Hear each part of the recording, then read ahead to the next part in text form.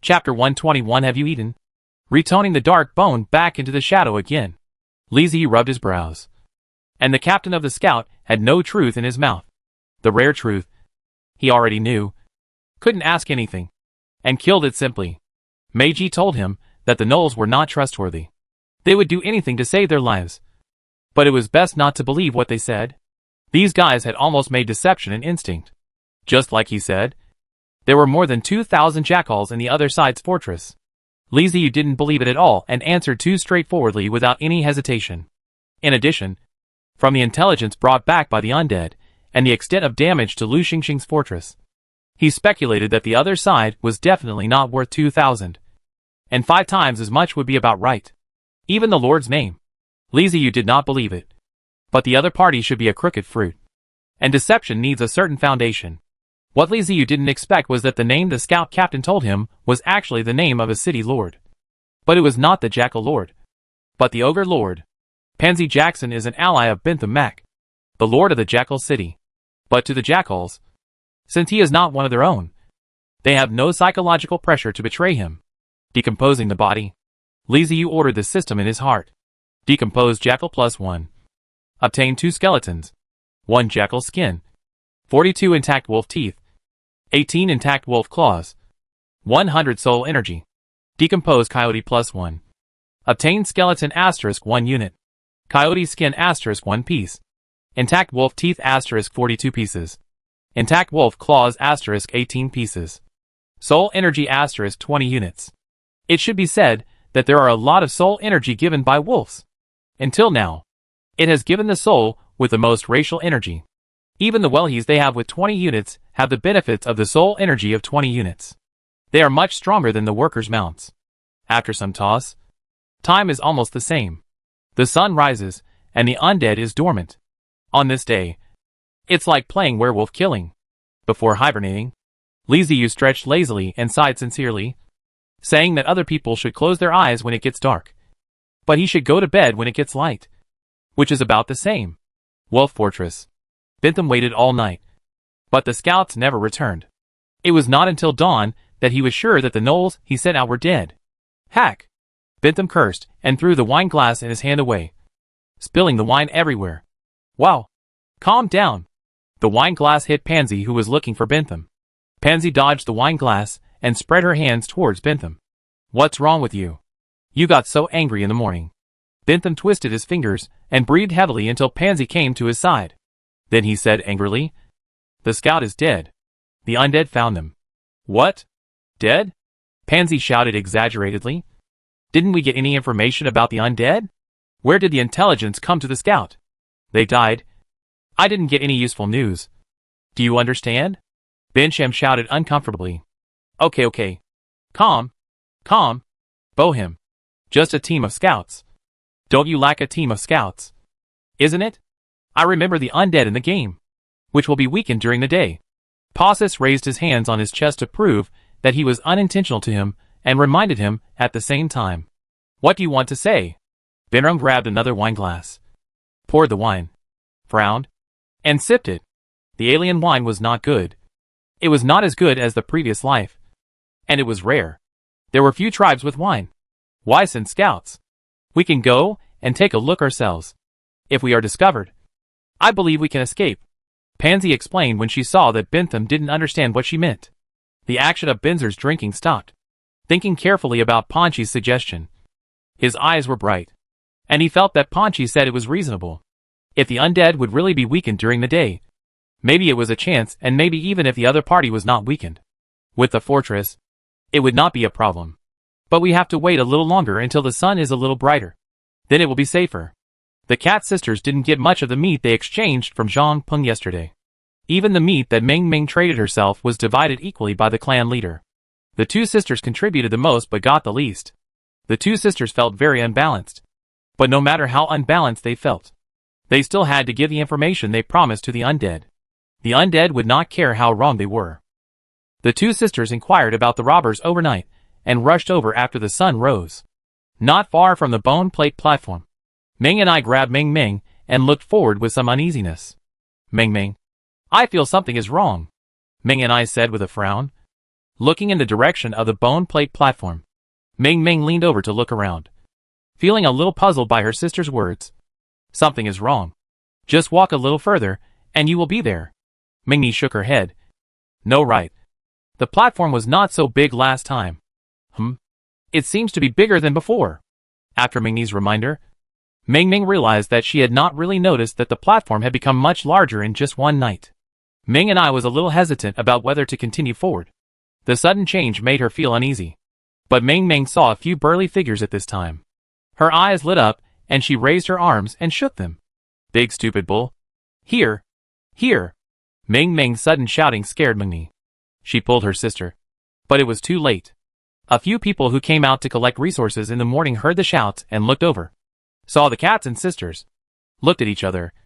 And walked over. When I came to the cats and sisters, one of the cow heads suddenly laughed and said to Ming Ming Yin, "Why are you again? Come here. Don't wait for me to catch you in the past." Thinking of her previous experience of being captured, Ming Ming bared her two small fangs at the Minotaur and said fiercely, "I'm warning you not to mess around. I'm your city lord's guest now. This is a fair deal. You are not allowed to come and capture me, or I'll let the city lord beat you up." Seeing Ming Ming's hair standing up and her ears erect, the Minotaur laughed even more happily. He had no ill will towards the little cat girl. He just felt it was fun to catch her. But since the city lord was mentioned, he had to be cautious. As for which city lord it was, it didn't matter. He waved to the little cat girl. "Okay. I won't catch you. Come back with me." Ming Ming blinked her eyes, and her frizzy hair fell down. She didn't expect the Minotaur to be so easy to talk to. He pulled her sister's arm and motioned her to follow the Minotaur. These Minotaurs all follow the undead, and it was they who led them to see the undead several times before. When it comes to contact with the undead, Ming and I trust her sister more. Although she is older, she still feels fear when facing the undead. The Minotaur did not lie to Ming Ming and took the two sisters back to the bone plate platform without any obstacles. Big idiot, Uncle Minotaur. What happened here? The ground is much flatter. Ming Ming couldn't help asking as she looked at the refurbished bone plate platform. The Nyoto looked down, scratching his head and explaining, "It's all by the city owner." "I don't know well." "You still ask after seeing the city owner." Early in the morning, Zhang Peng and Lu Xingxing had just gotten up and were halfway through washing up when the Minotaur came to inform them that the catman was here again. The two men simply told the catman to wait, washed up leisurely, and then came to meet the catman's sisters. Lu Xingxing's face was full of sunny smiles, and he was full of energy. A real sunny boy. There was no sign of the embarrassment of being chased by the jackals yesterday. Zhang Peng still had dark circles under his eyes. His head drooped, and he looked half dead, as if he could die suddenly at any time. When he came to the cats and sisters, Zhang Peng shook his hand like no bones, holding Harche. "You have to come early. Have you eaten?" he asked casually out of habit. Although he had been in the other world for some time, he still couldn't change the greeting habits formed in his previous life. The cat sisters were stunned by the question. The races in the wasteland didn't have the habit of asking whether someone had food or not. Generally, when they met, they would talk about the matter and be more direct. "You didn't say that last time you came. Is it because we came at the wrong time last time?" Ming and I glanced at her sister and saw that she didn't seem to react. So she whispered back, "Not yet." Zhang Peng raised his drooping head and gave Ming and I a strange look. He really replied, "It was just a polite remark." So he waved his hand and said, "Go back and eat if you haven't eaten yet. Give me the information first." Lu Xingxing was a little embarrassed aside. He always felt that Zhang Peng's conversation would make the cats and sisters passing on. He stepped forward and pulled him and said with a smile, "Peng brother, don't eat a meal." "I didn't eat it." Together, Zhang Peng turned his head, glared at Lu Xingxing in anger, rubbing his forehead. "Fortunately, the boss didn't let you be a businessman. Otherwise you have to lose all of them." "Okay. You say so. Then eat it together. Barbecue. Do you have any opinions?" His last words said to the cats and sisters. He didn't wait for the two to speak, and Zhang Peng took care of himself to let the seas of his mouth prepare the barbecue of the four people. Zhang Peng's skin is not as thin as Lu Xingxing. Li Ziyu's undead does not eat, and he doesn't care so much. Lu Xingxing has Li Ziyu's backer. There is no problem to eat. He is not hunting by himself. He is different from the two. As a businessman, Zhang Peng knows that food on the wasteland is a hard currency. Ask the cats and sisters to eat. It is enough. If you pick it up, don't eat it. Have meat? When they heard the meat, the cat girl sisters swallowed at the same time. They had less meat they had divided, and they had to leave some as a backup. So I didn't eat much last night. Now I heard that Zhang Peng was going to ask them to eat meat. Where there was any disgust, it was the meat. Soon the rat people brought the barbecue. Lu Xingxing took the barbecue, turned it over, and was a little disgusted. Well, the barbecue technique was not as good as the undead's. One side was burnt, and the other side was half-cooked and had blood in it. It looked really bad. If there's food available, don't be picky. This isn't a restaurant, Zhang Peng said unhappily when he saw Lu Xingxing's look. He is not a chef. Or he has less contact with cooked food. Most of the time, he eats tree roots, grass roots, plants, and insects. Generally, they are eaten raw. Catch the fat bugs and put them directly into your mouth, chewing until the juice flows out. Beetles are a traditional snack of the mole people. They will catch one and eat it whenever they have time. They are crunchy. Being able to make barbecue is already good enough. But asking for it to be delicious is too much. If you want to eat better, it is better to do it yourself, Zhang Peng said. I am lazy and don't want to do it myself. As long as it can be eaten, it's fine. Zhang Peng was not picky. He cut it into pieces with a knife and ate it bit by bit. The cat sisters were even better. They could eat raw meat. And grilled meat with salt and seasonings was even more of a piece of cake. They ate it very happily. The only one who had trouble swallowing was Lu Xingxing. The four of them sat in a row on the edge of the bone plate platform, eating barbecue. Zhang Peng said, Tell me, what information do you have? The little cat girl Meng Meng had a mouth full of meat, and her cheeks were bulging. When she heard Zhang Peng's words, she tried hard to swallow the meat in her mouth. She choked and rolled her eyes. Seeing this, Lu Xingxing handed her a glass of water. Meng Meng hurriedly took it, and gulped down 2 gulps before she recovered. I asked carefully yesterday. The human fortress was a closed car with a beast's skin on it. It looked like a heb. The animal's skin was very thick. It is said that the stone spear did not wear it at all. And even the surface skin was difficult to cut through. The humans controlled the gnolls and kobolds. There were several thousand of them when they launched the attack.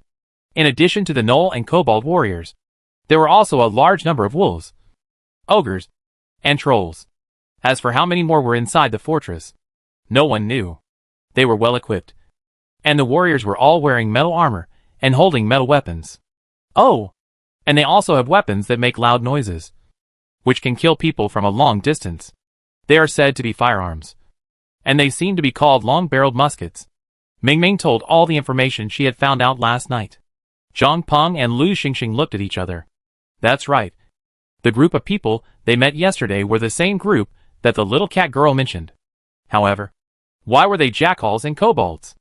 Every city lord who travels through time has only one race under his command. Until now, Zhang Peng has never heard of anyone who can bring 2 races with him after traveling through time. Therefore, the other party is not just one person, but has allies.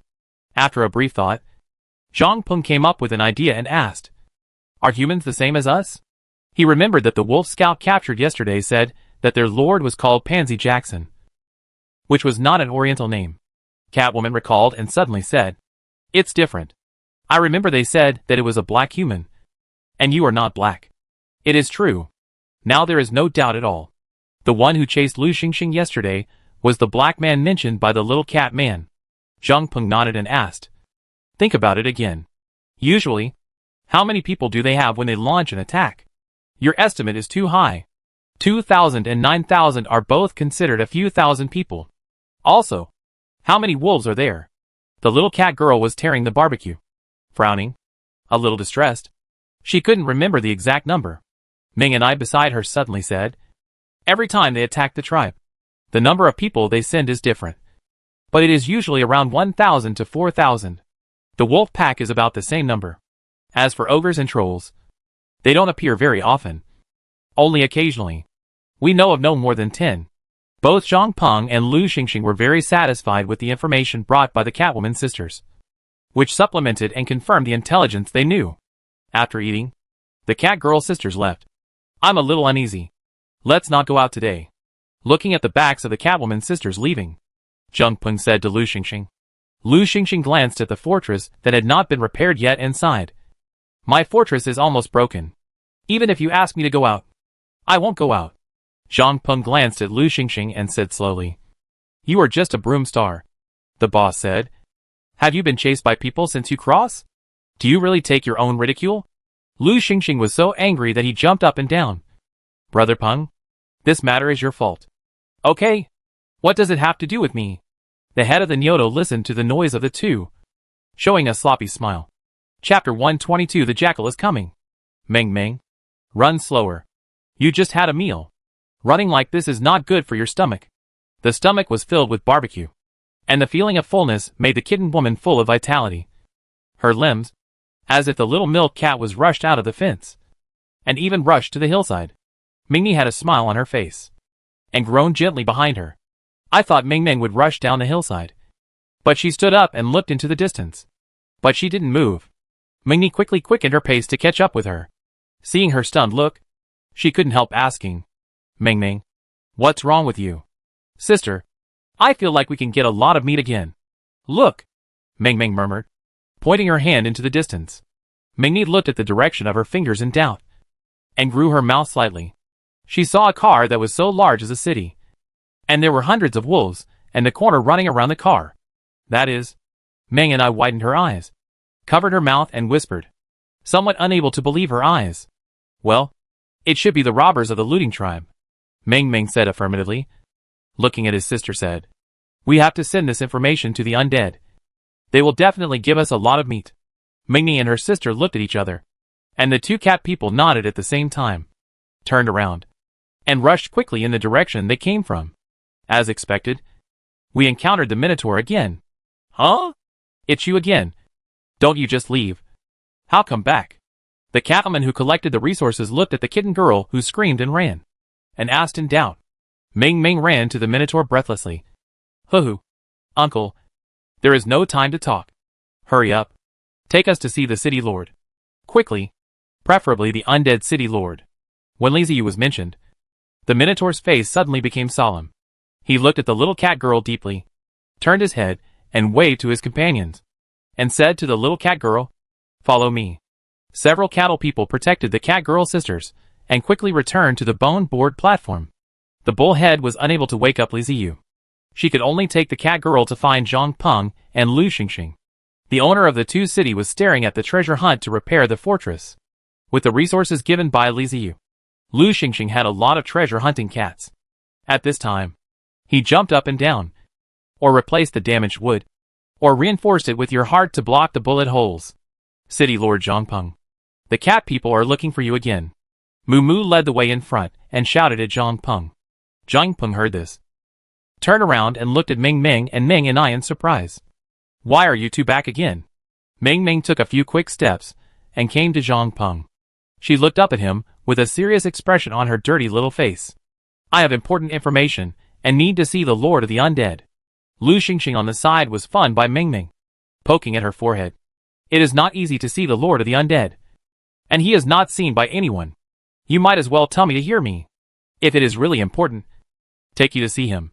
Meng Meng slapped away Lu Xingxing's finger that was poking her, and said to Zhang Peng anxiously, there is no time.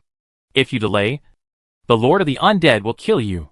The cat girl's anxious look did not seem fake. Zhang Peng's face gradually became serious. The Lord of the Undead is resting now. Disturbing him is not a good choice. I recommend that you speak out now. This way we can decide whether to go find the Lord of the Undead. Li Ziyu always has a bad temper when he wakes up. Zhang Peng doesn't want to go to Li Ziyu just because of a word from the little cat girl. If that happens, not only will the little cat girl be in trouble, but he will be in trouble too. Going to the boss for everything is a sign of incompetence. No superior likes such a subordinate. Although Li Ziyu said it was united, Zhang Peng and Lu Xingxing both discussed with him. It was really equal. And that was a fool. Meng Meng was about to say something, but was stopped by Meng and I behind her. She bowed slightly to Zhang Peng and said, my sister is not sensible, but the information is really important. We found traces of the jackal bandits. At this moment, Lu Xingxing and Zhang Peng's complexion changed, realizing the seriousness of the matter, and opened the system and sent information to Li Ziyu. Private chat. Treasure hunting, boss. Wake up. There is an intelligence of wolves. Conscience merchant, boss. Wolfman is coming. As soon as Liziu, who was just laid down, closed his eyes to rest, a systematic alarm sound suddenly came from his mind. He sat up instantly and opened the system. He saw the news from Lu Xingxing and Zhang Peng, and his eyes could not help but narrow. Master? Meiji saw Liziu suddenly sit up, squinting his eyes in a daze, then floated to his side and called softly. Liziu suddenly realized, looked at Meiji, and smiled slightly. Oh, it's okay. I need to go out for a while. Meiji was stunned and asked hurriedly, Master, what happened? Do you need my help? It is said that Fox Princess is considerate.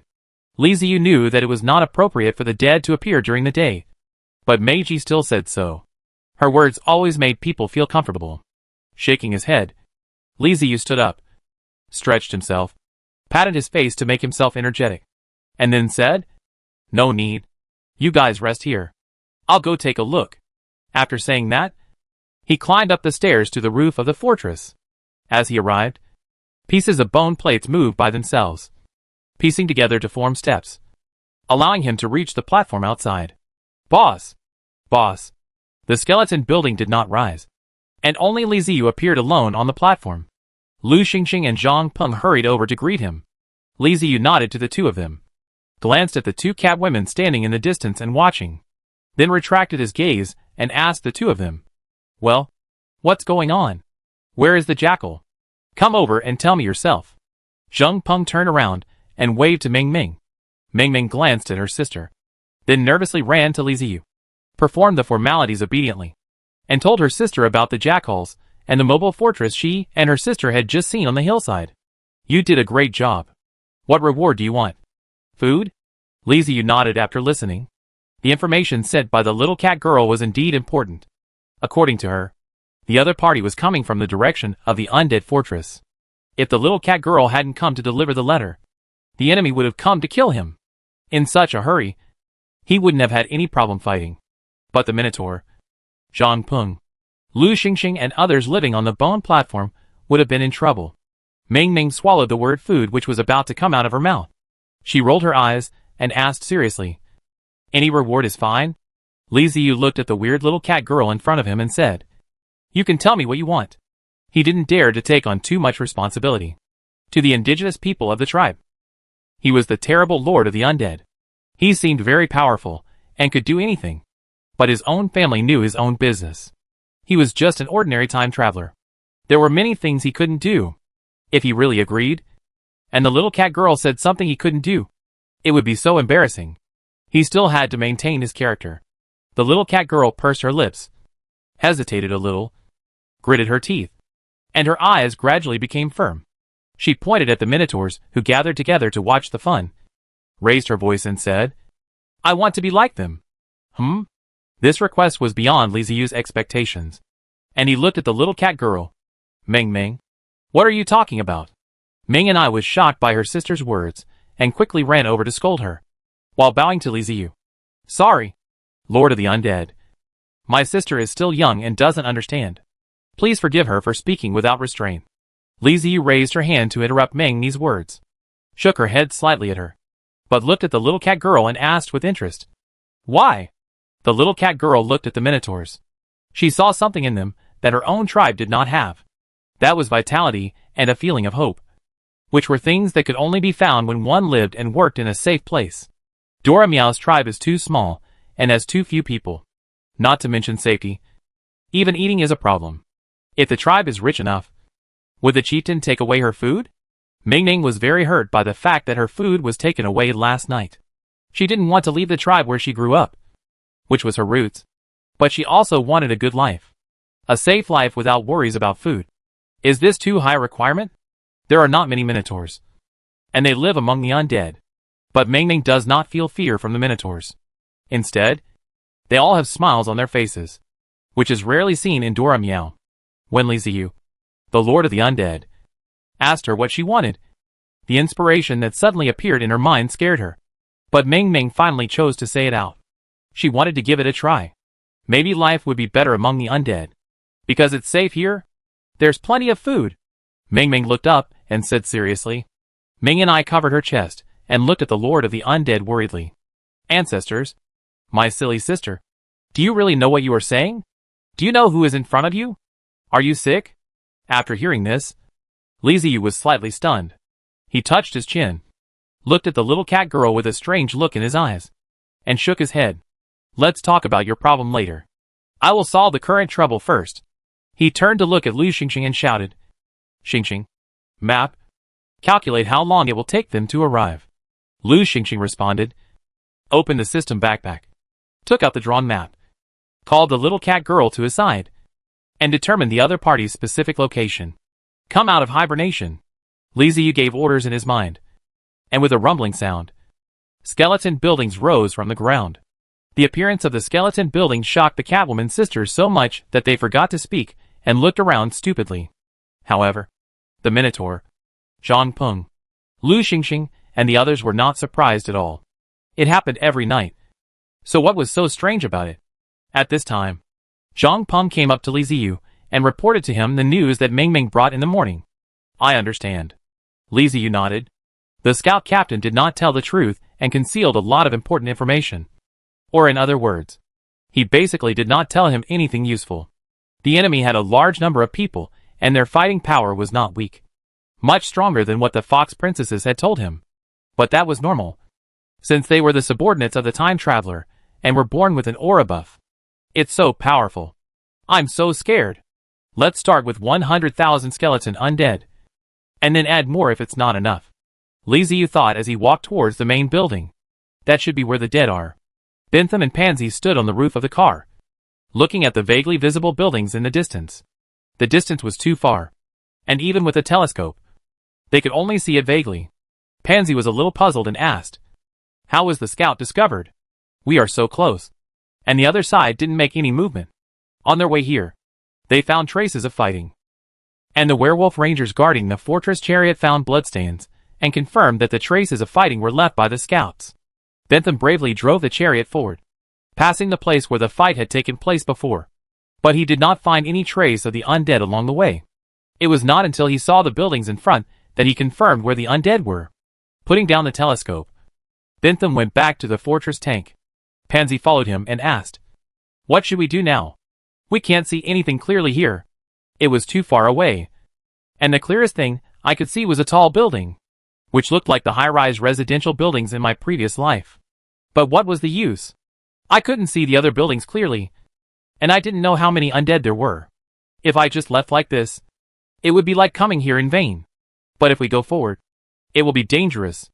If we really encounter the undead, it will be difficult to deal with. Just like last time, tens of thousands of them came at once. And who knows how many are behind? Bentham said as he walked. Of course we should keep going forward. If my guess is correct, the undead should be resting now. They dare not come out during the day.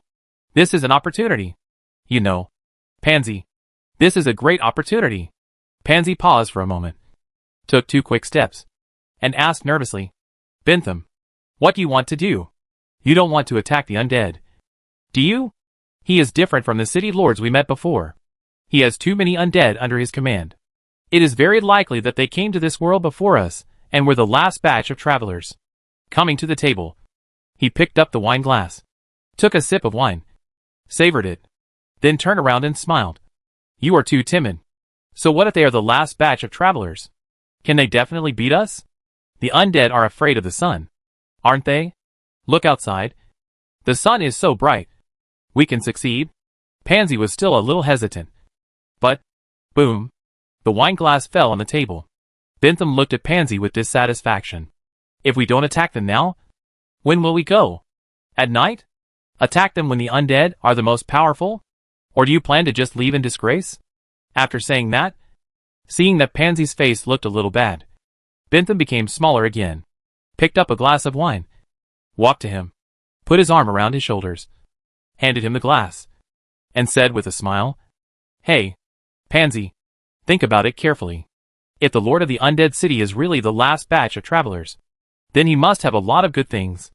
We can save a lot of trouble. Huh? Right? As the saying goes, people die for money and birds die for food. Pansy looked at Bentham without saying anything, but her eyes betrayed him. Money can move people's hearts. When it comes to resources, Pansy is tempted. Seeing that familiar look, Bentham's smile deepened, and he continued to persuade. If we want to survive in this world, we must become stronger, stronger, and stronger. Just like in our previous life, we need to be rich. And so do other people. So we must fight for it. The opportunity is right in front of us. We can't just let it go. Pansy gritted her teeth and looked at Bentham. How confident are you that we can defeat them?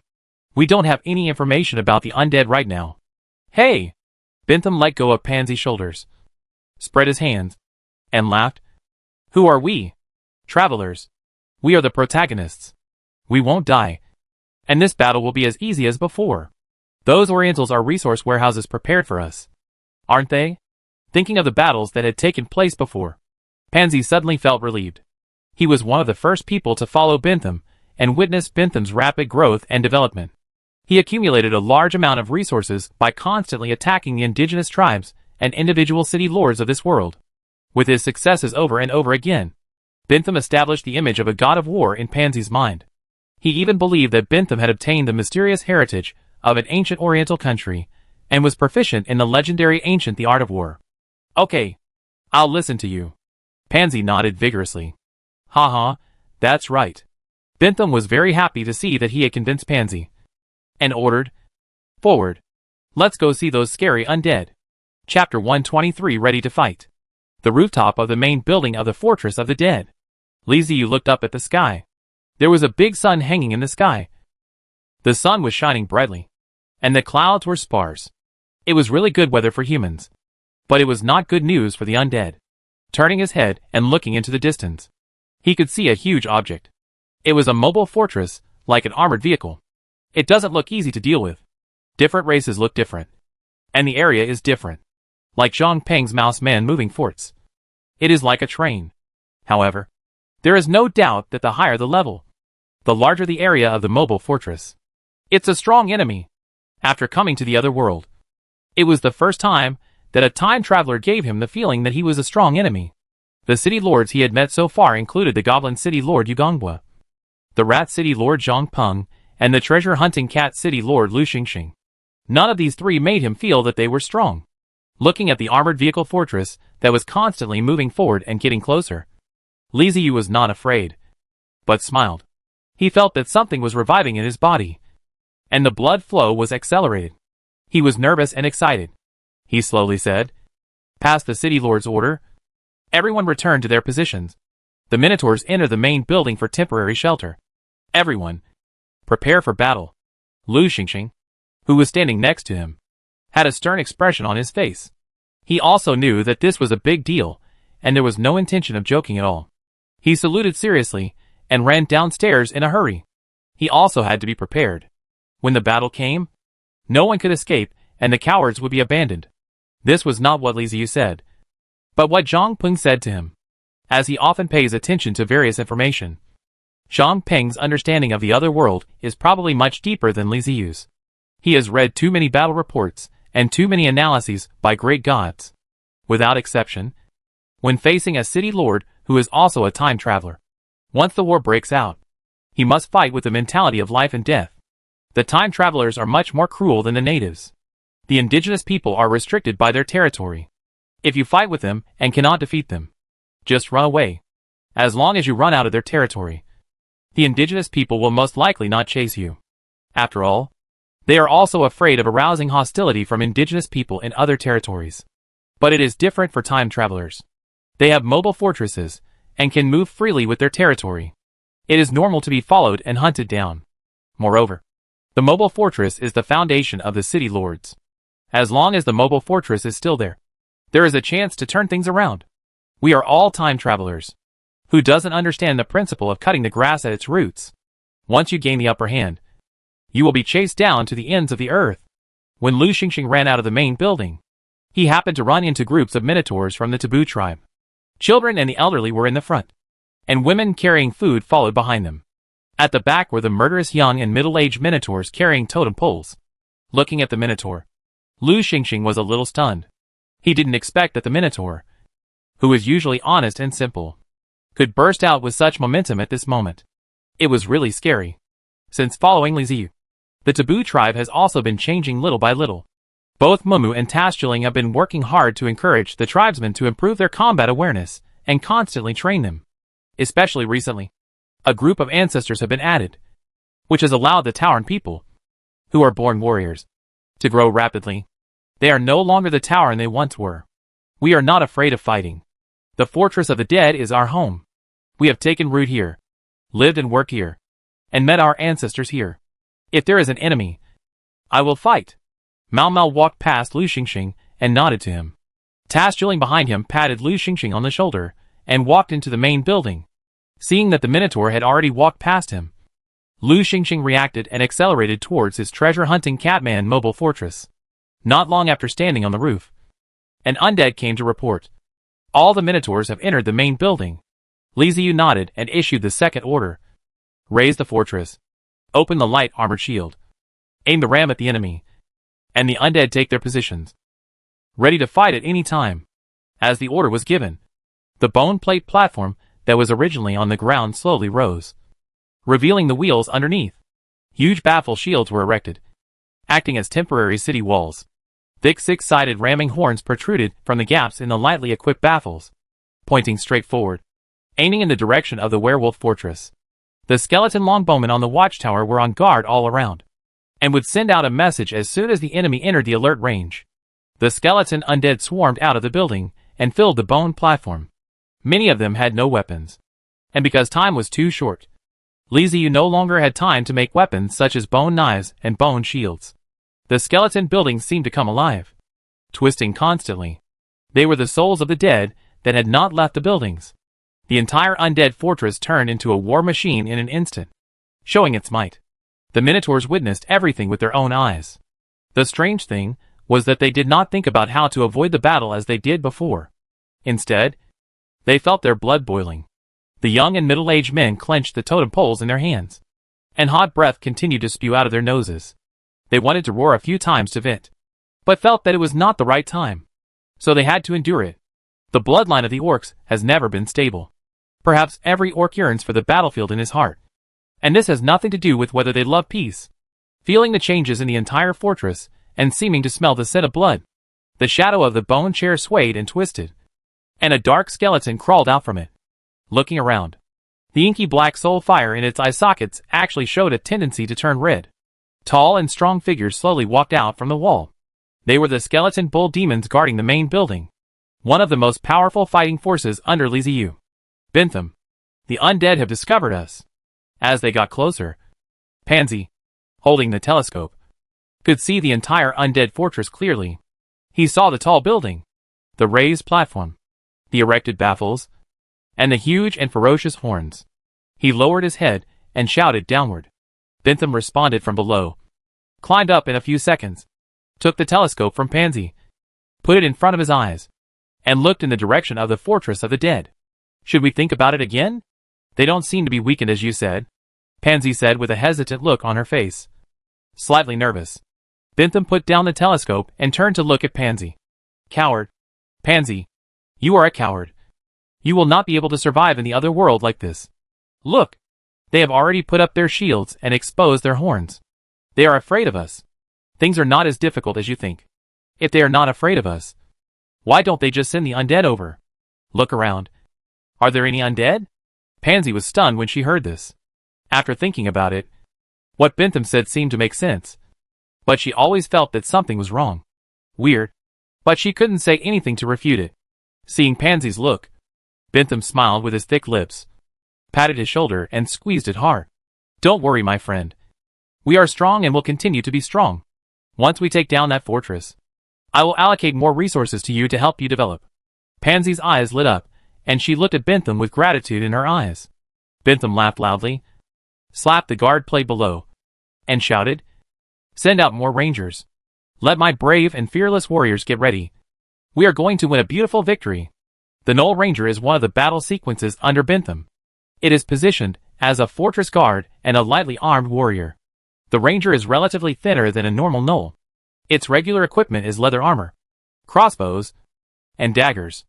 It has faster speed and explosive power than other gnolls, and is good at running. Often before a battle, Bentham would release rangers to patrol the surroundings. If they encountered local spies coming to investigate the situation, the rangers would attack them in groups. In order to deal with the undead, this time he released a total of 2,000 rangers. These guys were on all fours, running back and forth around the armored vehicle fortress. From a distance, they looked like a group of densely packed ants spinning back and forth. From the moment he approached, Bentham knew he could not hide. It was an armored vehicle, but that was only its shape. After all, his was a level 2 fortress with a large area. Unless the other party was blind, they would definitely see it. All he could do was to prevent the other party's scouts from getting closer. But the strange thing was that the undead seemed to have not sent out any scouts at all. The armored vehicle fortress drove smoothly all the way to a place not far from the undead fortress. Where it stopped, the atmosphere instantly became tense. Pansy raised the telescope and saw the buildings and bone plate platforms inside through the gaps in the light-mounted baffles. She couldn't help but take a deep breath. So many undead. There are just too many. Hearing Ponchi's exclaiming, Benram captured the telescope, put it in front of his eyes, and looked at it. And he was inhaling again and again. And his heart was not good. Too arrogant. No wonder the other party didn't send out scouts. It turns out that they have a plan in mind, are powerful, and have complete confidence in their own fighting capabilities. From the telescope, Benram saw the undead that was almost covered with the platform, densely, and there were no need to know that there were tens of thousands. But how do you feel that these undeads are so weak? Many undeads have no weapons. Is this normal? As a warrior, not equipped with weapons. In addition, these undead looked very listless, and the soul fire in their eye sockets flickered. They were not burning at all, but like the small flame of a lighter that could go out at any time. Bensham, the situation is not good. The number of the other person is several times. And you look at the opponent's fortress. The wall is not easy to deal with. Pansy began to retreat again. Although the resources were good, he didn't want to throw his life here for resources. Benram put down the telescope, turned his head to look at Pansy, and suddenly laughed. We are right this time. Pansy was confused by Bentham's words, not knowing what he meant. What did you find out? It refers to the direction of the undead fortress. And Benram was slightly excited. I have only seen it carefully. It is all low-level undead. Many of them have no weapons and no armor. It is like those skeletons in the game. The flames in their eyes are almost extinguished. I feel that because the sun becomes weak during the day, it is like a vampire. This explanation made Pansy very dissatisfied. He looked at Bentham and said seriously, You can't always talk about games. I don't like playing games. Bentham, you have to know that this is reality. Do you understand reality? What you are facing is not a robot without emotions and programs. He is a human with flesh and blood and can think. He will not just stand there and get beaten. The main reason was that the number of undead standing on the platform was too large, which scared Pansy and made him lose confidence in the battle. In the final analysis, Ponchi is an ordinary modern person, in the face of cold weapons that do not understand all kinds of strange races, magic, strange abilities. He is not very suitable, and even has complaints about crossing. At first, he was very successful and flourishing in the ancient Oriental country. He made a lot of money. When he had free time, he would go to nightclubs and bars to have fun. He could always find some young and beautiful girls to spend the night with him. That life is so wonderful. It is the winner of life. All he has to do is to enjoy life. Whoever thinks inexplicably crossing the world followed a group of indigenous people to fight every day, always walking on the edge of danger, and may have no life at any time. He did not have the ambition of Benram. The idea was very simple. That is, he returned to his former life state. He could have no dangerous life. He had enough wealth for him to squander. It was best to have a few more beautiful beauties around him. When bullying the indigenous people, they basically figured out the other party's background and then launched a surprise attack. When they were outnumbered and the other party was unprepared, they would directly capture it, plunder the other party's resources, and then leave, including the people who had encountered several times before. They were all like this. When they determined that the other party was weak and deceived, they were unfamiliar with the other world, and they suddenly attacked. They were caught off guard, destroyed the opponent's main building at the fastest speed, killed the lord, and took the resources. But the situation is different now. The opponent is obviously not a weakling. Just look at the vast and densely packed undead army. Its strength exceeds theirs. How can they bully them? At this time, they should choose to escape as fast as they can. But Bentham seemed to be crazy. He didn't listen to his advice at all and insisted on coming. Now that they were facing each other, what should he do? He originally thought that Bentham had some secret weapon. But he kept telling him it was a game. What a damn game. If I died in another world, then I would really die. It couldn't be the same as in the game. I would create an account and play again. Pansy still didn't want to go to war with the undead. Fear was almost written on his face. Seeing this, Bentham shook his head and said, "We may not be unable to defeat them. Okay, Pansy, I will negotiate with them first. If they are willing to give us some resources, then we won't fight." After all, it was an ally, and Bentham was unwilling to make trouble. So he had to take a step back. He hoped that Pansy could understand him. If you do understand, you do need to say more. Pansy hesitated, or nodded. Well, if you cannot fight, it is best not to fight against each other. He is not easy to mess with. Bentham shrugged and didn't take Pansy's words to heart. He was not blind, and he could see the other party's strength. He didn't need Pansy to remind him. He recruited a wolf scout and asked him to negotiate for himself. The wolfman scoured and held a stick, tied with a white cloth on it, and the wind rushed to the undead fortress. Bensham was not afraid of the undead attack the scout. The other party was also a crossing person. Liziu was standing on a high place. When he saw the jackals running towards him with the white flag, he raised his eyebrows and sent out a skeleton undead to make contact. A wolfman and an undead came to the center of the two forts. After simply communicated, they turned their heads and returned to their mobile forts. Bensham is not a fool. He didn't intend to let the wolves help him to negotiate. How hard is it? And there is no mobile phone or the like. Sending the wolfman over. Let him tell the other party's ID, and let the other party add his friends in the system. The speed of information transmission on the undead side is obviously much higher than that of the jackals. Whatever the other party said, the undead directly transmitted it to Liziu through soul transmission. Add friend? Then add it. Chapter 124 Suddenly Starting War. Private chat. I am the protagonist. Are you the lord of the undead city? Don't want to take a driver's license. Well, I am the protagonist. Let me introduce myself first. I am a wolfman controller. Wild plunder. Great traveler. Benmum Mike. Liziu was silent after reading the message sent by the other party. He scratched his head first, then scratched his face. He felt numb all over and couldn't help but shiver. What the H? I was this middle school introduction in the style of an ancient cold weapon magic movie? Is it accustomed to? Or because it is not face to face? So the soul of the second two erupts? By the way, this way of introduction was indeed common in Western movies in the past. And it was very imposing. Usually the title was either Bloodline or Great Achievements. They would first sing praises, scare you, and then continue to talk. But as a time traveler from modern times, this is too much. Are you trying to assassinate me in a disgusting way? Damn it, bastard. However, your introduction has aroused my competitive spirit.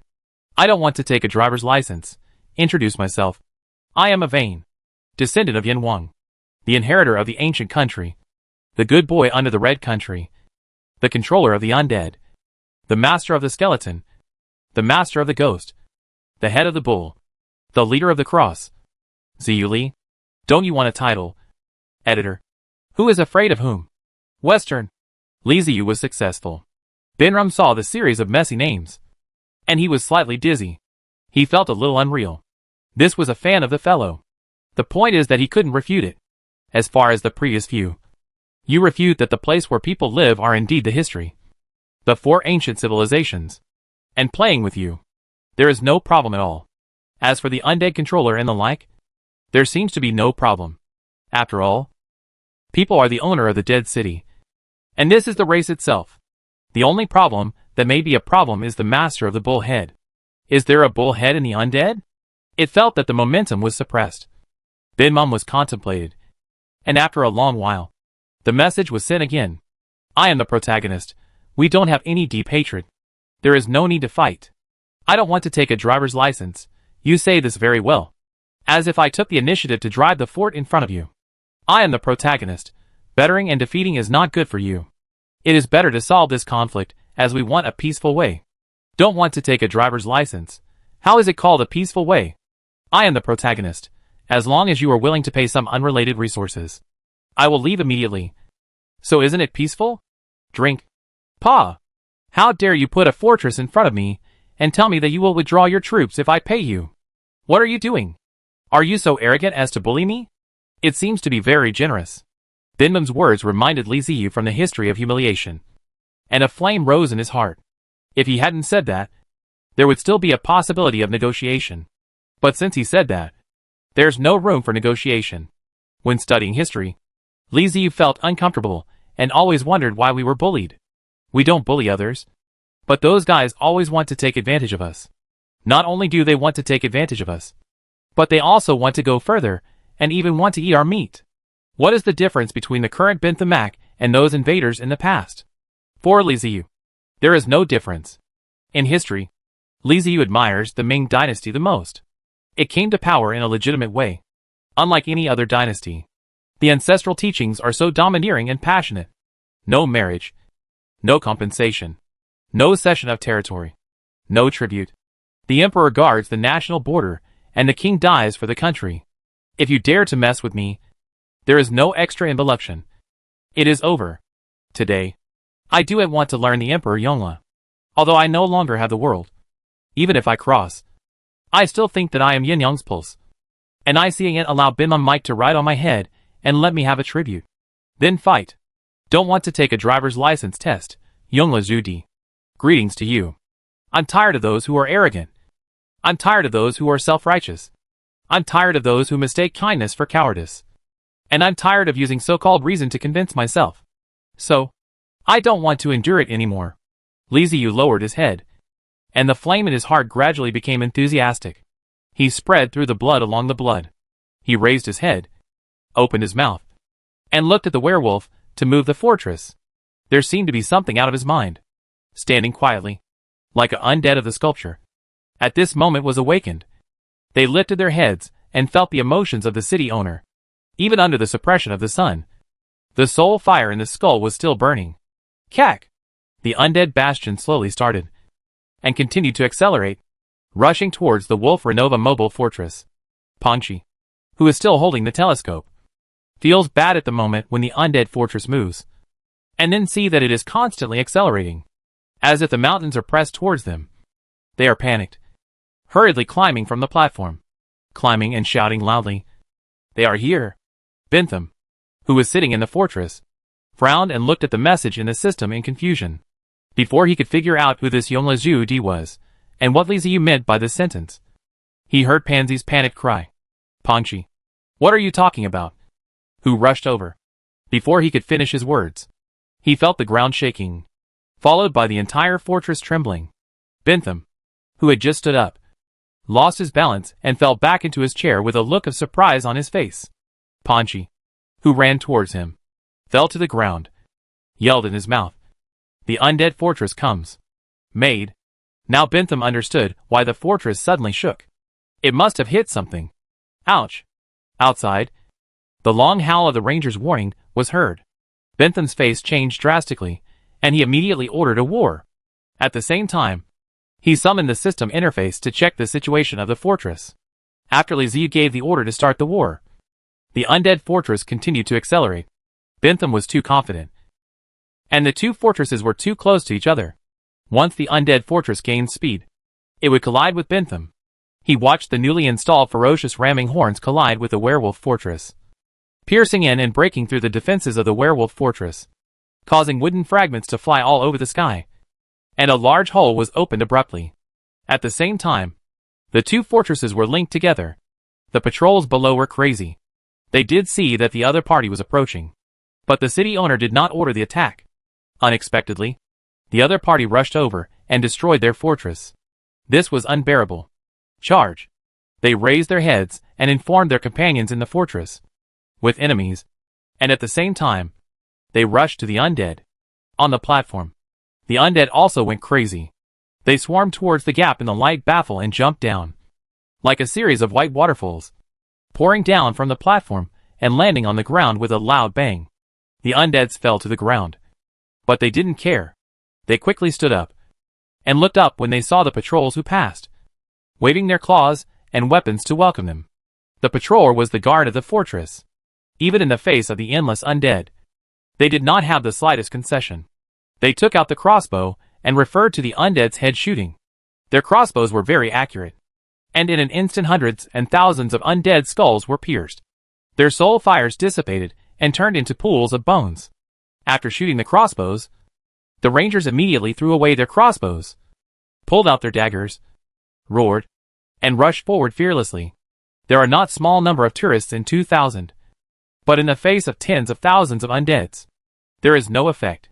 Like the small stones in front of the sea tide. Try to resist, but be overwhelmed by the waves.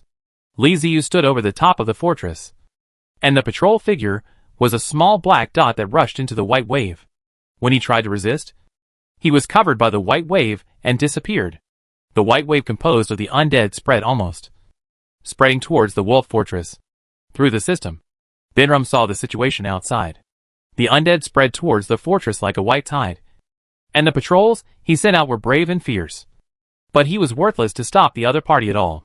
At this time, he realized that he had caused horrible opponents. Panchi said yes. He should not shoot the undead. You should avoid them far away. The daytime did have an effect on the undead, but it was far from what he had imagined. He was too conceited and actually thought that the undead were the same as the city lords he had defeated before. His constant victories made him lose his vigilance. He didn't understand why the undead said that the war started. There was no reason at all. It is not so easy to leave now. His fortress has been pierced. Even if he retreats and turns around to leave now, he will be delayed by the thick horn. The time may not be long, but it will definitely be fatal, and enough for those undead to rush into his fortress. In addition, if he wants to leave, will Li Ziyu let him go? I know that I know the roots of cutting grass. Will the other party know? There is no way to retreat. Just fight. No warriors. Attack. Long gun team. Board the platform. Shoot. Panchi. Let your dog head also charge. And there are rolling stones. The order was urgently out of the mouth of Bonatum, and all the wolves were acting urgently. Panchi scolded in his heart. He listened to himself early. Isn't there so much trouble? Unfortunately, he is now on the boat with Bansham. If the fort is broken, no one can't run. He can only mix his team. In the square of the werewolf fortress, there is a hill with a large area. At the foot of the hill is a huge cave. In the cave are the ogres. Upon receiving Pansy's order, the ogres swarmed out with pickaxes, shovels, hammers and knives. The undead were already close to the werewolf fortress and could climb up if they moved forward. At this moment, more than 10 doors on the fortress suddenly opened, and long wooden planks were connected to the ground.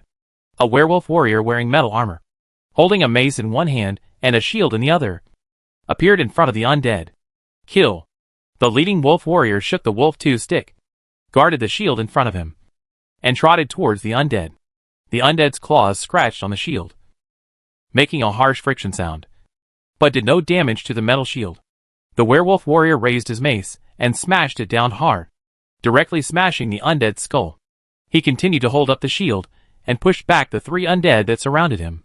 Thousands of wolves fighters, just like metal walls, blocked the undead white tide and killed the undead. Seeing this scene in the system, Binram was relieved slightly. Fortunately, the undead failed to break through the wolf warrior, nor did he consume a lot of resources on these soldiers. In order to develop his own combat effectiveness, Bensiam really does not have the power to leave. How many resources have always been consumed? There is no time to consume the time. Take the werewolf warriors for example. They consume a lot of resources, whether it is weapons, shields, or armor. A large amount of, or is needed to make them. In addition, the food needed to support the soldiers is also huge. After all, werewolves are pure carnivores, and will not eat vegetables at all. However, everything is worth it. Look! He only resisted the undead of tens of thousands of undeads, with thousands of soldiers. This is the difference between the regular army and the miscellaneous army. If he did not consume so much resources to cultivate the wolf warrior, this wave may make the undead attack. Resources are not saved. They are plundered. As long as he can stop the first wave of undead, The rest will be easy. He has the spear team, which is a powerful weapon. With the spear team, he has enough advantage to roam the wilderness, eliminate other city lords, and plunder the indigenous tribes. Bang, bang, bang. The flame spit and smoke permeated. The two-person group of the Wolf was Wolf Gun team boarded the reserved shooting platform and began to make power. It was high and fired crazy against the undead. There was no special aiming. As long as the fire was turned on, the number of undead below was too large and densely gathered together, as long as the head was aimed at the head. Pansy, you see, we didn't lose. Our soldiers are very brave. Let your people join in. After this battle, we will become stronger. I promise you. This time you are divided into 50% of resources. The battle did not collapse directly, but gradually had an advantage. And Ben Sham turned his head to Pandai's promise. Pansy, who had been in a panic, calmed down at this time. He also discovered that although the number of undead was large, they did not seem to be as powerful as he thought. The werewolves even had some advantages, especially those spear teams, which the undead could not deal with. Bensham has already said, 50% of the resources. What else hesitated? Rush. Under the stimulus of resources, Ponchi's face flushed, urging his dog head to speed up. The individual combat effectiveness of the kobolds is average, especially since Pansy is working under Bentham. Bentham's own resources are not enough, and the resources he gives to Pansy are even fewer. So he has few warriors, and can only work hard to develop low-level kobolds. But that doesn't matter. In addition to directly joining the battlefield, the ogres also have a bunch of other mechanisms, such as rolling stones. The Knoll Lancers are powerful weapons, but their numbers are still too small. They are not as powerful as those that can kill low-level enemies in large numbers. Only when dealing with low-level undead can the power of rolling stones be maximized. The kobolds were already in position, pushing the round stone balls into the simple mechanism. At Pansy's command, the kobolds loosened the rope. The gate opened, and the stone balls slid down the smooth channel like a slide, constantly accelerating, and flew out of the werewolf fortress with a ton. Boom! The stone ball fell into the pile of undead, and dozens of undead were smashed to pieces in an instant. The falling stone ball rolled forward, and the undead didn't know how to avoid it. They still rushed forward stupidly, letting the stone ball like a steamroller pass through, forming blank passages, and hundreds of undead turned into bone residue. Nice job, Pansy! The sudden appearance of several passages on the battlefield made Bentham punch excitedly. The undead were really not scary. They just had more numbers. We can win! At this time, the dog-headed man who came out of the cave had reached the warehouse door, swinging mining tools and rushing towards the undead with strange screams. Chapter 125. You come and I go. The ogres under Pansy are orcs, beast-headed people, with a height of 1.2 m to 1.4 m. However, because they have been mining and surviving in caves for a long time, the ogres are hunched over, so they look only about 1 m tall, with an oil lamp that is always burning on their heads. They swarmed into the battlefield without any order, relying solely on momentum.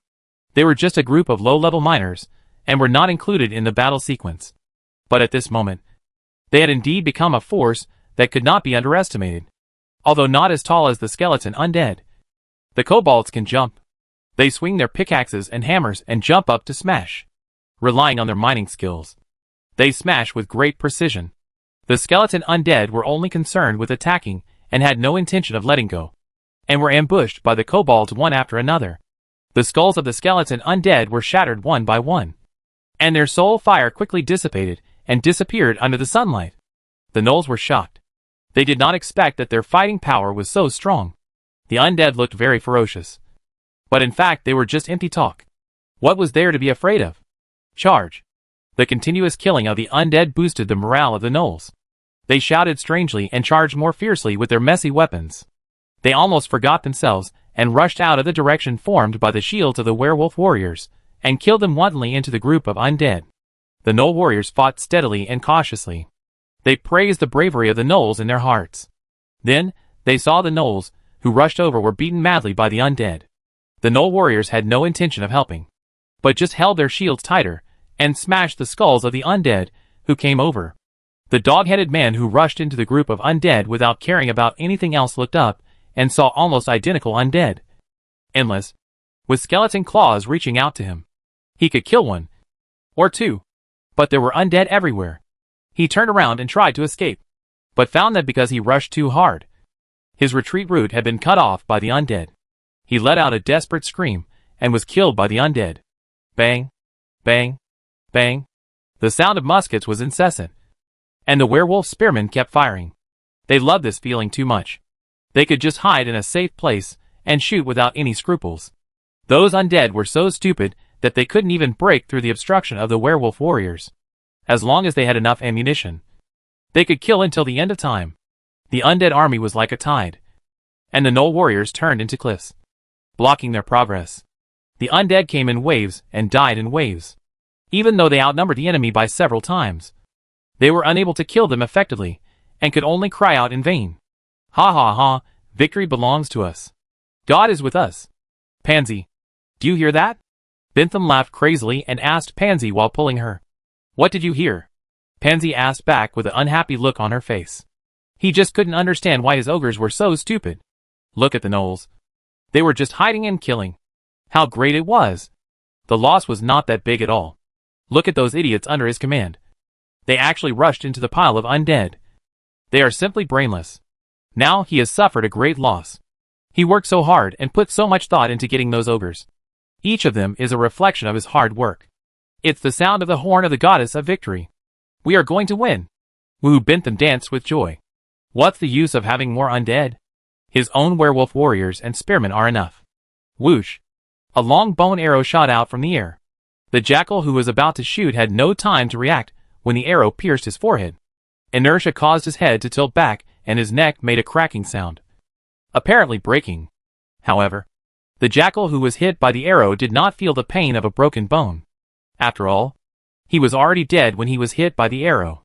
The long arrow that pierced through the werewolf's head continued to have force, and was nailed into the shield of the werewolf fortress. The jackals of the spear team were so focused on shooting that they didn't notice the dead jackals until more arrows were shot from behind the wall of the undead, killing the jackals one by one. Only then did they react. The archer. In normal battles, thanks to the height of the fortress, basically no one could attack the spear team. And Bentham had never added any defenses to the spear team. This time they were in bad luck. The gnolls of the spear team stood on the shooting platform. To the skeleton longbowmen, they were just living targets. And there was nothing they couldn't hit. Whoosh whoosh whoosh. The bone arrows kept firing, causing heavy damage to the spear team. They quickly adjusted the muzzles of their guns and aimed at the skeleton longbowmen on the opposite side. But Li Ziyu had already placed the skeleton longbowmen behind the light armor baffle, making it extremely difficult for the jackals to aim and shoot. The werewolf spearmen fired a volley of shots, and the lightly armed shield was hit with flying bone fragments and many bullet holes. However, the skeleton longbowmen hiding behind the shield were fine. Their soul fire jumped up and down, and they tilted their heads to look at the opposite side, silently pulled out their long arrows, aimed, locked, and shot. After the concentrated fire, the jackals were busy loading ammunition when long bone arrows flew towards them. The sound of the arrows entering the bodies continued. After the screams, another group of jackals died. Li Ziyu stood on the rooftop of the main building, looking at the dead and wounded werewolf spear team opposite. A disdainful smile appeared on the corner of his mouth. That's it. That's it? Do you think you can conquer the world with firearms? How naive. There is magic here. It's no problem to bully small indigenous tribes with firearms alone. But we are not invincible. You just put the spear teams there like rows of ancient musketeers. I'd rather kill them all and let you down. It's not that the musketeers are not strong enough. It's just that the opposing city lord is a bit stupid. When it comes to field battles and lack of protection, there is no problem with your queuing up like this. After all, the musketeers are in the back, and there are werewolf warriors blocking the front, preventing the opponent from coming over. So the musketeers can act recklessly. But now it's a battle in a mobile fortress. If you send all the gnoll warriors down there to defend against the skeleton undead, then the gnoll spear team will be completely defenseless. The combat effectiveness displayed by the skeleton longbowmen at this time was absolutely terrifying. They were much more accurate than the werewolf spear team. And they also had baffles as cover. A soul coffin was floating next to Li Ziyu, and circles of light continued to spread out from the bottom of the soul coffin. The undead swept by the light ring immediately recovered to full health. The sun in the sky could not affect them, although they were not strengthened like at night. The weakness during the day had disappeared, allowing them to exert 100% of their combat power. Soul Halo. All the skeleton longbowmen have been blessed with halos, allowing them to maintain their combat effectiveness. Isn't it just a sniper duel at the middle gate? Come on. Let's hurt each other. Skeleton warriors. Attack. A fortress battle is not a night battle. It is a battle where you have to find ways to break into the enemy's fortress and destroy the enemy's main building. It doesn't matter whether the skeleton undead below are defeated or not. The key is whether you can kill them. The werewolf warriors and the gnolls blocked the undead's attack, causing the low-level skeleton undead to crowd together. The two sides have fallen into a stalemate, and it seems that the undead are at a disadvantage. It is difficult for them to kill an enemy, but it is easy for the enemy to kill them. Fortunately, Liziu can summon a large number of undead at any time, so it is not a big problem. The skeleton warriors who had been ready for battle were dispatched, with high-level skeleton warriors in the front and low-level and mid-level skeleton warriors in the back. The ramming horns now served as bridges, connecting the undead fortress and the jackal fortress. The skeleton warriors followed the bridge and killed their way towards the jackal fortress. Seeing the enemy's elite troops coming, the werewolf spear team immediately turned their guns and aimed at the skeleton warriors. They no longer had time to pay attention to the longbowmen on the opposite side. With the protection of the baffle, they could not shoot the enemy. The skeleton warriors were good at close combat, and these spearmen were not good at close combat. If they didn't deal with the skeleton warriors, they would be in big trouble. Liziu didn't need to give any orders at all. The skeleton longbowmen had already walked out from behind the cover, drew their bows and released arrows, madly attacking the werewolf spearmen, covering the skeleton warriors to break through the defense line. Tumpy. The advanced skeleton warriors were at the front, wearing armor, helmets, and holding shields in front of them, charging forward fearlessly. The enemy's firepower was too dense, almost all concentrated on them. Fortunately, their defense was high enough, and they rushed across the ram bridge, losing dozens of skeleton warriors. The senior skeleton warrior in the lead had flames rising from his skull, almost bursting out of his head, being shot at so densely. The real fire hit the top of his head. He held up his shield to block the stray bullets, jumped up, fell from a great height, and stabbed the bone knife in his hand into the neck of a werewolf spearman without hesitation. The werewolf spearman's eyes widened, and he waved his hands to resist. The senior skeleton warrior pushed him down with force, twisted him, and pulled out the bone knife. A sword of blood spurted out from the werewolf's neck. The arm that was holding his arm slowly loosened and fell down. The light in the werewolf spearman's eyes gradually dimmed, and he collapsed to the ground. As the skeleton warriors rushed over the ram bridge, the werewolf spear team was in chaos. Some wanted to fight back, but were killed by the skeleton warriors. Some dropped their spears in panic and turned around to run. And some shrank under the platform, fastened the baffle, and locked themselves from the inside. Liziu only has more than 300 skeleton warriors, while the werewolf spear team has thousands. However, one side is good at close combat, while the other side has long-range firepower. So the skeleton warriors will kill them indiscriminately. Without the support of the spear team, the pressure on the werewolf warriors below increased suddenly. The number of undead was increasing, and the force on the shield was getting stronger and stronger. He felt as if he could not hold it anymore.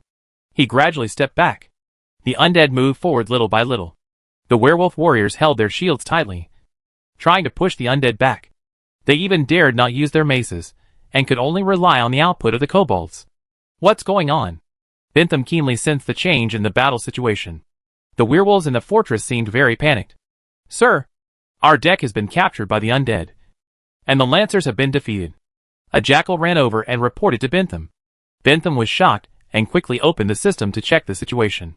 Sure enough, on the platform at the top of the fortress, a group of skeletons wearing armor, which looked much stronger than the undead below, were chasing the werewolf spear team. Damn! The werewolf spear team was Bentham's ultimate weapon, but also his hard work. He didn't know how much of it had been lost this time, and his heart was bleeding. He was not careful for a moment, and was killed by the enemy. Just now, he was happily watching the battle below. "Pansy! Pansy! Send your bombardier out!" Bentham turned around and shouted at Pansy.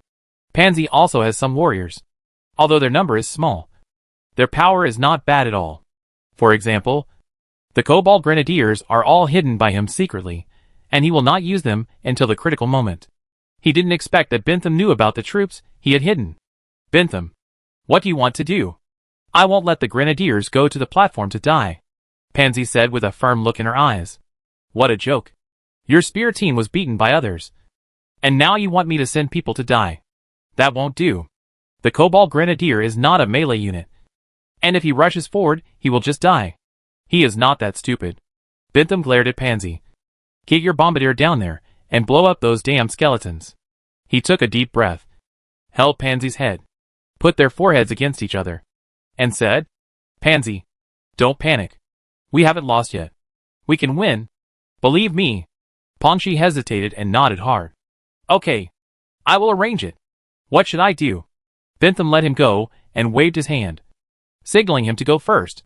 I'll send the Wolf Guards to take out those guys. Don't worry. Hearing about the Wolf Guard, Pansy was relieved. The Wolf Guards are selected from the best of the best, with an average height of 2.5 m, fully armored, and equipped with a crossbow, dagger, shield, and long sword. The standard configuration is 1 man and 1 wolf. Each Wolf Guard must have a companion coyote, which will also be armed and wear armor. Its claws will be replaced with metal ones, in cooperation with the Wolf Guards. The combat effectiveness is 1+1-2. Those are the most elite jackals under Bentham's command. Although they are few in number, their combat effectiveness is extremely high. They usually serve as Bentham's personal guards. Pansy went down to arrange the Kobold Grenadiers, while Bentham sent out the Wolf Guards. He had less than 100 Wolf Guards under his command, but he believed that these 100 Wolf Guards were enough to quell the chaos above. With a wolf howl, the Wolf Guard rushed onto the platform with his coyotes and killed the skeleton warriors. At the door of the Null Fortress, dozens of short kobold figures appeared. They looked similar to the kobold miners, but they had neither pickaxes nor mining hammers in their hands. Instead, they held torches and carried vine backpacks on their backs. In the baskets were round balls wrapped simply in animal skins. They were Kobold Grenadiers. These short guys came out of the warehouse door in a wretched manner, and they were very cautious with every step they took, as if they were afraid that others would discover them. The appearance of the Grenadiers did not attract the attention of others. They came quietly to the rear of the werewolf warriors, reached out to take out a ball from the backpack on their backs, lit the fuse with flames, and threw it out with force. Although these guys looked short, they had amazing arm strength, as they were specially trained to throw bombs. The ball was thrown dozens of meters away with sparks, and fell into the pile of skeletons and undead. Boom! The ball rolled a few times, then burst into flames and exploded. The sudden explosion attracted the attention of Liziu above. He looked down. His eyes slowly widened. Hack, what are you doing? Not only do you have a musketeer team, but now you even have grenades? There were more than a dozen vacancies in the pile of undead. The undead around the vacancies were all killed, and the remaining undead were slowly filling the vacancies. I don't know what the ogres put in their bombs, but the explosive force is terrifying. The undead are torn to pieces in an instant, and their soul fire is extinguished directly, making it impossible for them to be resurrected. The bombardier threw a round of bombs, and was excited to see that it was really effective. He kept lighting bombs, and throwing them into the pile of skeletons and undead. The sound of the explosion was unnoticed. The low-level skeleton undead had limited intelligence, and did not know how to hide. They just piled together stupidly, and became the best targets for the bombers. What the sea of undead hates most is this kind of area damage. The loss is too great, and it is very troublesome to deal with.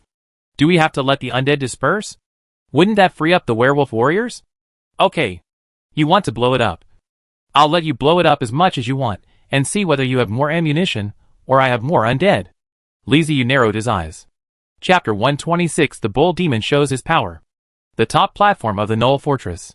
The skeleton warrior held a shield in one hand, and a knife in the other, killing everyone in the area, and defeating the werewolf spearmen. At this moment, the top covers were opened one by one, and fully armed wolf guards walked out from below. Clang! The bone knife chopped on the armor of the wolf guard, who had just emerged half of his body. The wolf guard paused slightly, looked down at the bone knife on his shoulder, then looked up at the low-level skeleton warrior, and continued to walk upwards.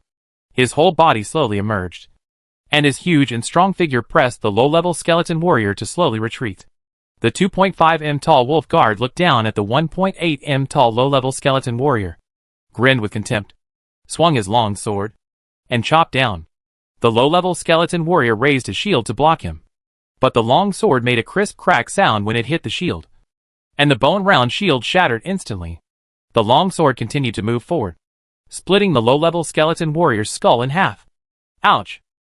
The wolf guards raised their heads and howled. Large armored coyotes rushed out from behind them, pounced on the skeleton warriors one by one, and tried to smash their heads with their sharp teeth. Faced with the elite gnolls, the skeleton warriors had no intention of avoiding them. They let out soul-stirring roars and charged towards the wolf guards. Unfortunately, their weapons could hardly destroy the opponent's metal armor, and they were killed by the wolf guards instead. High-level skeleton warriors can still resist a few, but low-level and mid-level skeleton warriors can't resist at all. What's more, there are armored coyotes watching them from the side, which makes them even more inferior. This was the first time that the skeleton warrior encountered an enemy that was difficult to resist, and even difficult to defend with a shield. And he was caught in a tough battle. Not only that, the Gnoll Spear team also reappeared, aiming their long-barreled muskets at the skeleton undead and firing bang bang bang. The top of the Gnoll fortress was suddenly filled with smoke. The howling of the wolf guards attracted Li Ziyu's attention. He looked up and couldn't help but gasp. There was such a thing? Elite warriors? Many skeleton warriors have had their skulls broken, and their soul fire is escaping. If this continues, they will probably all be dead in a short while. By then, the spear team will be able to show their power again and output firepower to the lower part, and the advantage they have gained will be gone. You underestimated the enemy. Li Ziyu pointed to the top floor opposite. Skeleton Bull Demon, go to battle. The main door of the undead building opened, and 3-meter-tall figures holding thick white bone totem poles in their hands walked out with heavy steps. They looked forward, walked to the corner, and went to support their fellow skeleton warriors. There were not only skeleton bull demons, but also 5,000 skeleton undead. They walked past the bull demons and rushed towards the platform on top of the werewolves one step ahead, sending the skeleton undead over. Although they cannot effectively kill the elite warriors of the opposing gnolls, they can delay the enemy. The worst that can happen is death, as long as they can create attack opportunities for the skeleton warriors and the bull demons. Their death will not be in vain. Reinforcements. A wolf guard heard the sound and looked up, and immediately saw the skeletons that crowded the ramming horns tightly, and shouted at the spearmen. They are enough to fight against the undead warriors. The spearmen also have to deal with the enemy's reinforcements and cannot let them rush over, especially those minotaur skeletons. They must not be allowed to come over. The Gnoll Spear team turned their guns again, aimed at the bull demon that was passing through the ramming horn, and pulled the trigger. Bang bang bang. When the smoke cleared, the spearmen looked expectantly, only to find that the bull demon was protecting the totem pole in front of him. Their ammunition was completely incapable of killing him. That was not all. It seemed that because of the attack, these big guys got angry and actually started running. The cow's hooves stepped on the ramming bridge with a rumbling sound. The skeleton bull demon was like a tank, not to mention the jackals. Even the skeleton undead blocking the front were knocked away without hesitation. They fell off the ramming horns, rolled down, and hit the ground, turning into a pile of broken bones. A wolf guard rushed to the bridgehead, raised his shield, and tried to stop the charging bull demon. But what greeted him was a thick totem pole wrapped in black air. Amidst the dull sound of collision, the wolf guard felt a huge force coming from the shield, and the bones in his body made a sound as if they could not bear the weight. The hand holding the shield began to shatter from the finger bones to the top, and the cracks spread upwards.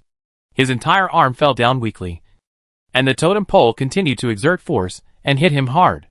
The chest armor of the bulge was shaped by the totem column in an instant. There was a crack on his sternum and ribs, and then the crack was broken. Puff. His internal organs mixed with blood spurted out of his mouth. Under the incredulous gaze of the wolf guards, the bull demon lifted the totem pole upwards with force. His body was like a rag doll, thrown into the air, and fell to the ground. He gulped down another big mouthful of blood. The last thing he saw was a huge bull's hoof stomping down hard. The wolf guard, who was so arrogant in front of the skeleton warrior, died before he could even last a single round against the skeleton bull demon. With the death of the wolf guard, The top platform was suddenly in chaos. Seeing that the situation was not right, the werewolf spearmen, who were close to the bull demon, immediately retracted their heads, covered themselves with protective plates, and hid back inside the fortress. The wolf guards also gave up the attack on the skeleton warriors, and gathered together with their armored coyotes, watching the 10 big guys vigilantly. Even though there were only 10 skeleton bull demons, their bodies, horns, evil spirits, and the aura of death and violence emanating from the totem poles all put the wolf guards under tremendous pressure.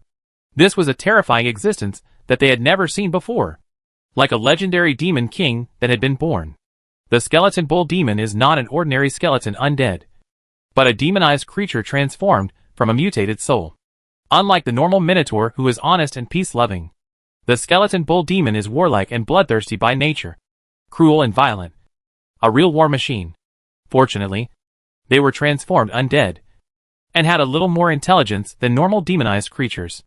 They did not immediately run over to fight with the wolf guards, but stayed at the collision bridge head to cover the 5,000 skeleton undead coming over. They can wait, but the wolf guards cannot. These 10 big guys are already difficult to deal with. If more undead come over, there is no need to fight, and they can just admit defeat. Although they are all summoned by the city lord by consuming resources, and are not natives, they are also living creatures, not NPCs. They have their own thoughts, and are not much different in temperament from the real native jackals. They know how to seek benefits and avoid harm, and they also know to fear death. The leading wolf guard raised his sword, pointed it at the bull demon, and let out a wolf howl. The armored coyotes immediately rushed forward howling. To deal with this little thing, the skeleton bull demon only sent out 2 people, who rushed forward swinging the totem pole. The coyote pounced on it, intending to crush the bull demon's bones with its sharp fangs. In their simple consciousness, what is in front of them is not some scary undead ghost, but clearly some delicious beef bones. This stuff is delicious and good for teeth grinding. It's a buffet, so why not work hard? However, reality gave them a big blow. Regardless of whether the bull demons attacked or not, their bones were harder than stone and almost as hard as metal. No matter how sharp the coyotes' teeth were and how strong their bite force was, they were powerless facing the metal blocks. So, all the coyotes that pounced on them hung on the bull demons one by one, like pendants, swinging back and forth. As undead, the bull demons have no sense of pain. No matter how the coyotes bite them, they don't care. They just shake them off. But the coyotes bite them pretty tightly, and they can't be shaken off. He raised his arm, and the bull demon's soul fire jumped. The coyote hanging on his arm bone looked at him sideways, making threatening sounds from its mouth, as if protecting its food. Oh my god! You bite my arm and you're protecting your food? Just have a taste. I originally wanted to let you live 2 more seconds, just as your last meal before death. If you want to protect the food, then go to H.L. The bull demon was furious. Deep blue soul fire surged in his eye sockets. His arm joints bent strangely, and he grabbed the coyote's neck and squeezed it hard. Awah! The coyote let out a mournful howl, spurting blood from its mouth, and was thrown to the ground by the bull demon. It was stepped on by the bull's hooves and instantly became silent. The 2 cattle demons waved their hands at will. The totem pillar stunned twice, and more than a dozen corners of the corners suddenly lived. The coal that did not find the opportunity to rush up at the back of the rear immediately stood up, and his eyes flickered, and his steps slowly stepped back.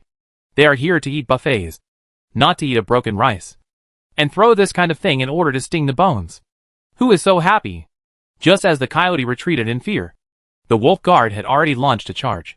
He took a running start, jumped high, and slashed down with the sword in both hands. The bull demon looked up at the wolf guard and raised his arm to meet the sword. Clang! The long sword chopped on the arm. Sparks flew across the air, but not even a cut was made. Neo-Mo was very confident in his bones. They were a reliable defense certified by the system, and could not be broken by the wolf guard's long sword. Since you didn't cut me, it was my turn. The cattle demons waved the Toto pillar with one hand, and smashed it towards the wolf guard. What he didn't expect was that the wolf guard in the armor was extremely flexible. Just landed, stepped back, and escaped the smashed totem column. That's unreasonable. The bull demon's soul fire rose again, and every time he gave the wolf guard a chance, he swung the totem pole and smashed it.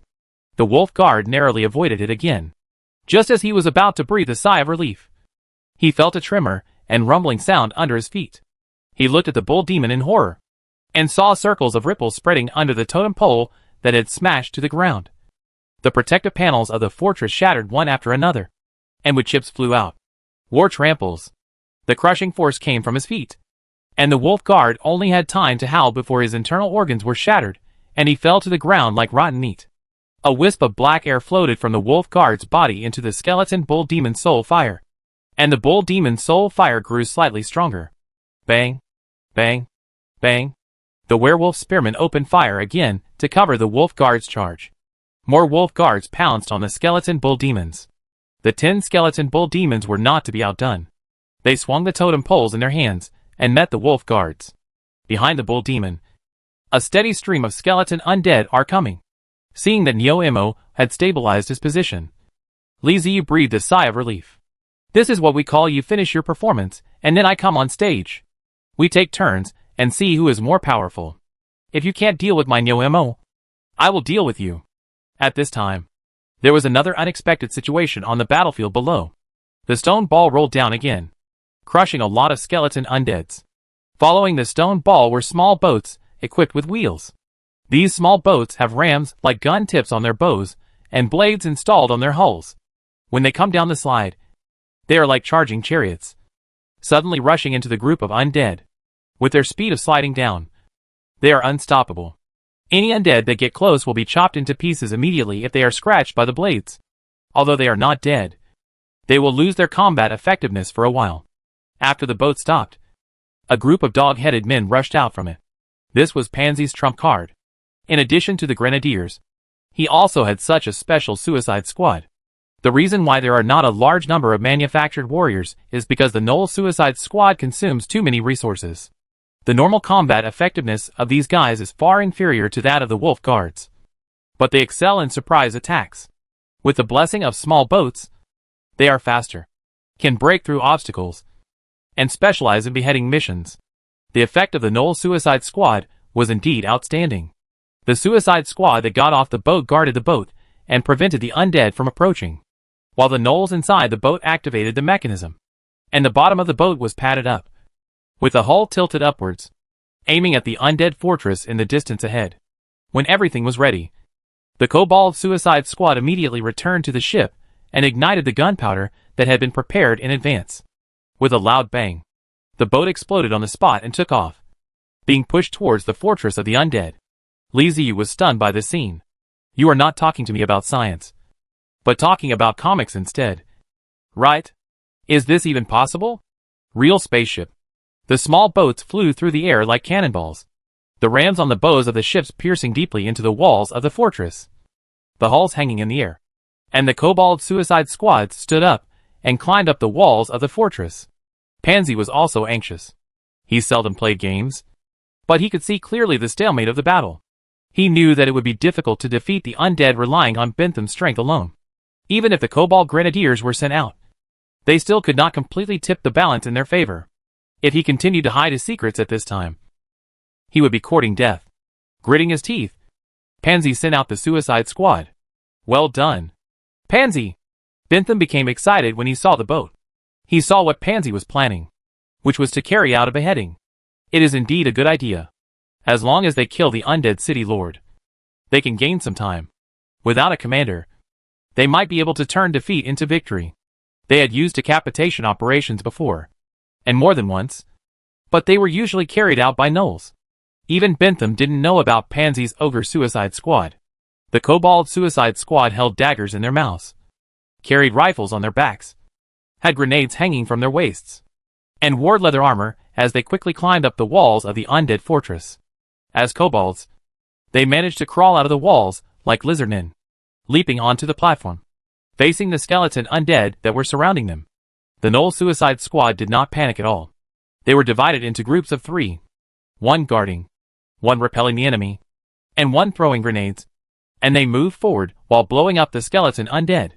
Their goal was very clear, which was to attack the main building in front, break into the main building, and kill the city lord, even if it meant death. This was the order given to them by the city lord. The Suicide Squad has the best access to resources. Even better than the wolf guards.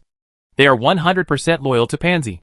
At the level of death squads, Pansy will never let them go out unless it is a critical moment. The skeleton undead were really no match for the ogre suicide squad that used homemade grenades to clear the way. Although they killed a few of them. More groups rushed to the main building. The skeleton bull demon guarding the main building has been sent to the opposite platform by Liziu. Now the main building is guarded by skeleton undead. The suicide squad is not afraid of skeleton undead. While fighting fiercely, they are looking for a passage upward. When they came, the city lord said that the target person is at the top, and they have to reach the top of the building. Liziu had already seen the suicide squad from above, and had made some assessment of them. This is an elite team. Well-trained and stronger than ordinary kobolds and gnoll warriors. But their combat effectiveness is still not as good as the wolf guards. They can kill us only by relying on various special means. Well, when I fight, I can't win. But as the lord of the undead city, why should I fight with him? Yes, I send out the skeleton bull demon. But you can't underestimate me like this. Come on. Dark Skeleton. It's your turn. Chapter 127, Heavy Punch. After receiving the message from Liziu, the Dark Skeleton became excited. It's my turn? It's finally my turn. It's not easy at all. Since I was born, I have hardly had any chance to perform. If this were flesh and blood, he would be moved to tears on the spot. How dare a little dog-headed man invade my main building of the undead? How dare he not know what is good for him? The shadow under the bone chair squirmed, and the figure of the Dark Skeleton gradually emerged, facing the kobold suicide squad head-on. The black soul fire flashed, and the jaw opened, ready to let out a soul roar to scare those ignorant kobolds. Go! Kill! Hit him! Damn it! Hack him! The sounds of footsteps and charging mixed together, and were audible.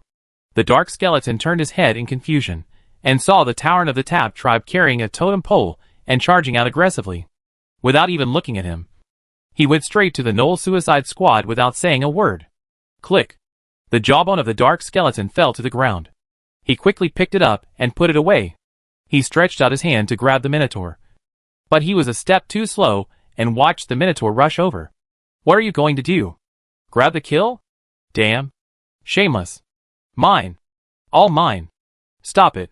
Let go of those poor kobolds. The roar from the Dark Skeleton souls was not heard by the Tauren.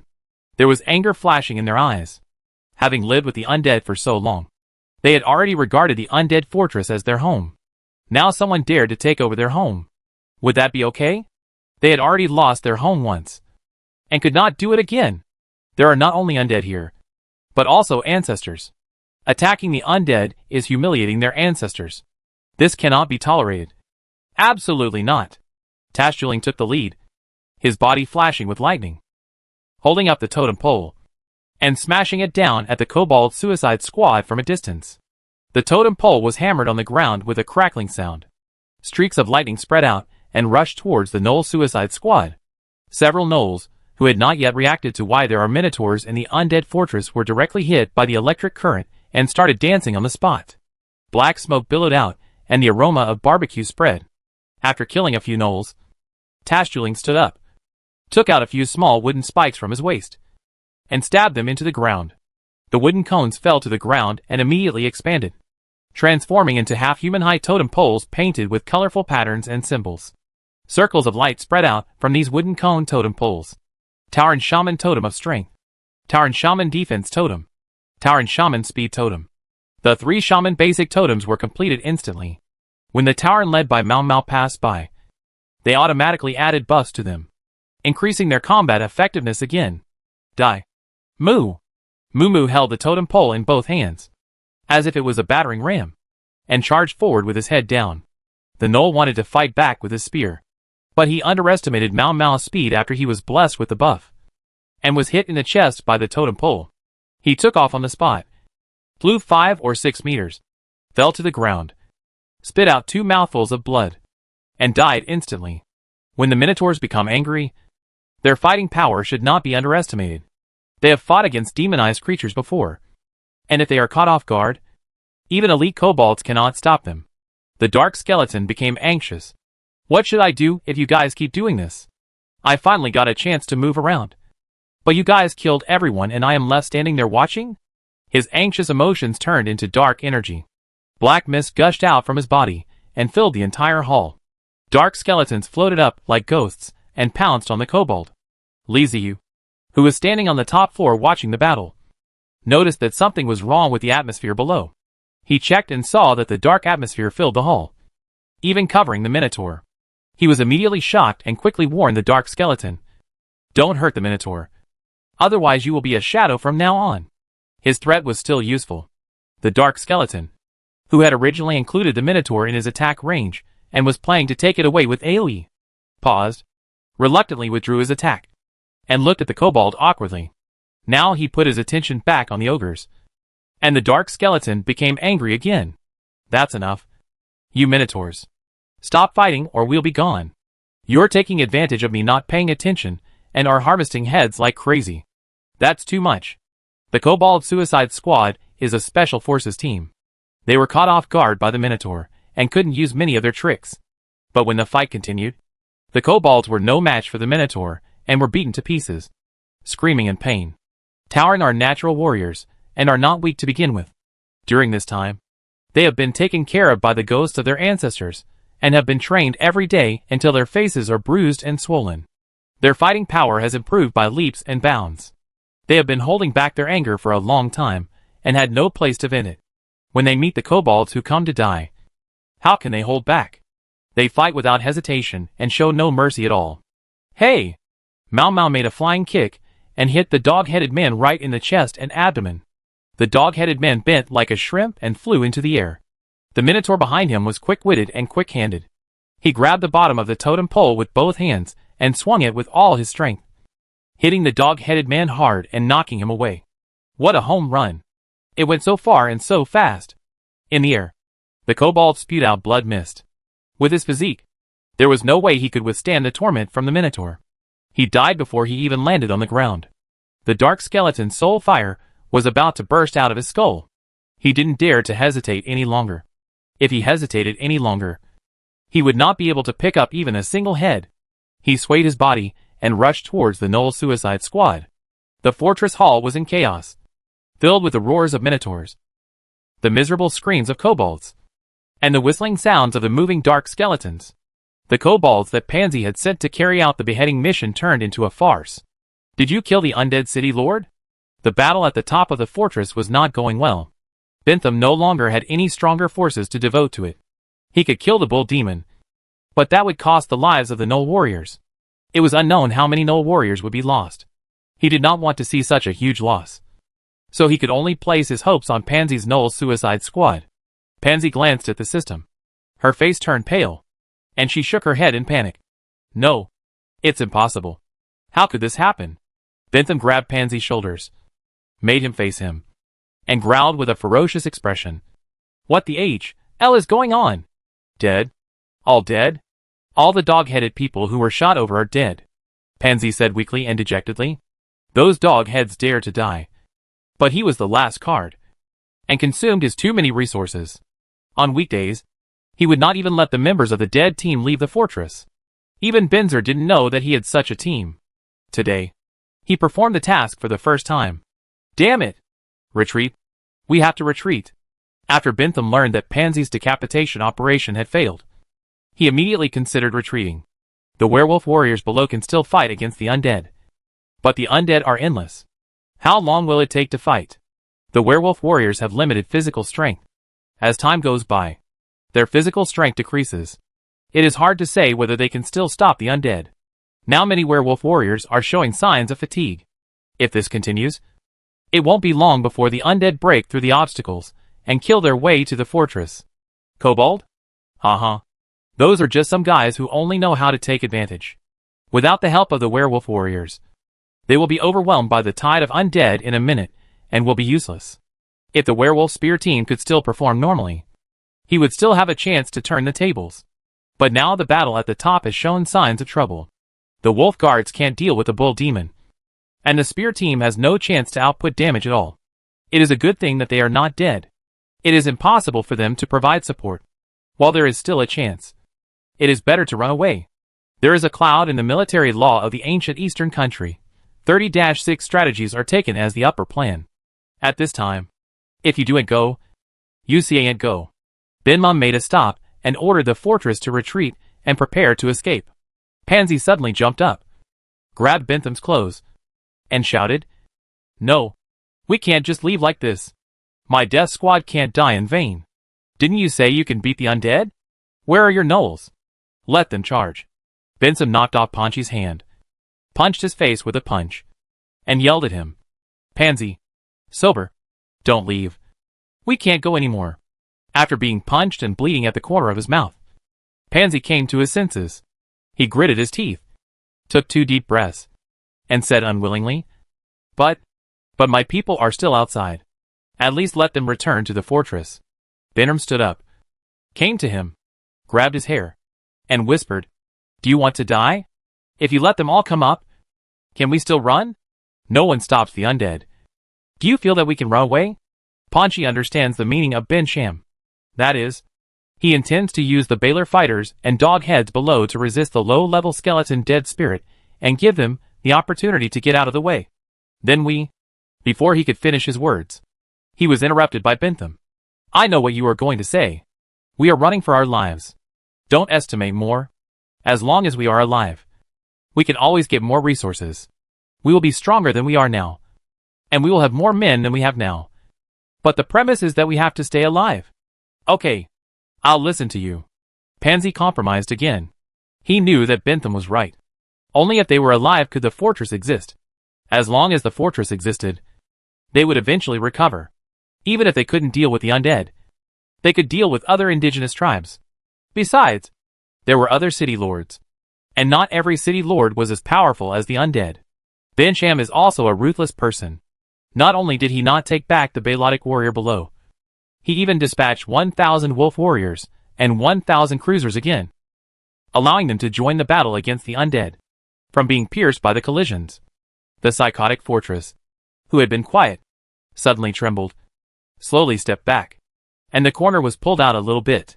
"Are you going to run?" Li Ziyu looked at the movement in the werewolf fortress and suddenly realized, what a joke. The fight has come to this point, and you tell me you want to run away? How can that let you run away? "Hit me." The skeletal soul beside him beating. A piece of information passed to his soul, and there were too many undead in front. If you hit it, many undead would be crowded by the fortress. And whether he would hit the opponent's fortress. Forehead. Li Ziyu patted his forehead, holding the wall of the wall to look down. Good guys. The densely dense one is the undead. This is to block himself. If he hit the opponent's fortress, then his own undead will be crushed. If you don't hit it, the other party can really escape. This belongs to the experience without a fortress. He did not consider what to do if the other party escaped and patronized the war. There are undead and gnolls right in front of the 2 fortresses. But the gnoll fortress is retreating and will not harm its own soldiers. But if Li Ziyu wants to take action, it will be equivalent to running over his own undead. Even if the undead ordered the opening, it was too late. It was tens of thousands of undead. Even if the road was made, it would take time, not to be done overnight. When the undead opened the road, the other party ran early, and they couldn't catch up with. "I am so unwilling." Li Ziyu knocked on the wall fiercely, looking at the slowly retreating of the wolf fortress, gritting his teeth. It seems that he still has to accumulate more experience in fighting with the fortress. This time, it is a lesson. On the top platform, the battle between the undead and the wolf man continued, and the fort was shaking, making the 2 sides stand unstable, which caused many undead to fall from it. Fortunately, the cattle and demons turned their heads. The speed of the Wolfmanian retreat is continuously accelerating. The collision corner has completely escaped from the fortress. The top of the Beowulfs at the top of the top suddenly cheered. Now the undead on the top has become an orphan without reinforcements. Wolf guards. Charge. In the main building of the Wolfman, Bensiam looked at the deadlier fortress with poison. Waiting. Waiting for me. Then I will tear down your fortress, kill all of you, and plunder your resources. He ordered the chariot to turn off and prepare to leave the battlefield. At first, everything went smoothly. Just when he turned, a small mobile fortress was killed in the oblique thorns. The drift came over, and the wheels were scratched on the ground. In the cab, Lu Xingxing laughed, reached out to move the fortress to the werewolf, and shouted vigorously, Look at my justice. I do it no win. The front end of the arms of the treasure-hunting cats has been replaced by a huge metal block, which is also decorated on it. As if the clenched fist, the agency's arm stretched, and fiercely pestled the wolf fortress. True punch. For the treasure-hunting cat, the fortress is really small, and it is not at all grades. Usually, even if it is a bit of it, the loss is the external guard plate. But at this time, they are just turning the direction, and Lu Xingxing has a chance. Hit by the robotic arm, the fortress suddenly lost balance and was about to fall to the side. Ben Sham was shocked. Where did this special guy? How did he never see him? When he escaped, he rushed out? Fortunately, Ben Siam has been fighting around the wolves for a long time. In the control of the fortress, the wolf man is quite skilled and reluctantly maintains the balance. Ha ha ha ha. Lu Xingxing laughed excitedly, pointing at the werewolf fortress order. Hammer it. Continue to fight. Don't stop. Fist dog head. Angry hammer dog waist. A flash of cold light comes first, and then the fist flies out like a rainbow. Relying on its small size, flexibility and high speed, the treasure-hunting cat fortress revolved around the werewolf fortress, and its mechanical arms swung continuously, hitting the werewolf fortress again and again, causing the animal's skins to fall off, with chips to fly, the guard plates to break, and there were holes and bumps everywhere. Hack. Xingxing. You're awesome. You've done a great job. Come on. Fight him. Li Ziyu, who was standing on the top of the main building, also became excited, waving his fist and cheering loudly for the treasure-hunting cat fortress. However, whether Lu Xingxing could hear him or not was another matter. Although it was harassed by the treasure-hunting cat fortress, the werewolf fortress was huge and solid after all. After being hammered for a long time, only the external baffle was damaged. There was no problem with the power and the interior, and it was still accelerating and moving away from the undead fortress. Chapter 128, Escape. Li Ziyu, _ Stars. This time it is my pot. If I knew that your fortress could play this effect, I should give you more resources and let you develop it. It's like a nimble little guy chasing a clumsy big guy and beating him up. Although the big guy can't be touched, the little guy can keep attacking with his agility. But the big guy is too thick-skinned and can take advantage of him. But it's unlikely that he can really beat him down. This is Lu Xingxing's situation now. The wolf fortress was unable to fight back. The treasure-hunting cat could not find the north. But he was beaten and beaten. He did not delay others running. The speed has been raised. The dog head who killed the bone-dead spirit was the first to find that the situation was wrong. He turned his head and looked at it. He suddenly felt a lot of difficulties. He also farted. The forts ran away. They screamed and gave up the undead in front of them, and turned around to chase mobile forts. As the kobolds ran away, the gnolls couldn't hold on any longer. Originally, the gnolls could hold on thanks to the kobolds' output. But now they couldn't hold on any longer. They were forced to retreat step by the undead, and were completely unable to fight back. It was only a matter of time before they were drowned by the sea of undead. The treasure-hunting cat fortress still chased the output of the wolf fortress, until the robotic arms were overwhelmed, and the clicks were broken. The metal iron fist hit the ground. Lu Xingxing in the control room sighed helplessly, and had the opportunity to give him. But he didn't grasp it. It's so thick. Lu Xingxing shook his head, and said with emotion, City owner, do we still chase? The cats who controlled the robotic arm turned around. I won't chase him anymore. It's useless even if I catch up. I've been beating him for so long, and I've calmed down. Let's retreat. Lu Xingxing shook his head. Without the robotic arm, he had no means of attack. What's the point of chasing him? Would he just be giving away his life? It's better to just stay away. He has already tried his best. Bentham in the werewolf fortress also breathed a sigh of relief. The small fortress finally turned around and left. He was really afraid that the small fortress would continue to attack. No matter how thick the wall was, it could not withstand the continuous output. Fortunately, the mechanical arm of the small fortress was broken. God help me. However, I remember you. You wait for me. Bensham hated in the heart. And Ponchi on the side was listless. His dog head. No. What to do next? The future is slim. The skeleton undead finally broke through the defense line of the gnolls. The massive undead overwhelmed the gnoll warriors and rangers. They only had time to let out a few howls before disappearing in the sea of undead. The undead chased the kobolds all the way forward. The speed of the werewolf fortress has been greatly increased. Bentham looked at the skeleton undead that were getting farther and farther behind, and his heart finally calmed down. He was not worried about the bull demons and the skeleton undead on the top. When he attacked the small fortress, the undead on it began to retreat, especially the bull demon, who jumped down one by one. The remaining skeleton undead were not to be feared. Just when Bentham felt that there would be no accidents this time, and he could leave calmly, the fortress suddenly shook. The sudden change caused Bentham to fall out of his seat. He was dizzy and stood up staggeringly, holding his head. "What happened?" he asked loudly. "Lord, our fortress has sunk into the ground, and we can't move." A jackal hurried over to report. Just as the gnoll finished his words, another gnoll ran over and shouted, "Undead! There are undead underground, and they are attacking the fortress." "What?" Bentham's eyes widened. How could there be undead here? He was clearly far away from the fortress of the undead. He quickly opened the system. And sure enough, there were not only undead, but they had also sneaked into the fortress through the hole that had been hammered out by the small fortress, and were now fighting with the jackals. After taking a closer look, he breathed a sigh of relief. Fortunately, they were not those minotaur skeletons, but some ordinary undead. This was easy to solve. However, why did these undead come out from underground? Bentham ran to the roof of the car and looked down, and saw that a corner of the battlefield had fallen into a big pit, and the undead came out of the big pit, climbing along the wall and continuously entering the fortress. Damn is the ambush of the undead. Bentham, what should we do? Pansy, who had also come out, looked at Bentham nervously. Bentham turned his head and looked into the distance. He saw a white figure swaying around. It was the sea of undead chasing him.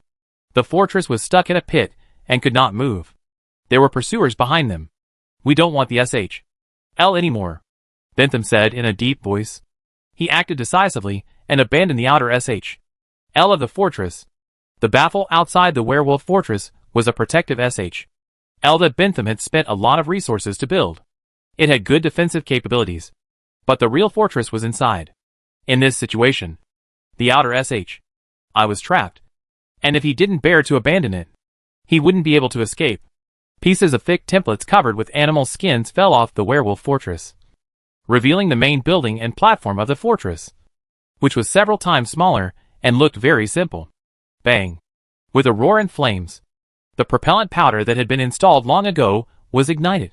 With the explosive force, the werewolf fortress and the kobold fortress were ejected from the outer SHL and landed not far away, moving forward rapidly without stopping. Not to mention, without the weight of the outer SHL, the speed of the werewolf's mobile fortress actually increased a lot. Just as they escaped from the SHL, the ground shook violently, and a hole was drilled under the chassis. A fortress that looked like a train rushed into the sky through the hole, and crashed down with a loud bang, smashing the SHL into pieces. Huh? Escape? The werewolf fortress has this function, Zhang Peng said in surprise, looking at the distant werewolf fortress. He left the platform one step earlier than Lu Xingxing, and drilled into the underground with a full load of skeletons. If the undead were at a disadvantage, he would sneak attack the werewolf fortress from the rear. If the werewolves wanted to escape, he would do the same as he is doing now. Destroy the hole in the ground, trap the opponent's fortress, and then launch a 1,000-year kill from under the opponent's chassis. Everything went as planned. He did trap the opponent and gave him 1,000 years of killing. However, he never expected that the opponent would be able to escape and run away. You said you are a jackal, not a snake man. So how did you escape? Boss, we failed to stop them and let them get away. Zhang Peng opened the system and sent a message to Li Ziyu helplessly. What's going on? Li Ziyu looked at Zhang Peng's news. He couldn't help but ask. The other party can shed its outer SHL and throw it away.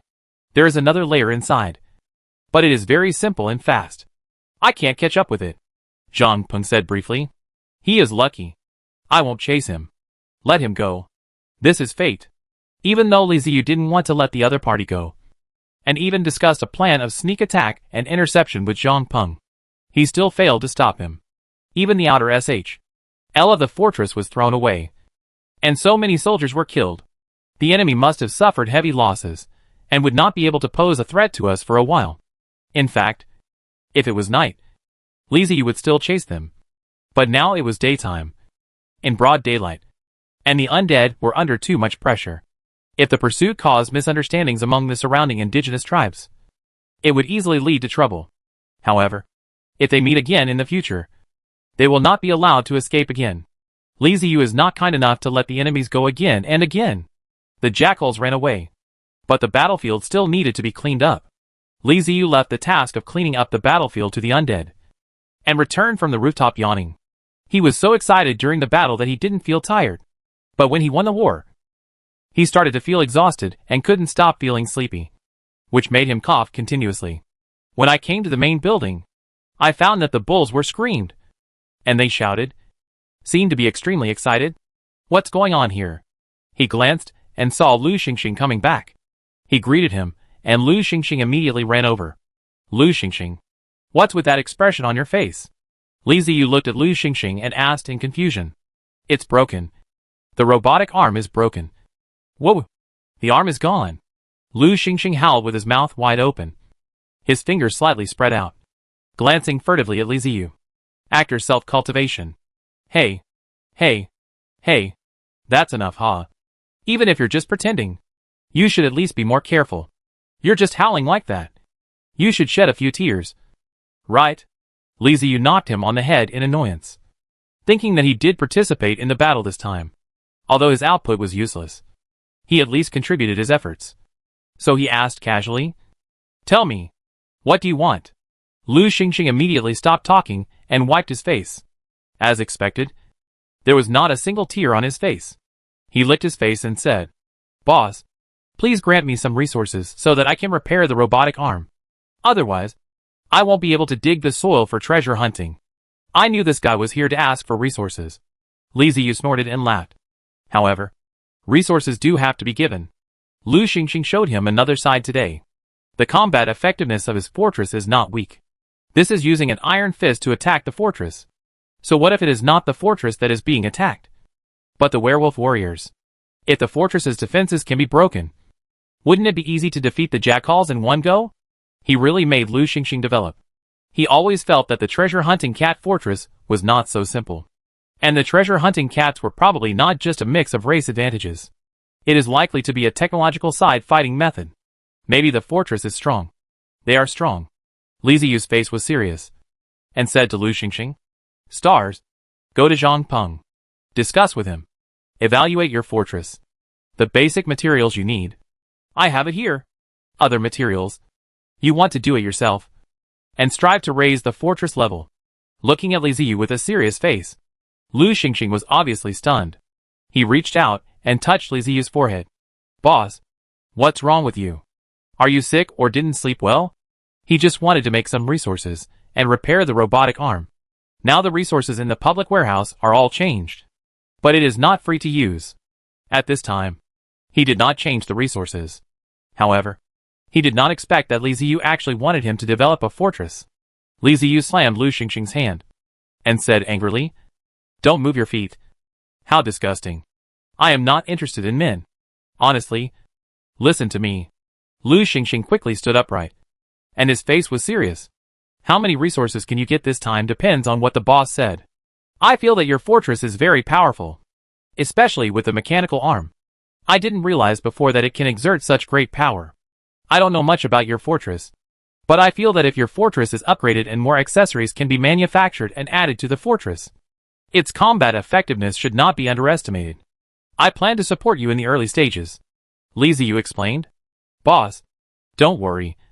I will do my best. Li Ziyu's explanation made Lu Xingxing very happy. Isn't spring here? Isn't good days here?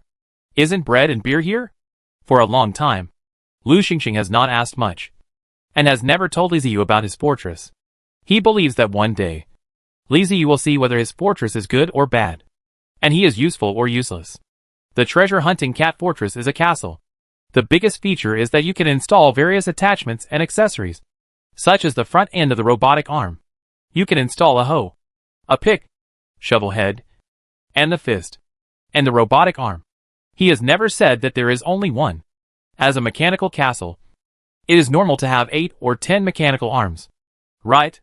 In fact, there are many accessories in the unlocking of Lu Xingxing's buildings, including large and small robotic arms to deal with wheels, tracks, mechanical spider legs, and even air cushions, jets, etc. in water. Sadly, he had no resources and could only drool and stare at the accessories. He had never talked about this with Li Ziyu before, and he didn't know whether his boss would help him. He didn't expect that his boss would bring it up today. Li Ziyu nodded and patted Lu Xingxing on the shoulder. Xingxing, you have to work harder. I'll give you the resources, but you have to use them.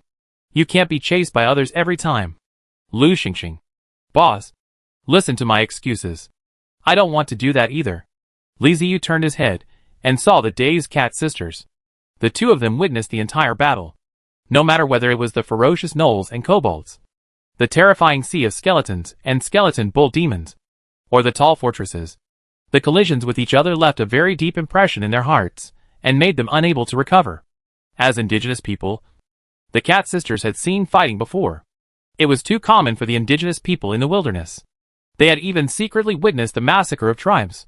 But this time was different. It was a battle they had never seen before, and it was beyond their understanding. You said you were leading a group of people to fight, which is understandable. But if you said you were leading a city to fight, that's really hard to understand.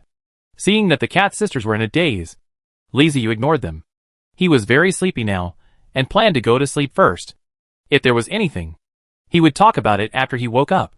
He struggled to restart the undead fortress and return to its original position, then told Tasjuling and Mumu to take their people out of the main building, and notified Lu Xingxing to take the cat sisters away first. The fortress returned to its original position and entered dormant mode. The buildings were buried underground one by one, returning to the state familiar to the Minotaur. The buildings disappeared, but the undead were still there, and they still had to clean up the battlefield. Although they didn't like the sunlight, the joy of collecting corpses made them enjoy it. Well, they could still persist. When Zhang Peng came back, the platform had returned to normal order. He didn't see Li Ziyu, but he found Lu Xingxing and the cat sisters. Boss, are you going to rest? Zhang Peng asked when he saw Lu Xingxing.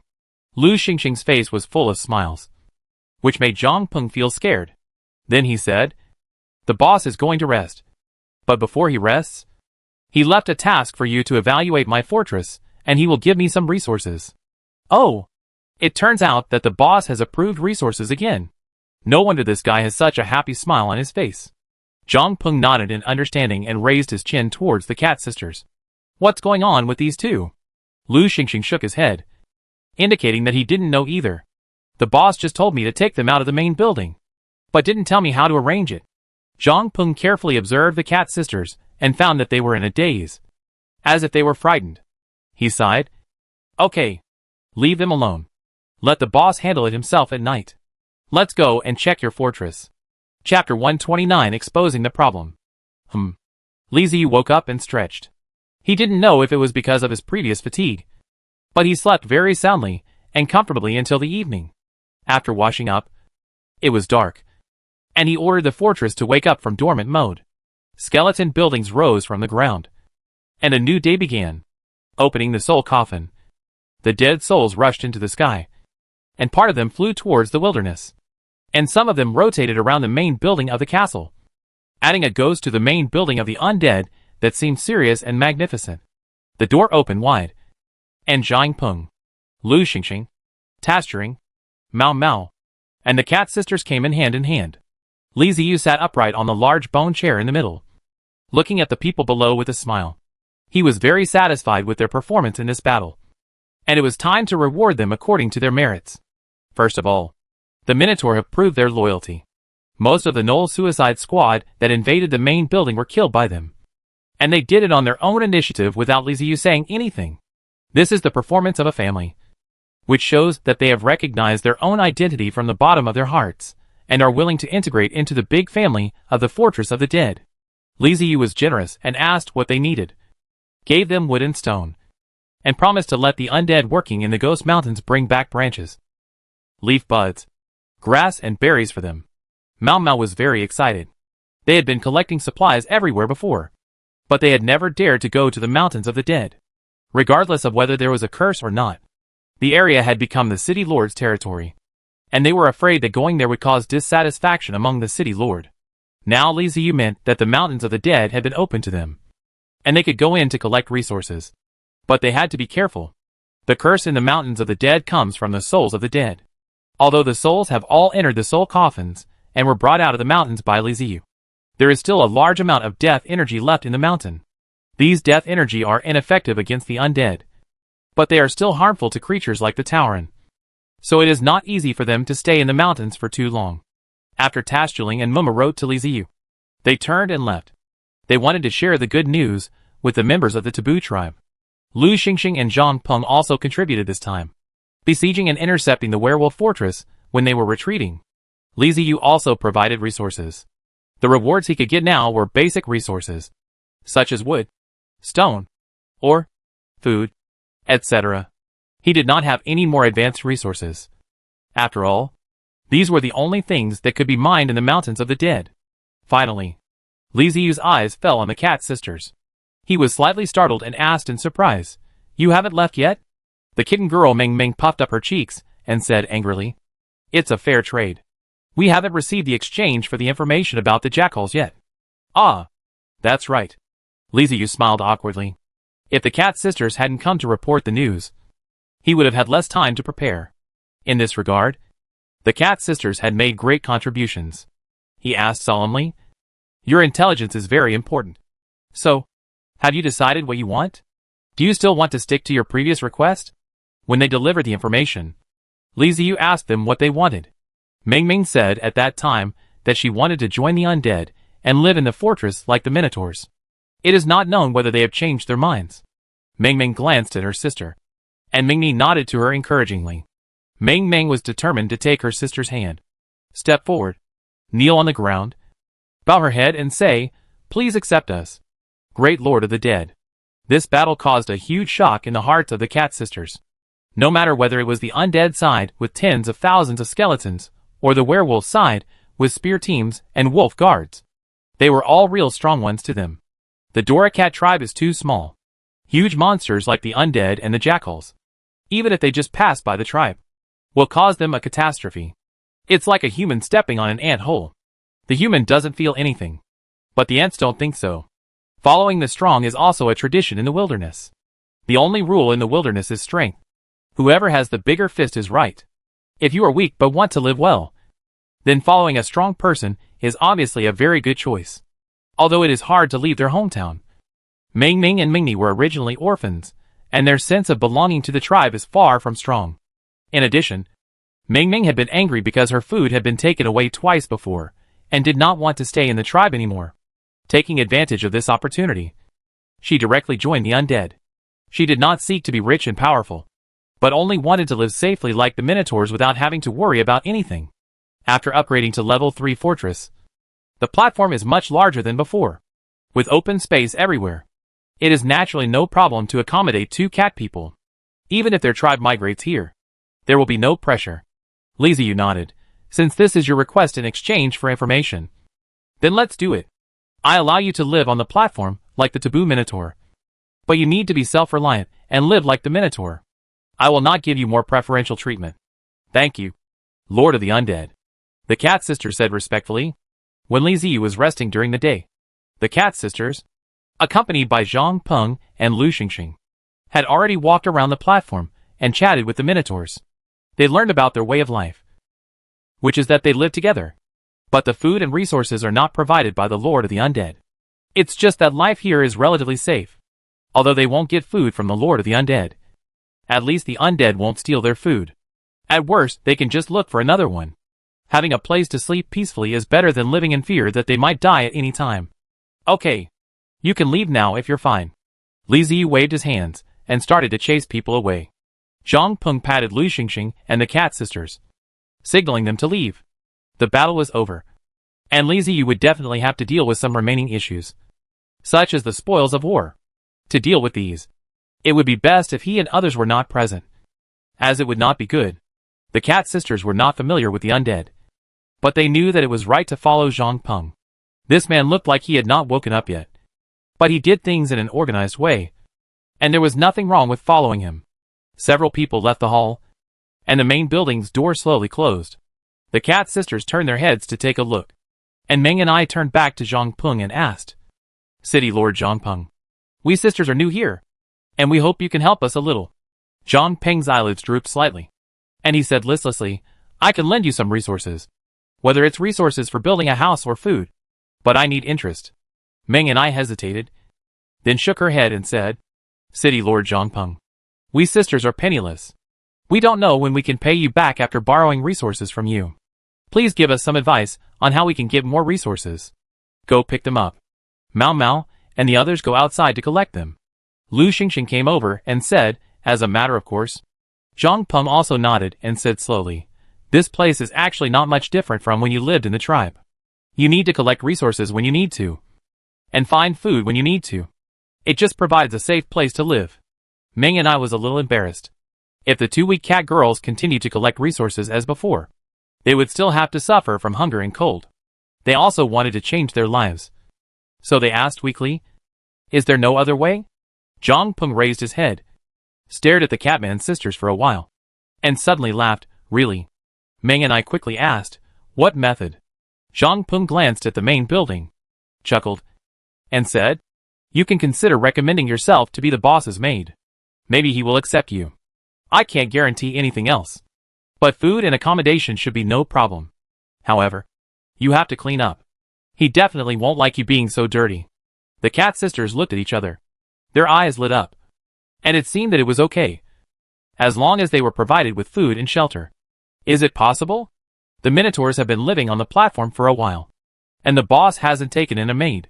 Lu Xingxing muttered to himself. Zhang Peng glanced at him unhappily and cursed. Are you stupid? Look at those Minotaurs. Can they be maids? They are not even qualified to be cooks. And they can't even cook meat properly. The taboo Minotaurs value strength as beauty. Why do you have such a strong taste that you have to get two maids whose arms are thicker than your legs? And whose legs are thicker than your waist? Lu Xingxing scratched his head and thought about what a Minotaur would look like as a maid. He was muscular and spoke in a deep voice. If he could grow a beard, he would look like Li Kui, the Black Whirlwind. Is this a maid? What nonsense! He is obviously a guard. He laughed awkwardly and nodded. That's right. It's indeed not appropriate.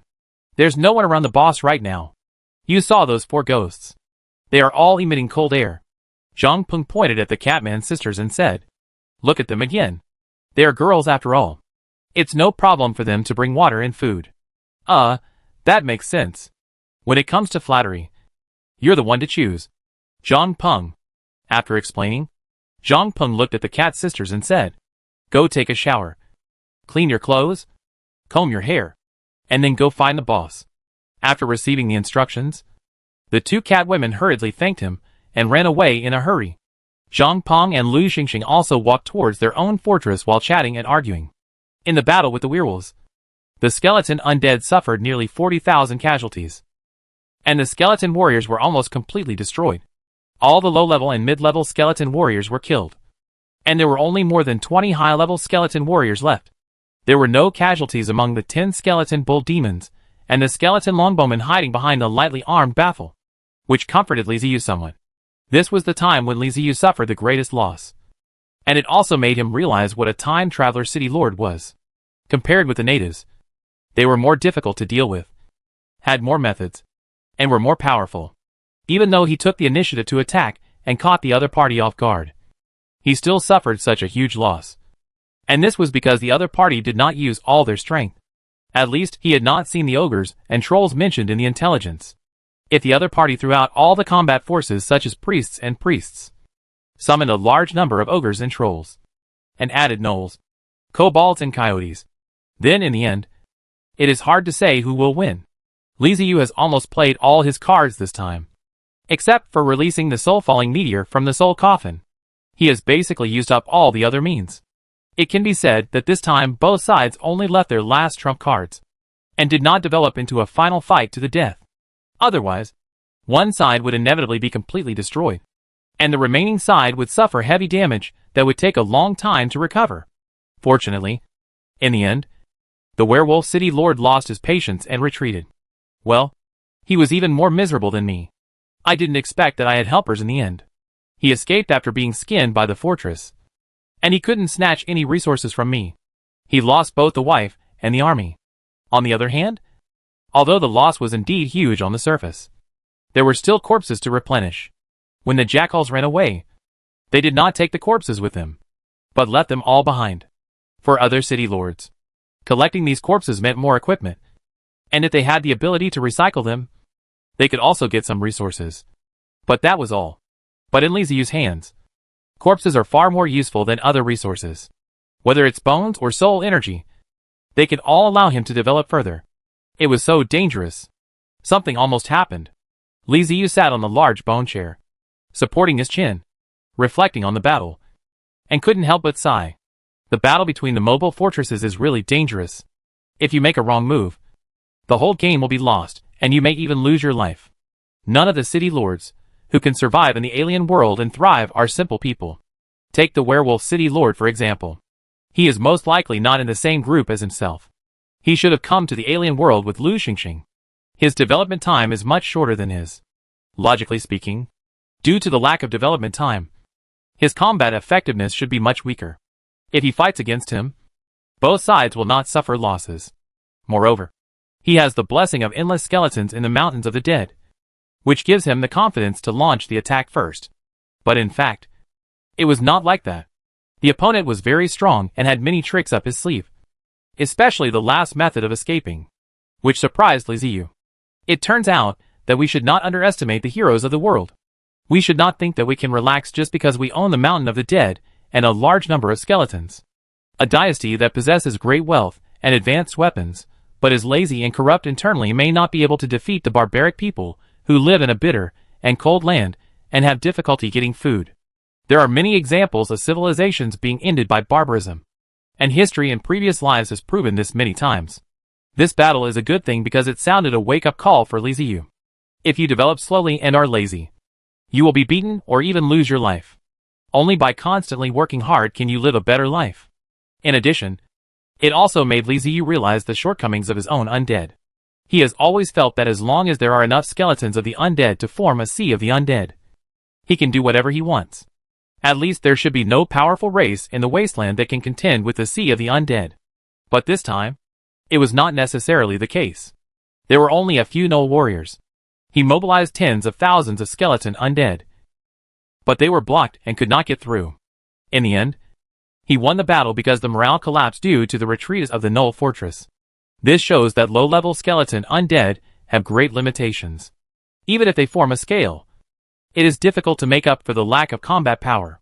We need to find a way to solve this problem. It is impossible to give up the sea of undead. After all, this is the most classic tactic of the skeleton undead. But it needs to be adjusted. Next time, try not to rush in like this. If you are blocked by the soldiers sent by the enemy, it will be completely useless. Only the undead in the front can attack, and the undead in the back are crowded together and have no value. Even if the enemy has soldiers, like the Kobold Grenadiers, they can still destroy a large number of undead. Well, this needs to be thought about. Another problem is that there are too few types of troops, especially powerful troops, like the skeleton bull demon. If there were more bull demons this time, the battle situation would not be like this now. Practice is the only criterion for testing truth. Through one battle, too many problems were exposed, and Li Ziyu fully understood his own shortcomings. After reviewing the entire battle and pointing out all his own faults, Li Ziyu rubbed his temples, breathed a sigh of relief, and then a smile appeared on his face. It's time to check the harvest. A harvest always makes people happy. A lot of gnolls and kobolds died this time. I estimate that I can get a lot of soul energy, and I can develop again. Chapter 130 Heavy Arms. One day was enough time for the skeleton undead to completely clear out the battlefield. Li Ziyu ignored the weapons, armor and other miscellaneous items, and focused on the corpses. After statistics, there are more than 8,000 corpses of gnolls, including gnoll warriors, rangers, wolf guards, etc., totaling more than 5,000 corpses of kobolds, including kobold miners, kobold bombers, and kobold suicide squads, and more than 3,000 coyote corpses. This is considered a total loss. This wave of soul energy is about to surge. Li Ziyu excitedly waved his hand and decomposed it. Decomposed jackal +1. Obtain 2 skeletons. 1 jackal skin. 42 intact wolf teeth. 18 intact wolf claws. 100 soul energy. Decompose elite null +1. Obtain 2 skeletons. 1 null skin. 42 intact wolf teeth. 18 intact wolf claws. 150 soul energy. Decompose elite null +1. Obtain 2 skeletons. 1 null skin.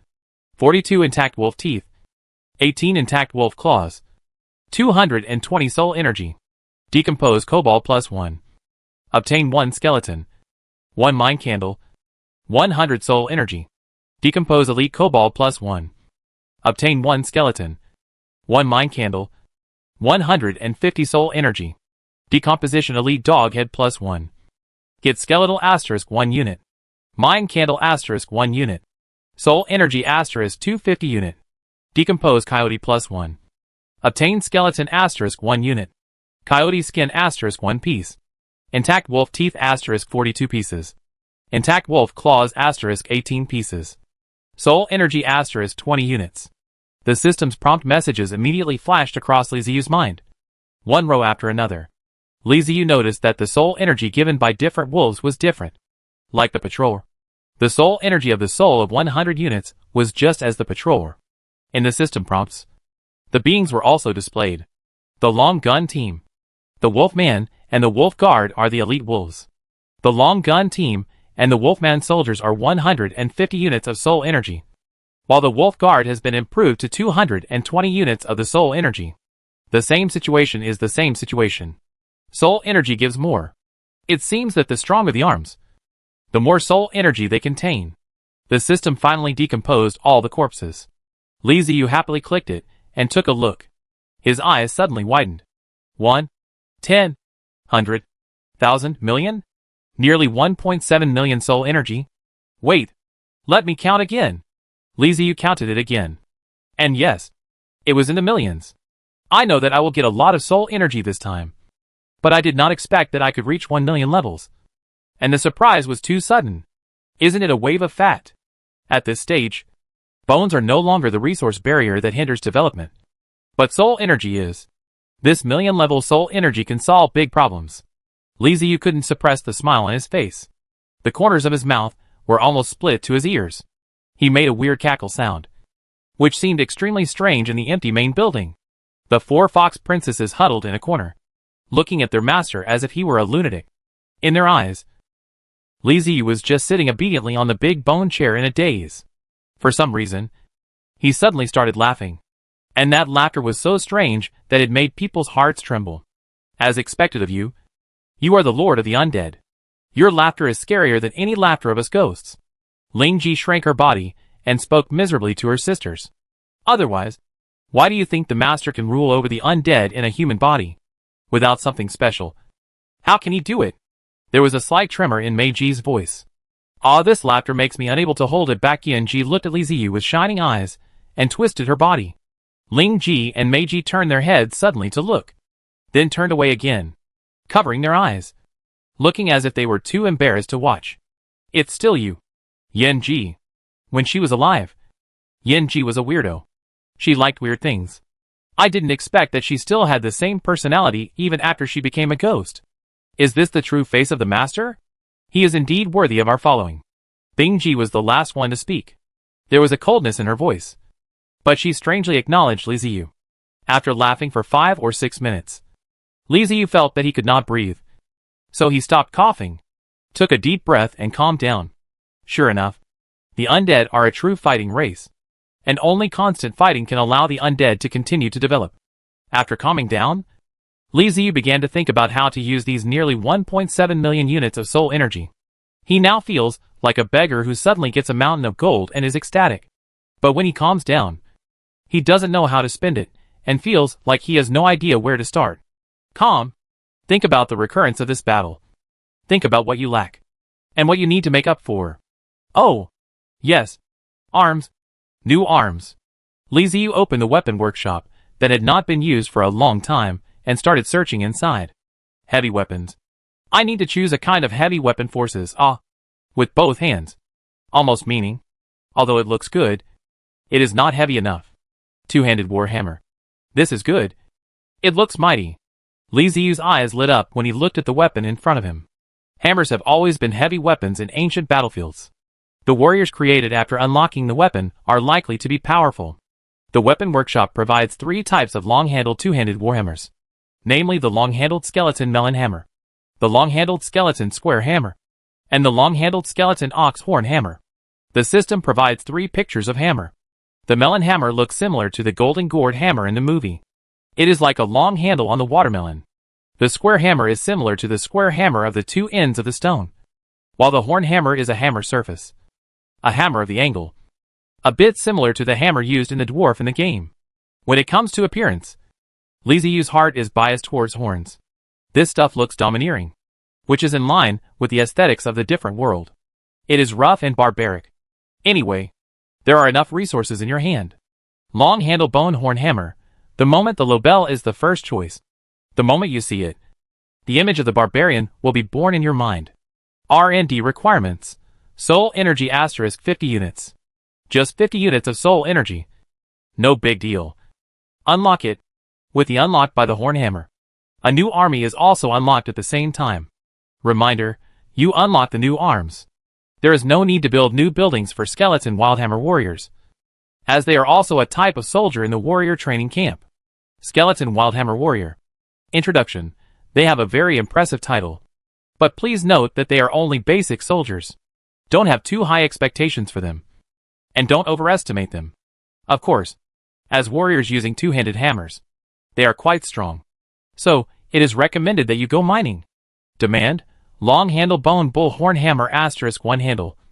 Skeleton * 2 unit. Animal skin * 1 unit. Soul energy * 80 unit. Li Ziyu's mouth twitched. This was another official complaint. What the H.L. is the recommendation to go mining? Is there anything serious? They are warriors. At least show some respect. While complaining in his mind, he unlocked the square hammer. Long handle skeleton square hammer. Oh, I do know why you unlocked this weapon. Is it not clear about the combat effectiveness of this weapon? Is the weapon in the weapon library? R&D requirements. Soul energy * 50 units. Although you complained officially, I am happy about it. Do you care? Li Ziyu rolled his eyes and ignored Feng Chui's introduction, instead looking expectantly at the system prompt for unlocking the arms.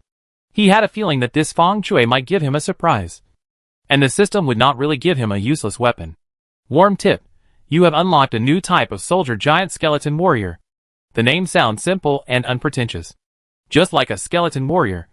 Simple and very basic. Giant skeleton warrior. Introduction. Don't expect their combat effectiveness. A group of crickets, in addition to reckless, can disassemble the house. If you don't need to repair the city wall, it is recommended to use them to pick stones. This is their old industry. Requirements. 1 long-handled skeleton hammer. 2 units of skeleton. 80 units of soul energy. He. You know that you will vomit. And you are really worthless by you. Wait. Something is wrong. I think I'm missing something. Li Ziyu reread the introduction of the giant skeleton warrior. The more he read, the wider his eyes widened, and the word hack was stuck in his throat. What did I see? I saw hope. It was hope. If you dismantle the family, can the giant bone warrior be dismantled? Isn't this what I am missing now? Where is this waste soldier? This is obviously the demolition brigade, or the system certified demolition brigade. Li Ziyu finally understood the meaning of the system introduction, which translates to these guys are no good at fighting, but they can destroy a house. This is much more practical than the skeleton hammer warriors. Alas, I miscalculated. If I had brought out the giant skeleton warriors earlier, I could have directly demolished the werewolf fortress in this battle. I could have just gone up and chiseled it. What a fun thing. I need to make some as backups. We'll rely on them to deal with the mobile fortresses in the future. The eyes fell on the last hammer, with a total of 3 hammers. These were unlocking 2 types, and it was not the last one. Unlocking. Long-handled skeleton hammer. A true warrior must use a heavy weapon. The word fierce means powerful.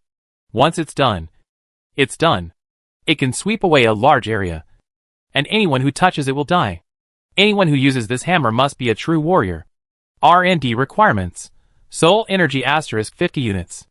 That's what I mean. For every weapon, there must be a ruthless one. Just like the bow and arrow. The simple bow and arrow is often criticized. But the longbow is portrayed as very good. To be honest, the longbow is indeed powerful.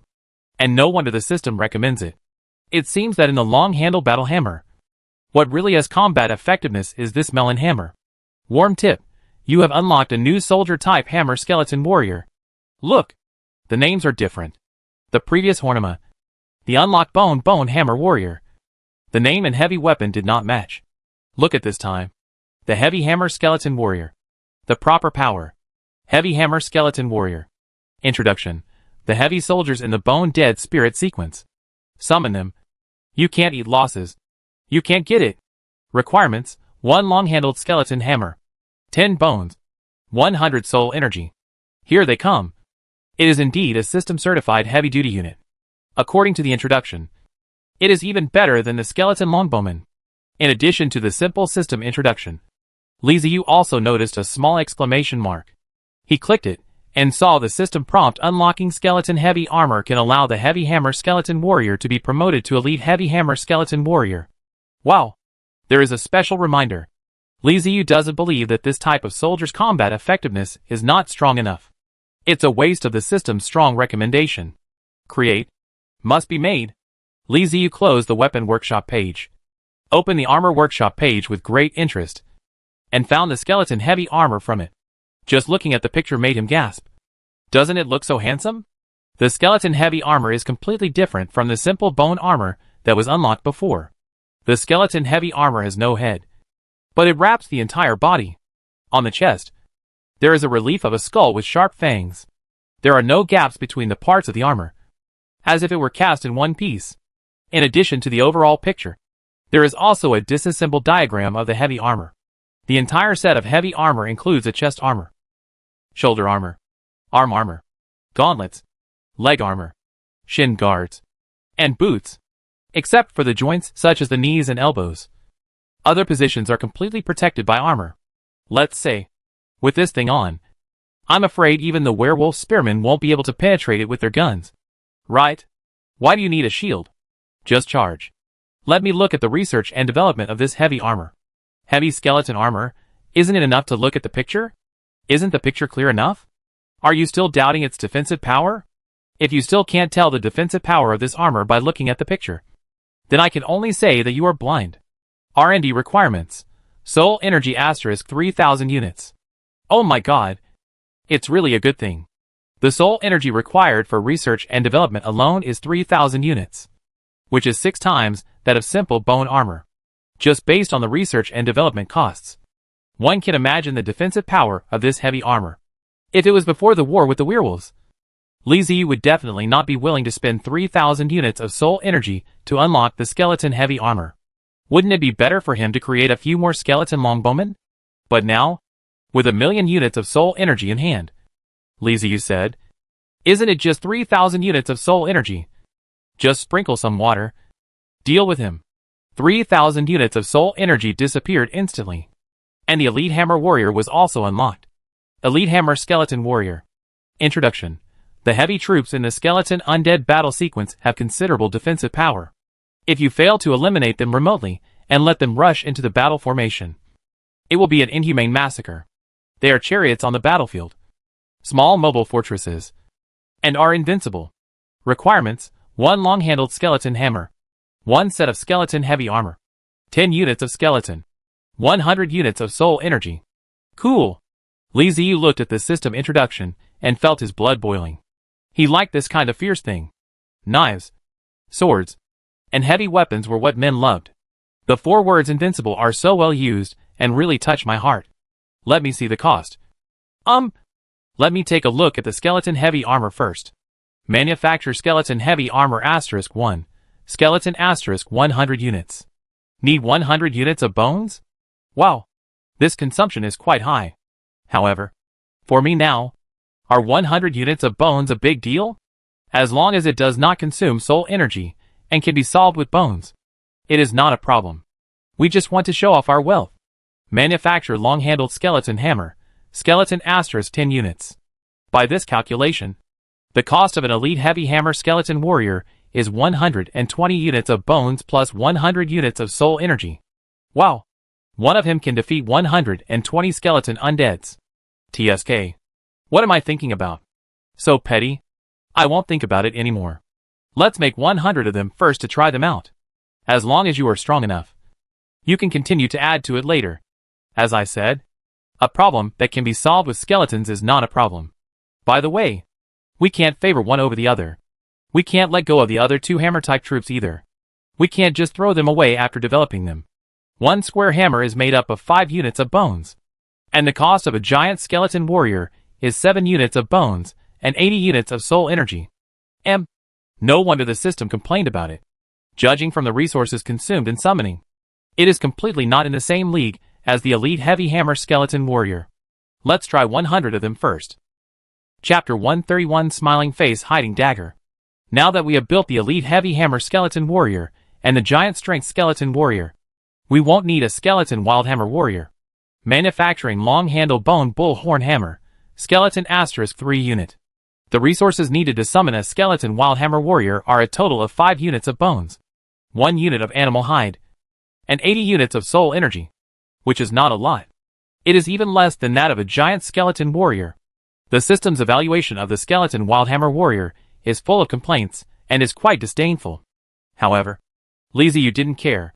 After all, after seeing the elite heavy hammer skeleton warrior, the cost of this skeleton hammer warrior was really not high.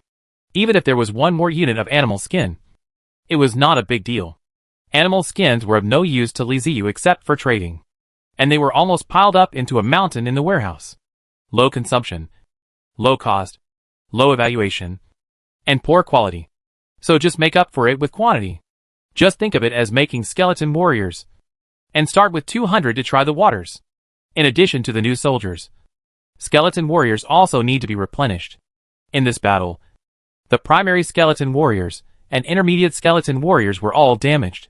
They did play a role, but not big. The advanced skeleton warriors were still good and held on to the end. I calculated the resources required for the 3 types of skeleton warriors.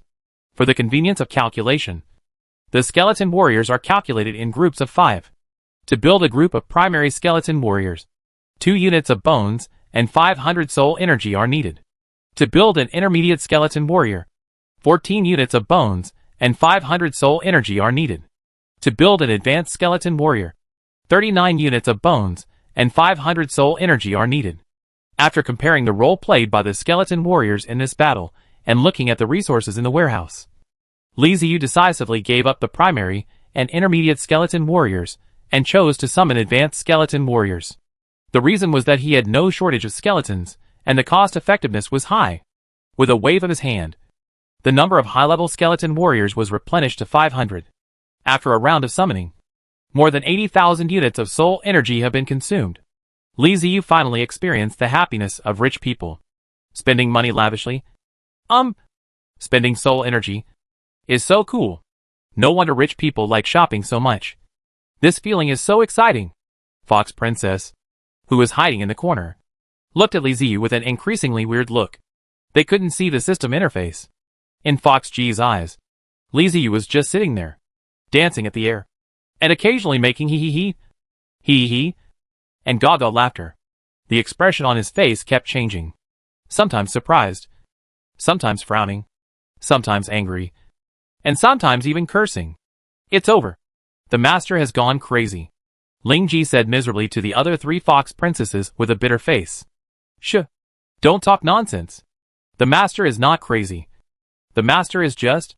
Meiji turned her head to look at Liziu, who was slumped in the bone chair with a satisfied look on his face, as if he had entered the sage time. She was speechless for a moment, and didn't know what to say. It's just hysteria. Humans sometimes suffer from hysteria. I've seen it. Bingji took over the conversation and said coldly. She had seen many humans, and some of them were human soldiers. To her, ordinary humans were a race with weak bodies and low mental strength. They got hysteria because of the disorder of their mental strength. She didn't need to pay attention to it, and it would probably get better on its own. Liziu's current condition is very similar to the hysteria in Bingji's memory. Hee, the master is so charming. Yenji let out a creepy laugh, staring straight at Liziu, drooling from the corners of her mouth. If she had any. Well, Sister Yenji is more hysterical than the master. Lingji commented, tapping her lips. After replenishing the normal undead troops, Li Ziyu suddenly remembered that the performance of the skeleton bull demon this time was very outstanding and was an excellent troop. He sorted out the resources and found that he could still replenish another wave of resources. So he summoned 40 new skeleton bull demons. The materials for making bull demons were basically used up, and another 2,000 units of soul energy were consumed. 1.7 million soul energies. In the blink of an eye, only 1.6 million were left. Li Ziyu calculated in his mind all the troops he now had, the mined resources, and the skeleton undead left after the war. There were a total of more than 150,000, including more than 300 skeleton longbowmen, 1 dark skeleton, and 10 skeleton bull demons before. This time, 40 more were added, so let's count it as 50. In addition, there are 500 high-level skeleton warriors, 100 elite heavy hammer skeleton warriors, 100 giant strength skeleton warriors, and 200 skeleton wild hammer warriors. The fighting power is stronger than before the fight with the werewolves. After the battle, our strength did not decrease but increased. Tell me, aren't you angry? This is only the case for the undead. For other races, it is relatively difficult to quickly make up for the lost combat power after a battle, and they will inevitably end up hiding and licking their wounds. The last battle made Li Ziyu see the weakness of the undead. That is, they have almost no rules in fighting, especially the skeleton undead, which just rush forward. As a result, only the undead in the front row can hit the enemy, while the undead in the back can only squeeze forward and cannot reach them, allowing the werewolf spearmen and gnolls to attack at will, resulting in a lot of losses. It is definitely not possible to fight like this in the future. No matter how many resources you have, you cannot waste them like this. What is the difference between this and throwing paper money into the water? What to do? Li Ziyu's eyes rolled around. It was really hard to let him directly control the tens of thousands of troops. After all, he did not graduate from a military academy in his previous life. He has not been trained in professional training. Suddenly, he remembered the operations in the game of his previous life. He couldn't help but slap his head and cursed himself inwardly. Form a team and break it into small pieces. This way it will be easier to operate. Before, he divided them according to the types of soldiers. The skeleton undead were a group, and the skeleton warriors were a group. But now, with too many numbers, it would be very chaotic, and a more detailed formation would be needed. The bone dead spirit is low in combat power, and it is completely winning with the number. It is better to use 10,000. Other arms, there are not many in his hands. Then other arms are formed in 100 units. When the fighting, the specific effects are adjusted. Well, just do that. After finally getting things done, Li Ziyu stood up and stretched. He had been sitting for too long and his joints were creaking. The master seems to have woken up. Ling Ji observed carefully and reminded her sisters in a crisp voice. I've already said it. It's just hysteria, and it will heal on its own. Bing Ji said calmly. The 4 fox princesses came to Li Ziyu while passing messages and bowed politely. Li Ziyu smiled and nodded, not noticing at all that the fox princesses had just criticized him. A skeleton undead emerged from the wall and came in front of Li Ziyu. The soul fire was beating and it sent out a message. Is there a cat person out there looking for me? Li Ziyu was stunned by this information. It shouldn't be Lu Xingxing. If he had something to do, he wouldn't send treasure-hunting cat people. Usually they would come directly by themselves. Then it must be the cat sisters. What do they want from me? Since you're here to see me and you're free anyway, why not meet me? Li Ziyu sat back on the big bone chair and waved his hand, signaling to open the door of the main building and let the catman outside in. The main door of the main building slowly opened, and 2 figures, one big and one small, appeared outside the door. The skeleton undead came to them and signaled to them that the city lord should let them in. The Catwoman's sister swallowed and walked into the main building lobby hand in hand. When it was far away, Li Ziyu hadn't seen it too clearly. But when the 2 women walked in, Li Ziyu's eyes became bigger and bigger, and the smile on his face was slightly stiff. Wait, who are you? Then I saw 2 women coming over, both with black and gray hair. The older Catwoman was wearing simple coarse linen clothes, her snow-white skin occasionally visible. The clothes were simple, but could not hide her beauty. She had waist-length hair, a soft figure, long legs and a slender waist, a full chest, and delicate facial features. She was about 16 or 17 years old. She walked in a regular cat-like manner, her slender feet landing on the ground without a sound, like a goose feather falling into water, and her waist twisted in a way that was dizzying. She had a pair of furry cat ears standing on top of her head, and a long tail wrapped around her waist, the kittens being held, fluffy ears and short hair, and a pair of big watery eyes, as if there was a starry sky flashing. A small tiger teeth were exposed on her lips, which made her look more and more spiritual.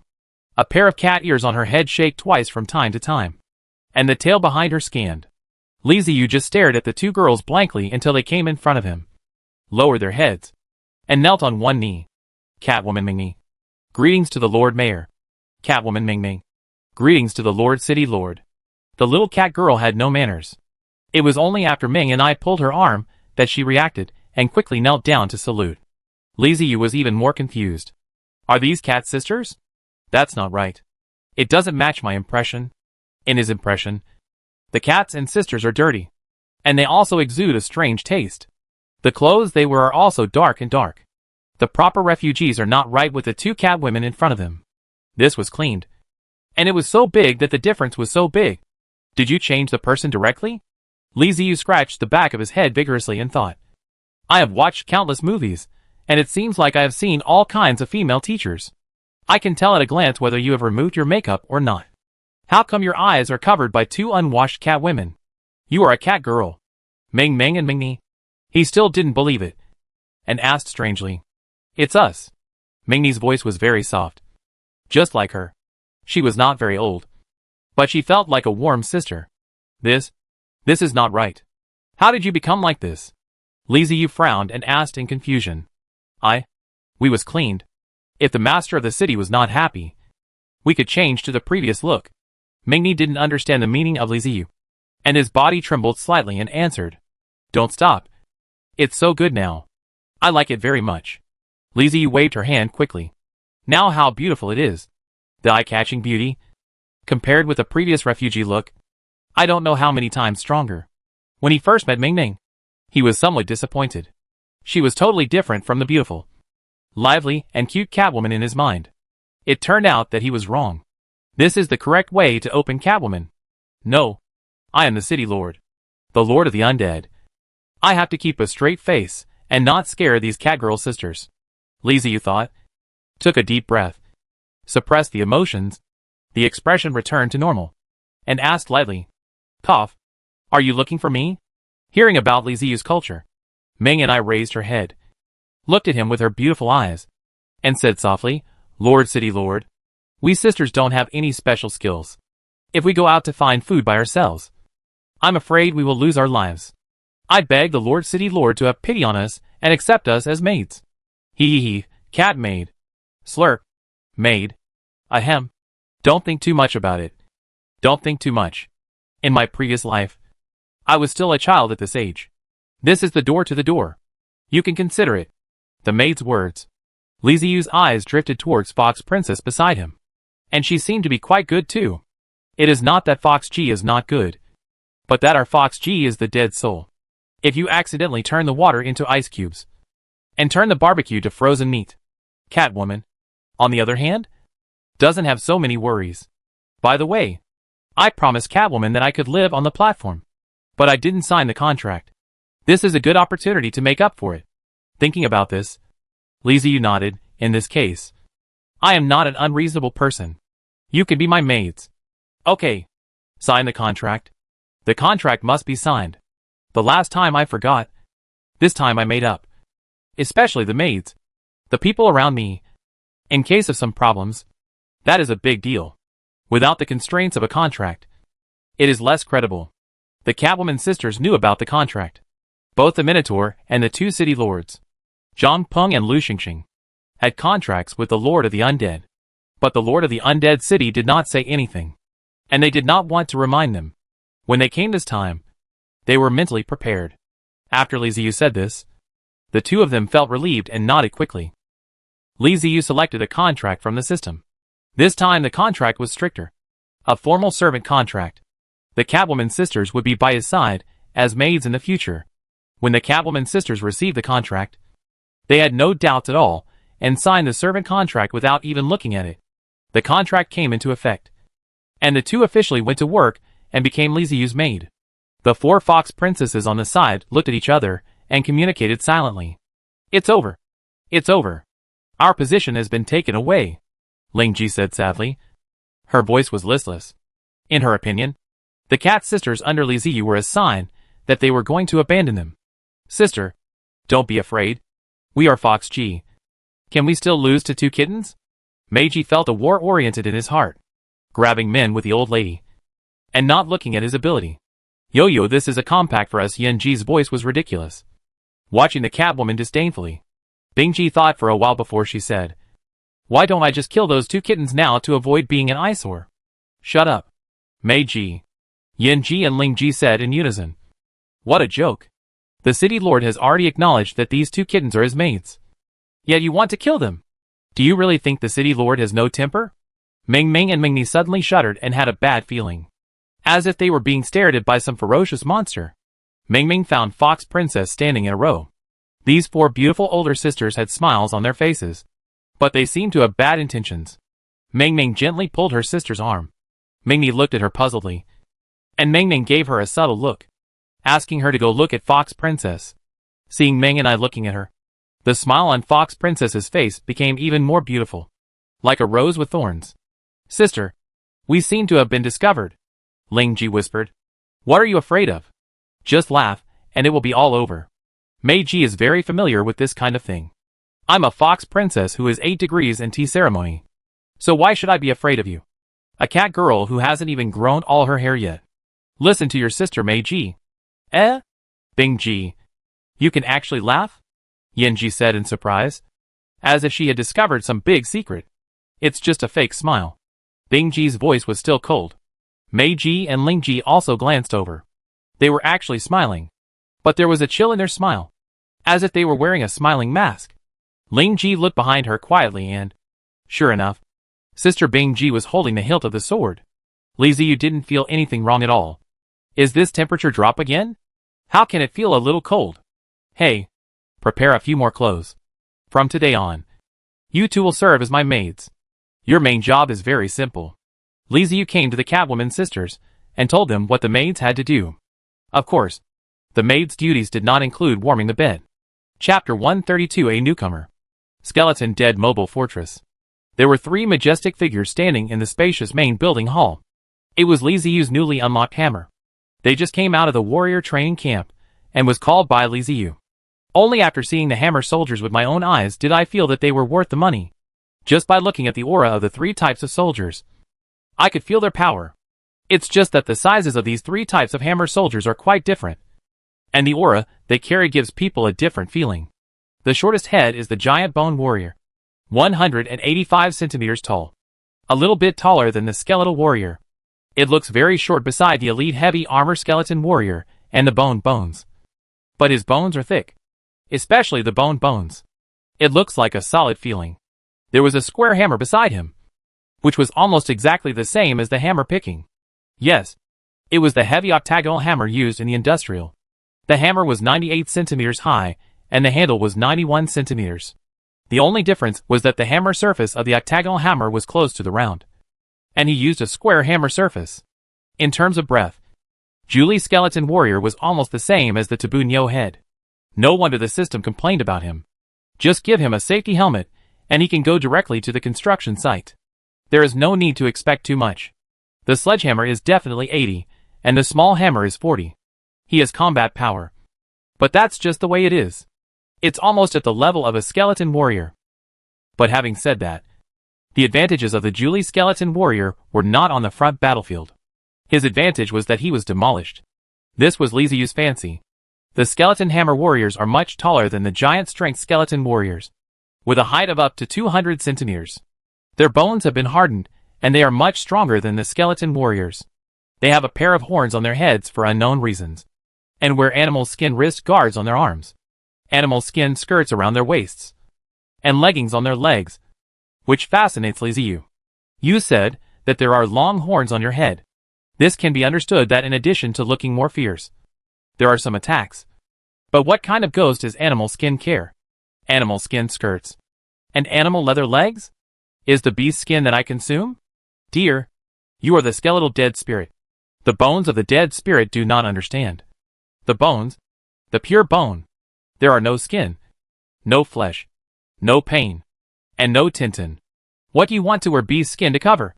Or it feels that the animal skin has defense. After summoning so many skeleton undead, it was the first time that Liziu knew that skeleton undead could dress themselves up. What? Were they female warriors when they were alive? It's off the mark. It should be said that the horn hammer is very handsome. The length of about 150 centimeters. The light hammer head is more than 50 centimeters. If it is confused, it is absolutely uncomfortable. It is basically equivalent to taking Zhang Yuan table to shoot it. In addition, the power of the undead can be shot directly. Skeleton Man Hammer Warriors are the battle sequences of Zheng or Bai Jing. The momentum is much stronger than the Giant Power Bone Warrior. In that stop, with a vulgar and brutal feeling, even if no one introduces it. I also know that the goods have a proper brainless husband. When they go to the battlefield, they are definitely not talking nonsense. Judging from the appearance, Liziu was still satisfied. Among the 3 types of hammer soldiers, he consumed the least skeleton resources, even less than the high-level skeleton warriors.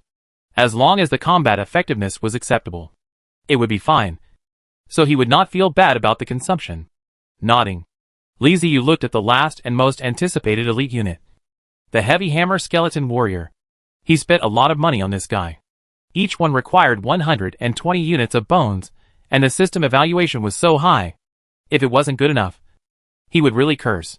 The quiet standing elite heavy hammer skeleton warrior, compared to the 2 companions next to him, it is not like a race. He is close to 300 centimeters tall, and is not much shorter than the cattle demon. Except for the huge skull. He is wrapped in heavy armor. The defense force has been greatly improved. The evil spirits spread out from it. I don't know if it was because of heavy A. This big block is strong and abnormal. And his arms are almost as thick as the normal adult male body. Liziu reached out and knocked on the bone of the bone. He nodded with satisfactory nods, which was hard enough. In this armor, I don't know if the long archer's white bone long arrows can penetrate. But he didn't think about going to the experiment. Whether it was armor or arrow. It was very expensive. And there was no need to waste it. Looking at the weapon he held in his hand. That is, a large watermelon was inserted on a pole. The exclusive war hammer was raised. And it was erected with 350 centimeters. If this guy is on the battlefield, it will definitely be a tank. With him in hand, and encountering a wolf man again, Liziu will not have the possibility of counseling at all. The small body of the wolfman can never resist a hammer. Consumption is strong and combat effective. In terms of momentum, the elite heavy hammer skeleton warriors completely crushed the skeleton wild hammer warriors and the giant strength skeleton warriors. They were so majestic and domineering, with murderous aura and evil spirits from long battles all over their bodies. Just by standing there, they exuded a fierce aura. Handsome, cruel, domineering enough. I like it. Liziu grinned, showing a white teeth, and laughed and commented. As early as the 3 hammer soldiers entered the lobby, the cat girl sisters had hid far away, and looked at the 3 hammer soldiers in horror, and they couldn't help shaking. Cat people are a race that is good at using speed and likes sneak attacks. What they hate most is facing opponents with high defense and strong strength. They may not be effective even if they attack the opponent for a long time. But as long as the opponent hits them once, they will be killed. Therefore, when facing such guys, cat people will often stay away from them. Especially the evil aura emanating from the elite heavy hammer skeleton warriors. Which makes it even more difficult for the cat girls and sisters to resist. They shrink into the corner and dare not say a word, praying that this monster will not discover them. It was Hu Ji, and they were shocked in their eyes. But they did not hide, but turned around the hammer, and their mouths were loud. As the former royal family of Pales Tin, their knowledge is much higher than that of cats and sisters, and the elite of various orcs has also seen it. To be honest, the reason they came to test Liziu was because they didn't like the combat power that Liziu possessed at that time. They didn't even think highly of those skeleton undeads and skeleton warriors. But the elite skeleton hammer warrior is different.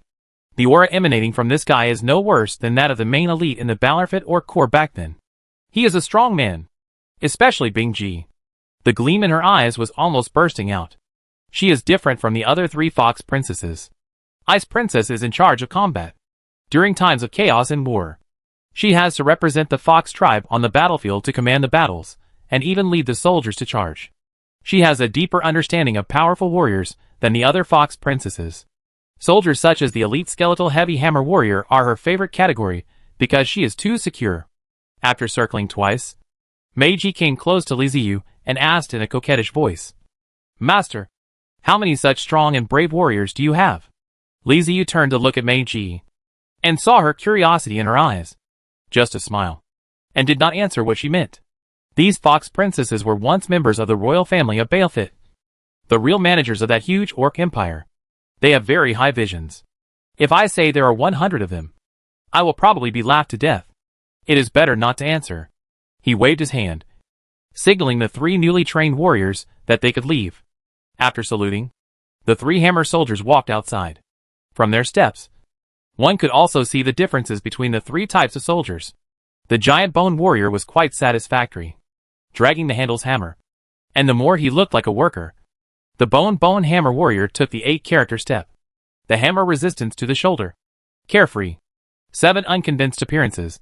The thief owed. And the elite skeleton heavy hammer soldiers fell into the melon hammer. And the magnificent was, as he walked out of the door, he just brushed past Zhang Peng, who was hurrying over. Zhang Peng was intimidated by the aura. He stopped, looked at the 3 receding figures, and then ran into the hall. "Boss!" Zhang Peng shouted loudly as he entered the hall. Li Ziyu, who was being pestered by Fox Girl and asked all sorts of questions, turned his head and looked at Zhang Peng in confusion. Seeing his hurried look, he asked, "What's wrong?" Seeing someone coming, the 4 Fox G immediately spread out, stood aside, stood up, and as the exquisite Fox G, they knew when they should do what should be done. When no one is, they can want to make a little bit. But when there is a business, the 4 Foxy will converge in tacit understanding, making themselves feel no sense of presence, so as not to cause trouble. It is not easy to be a royal family of Balefit. It is a huge country, and it includes various orc tribes. Intrigue is inevitable. Even if you are a royal family, you will not live well without foresight. When Zhang Peng heard the voice, he hurried over, got close to Li Ziyu, and glanced at the fox princess.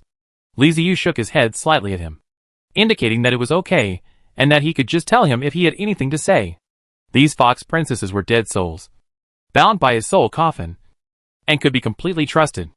Since Li Ziyu didn't care, Zhang Peng no longer hesitated and said solemnly, "Just now, a great god appeared in the chat channel and made a prediction, saying that the latest batch of city lords are coming." I go. Li Ziyu looked up in astonishment, looking at Zhang Peng. He raised his eyebrows at first, then frowned, and asked in a low voice, "Do you believe it? Is what the great god said accurate? How sure are you?" From the moment the second batch of travelers arrived, he knew that there would definitely be new travelers in the future. No one knew exactly how many travelers would come to this world, but there was no doubt that there would be strong ones among each batch of travelers. Traveling through the alien world is like the washing away of sand by the waves. Those who are not strong enough will become nutrients for others and die and be destroyed, while the strong ones will survive and join the battle for supremacy in the alien world. In other words, the arrival of each group of travelers is a carnival. The travelers who arrived earlier can increase their strength with the help of the new travelers, and the travelers who survive will become stronger and become new enemies. Zhang Peng said seriously, "This great god also predicted it last time." Many people didn't believe the last prophecy and thought it was a joke. No one expected that there would really be a new time traveler. So this time, it is very likely to be true. It looks like things are going to get lively again. Li Ziyu took a deep breath and suddenly grinned. It was getting harder and harder to survive. This was motivating all the time travelers to become stronger. If they were overtaken by the people who came from behind, it would not be a good thing. It would become a joke. As seniors, we always have to take the lead. He looked at Zhang Peng, nodded and said, "Okay, I understand. Zhang Peng, help me keep an eye out for demonized creatures. Preferably demonized minotaurs. We need to hunt them." Zhang Peng was slightly stunned and muttered to himself, "Aren't there enough beasts in the Ghost Mountains? Why should he hunt those dangerous demonized creatures?" But then he thought of Nyo and realized that Li Ziyu was not planning to hunt at all, but was clearly recruiting soldiers. It seemed that he also had a sense of crisis, which was a good thing. He nodded vigorously. He is familiar with gathering intelligence. Li Ziyu has not forgotten that the undead still have powerful enemies. The coalition of the three major cancers is not so easy to deal with. Who knows how many enemies will come to kill him later? He must improve his strength as much as possible and be prepared for danger in times of peace. The battle against the jackals was dangerous enough, and he doesn't want to experience it again.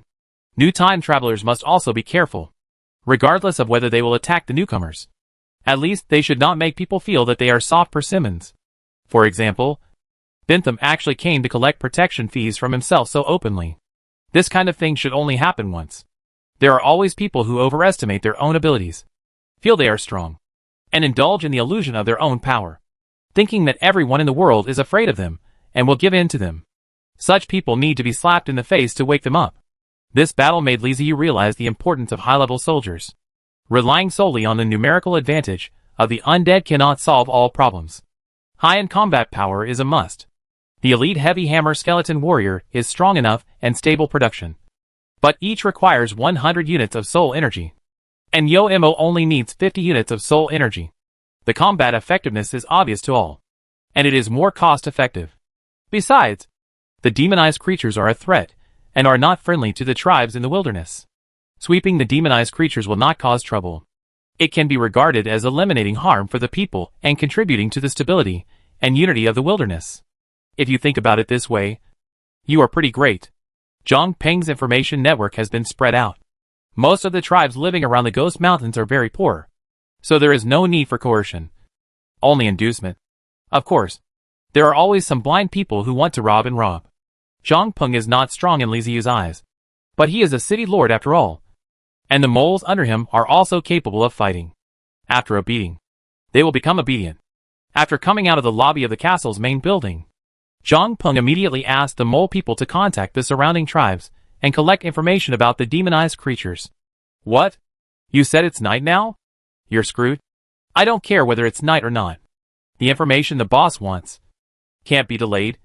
Of course, I have to get it as quickly as possible. One by one, the mole people set out at night, following the holes that had been dug previously, and quickly went to the tribes that had already been contacted to collect intelligence. Li Ziyu also opened the chat channel in the system. Just as Zhang Peng said, the great god's prophecy caused a huge stir. All the chat messages were related to the upcoming new time travelers. Even the new posts in the forum were related to this. After flipping through the posts, he was surprised to find that the great god not only predicted the new time traveler, but also said that the system might be upgraded this time. As for what new things would appear, that was unknown. Chat channel. Eat, new people are coming. We have to welcome them. /manual dog head. Stock expert, of course. We have been lacking some resources recently, and they came just in time. Despair and hope, with the new time traveler. My mother no longer has to worry about me not being able to defeat others. My goodness. Are they a group of bandits? The things they are talking about look so creepy. Forget it. I won't join them. Li Ziyu rolled his eyes, didn't find anything useful, and closed the window. Chapter 133, Fortress Expedition. At midnight, a moon as big as a human head hung in the black night sky, emitting a bright, cold white light. The main building of the Fortress of the Dead is surrounded by green light and shadow. If you look closely, you can see that they are the souls of the dead circling around the main building, combined with the digging sounds coming from the mountains of the dead and the howlings of wild beasts before their death. It is no problem to regard it as the set of a horror movie. 3 days have passed since the last time the wolf was defeated. No one else came to disturb Li Ziyu. These 3 days have been very comfortable. Zhang Peng was asked to collect information about the demonized creatures, but there has been no result. It seems that the demonized creatures are not that easy to find. The great god predicted the time when the new time traveler would arrive, but it was only an approximation, which would be in the next 2 days. Li Ziyu put his mind on this. Since he had nothing to do anyway, he might as well watch the fun. Lazily lying on the big bone chair, Li Ziyu opened the chat channel.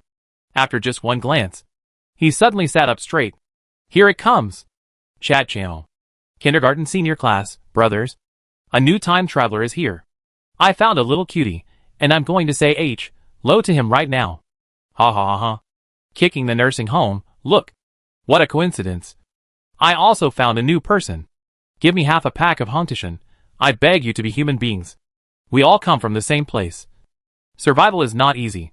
Leave a way out for the newcomers. Damn. I found a newcomer.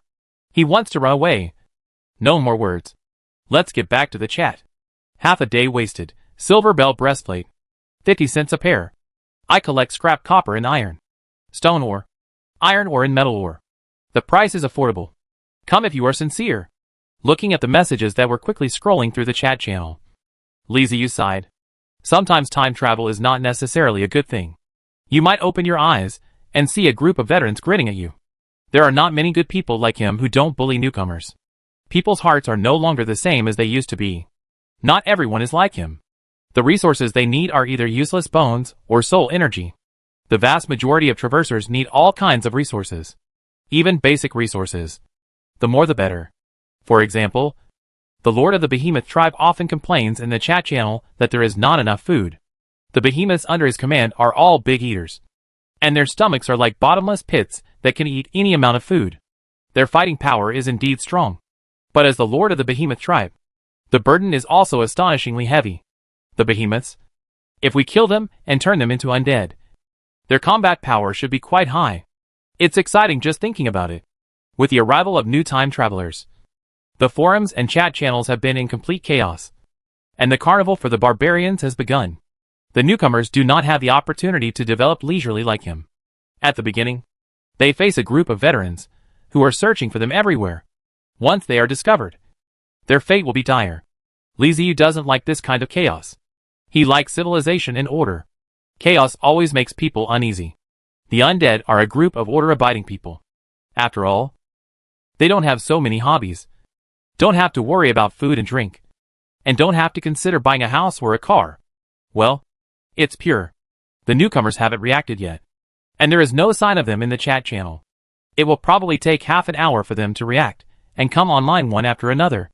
Liziu asked the cat sisters to bring him some nuts, berries and fruits.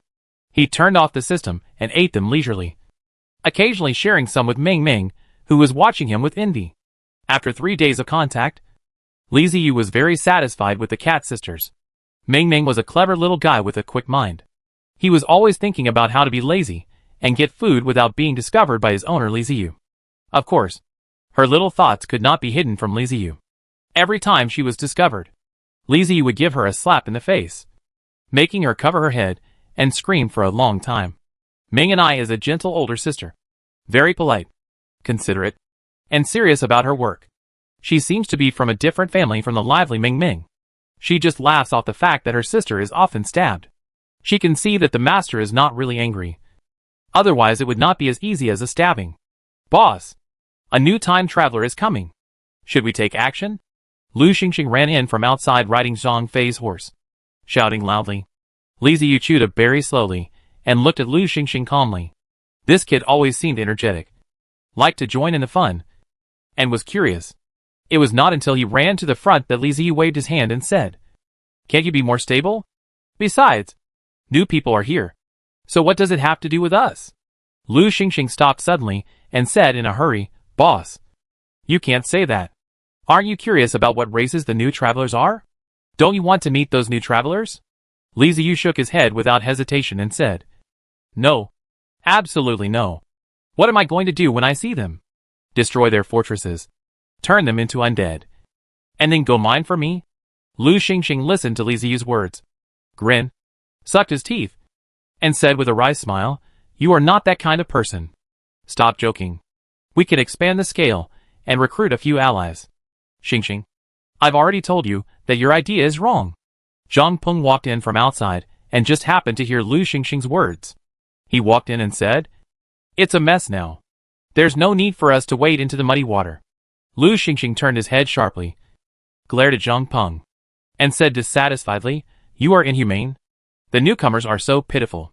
It's not easy to survive in the alien world. What's wrong with us leading them? We can also gain a few allies." Xingxing, that's not an ally. That's a burden.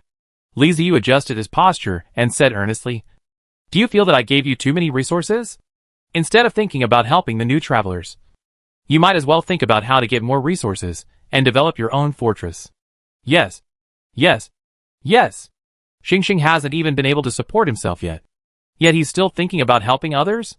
Zhang Peng said sarcastically with a chuckle. Then we just wait like this, faced with this kind of melon. Lu Xingxing's curiosity was already pounding, and he could hardly control himself. Li Ziyu ate the nuts calmly, snorted and laughed, and said, "Not necessarily. If we are destined to be together, it doesn't matter if I help you. It's just like you dug me out of the ground in broad daylight. This is such a bad fate. Pansy, we are lucky. The goddess of fate really favors us," Bentham said with a smile on his face and laughed. The battle with the undead had brought him a disastrous defeat.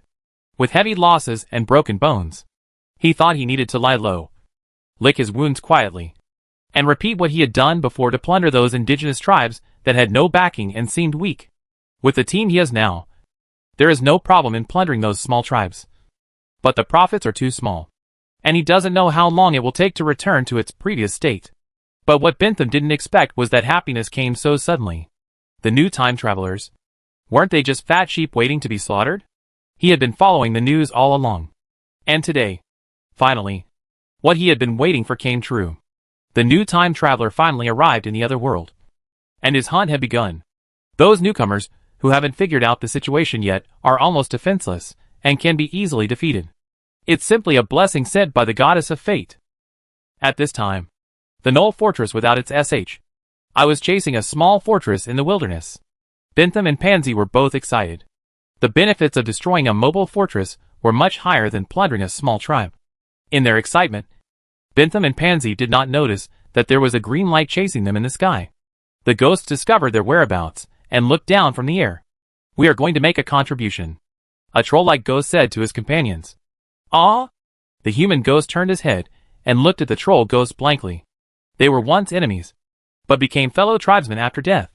They spent a long time together, and no matter how deep the hatred was, it was worn away by the years. "Haven't you reacted yet? The one below is a werewolf." The troll pointed at the mobile fortress below and reminded. "You mean?"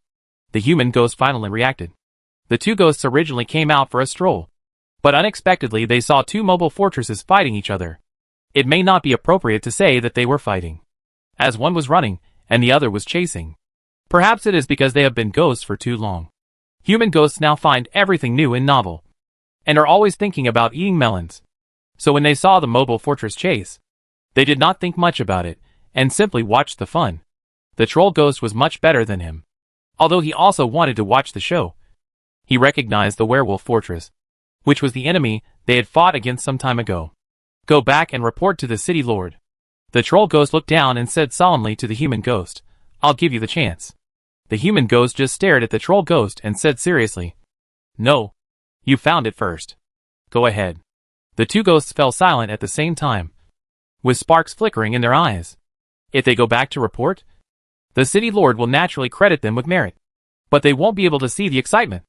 After finally coming out of the Soul Mountains, the excitement was what they pursued.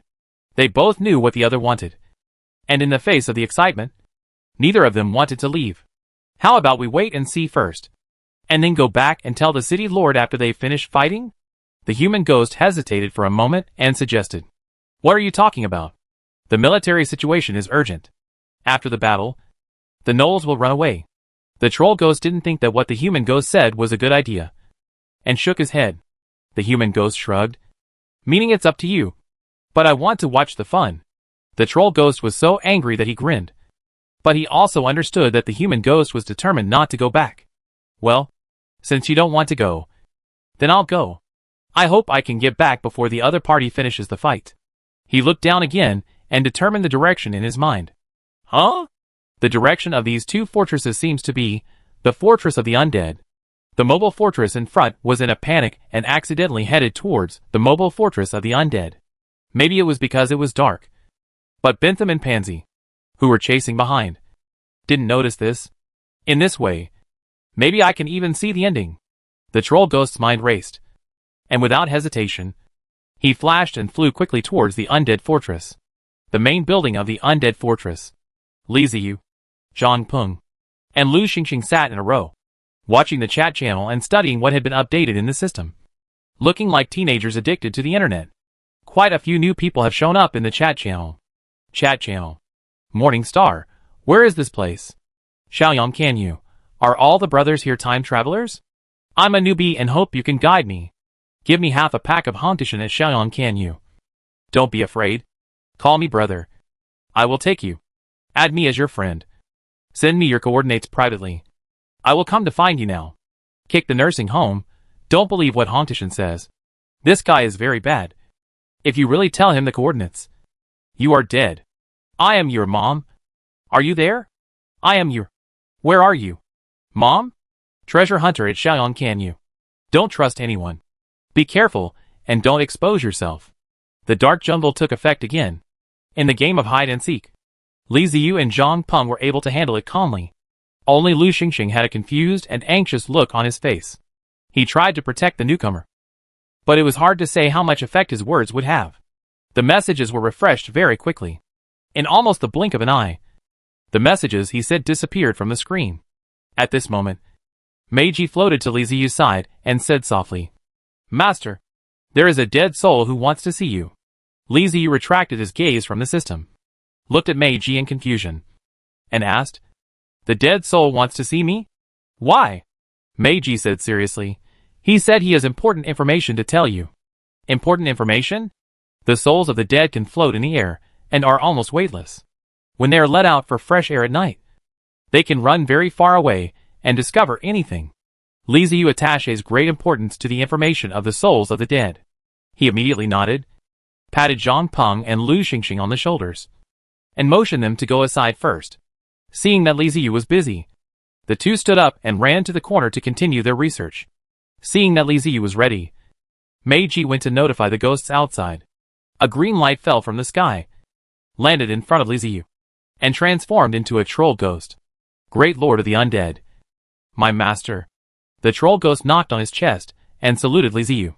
Well, Meiji told me that you wanted to see me and that you had some information to give me. Tell me, what did you find out? Li Ziyu asked with interest, sitting upright on the large bone chair. I found traces of the werewolf fortress. The troll ghost directly threw out the important information. Hearing the word jackal, not only Li Ziyu, but also Zhang Peng and Lu Xingxing looked over, slowly walked closer, and listened carefully. Li Ziyu narrowed his eyes and thought to himself, Does this guy Bentham want to die? He ran away last time, but now he is here to cause trouble so soon? It's a good thing you came. We won't let him escape this time. Last time it was daytime, and the undead's fighting power was weakened. This time it's nighttime, when the undead are the strongest. As long as he comes, he will lose his life. However, he still needed to ask the local official about the specific location. So he raised his head and motioned for the troll ghost to continue. The troll ghost was still thinking about watching the fun, so he didn't hesitate and told the story of how he and the human ghost came to see the werewolf fortress. So, the werewolf fortress is chasing another fortress, and the direction is towards us? Li Ziyu asked softly with a cold smile on his face. Yes, in the direction of their progress. We are in our side. The giant devil said affirmatively. Boss! Lu Xingxing and Zhang Peng looked at Li Ziyu at the same time. Ha ha ha. Okay. So good. This is called heaven. He does not go. L has no self-voting. Sending it to the door. I refuse to be sorry for myself. Zhang Peng. Xingxing. Take it. Send him a journey. The smile on Li Ziyu's face became deeper. Not only cold, but also a little bit embarrassing. Zhang Peng and Lu Xingxing immediately acted and ran outside. They understood the meaning of Li Ziyu. Before that, the wolf fortress ran away. This time, they could not let the other parties slip away. After the two went out, Li Ziyu immediately ordered that all the undead entered a state of battle and started the fortress at the same time. Under the guidance of the trolls, the bone-dead bastion opened and drove towards the wolf man. Chapter 134 Soul Meteor. Bang, bang, bang. The wolf man's long gun team was shot again. The thick white smoke floated from the muzzle, covering the sight with the wind direction.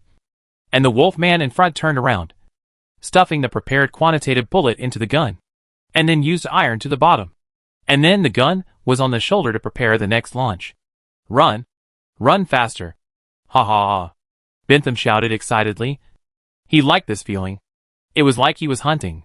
And those weak and helpless prey, running away in panic, would make him secrete more adrenaline and become even more excited. The prey caught in this way will become more delicious. Lu Ziyue, a high-end white-collar worker in the metropolis, paid tens of thousands of dollars per month. Her pomegranate skirt did not know how many pursuits had been worshipped. Except for work every day. She was walking between the suitors. She enjoyed this feeling of being held. But now, Lu Ziyue was going crazy. She didn't know how she suddenly came to such a world. Nor did she know why the fortress behind her would chase her. The only thing she was clear about was that the people chasing her were definitely not her former pursuers.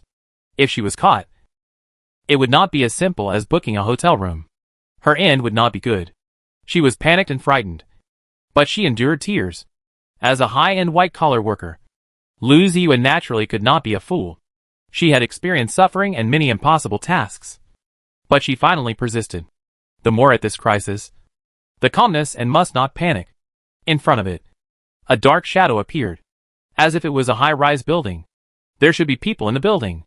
Ask them for help, and maybe you can survive. Lu Ziyue didn't dare to think whether the people in the building would be the same as the one behind her. She could only hold on to hope, and let the mobile fortress rush over as quickly as possible. That might be her last chance. Getting closer and closer.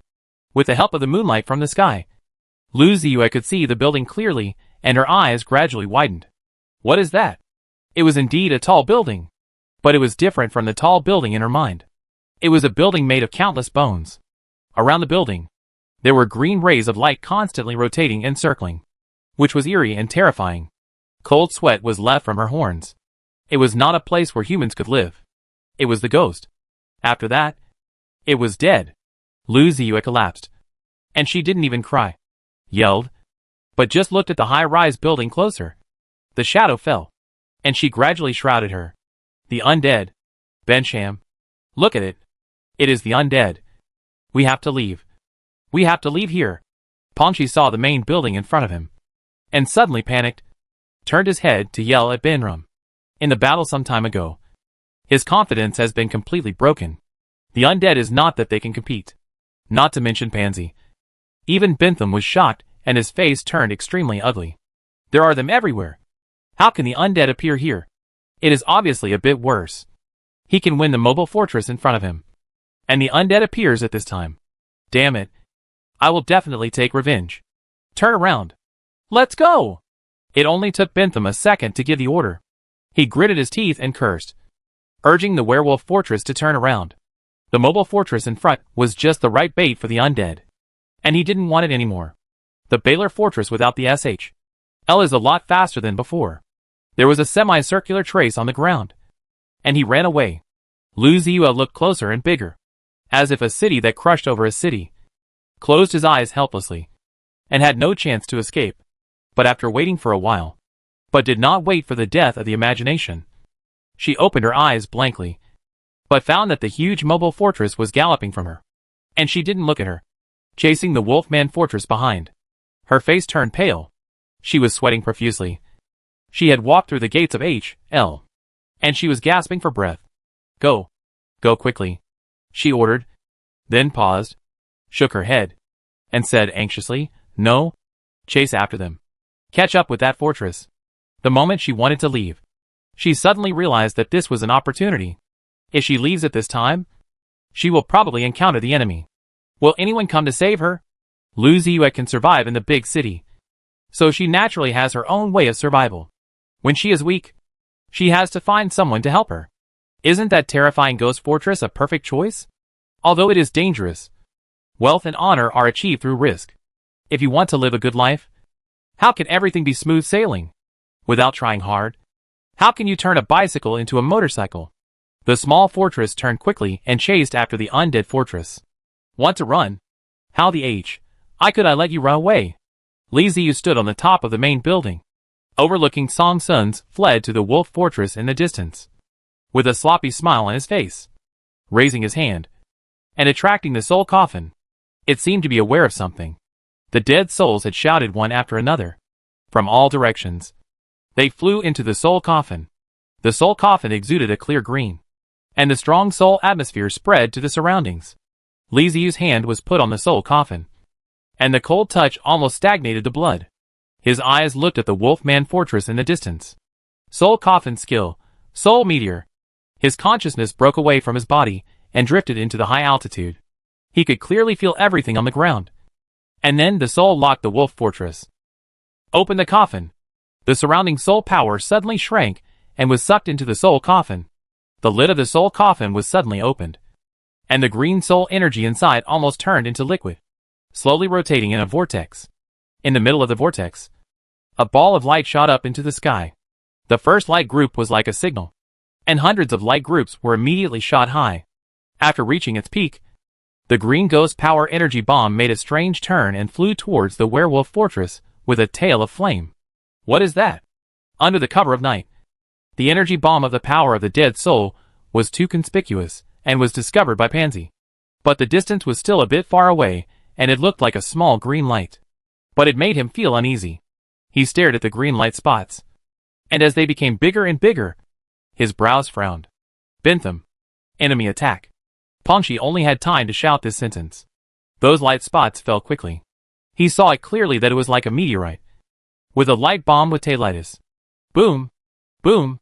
Boom! Energy bombs of the power of the dead souls fell rapidly from the sky. Most of them landed on the ground, and only a part hit the werewolf fortress. With a loud bang, the energy bombs exploded and spread into shock waves, knocking the surrounding werewolves and kobolds to the ground.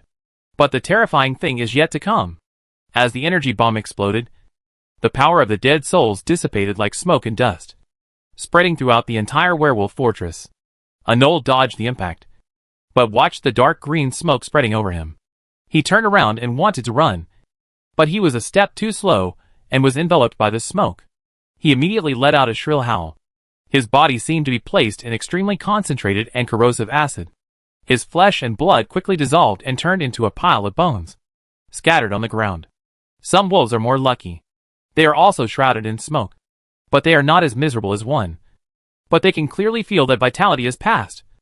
The skin becomes relaxed, and the strong muscles disappear. It seems that they are old for dozens of years, and they enter the twilight years from their mature. The real terrible part of the meteorite meteor is not a simple impact, but the negative buff brought by the power of the dead soul. The power of the dead soul has various horror effects such as decaying, and plague. The accuracy of the meteorite meteor is not so high, and it is not a precise guidance missile. It can only be launched in a range. Even so, the Wolfman fortunes are still severely hit, making a mess. Even the fortress roots have become crooked, as if they may turn around at any time. Oh my god! Is this skill so powerful? When Li Ziyu recovered his consciousness, he saw the tragic situation of the wolf fortress, and was shocked. He didn't expect that a skill can actually have such a horrible effect. He thought that the skill of Meteor Soul was similar to that of the catapult, except that it fired energy bombs of the power of the dead souls instead of stone bullets. There should be some damage, but it shouldn't be too excessive. But the fact is that it is difficult to say how much attack power for buildings such as fortress, city walls, etc. But the lethality of the creature is obvious to all. It is still a scope of skills in combination with this stuff. Early. Say it. Chong. Stay in. If we don't take advantage of the situation to pursue them now, when will we? Li Ziyu slammed the wall and gave orders loudly. The skeleton engine whirred, and the soul energy inside it was burning. Tongues of fire spurted out of the mouths of the alien skulls. It was running at full speed. The undead fortress slightly adjusted its direction, aimed its ramming horns at the already chaotic werewolf fortress, and charged at full speed. In order to avoid the unknown green smoke, Bentham and Pansy hurriedly ran to a high place. Looking down, they saw countless gnolls and dog-headed people running for their lives and wailing. It's over. We're finished. Pansy fell to the ground, the light in her eyes gone. Even Bentham had to hold onto the wall to stand. His legs were weak, and he was not only lamenting that his fellow jackals were doomed, but he was also afraid. Fortunately, he reacted quickly and ran to a higher place one step ahead. Otherwise his fate would not be better than that of the jackal's men. Those green smoke can only spread in low places. High places are safe. Just when he breathed a sigh of relief, a rumbling sound came to his ears. Bentham suddenly woke up. No, it was not just the green smoke that was threatening them. The more terrifying thing was the undead fortress. He turned his head and saw a huge mobile fortress rushing towards him like mad. No! Boom! Amid Bentham's desperate howls, the undead fortress's ramming horn slammed hard into the Gnoll fortress. If the ramming horns had not pierced into it, it would have overturned the Gnoll fortress. Undead. Charge! Li Ziyu raised his arm and swung it downward with force. A large number of skeleton undead swarmed out and jumped from the bone platform towards the werewolf fortress like dumplings. In the last battle, the outer SHL of the Gnoll fortress was still there, and the skeleton undead had to work hard to get in. And there were also a large number of rangers, Gnoll warriors, and Gnolls guarding it. But this time, the outer I was gone, and under the attack of the falling soul meteors, the inside of the fortress was in chaos, and it was even impossible to organize an effective resistance, allowing tens of thousands of skeleton undead to rush into the fortress. The power of the dead souls is extremely terrifying to living beings. But for the undead, although it will not make their combat effectiveness stronger, it will not have any impact either, and they can still exert their combat effectiveness normally. The undead, they are coming. Pansy looked at the undead that kept falling like a waterfall and almost lost hope of survival. Pansy, cheer up. We have to leave here. It was Bentham who reacted first. He pulled Pansy up, yelled in his ear, and forcibly dragged the desperate Pansy away. They can no longer stay in the Gnoll fortress.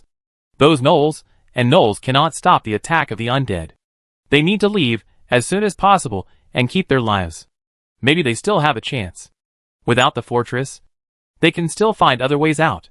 As long as they are still alive, everything will not be over. Bentham will not wait for death obediently. He has read many online articles. The protagonists in those articles are never safe and sound. They must be suffering from constant hardships. As the Oriental people said, when God wants to give a man a great responsibility, he must first make him work hard and starve. Even a superhero has to go through hardships to grow. I am the protagonist, and these are all things I must experience. All the success before was preparation for this ordeal. If I give up, then I don't deserve to be the protagonist. As long as I can leave, there will definitely be adventures. I will transform and become the strongest one. With this in mind, Bentham pulled Pansy, abandoned the Gnolls and Kobolds, and fled from the Gnoll fortress along the escape passage. After the skeleton undead entered the fortress, they immediately started a killing mode. The werewolves had completely lost their previous bravery. They were frightened by the power of the dead souls. Occasionally, some of them stood up and wanted to fight the skeleton undead, but they were surrounded and killed. Looking down, Li Ziyu sighed. His new soldiers had no chance to play, and he could deal with the opponent by relying on the skeletons and undead. Well, it seems that there is no chance to play at all. The giant skeleton warrior is just right at this time to destroy the house. Li Ziyu immediately waved his hand and sent out a powerful skeleton warrior. 100 giant skeleton warriors landed on the fortress and immediately twisted their skulls to search around. They had received orders from the city lord that their target was not the fleeing enemies, but the buildings and fortresses, especially the main building of the fortress, which had to be demolished. Finally, they set their sights on the tallest building. The city lord didn't say which was the main building, so they just picked one at random. It is better to demolish the tallest one than the shortest one. Holding the square hammer, they ignored the Gnolls and Kobolds running by, and ran straight to the tallest building. The skeleton undead spontaneously formed a protective circle around them. Whenever a Gnoll or a Kobold approached, they would immediately pounce on them. Those holding hammers had different tasks from theirs, so they had to be protected. When they arrived in front of the tallest building, the giant skeleton warriors didn't waste any time and didn't even consider whether these 100 people could demolish the building. They just wanted to destroy it. They grasped the handles with both hands, swung the hammers, and hit it hard. 80. 80. 80. 80. 1. Lu Xingxing came to Li Ziyu, looked down, scratched his head, and asked in surprise. Well, no surprise. We won. Li Ziyu was also a little bit unconvinced. It was so simple. The other party couldn't even organize an effective defense. Everything was too smooth. In other words, it was because the skill of Meteor of Souls was too powerful, which directly caused the opponent to collapse. which led to the skeleton undead being able to rush into the fortress with impunity. The battle was one-sided and was almost in the final stages, and the smoke from the power of the dead souls had almost dissipated. What about the fortress behind us? Zhang Peng also came over and reminded. There is a fortress behind us? Li Ziyu was stunned and then said in surprise. Yes, it has been following us. Zhang Peng nodded. Chapter 135, Ambush. When did you catch up? He was so busy looking for the werewolf fortress to seek revenge that he didn't notice there was a mobile fortress following him.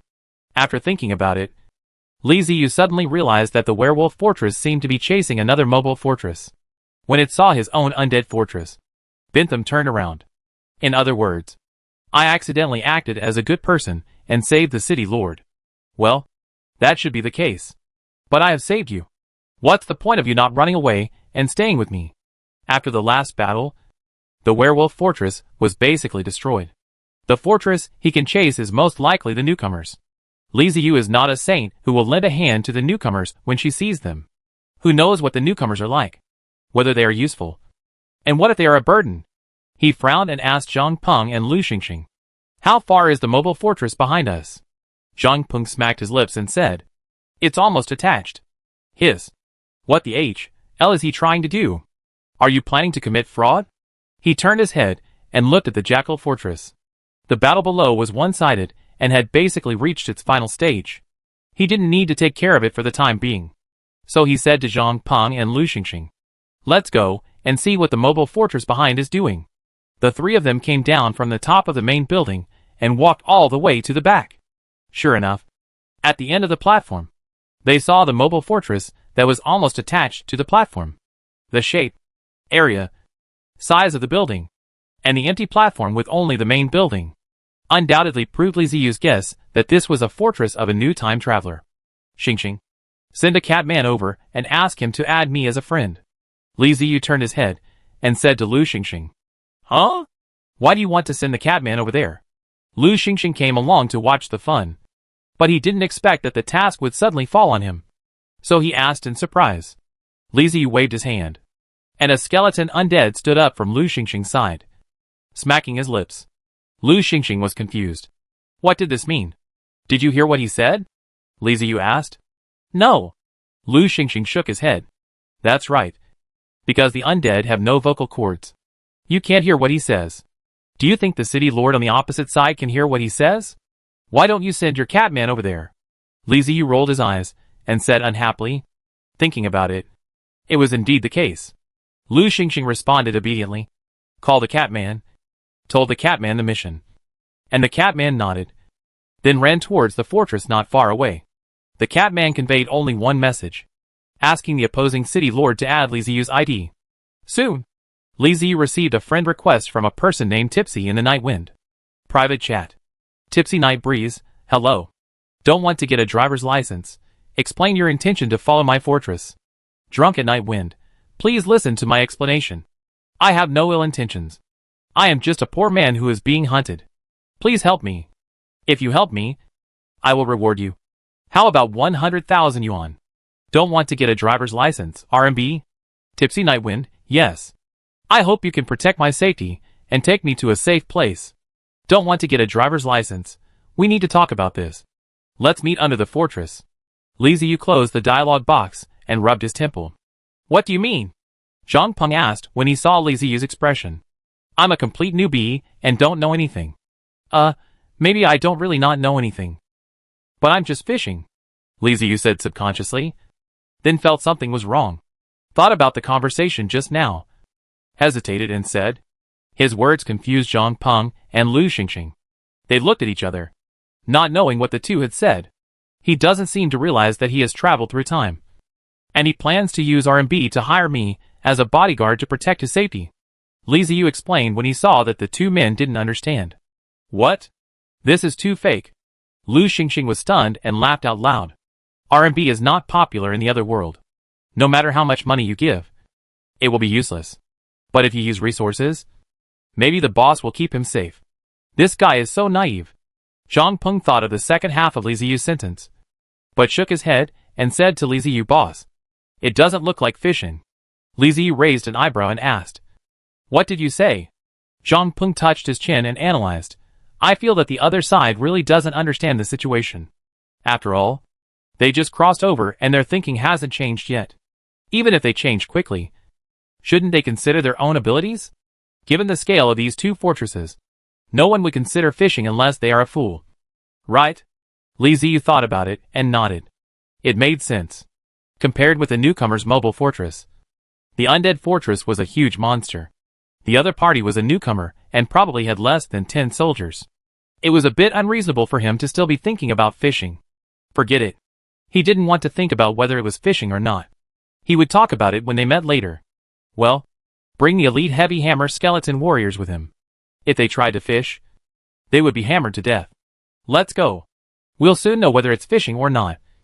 Let's go meet the city lord opposite and see what's going on with him. As Li Ziyu spoke, he began to arrange manpower and prepare to go down. After receiving the message from Li Ziyu requesting a meeting, Lu Ziyue took a deep breath. She knew that she could not refuse. If the other party wanted to meet, then she had to meet. Otherwise, the other party would get angry and crush her in minutes. She was originally worried that the other party was really a ghost. But now it seems that it should be a human being who came to this ghost place like her. Since it is a human being, there is a way to deal with it. I am an elite. Lu Ziyue popped herself up and looked at the two tree people beside her. According to the system's explanation, these two tree people were the race of her subordinates. Although she didn't know what they were for. Since it was a negotiation, it was important to bring them along. She led the two tree men out of the fort's protection and down below. It was still very cold in the wasteland at night. When Lu Ziyue traveled through time, she was only wearing a white t-shirt and a short skirt. She originally wanted to go to the bar to have fun, but she didn't expect to come to a different world. When the night wind blew, she couldn't help shivering and stamping her feet. She was very glad that she was not wearing high heels, but a pair of hiking shoes. Lu Ziyue didn't have to wait too long before there was movement on the opposite side. First, skeletons appeared one after another, but they did not move forward. They just gathered under the opponent's fortress. Then, huge figures appeared. They were tall skeletons wearing armor and holding big hammers. The elite heavy hammer skeleton warriors walked towards Lu Ziyue with heavy and orderly steps. The horrible feeling of oppression almost made her incontinent. Her whole body was shaking uncontrollably. She hugged her shoulders. Her face turned pale, and she bit her lips tightly to prevent herself from making any sound. The two elite heavy hammer skeleton warriors came to her. Looked down, and stood straight. The soldiers at the back also learned the same way, forming two rows of people walls, and one passage directly connected to her. Lu Ziyue suppressed the fear in her heart and looked towards the other end of the passage. 3 people walked down from the fortress and walked towards her. As they got closer, Lu Ziyue breathed a sigh of relief. It was a human, a young man, and not a ghost. Li Ziyu brought Zhang Peng and Lu Xingxing to the front, looked up and down at the woman in front of him, raised his eyebrows, and said, "Oh, she is a beauty after all. Although her complexion is not good, she is indeed a beauty, comparable to an internet celebrity." Before traveling through time, Lu Ziyue planned to go to a bar, so she put on makeup. She was originally good-looking, with an oval face, willow-shaped eyebrows, and a high nose bridge. After dressing up, she looked even more beautiful. Li Ziyu nodded to Lu Ziyue, and then introduced, "My name is Li Ziyu. I am the owner of this fortress. They are Zhang Peng and Lu Xingxing." Lu Xingxing greeted Lu Ziyue with a smile, while Zhang Peng just nodded with a calm look on his face. Lu Ziyue let go of the hands that were hugging her shoulders, took a slight breath. Her chest rose and fell, and then she placed her hands on her lower abdomen, bowed slightly, stood up, smiled appropriately, and greeted the 3 people. "Hello. I'm Lu Ziyue. You are just 3 young men. Look at me. Your sister. I will control you. If I show you a little charm, you will fall at my feet. Then you will be at my mercy. Especially the young man who is leading the group.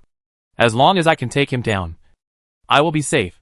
When it comes to dealing with men, Lu Ziyue considers herself experienced. As a beautiful and elegant urban white-collar lady, there is never a shortage of men around her. From younger brothers, who have just entered college, to old men in their 50s and 60s. Young boys, old hunks, rich second generations, and big bosses. She has seen them all. The 3 young men in front of me are obviously inexperienced with women, have no money or power, are not good looking, and have poor physical fitness. Especially the man with messy hair, staring with panda eyes, and looking like he could die at any time. TSK TSK TSK TSK. Even so, he would be so tired that he would vomit blood after running a few steps. Right? Li Ziyu and the other two were the type that she would never even look at before coming to this world. With her charm, she should be able to easily win them over with 2 sweet dates. In a flash, Lu Ziyue knew how to deal with the 3 people in front of him. Li Ziyu looked at the smiling Lu Ziyue and narrowed his eyes. This smile was so fake, so professional, and so teasing. Zhang Peng had a blank expression on his face and directly ignored Lu Ziyue. He labeled Lu Ziyue in his mind a stupid woman who can't distinguish the situation and wants to stir up trouble. Pay special attention to her to avoid being cheated. But Lu Xingxing, with a sunny little puppy smile on his face, waved to Lu Ziyue enthusiastically and looked very excited. This kind of urban beauty had a great killing power on a little puppy like him.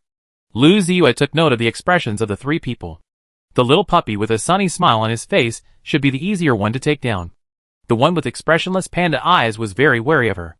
Finally, she thought that the leader should have a chance. It was just a trick of pretending to be cool and playing hard to get. This world is too dangerous and scary. We have to get out of here quickly. If we want to get out quickly, the 3 people in front of us are obviously very experienced. And they didn't start shouting for fighting and killing right away. We must take them down. Lu Ziyue defined the current situation as crisis public relations in his mind. She wanted to use the simplest and fastest method to deal with the 3 men in front of her. And for a beautiful woman, showing her charm was undoubtedly the easiest way to win a man's favor. Lu Ziyue raised her hand and gently tucked a strand of hair behind her ear. Her eyes became tender and charming. Her smile deepened, and it was easier to gain favor. She reached out to cover her collar, but her slim t-shirt fell into the ravine. She bent down again, leaned forward and said, "Thank you for saving me." Before she could finish her words, she heard a calm voice saying, "Let's get down to business. You want protection. What are you willing to pay?" Lu Ziyue was startled, looked up and found that the person who spoke was the leader named Li Ziyu. This guy is so rude. Why doesn't he let people finish their words? Is my guess wrong? Does he not like me like this? The thought flashed through her mind, and she smiled without changing her face. She quickly said, "I would like to ask for your help. I will pay you 100,000 each." Li Ziyu turned his head to look at his own undead fortress, then looked at Lu Ziyue, who was smiling as beautifully as a flower, sighed, turned around and left. Why did you leave? I can't leave. Brother, what will I do if you leave? Lu Ziyue panicked. She didn't expect that the other party would turn around and leave without even an explanation. She said anxiously, "Please stay." She had just taken 2 steps forward when the elite heavy hammer skeleton warrior raised the hammer in his hand and crossed it to block her. Lu Ziyue hurriedly stopped, looked at the 2 skeletons with a pale face, swallowed her saliva, and shouted to Li Ziyu, who turned back, "Help me. If you are not satisfied with the price, we can communicate again and talk about how much you want." Zhang Peng snorted at Lu Ziyue and said disdainfully, "You really think you are an elite, but you act pretentiously and are not honest at all." After saying that, he turned around and followed Li Ziyu. Lu Xingxing was a little panicked. He looked at Li Ziyu, then at Lu Ziyue, clicked his tongue, and shouted to Li Ziyu, "Boss, wait a minute. Let her finish what she is saying."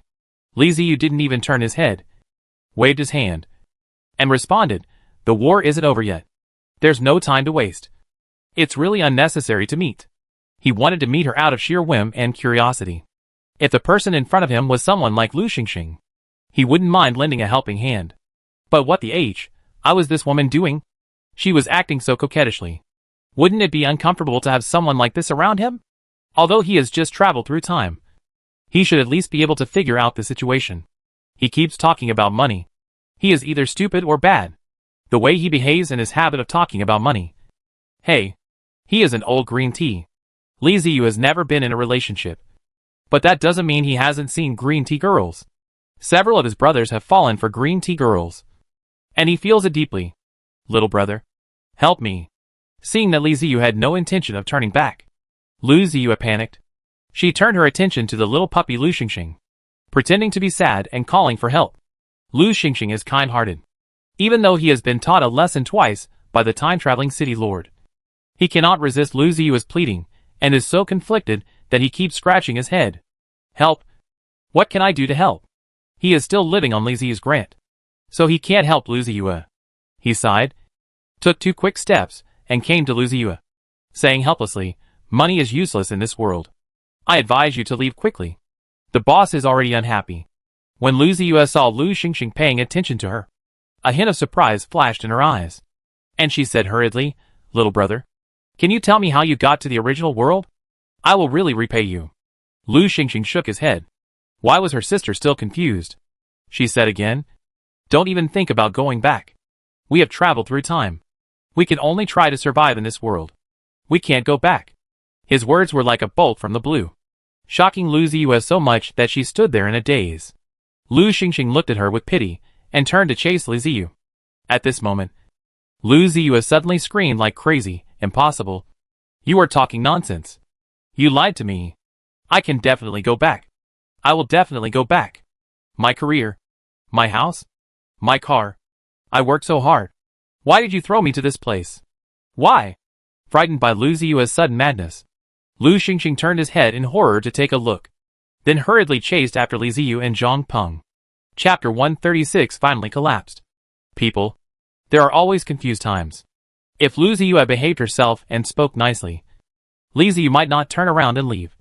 But if she wanted to be clever, sorry, Li Ziyu really wouldn't tolerate her. This is a different world. Isn't Catwoman attractive? Or is Fox Princess not pretty? What's missing is a tea artist like you. After walking a few steps with Zhang Peng, they heard footsteps behind them. They turned their heads, and saw Lu Xingxing jogging after them. Oh! You've grown up, and know how to make choices. Well, very good. Zhang Peng put his hands behind his back, looked calm and composed, and nodded in praise, like a big boss. Go. Go. Go away. Boss, are we really not going to care about Lu Ziyu anymore? Lu Xingxing pushed Zhang Peng aside, and asked Li Ziyu with a troubled look on his face. Lu Xingxing has experienced a lot, and grown a lot during this period of time. He has a deeper understanding of how dangerous the other world is. In his eyes, if he and his people don't care, Lu Ziyu might not survive at all. If he hadn't seen him, Lu Xingxing wouldn't think too much about it. There were always some people in the chat channel who disappeared inexplicably. And there were time travelers who died every day. How many could he save? But when I see this, the person is not my enemy. And I always feel uncomfortable if I watch him die without helping him. Li Ziyu stopped and looked at Lu Xingxing calmly, which made him feel uneasy. He slowly began to ask, why? Do you still want to see her perform a tea art performance for you? Haha. Boss, stop joking. It's not that serious. Lu Xingxing said somewhat awkwardly. He knew what Li Ziyu meant. They all came from the internet age, and had some understanding of various tea ceremonies. Xingxing, you have to listen to the boss on this matter. Being cautious is better than anything else. Zhang Peng put his arm around Lu Xingxing's shoulders, and said with a chuckle. Compared with Li Ziyu, Zhang Peng is actually harder and more cruel. He would rather kill someone by mistake than let him go. It is not easy to survive in the alien world. And he does not want to get himself involved because of a woman. Don't think too much. Let's go and see if the fight with the jackals is over. Li Ziyu rubbed Lu Xingxing's head, ruffled his hair, and said with a smile, Lu Xingxing is a good man and very kind. Li Ziyu treats him like a younger brother who has not grown up. Oh! Lu Xingxing responded sullenly, and couldn't help but turn his head to look in the direction of Lu Ziyu, and then obediently followed Li Ziyu and Zhang Peng back to the fortress of the Undead. To Li Ziyu, Lu Ziyu was just an insignificant episode. After returning to the platform, Li Ziyu felt something was wrong. He looked up at the main building, and his mouth twitched suddenly. Perhaps it was because the lid was not closed after the skill was released just now, and the ghosts of the dead ran out and gathered in the main building and the werewolf fortress. The sky was covered with green clouds, and the excited howling of the ghosts could be heard from a long distance away. I ran to the rooftop of the main building and saw that, as expected, the ghosts were just watching the fun. Not only were they watching the fun, they were also pointing, commenting, and laughing at the crowd. These guys who have been dead for who knows how many years finally found some fun. The undead and the gnolls started fighting. To them, It was like a celebration. They were so happy. A group of wolves being chased by a pile of bones is so embarrassing. Why don't you fight back? Sudden attack. Snap. A right kick. Snap. A left kick. Snap. A series of 5 whips. Ah. A surprise attack. The wolf man is too weak. It was killed. Opening. Opening. Betting on that one. Right. Right. Right. The one who is surrounded. Betting on how many undead he can kill before he dies. The ghosts communicate through soul transmission. If they want to really make sound, they need to vibrate the air. But when tens of thousands of ghosts are floating in the air, repeatedly and noisily communicating through soul transmission, the fluctuations of the souls will cause the air to vibrate, which will turn into the howling of ghosts in the ears of normal people. When Li Ziyu arrived at the top of the main building, he heard this kind of ghost howling. If you listened carefully, you couldn't distinguish what the sounds were. It was even more chaotic than a vegetable market. While Li Ziyu and the other two were away, the cat sisters, at the instigation of the fox princesses, sneaked up to the top floor and looked down while holding onto the wall. The view here was great. The cat people were very curious, and the surroundings were in a mess. So the 2 cat girls didn't notice that the city lord had returned, and they kept staring at the direction of the werewolf fortress. Instead, it was the fox princesses who noticed the 3 returning people first. They had no intention of calling Catwoman at all, and they bowed and saluted directly in front of Li Ziyu. When Li Ziyu looked at Catwoman, the 4 fox princesses lowered their heads and kept communicating with each other out of the corners of their eyes. The Catwoman sisters are in trouble if they leave the main building and go to the top floor without permission. Although they will not be kicked out, their opinion of the master will definitely be lowered.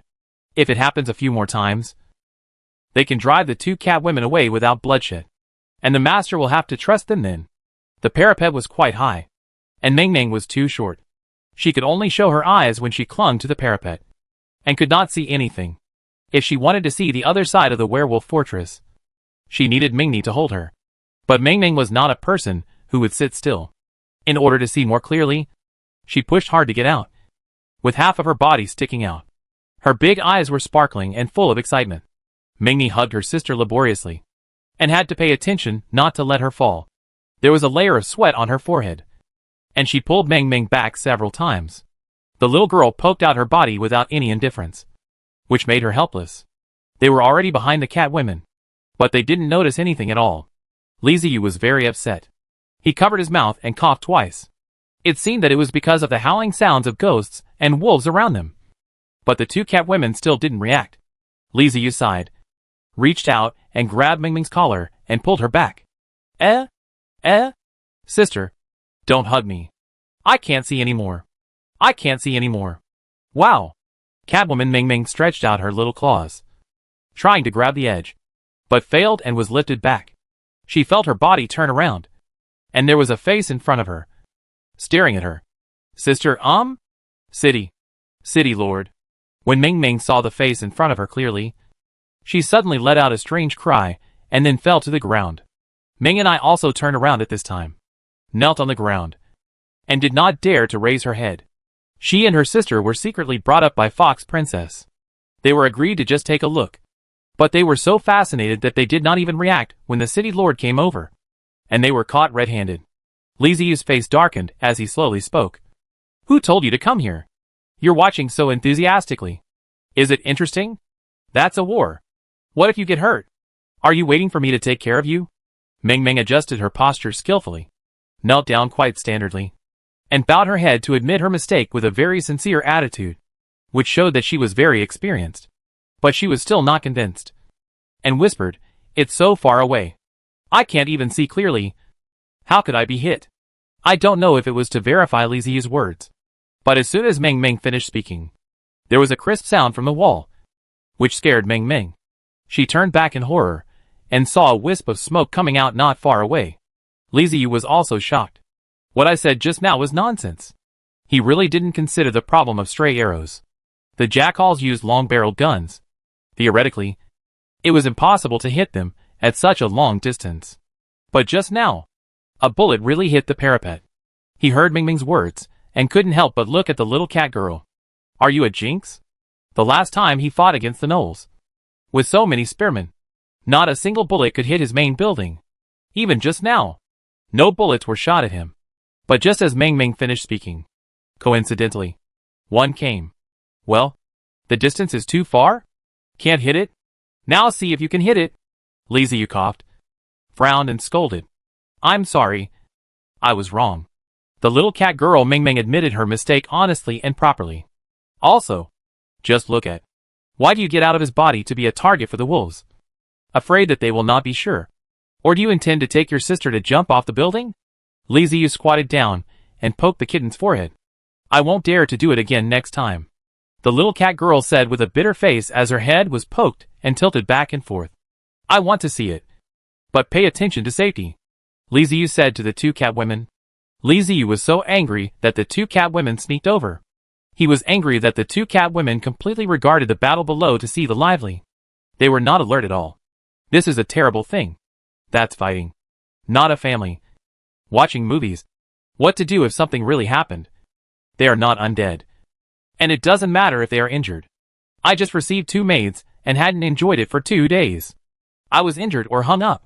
After a while, Li Ziyu didn't take it seriously. He waved his hands and signaled that the two wanted to see it. It was called a few bones to protect it, so as not to danger.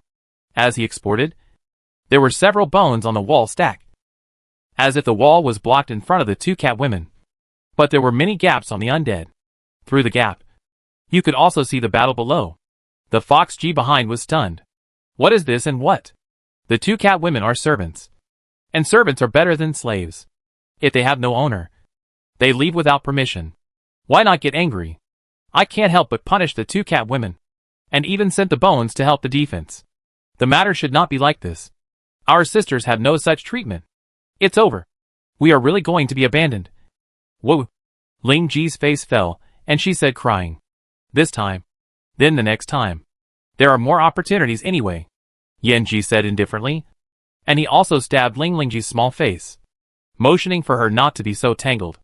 Or else just kill them directly. Bing Ji looked at the Catwoman sisters and said coldly. Bing Ji stopped. Don't talk nonsense. The two cats' lives are owned by the owner. Only the owner can determine their life and death. We are not qualified. Mei Ji hurriedly scolded. They pass the soul, so they are not afraid of others. After arranging the cat sisters, Li Ziyu turned around and came to the fox princesses. He looked up at the sky and saw many undead gathered together, pointing at the battlefield and laughing. He asked in confusion, What are those people doing? Meiji looked up and immediately showed a charming smile. She walked slowly to Li Ziyu and said in a coquettish voice, Master, they are gambling. Huh? Can you bet on your dead soul? What is the bet? Li Ziyu looked back and looked at Meiji in surprise. Of course, we can gamble. We are dead souls. There are not so many things. The bet is the power of its own soul. Meiji explained with a smile. Good guy. Can the power of your own soul be used as a bet? And you are not afraid that the power of the soul is too little to come and make a soul. But speaking of it, the dead souls have been trapped in the mountains for too long and have had too little entertainment. Now they are curious about everything they see. Let them gamble. Anyway, if anything happens, it is their own business. There were ghosts howling and wolves howling in his ears. Li Ziyu frowned and said to Fox Lady, Tell them to keep their voices down. Why is the noise here louder than the shouts of the jackals on the battlefield? Meiji didn't say a word. Bingji rose up, rushing into the air. The kung fu was not loud, and the sound of the ghost crying wolf was smaller. At least, he would not make people hurt. After the dead souls stopped, Li Ziyu came to the wall and looked at the werewolf fortress. After the bone-dead spirit killed the wolf fortress like a tide, the battle was in a state of inverted, and the entire wolf-man foot turned into the battlefield. The wolf-man and the dog-head are not resisting now, but are running away, avoiding the swarming undead, escaping out the fortress, and leaving their lives. They are what they want to do most now. Loyalty to the city owner? What a joke. The fort is almost occupied by the undead. The city owner still disappears. Obviously, he has given up here. At this moment, the loyalty of the beings and the dog-head to Bensum and Pandai have reached the lowest value. Even if the two of them stood up again, it was useless. Not only could they control the beings and dog-heads, but they would be killed by two low races who were loyal. The best result was to be caught and sent to Li Ziyu for mercy. Some wolf people, dog heads, are still stubborn. In the face of groups of bones, who are in groups of bones, they are besieged. More wolf people, dog heads, escape from the bastion with the help of the secret road. Looking at the main building of the werewolf fortress, Li Ziyu frowned slightly. Why is this building still? But he sent the Julie skeleton warrior, and he obviously asked them to remove the opponent's main building. Why didn't you move? This battle is almost finished. The main building is still there. The ability to demolish the family of Julie Bone Warrior is yet to be discussed. The tactics of the raid and demolition of the family seem to be not easy. When summoning the giant Bone Warrior, Li Ziyu was to see the ability to demolish the family system. Then he planned to summon the Julie Skeleton Warrior, specifically used to attack the house. Kill the house in front, steal the family back, and take it steadily. Unexpectedly, the effect was not very good when it was sent to the battlefield for the first time, and it failed to quickly demolish the opponent's main building. There was nothing more to see. The jackals were done.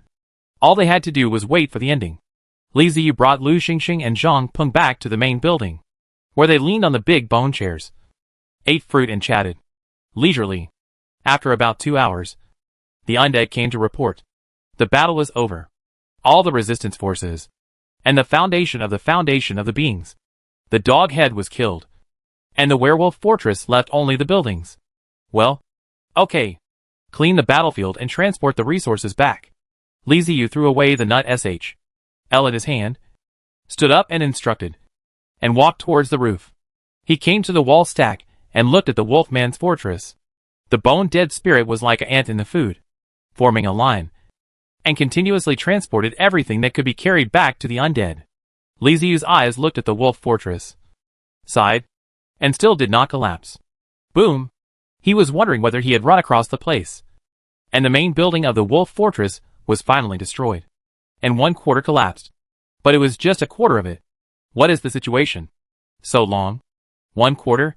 Li Ziyu frowned slightly, and decided to go to see himself. He greeted Zhang Peng and Lu Xingxing with a cat woman, Hu Ji, and called the elite heavy hammer skeleton warrior to defend, and went to the werewolf fortress. Chapter 137, Capture a Living Person. From the undead fortress to the wolf fortress. This is already a piece of wolf borrowing, and the ground is full of blood. From time to time, you can see wooden boards, and the remains exposed under the stone. Li Ziyu and Zhang Peng had no response. They saw a lot, and they were calm. Lu Xingxing still felt unable to adapt. His face was pale, and followed by the two. The undeads were gathered in an orderly manner, gathered the scattered fragmentation, and then transported these things back to the fortress warehouse. Li Ziyu walked at the forefront. Zhang Peng and Lu Xingxing lagged behind him, and on both sides were more than 20 elite heavy hammer skeletons, following the good path before, heading towards the main building of the wolf man. As soon as I approached, I heard ding ding dang, very rhythmic knocking. Prior to the time, the dust was flying, the wooden board fluttered, and the giant bone warrior stunned the hammer in his hand and smashed it. It was called a concentration of ambition. What fighting? What to clean up the loot? And they ignored it. Only when the building in front of them was removed, they had to do it. Looking at the main building, and looking at the giant bone warrior, Li Ziyu seems to suddenly understand why he has not been able to remove the main building now. This is really his own pot. Too few. It is really not easy to hit a hammer that continues to keep a building with 4 or 5 floors high. Especially the giant bone warrior. The family is a combat sequence, but the house is more powerful. It is not an architect. They can't find the key points such as the load-bearing wall. In this regard, 2 or 3 hours did not fall, and 1/4 of the hard life fell. This combat effectiveness is definitely comparable to Era, with the title of Demolition Team Captain. Stop it. Li Ziyu looked at the giant bone warrior, who was still struggling to smash the wall, smiling bitterly. When the city owner ordered, the giant bone warrior stopped immediately, turned back silently, and stood quietly in place.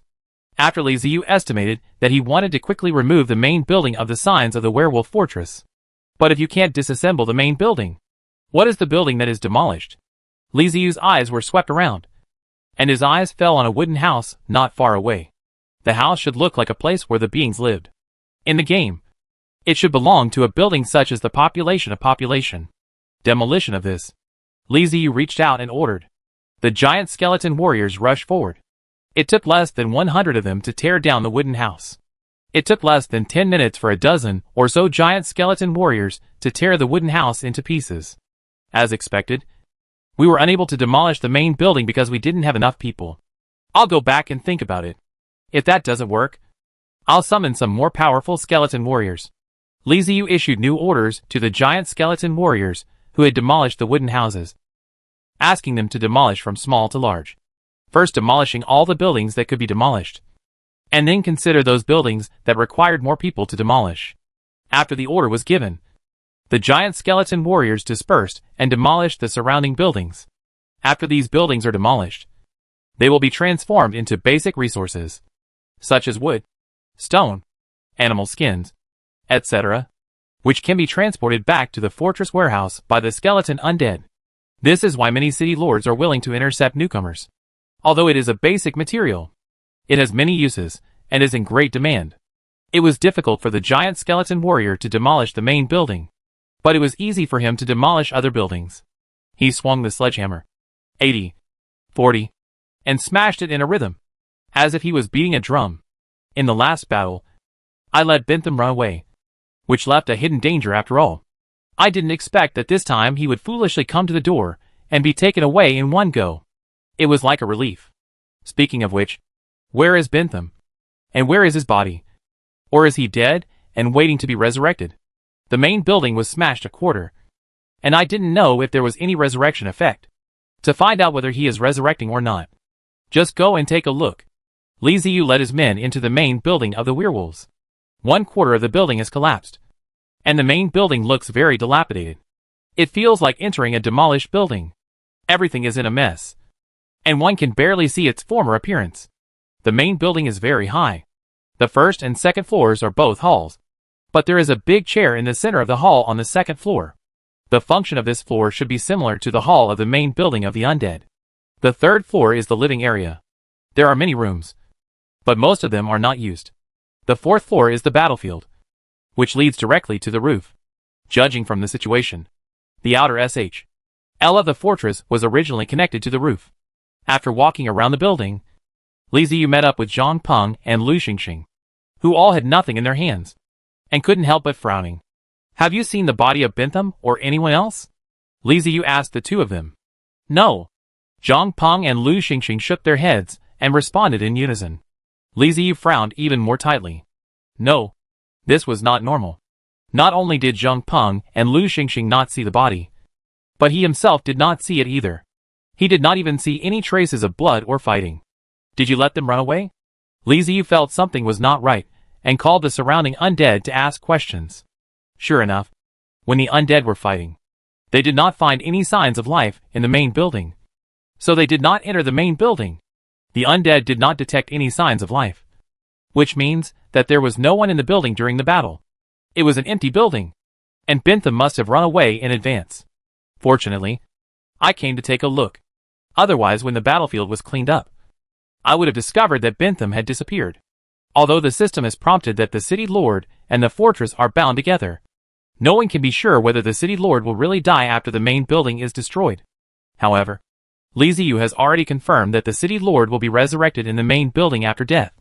Li Ziyu has always been very cautious towards his enemies. He would rather make sure that his enemies are dead than guess. More than 3 hours have passed since the battle began, and Bentham has long since disappeared. But do you really think you can escape? Li Ziyu's brows relaxed, the corners of his mouth raised, revealing a disdainful smile. If it were daytime and you ran away, it would be really hard for me to find you. But now it is night, and the ghosts are all outside, so I can chase you without restraint. The ghosts would have no problem dealing with time travelers who had little fighting power. Thinking of this, Li Ziyu decided to summon the ghosts. At this moment, Meiji suddenly floated over, bowed, and said in a sweet voice, "Master, we found a human who escaped." Oh, did the surprise come so suddenly? Li Ziyu raised his eyebrows and nodded. Bring them back. Meiji enlightened again. Yes. Master, it was bad luck for Bentham and Pansy. Bentham realized that something was wrong and took Pansy to escape to the wilderness. Unexpectedly, he met a dead soul who dared to come here, and was about to return to the soul coffin. The ghost at that time did not realize what was happening. He just noticed two humans running away in a hurry on the ground. Out of curiosity, he followed them. Later, he received soul transmission and learned about the battle situation over there. He immediately understood that the two humans below should have escaped from the battlefield. Over at the fortress of the undead, 90% of the people are undead. And there are only 3 humans: City Lord Li Ziyu, City Lord Zhangpeng, and City Lord Lu Xingxing. The 2 humans below are not from the fortress of the undead. Therefore, if someone escapes from the battlefield and is not one of us, then he must be an enemy. The ghosts followed for a while, and sent someone back to report the news. This was an opportunity to make merit. Bentham and Pansy ran for more than 3 hours, and were so tired that they were out of breath. But they didn't dare to stop at all. They gritted their teeth, and continued to run. This is the human desire to survive. Bentham: I can't run anymore. Pansy gasped for breath, feeling like her lungs were burning and dizziness was building. No. We can't stop. Huh. The distance is too short. We will be caught up. Bentham turned his head to look behind him. There was no trace of the pursuers in the empty wasteland. No. They won't. Last time, they didn't chase us either. Pansy said this and suddenly stumbled and fell to the ground, with a cut on the corner of her mouth. Seeing this, Bentham turned around to pull him up. But he had exhausted all his strength. Not only did he fail to pull Pansy up, but he also fell to the ground. After taking a few breaths, he simply sat where he fell. He didn't have the strength to run anymore. While panting, Bentham said unhappily, I didn't chase him last time because there was the sun. Look now. Is there the sun in the sky? Pansy spat out the dirt in her mouth, turned over with force, faced the night sky, and took a deep breath. I won't run even without the sun. I wasn't killed by the undead, but I was exhausted to death because of running away. My God, this is the worst way to die. The two were silent for a while. Pansy looked up at the night sky and saw several green lights circling. She couldn't help but sigh in her heart that the stars in this other world were so wonderful. She muttered to herself, Can we still escape? The fortress is gone. Hearing this, Bentham picked up a small stone and threw it at him, encouraging him, We will definitely survive. And we will live better and better. We will regain wealth, power, and women. Don't you like women from other worlds? Speaking of women, Pansy finally perked up a bit. She laughed and coughed and said, Ahem. You're right. There are still women in the other world. Beautiful women. We will survive. Even if it's just for those women. Bentham, look at those stars. They're green and so beautiful. Just like women's jewel-like eyes. Where is it? Let me see. Bentham looked up at the voice, and his face changed after just one look. Isn't the color of those stars the same color of the green energy bombs falling from the sky? He swallowed his saliva with a gulp and asked nervously, Pansy, how long have you been discovering that star? Pansy turned her head to look at Bentham, and seeing how nervous he was, she suddenly smiled and asked, What's wrong with you? You look so nervous. Did the pursuers pass by? You still have the nerve to joke. Bentham shouted with an unpleasant expression. I'm asking you, how long have you been discovering that star? Pansy then realized something was wrong and said, I just noticed those stars when I fell down. I hope it's not what I had in mind. Bentham struggled to his feet, staggered over to Pansy, and tried to pull him up. Pansy was still lying on the ground, showing no intention of getting up. She said in a rogue manner, No, let me rest for a while. Doesn't this idiot have any sense of vigilance? Bentham was almost mad. He pulled Pansy's clothes and yelled, Get up. Get up quickly. Those stars are not normal. There's nothing wrong with that. Damn it. They're falling down. Pansy was about to argue, but suddenly she screamed. Bentham immediately looked up and saw that several green streaks of light that were originally hovering in the air changed direction and quickly fell towards the two of them. Damn! Bentham cursed in his heart, let go of the hand that was holding his clothes, turned around and ran, not caring about the life or death of his teammates. Pansy didn't dare to lie down anymore. She rolled over and stood up nimbly, chasing after Bentham, shouting Wait for me, while running as fast as she could. But no matter how fast they were, they could not be faster than the ghosts that had no weight to float. Several ghosts swooped down from the sky and passed through the bodies of the two men. The dead are in a state of spirit, so physical attacks are difficult to achieve. But when they pass through the body, The icy deathly aura made Pansy and Bentham feel as if they were falling into an ice cellar. Their blood almost froze. And the two fell to the ground without even having time to scream, fainting with pale lips. I do not know how long it has been. Are they both dead? Still alive? Why bring him back alive? Next time. Faint and indistinct sounds continued to be heard. And Bentham gradually woke up. His eyeballs kept moving under his eyelids. And he slowly opened his eyes. And everything in front of him was blurry. Where is this and who is talking? Bentham tried hard to open his eyes, and wanted to get up from the ground. But his limbs were not obedient, and were very stiff. Even raising his hands was difficult. However, the blood flow was quickly driving away the cold. And the stiffness was also fading. He finally struggled to sit up. And the things in front of him became clear. Beside him, there was another person lying. It was Pansy. Looking around, he saw an extremely spacious hall with walls made of various bones. In front of him, on a large bone chair, sat a lazy young man with his chin supported by one hand. On the left and right sides of the young man, there are also two young men. And on the side, there are Catwoman and the Revenant, the Lord of the Undead City. Li Ziyu. Bentham woke up with a start, his eyes wide open. Oh! You're awake. Do you have anything to say? For example, something that can be exchanged for your life. Information? Or something. If not, well, you still have the chance to leave a last message. Li Ziyu saw Bentham wake up, moved his body, and still spoke lazily. Wait! We can talk! Bentham raised his hands, facing his palms towards Li Ziyu, indicating that he was not a threat, and said repeatedly, I don't like wasting time. If you want to live, come up with something useful to redeem your life.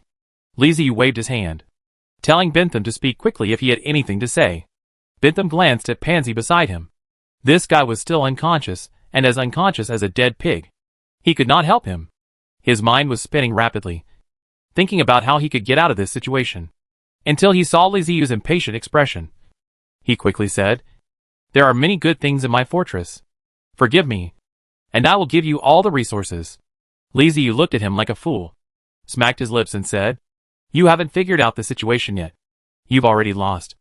I don't need you to give it to me. Your fortress is my trophy. It seems that there is no gain.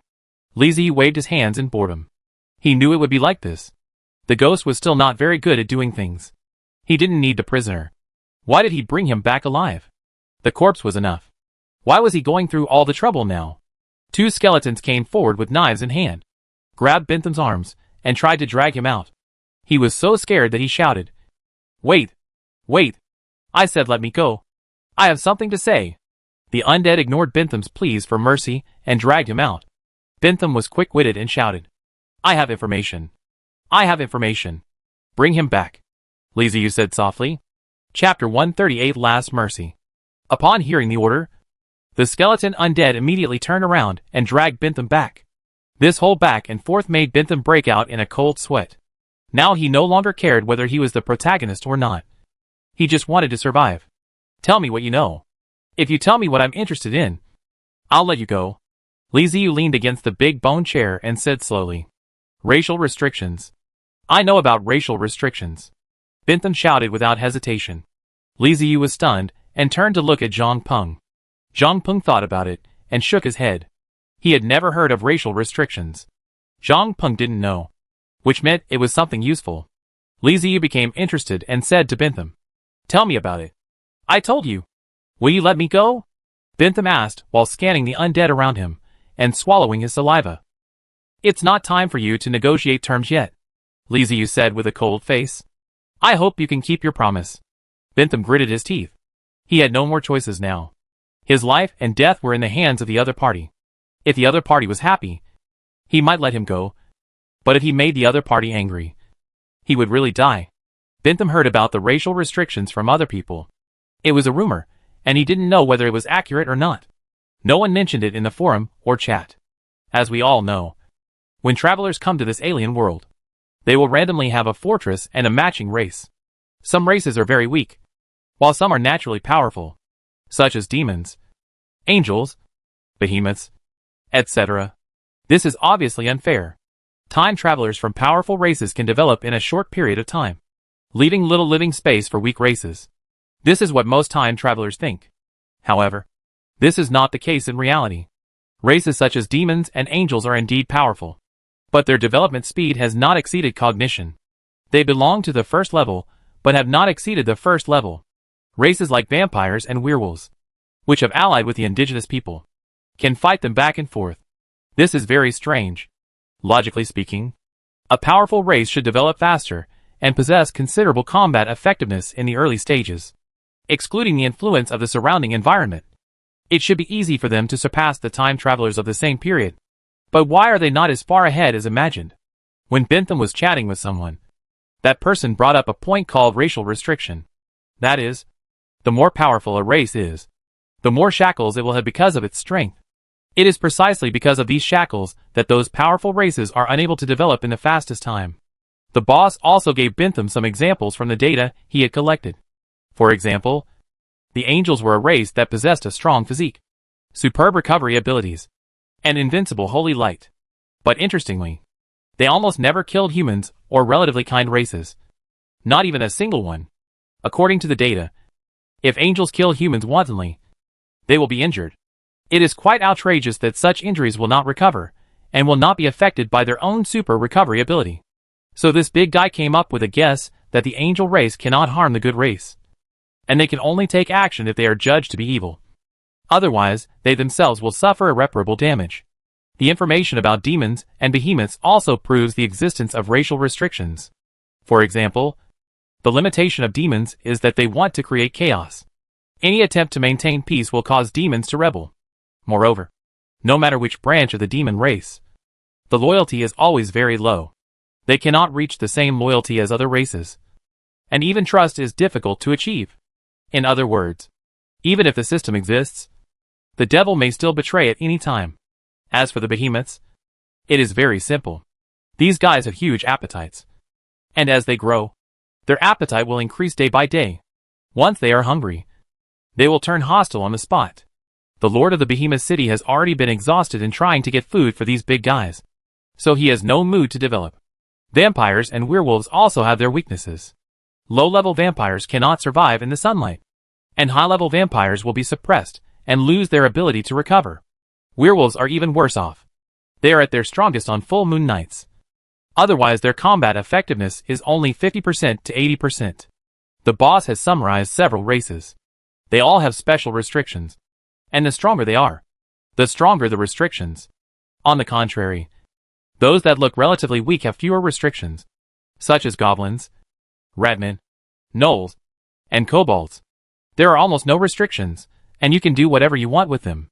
After listening to Bentham's words, Liziu scratched his face.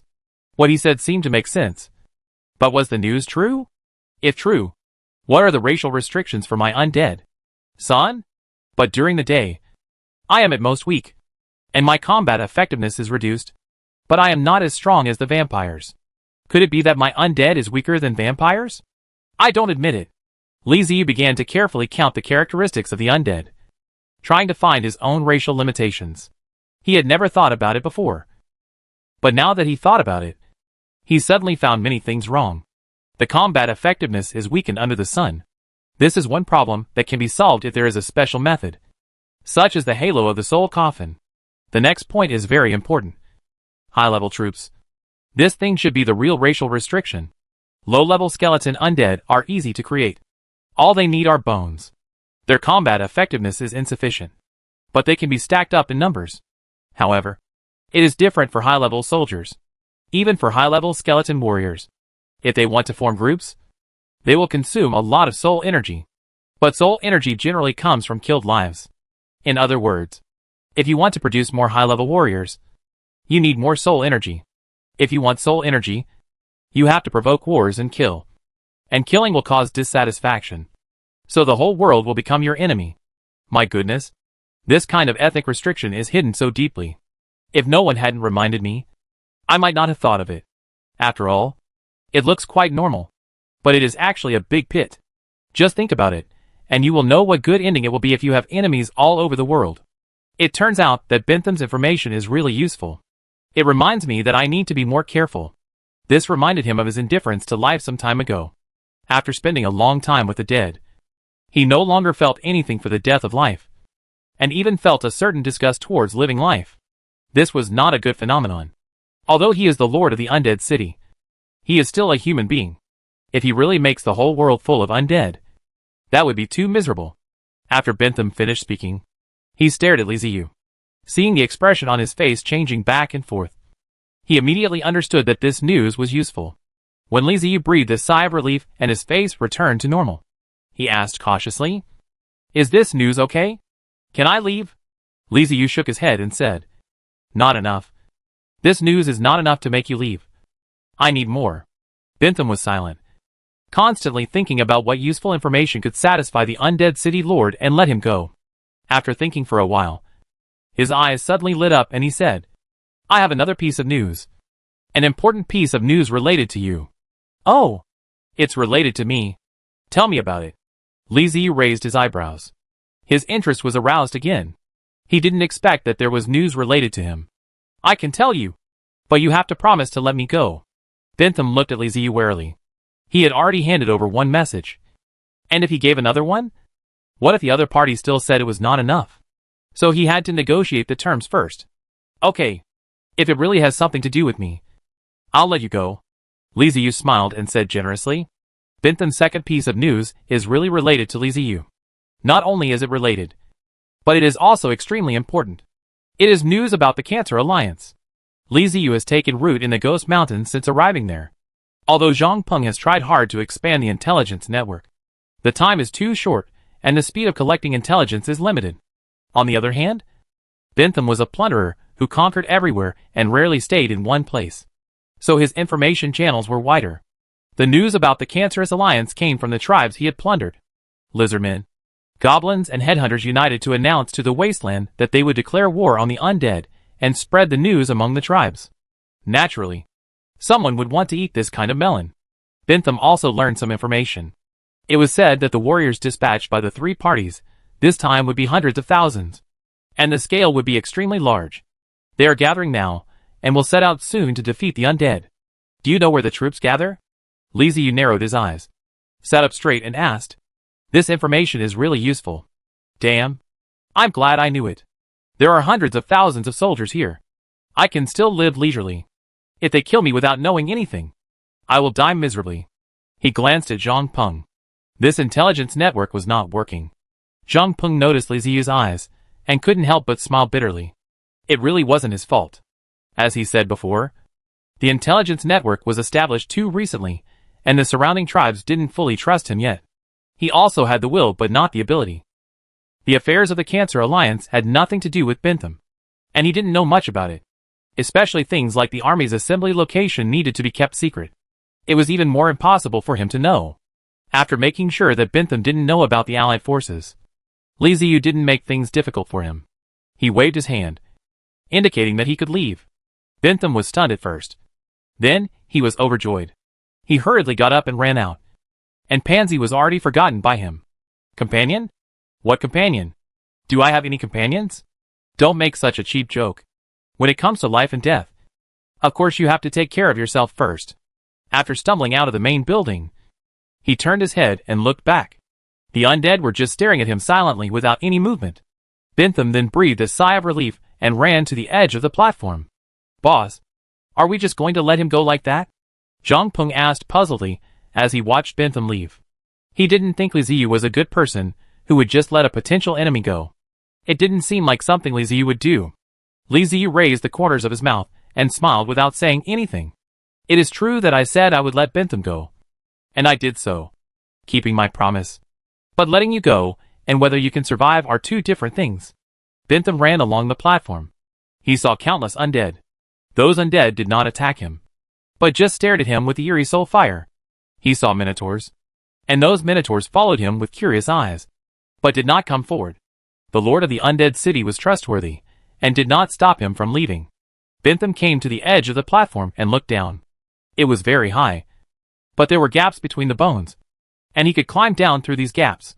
The hope of survival was right in front of him, so he didn't care about anything else. He bared his arms, rolled up his sleeves, gritted his teeth, and prepared to climb down. At this moment, he heard a roar. which was the sound of a building collapsing. Bentham was slightly startled. He looked around and saw his own fortress. The main building that once stood was now covered in smoke and dust. And the collapsed building was exactly the main building of the werewolf fortress. He was stunned. That is my main building. That is my hard work.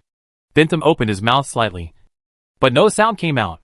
Suddenly, his brows furrowed and a look of pain appeared on his face. As if something important was being pulled out of his body. And his heart seemed to be grasped by a big hand and squeezed hard. Well, his throat moved and he let out a low, suppressed groan. Sweat dripped down his forehead. Bentham covered his chest and knelt on the ground in pain. His eyes were full of stars and his mind was dizzy. What's going on? Why is this happening? Is it a heart attack? But I don't have a heart disease. Bentham couldn't understand what was going on and why he was in so much pain. He felt like a fish thrown onto the shore. He wanted to breathe, but couldn't. Instead, his heart hurt more and more, and his expression became hideous. Li Ziyu stood at the entrance of the main building, looking calmly in the direction of Bentham, and said slowly, "Xingxing, do you see? This is the end of failure. Even if the enemy forgives you, you will still suffer and die." Lu Xingxing had cold sweat on his head. From where he was standing, he could only see a figure kneeling on the ground. He was in great pain and his body was curled up. Li Ziyu had no intention of saving Bentham. We are all adults and must be responsible for our own actions. If you dare to provoke him and want to collect his protection fees, you must be prepared to pay the price with your life. This guy didn't read the instructions carefully. It's okay to let you go. But the fortress is bound to the city lord. If the main building is destroyed, the city lord will also die. It looks like a painful death. Li Ziyu patted Lu Xingxing's shoulder and said to the side, "Give him the last mercy." This order was quickly transmitted through the soul fire network of the undead to the sentry tower near Bentham. The skeleton longbowman on it bit his bow and aimed at Bentham. He gently let go of his hand, and the long arrow shot down with a whistling sound, entering his back and piercing him. Bentham's suffering ended. Before he died, he showed a relieved expression, knelt on the ground, and seemed to be confessing. Let him die quickly and painfully. This is Li Ziyu's last mercy. The other world is so cruel.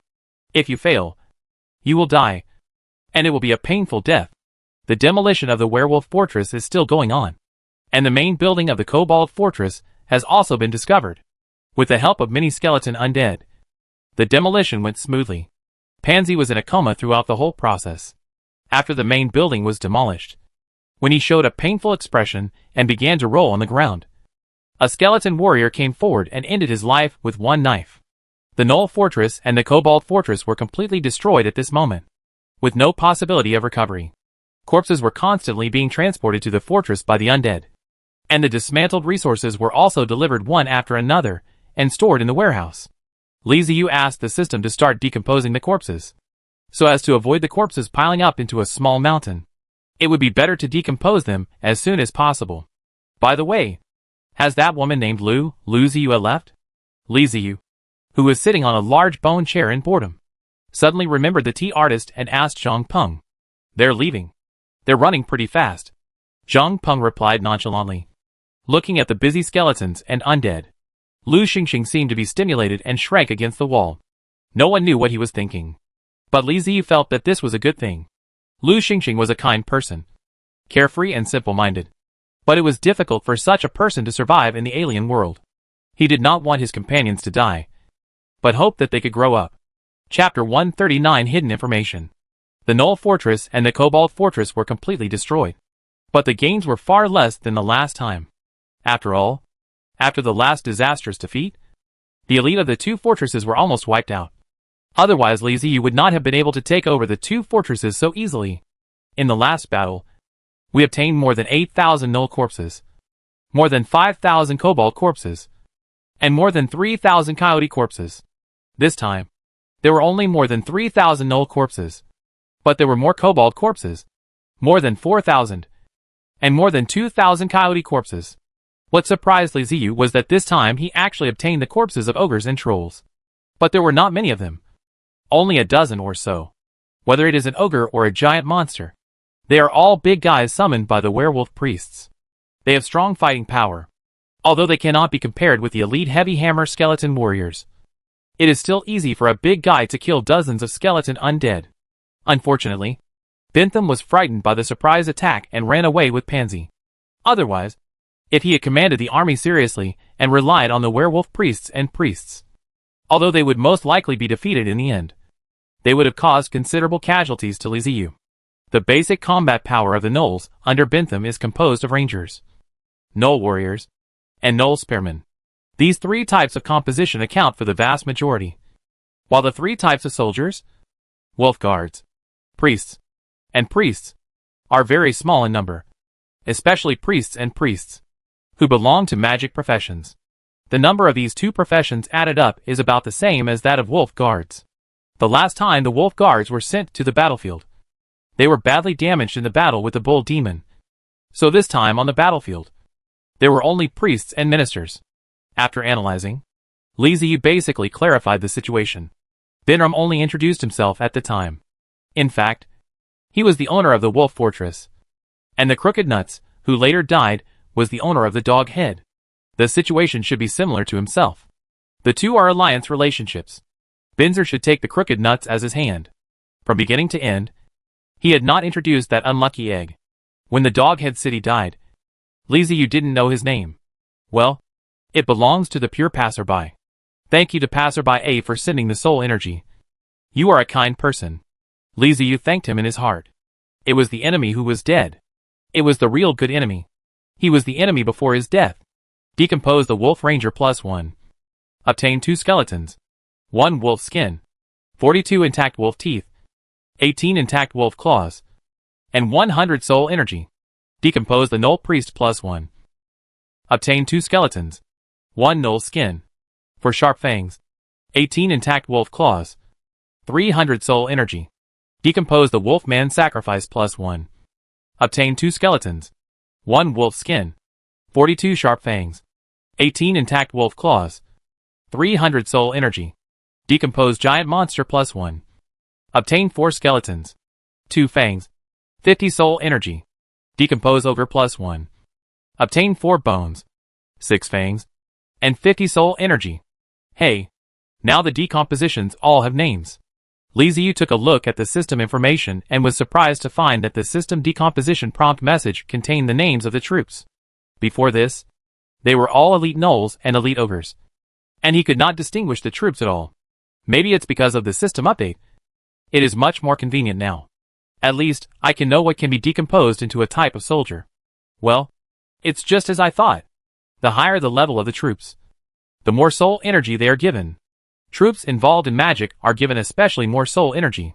For example, the werewolf priests and priests give 300 units of soul energy, which can be said to be the soldiers who give the most soul energy that Liziu has ever seen.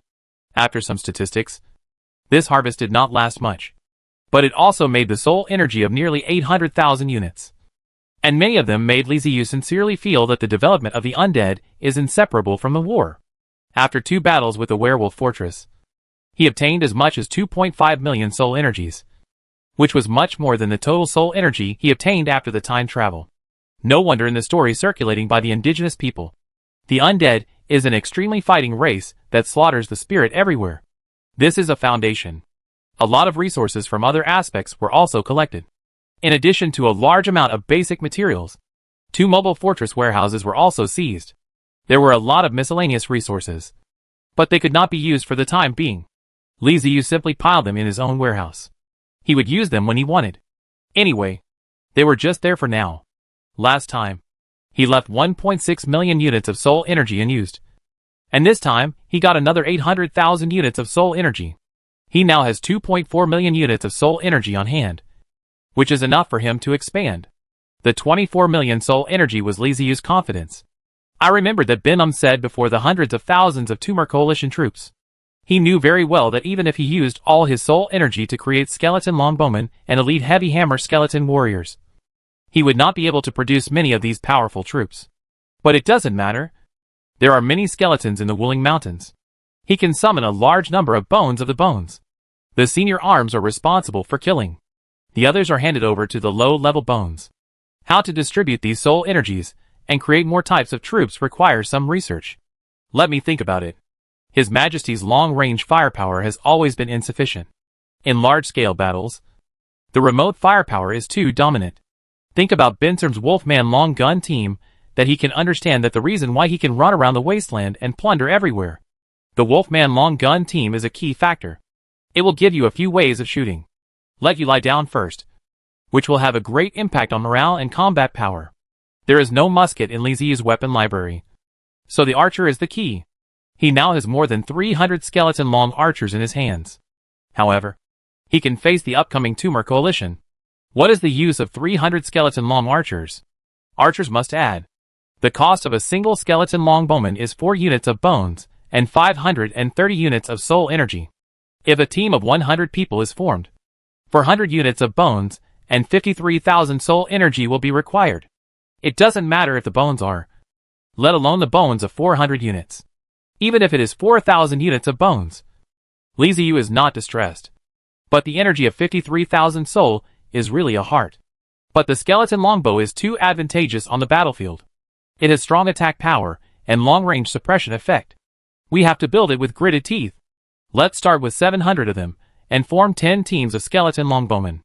This will consume 370,000 units of soul energy. Elite Heavy Hammer Skeleton Warrior. This cost-effective battlefield tank must be summoned and replenished to 3,000, consuming 290,000 units of soul energy. These two types of troops alone would consume 660,000 units of soul energy. Although the number was not too large, it gave Li Ziyu a toothache. The high-level combat sequence is indeed the Undead shortcoming. It is definitely a racial restriction. If you want to build a high-level Undead team, the soul energy consumed is sky-high. It is damn difficult. He is still a fortress-level mobile castle. Naturally, the arms are not high. But even so, he feels very numb. When the main building is upgraded, it will be promoted to a higher level of mobile forts. There will definitely be more arms. At that time, forget it. Let's talk about the future later. Let's consider the present first. Do you want to create more advanced skeleton warriors? On the surface, the price of senior bone warriors is not as good as the elite heavy hammer skeleton warrior. After all, the soul energy consumed by the two is 100 units. But in terms of combat effectiveness, the elite heavy hammer skeleton warrior can directly hammer the senior skeleton warrior, which is not a magnificent combat power at all. But since the system has given the type of soldiers, it naturally has its value. Li Ziyu discovered the hidden uses of the advanced skeleton warriors.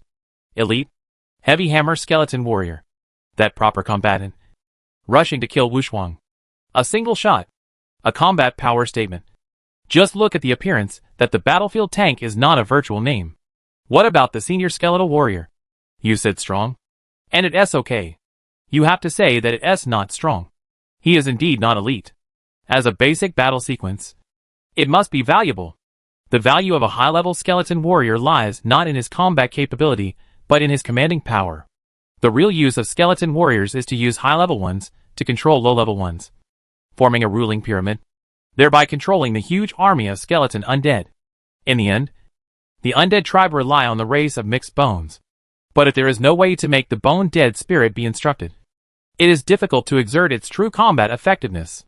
It was just like the last time they fought against the jackals. The skeleton undead sent by Li Ziyu were obviously several times more numerous than the enemy. But they were blocked by the jackal warriors. They could not get through or defeat the enemy, allowing the enemy to attack at will, resulting in the loss of tens of thousands of soldiers. The greatest damage caused to the enemy was probably the consumption of the ammunition of the jackal spearmen. It's not reliable. Li Ziyu also summed it up and felt that she used the wrong method. This is like having a large army but without any officers, and having to control everything by yourself. Will that work? When orders are given, not only is the transmission slow, but the soldiers also have no way of fully understanding the orders. Even if there are many people, their combat effectiveness cannot be improved. According to this inference, the value of the skeleton warriors is equivalent to that of grassroots officers. Li Ziyu does not need to control all the skeleton undead. He only needs to send the skeleton warriors down and let them lead the skeleton undead into battle. In order to verify his idea, he asked the system with the mentality of giving it a try. And the system actually gave him an answer. Congratulations. Discovered the hidden information, the real use of the bone warrior. The real purpose of the skeleton warriors, As the most basic undead combat sequence, the skeleton warriors possess special coercion and can control a certain number of undead skeletons to help the city lord better complete combat orders. Asterisk note: each low-level skeleton warrior can command 1,000 skeleton undeads. Each mid-level skeleton warrior can command 10 skeleton warriors and 10,000 skeleton undeads. Each high-level skeleton warrior can command 10 high-level skeleton warriors and 100,000 skeleton undeads. Note that you cannot directly command a higher level. What a damn system. It didn't even remind me of such crucial information. It wouldn't tell me if I didn't ask. How long? I always thought that skeleton warrior was an ordinary combat effectiveness. As a result, they were officers. And they were not ordinary soldiers at all. It is no wonder that it has always been strange. The combat effectiveness of the skeletal warrior is higher than that of the bones. But it is highly limited. To put it plainly, it is equipped with equipment. After Li Ziyu learned about this, he was so angry that his head was about to smoke. This dog system not only complains, but also hides information. If you don't pay attention, the dog system will highlight the key things. If you don't ask, it won't tell you. Hey, aren't you angry? System, you are not a human. You are a real dog. After taking a few deep breaths, Li Ziyu forced himself to calm down and looked at the hidden information with gritted teeth. Now the strategy needs to be adjusted. Since the skeleton warriors are grassroots officers, a group of them must be summoned. With them, the skeleton undead can exert their true combat effectiveness. This is too crucial. Li Ziyu noticed the last sentence in the notes. It is impossible to directly complete the command by skipping levels. This means that if a high-level skeleton warrior wants to command 100,000 skeleton undead, he must have 10 mid-level skeleton warriors and 100 low-level skeleton warriors under him. Otherwise, he will not be able to complete the command. Oh! After understanding this sentence, Li Ziyu rolled his eyes in anger. He used to have a group of mid-level and low-level skeleton warriors, but he felt that the combat effectiveness of the mid-level and low-level skeleton warriors was insufficient, so he used them as cannon fodder. Now he feels so sad. Those are all soul energy. They all have to be summoned again. Each skeleton warrior requires 100 units of soul energy. I feel like my heart is bleeding. Li Ziyu's teeth were chattering. But what else could he do? It was a system. Visible but untouchable. People could make it angry. But he couldn't do anything to it. Well, call with peace of mind. Assuming that a legion consists of 100,000 people, a legion requires 1 high-level skeleton warrior, 10 intermediate-level skeleton warriors, and 100 low-level skeleton warriors. To meet the requirements, 11,100 units of soul energy will be consumed. It's okay. Too much. Acceptable. There is no need to summon high-level skeleton warriors. I have just summoned 500 of them. I only need to summon mid and low-level skeleton warriors. Thinking of the 500 high-level skeleton warriors he summoned, Li Ziyu's heart began to bleed again. Damn it. I've summoned too many people. When will they be used? Let's calculate based on 15 legions first. 10 legions are Li Ziyu's target, and the remaining skeleton warriors are reserves. After all, if they die on the battlefield, there must be skeleton warriors who can be sent up. Right? To create a skeleton warrior, another 165,000 units of soul energy are consumed, and the remaining soul energy on hand is less than 1.6 million. However, in this way, the combat effectiveness of the undead under Li Ziyu was greatly enhanced, and the soul energy was not wasted. Li Ziyu thought about it and realized that among the types of soldiers he had researched, there was one type that he had not created, the skeleton shortbowman. In order to save resources, Li Ziyu chose the skeleton longbowman and never summoned the shortbowman. But he remembered it this time. He has no shortage of skeletons now, and can fully supply the ammunition needed by the shortbowman. As a ranged unit like the longbowman, Li Ziyu does not intend to let them go. Anyway, the soul energy has been consumed, so the shortbowman won't make a difference. Each shortbowman consumes 3 units of bones and 310 units of soul energy. Compared with longbowmen, shortbowmen consume less soul energy. Li Ziyu decided to test the waters with 1,000 first to see how effective the combat effectiveness was. If the effect was good, he could add more later. So he waved his hand, and another 310,000 soul energies were released.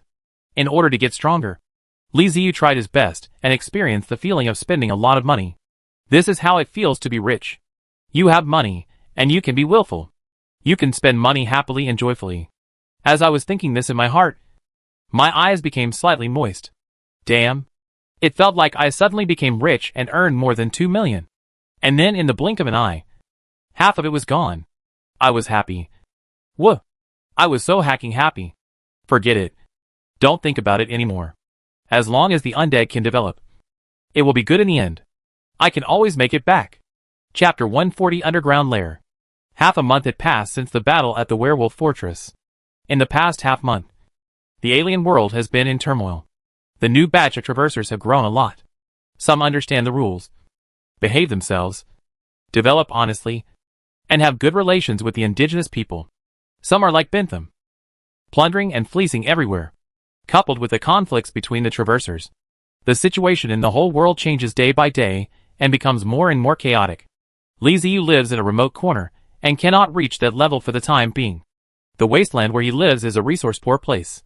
Even if new time travelers come, they still have to rely on fate to develop. Bentham is a complete outlier. What he really cares about is probably the upcoming war of conquest. After Bentham mentioned the Cancer Coalition, it sounded the alarm for Li Ziyu. He asked Zhang Peng to pay more attention to the intelligence in this area. Zhang Peng did not disappoint him. As resources began to shift, collecting intelligence became much easier, especially in recent days. The Cancer Coalition was no longer secretive, and more intelligence was leaked. The reason why they stopped covering it up was because they couldn't cover it up anymore. There were 200,000 troops gathered together. It was such a big mess. There was no point in covering it up. The natives were not blind. The tents over there were connected together, and they looked like a city when gathered together. More and more intelligence came in, and the Cancer Alliance spread information about the war, saying that this was a just crusade to protect the stability and unity of the wilderness, and sincerely invited all tribes to join the army to fight against the undead. In their propaganda, they claimed to have 1 million troops to fight against the undead. But the intelligence collected by Zhang Peng showed that the Cancer Coalition had only assembled 200,000 troops. But more soldiers were arriving later, and there might be 300,000 people in the end. Even if other indigenous people joined the coalition, the expected number would not exceed 400,000. But even with an army of 400,000, it would be difficult to deal with them. After all, Li Ziyu had a full army, and the battle sequence did not exceed 10,000. But he had as many low-level skeleton undead as he wanted. What makes Li Ziyu happy is that although the Cancer Coalition has been promoting its policies very vigorously, only a few tribes have actually responded, and most of them are just watching the fun. In the words of Zhang Peng, in the eyes of the indigenous tribes, this battle is just a dog-eat-dog fight, and they don't want to participate. They just want to watch the show. After all, whether it is goblins, headhunters, lizardmen, or undead, in their eyes, none of them are good stuff. It is best if both sides are defeated and die. That is the real peace. It's a cancer versus the undead. There's really no point getting involved in this kind of battle. It's better to just hide away and watch the fun. It is precisely because of the attitude of the indigenous people that Li Ziyu has more time to prepare. He now needs more time and needs to expand his military forces. In addition to collecting information about the Cancer Alliance, Zhang Peng also did not forget to help Li Ziyu inquire about the demonized creatures. 2 days ago, he found a settlement of 50 demonized minotaurs. After notifying Li Ziyu, he immediately sent out undead warriors to wipe them out directly, adding 50 skeleton bull demons. However, these were not enough. What he had to face was a coalition of 100,000 malignant troops, with only 50 bull demons on the battlefield. They couldn't even make a splash. Li Ziyu felt that he could not wait any longer. He had to take the initiative. He wanted to collect the demonized creatures, and he did not intend to let the Cancer Alliance go either. He had a mobile fortress, and he would be letting himself down if he did not take action against the other side. In the past 2 days, Li Ziyu has been preparing to leave. The mountains of the dead must not be abandoned. This is his resource base. Some of the undead must stay here to continue mining ore, stone, wood, and collecting bones. With collection points, Li Ziyu doesn't worry about the storage of resources. It's just that after he leaves, the newly collected resources cannot be remotely transmitted to the fortress warehouse. At worst, he can come back and get them next time. Since Li Ziyu is leaving, Zhang Peng and Lu Xingxing will naturally follow him. Moreover, Zhang Peng also got some news about the demonized creatures. It is a legend, and it is unknown whether it is true or not. It is said that somewhere underground in the wilderness, there is an underground city with countless demonized creatures. It is the lair of the demonized creatures. This is good news. If it is true, Li Ziyu will have many more special undead like the bull demon, which will greatly enhance his combat power. So his goal this time is to find the lair of the demonized creatures. For Li Ziyu, he still has confidence in finding the dungeon. After all, he has Lu Xingxing. And isn't that what treasure hunting cats do? After letting Zhang Peng determine the direction of the legendary underground city, Li Ziyu directly gave the order to set off. The moon was dim, and the stars were sparse. A mobile fortress made of white bones was moving freely across the wasteland. Countless undead gathered together, unconsciously emitting a terrifying deathly aura. Wherever it passed, all living beings retreated. It has been the 10th day since leaving the Ghost Mountains, and Li Ziyu has been moving towards the underground city. A bright beam of light shot over from afar, shining on the undead fortress and flashing 3 times. The undead fortress slowly slowed down and stopped. Li Ziyu stood on the roof of the main building, leaning against the parapet and looking out.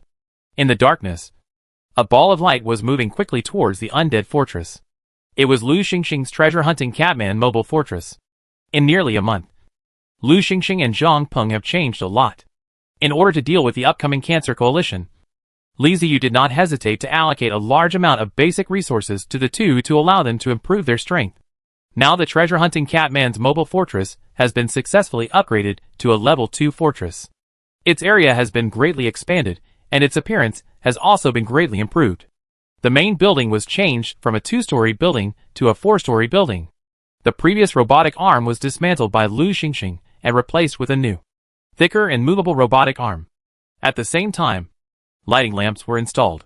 In the main building alone, there is 1 fortress main light and 8 square lighting lamps. Searchlights and edge lights are also installed on the edge of the platform. When walking at night, it is as bright as a little sun. In addition to the changes in the main building and lighting, there are several more buildings on the platform of the treasure-hunting Catman mobile fortress. Some are tool buildings for treasure hunting, and some are used for fighting and summoning battle sequences. It is worth mentioning that after being upgraded to level 2, the speed of the treasure-hunting cat fortress has become faster. The maximum moving speed of the undead fortress is now 150 km per hour, while that of the treasure-hunting cat fortress is 180 km per hour. After having enough resources, Lu Xingxing finally developed a combat sequence, and was no longer a rookie with no combat capability. After approaching the fortress of the undead, the treasure-hunting cat fortress slowed down and turned off most of the lights on the fortress, leaving only the edge lights arranged around the platform, which were connected to the fortress of the undead. Lu Xingxing ran out of the main building, rushed to the main building of the undead without stopping, and rushed directly to the roof. "Boss, I'm back!" Lu Xingxing's excited voice came before he arrived. Li Ziyu turned around and saw Lu Xingxing running up the stairs. A smile appeared on his face. "How was it? Did it go smoothly this time? Did you encounter any danger?" 5 days after leaving the mountains of the undead, Li Ziyu sent Lu Xingxing out to find the location of the underground city. After the treasure-hunting cat's mobile fortress was upgraded to level 2, Lu Xingxing was no longer the same as before. His combat effectiveness had been greatly improved. Coupled with the moving speed of 180 km per hour, there was no need to worry too much as long as he didn't act too recklessly. "I found some things, but I can't be sure whether it is an underground city. There are just passages underground, and the area is not small." In addition, speaking of the things he had discovered during this exploration, Lu Xingxing's face became serious. He was serious about treasure hunting. "Did you really find it?" Zhang Peng looked at Lu Xingxing in surprise. When Li Ziyu sent Lu Xingxing out, he really didn't think that Lu Xingxing could find anything. He always felt that this jumpy boy was a little unreliable. Li Ziyu believed it. After all, it was Lu Xingxing who discovered the Ghost Mountain Range. The fortress has been upgraded, so it is normal to find the dungeon. Right? Well done, Xingxing. You gave me good news. What else? You didn't just find a passage underground, did you? Li Ziyu asked happily. This kid is no longer the rookie who knew nothing. The current Lu Xingxing will not dig himself out, nor will he look for the ancestral graves of the indigenous people, since he said he found something and reported it to himself. He must have made a discovery. Lu Xingxing nodded, took the canteen from his waist, drank some water, and then continued, in the area where I discovered the underground passage. I encountered demonic creatures. There were quite a few of them, and they were scattered all over the place. I didn't dare to fight them to death, so I ran back at the speed of the fortress. If Lu Xingxing hadn't encountered the demonized creature, he wouldn't have been sure whether what he found was related to the dungeon. But encountering so many demonized creatures on the ground means that the underground passage is most likely the legendary dungeon where the demonized creatures' lair are. After he said this, Li Ziyu and Zhang Peng immediately understood that this underground passage was most likely an underground city. How far is the underground passage you found from us? Have you found the entrance? Li Ziyu asked immediately. About 200 kilometers. Do we still need to find an entrance? Lu Xingxing reported the distance, and then asked in surprise. How can we get in without an entrance? Li Ziyu said unhappily. Lu Xingxing turned to look at Zhang Peng, scratched his head and said, Can't we just let Brother Peng dig a tunnel in? I think it's okay. The rat people's fortress can drill into the ground, and digging holes is their strong point. It is not necessary to find the entrance to the dungeon. On the contrary, tunnels are more convenient. This kid finally got smart. Li Ziyu raised his eyebrows, determined the direction with Lu Xingxing, and ordered the undead fortress to move at full speed towards the underground city. Whoosh whoosh whoosh. Dozens of arrows flew out and shot a savage wolf with bared teeth, red eyes, and a black aura all over its body. The hedgehog fell to the ground, and its life force quickly dissipated. After making sure that the creature in front had no life breath, the skeleton shortbowman put away his rapid-fire shortbow. Li Ziyu and others, who were surrounded and protected by the elite heavy hammer skeleton warriors, watched the scene with normal expressions. Mao Mao came forward with the totem pole, checked it, turned back and shouted, Lord City Lord. It's a demonized wasteland wolf. Li Ziyu waved to Mao Mao, indicating that he could come back. Mao Mao looked around vigilantly, and then turned back. Boss, go further, and there will be a passage underground, Lu Xingxing said, pointing into the darkness. Zhang Peng. It's up to you. Li Ziyu glanced at Zhang Peng and said. Zhang Peng nodded, and walked towards his Mole Man mobile fortress. Soon, the Mole People's mobile fortress started up, and drove into the darkness. Not long after, Li Ziyu and others heard a rumbling sound. Private chat. Conscientious businessman, boss. It's worked. Don't want to get a driver's license. Have you found anything? Conscientious merchant, for now. Damn. Something is coming. Don't want to take a driving test. Come back quickly. The rumbling sound sounded again, and the Ratman fortress rushed out of the darkness, followed by some figures behind the fortress. They were lizard-like creatures, quite large, each more than 2 meters long, crawling very fast, with black hair all over their bodies. At first glance, they were undoubtedly demonic creatures. Fortunately, there were not many of them, only a dozen or so. Li Ziyu didn't even have to take action. Zhang Peng could handle them by himself. In fact, this was true. When the Ratman fortress was about to return to the Undead fortress, it suddenly stopped, reversed violently, and knocked down and crushed the demonized lizard that was following behind. After all, this is also a mobile fortress. There is no need to send out soldiers to deal with a dozen demonized creatures. They can just ram the fortress. The demonized lizard was very fast, but it was stupid and didn't know how to hide, so it was wiped out in one move. Dozens of rat people quickly came out of the fortress, lifted up the corpse, and returned to the fortress. After Zhang Peng's fortress was reconnected, Li Ziyu gave the order to move out of the fortress and head directly to the place where Zhang Peng had dug. There was a big hole on the ground, pitch black. There was a whistling wind and strange howling sounds in the hole, like a hole leading to H.L. Li Ziyu thought about it and looked at the time. It wasn't long until dawn, so he decided not to go down the cave today. That dungeon is said to be the lair of demonic creatures. I don't know how many demonic creatures are in there. If I go down rashly, I might suffer a great loss. I better prepare myself first. Li Ziyu sent out 20,000 skeleton undead and had them stationed around the cave, and put another 30,000 skeleton undead on standby to prevent anything from running out. During the day, the undead fortress needed to remain dormant, but Lu Xingxing, Zhang Peng, the Minotaur, and the others were still on the ground. If a large number of demonized creatures really rushed out, it would be a lot of fun. Although the fighting power of the undead will be greatly weakened during the day, they have the advantage of being numerous and not afraid of death. If the enemy really comes out, just hold on to them with all your might. Persistence means victory. While Li Ziyu was arranging the undead, Lu Xingxing was not idle either. He directly sent out treasure-hunting cats and set up searchlights around the cave entrance to illuminate the surroundings. The lights rose, which brought a lot of peace of mind. But the magic creatures in the dungeon were not very happy. And the roar was even greater. "Boss, I want to send a few expedition teams down to check out the situation." Lu Xingxing ran to Li Ziyu and asked for instructions. The battle sequence of the treasure-hunting cats is very strange. They all appear in teams, not as single individuals. The expedition team is one of the newly developed battle sequences.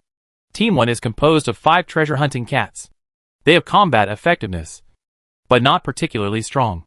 They are good at exploration. Li Ziyu thought about it and nodded. It's better to go check it out. After getting his approval, Lu Xingxing immediately went to make arrangements.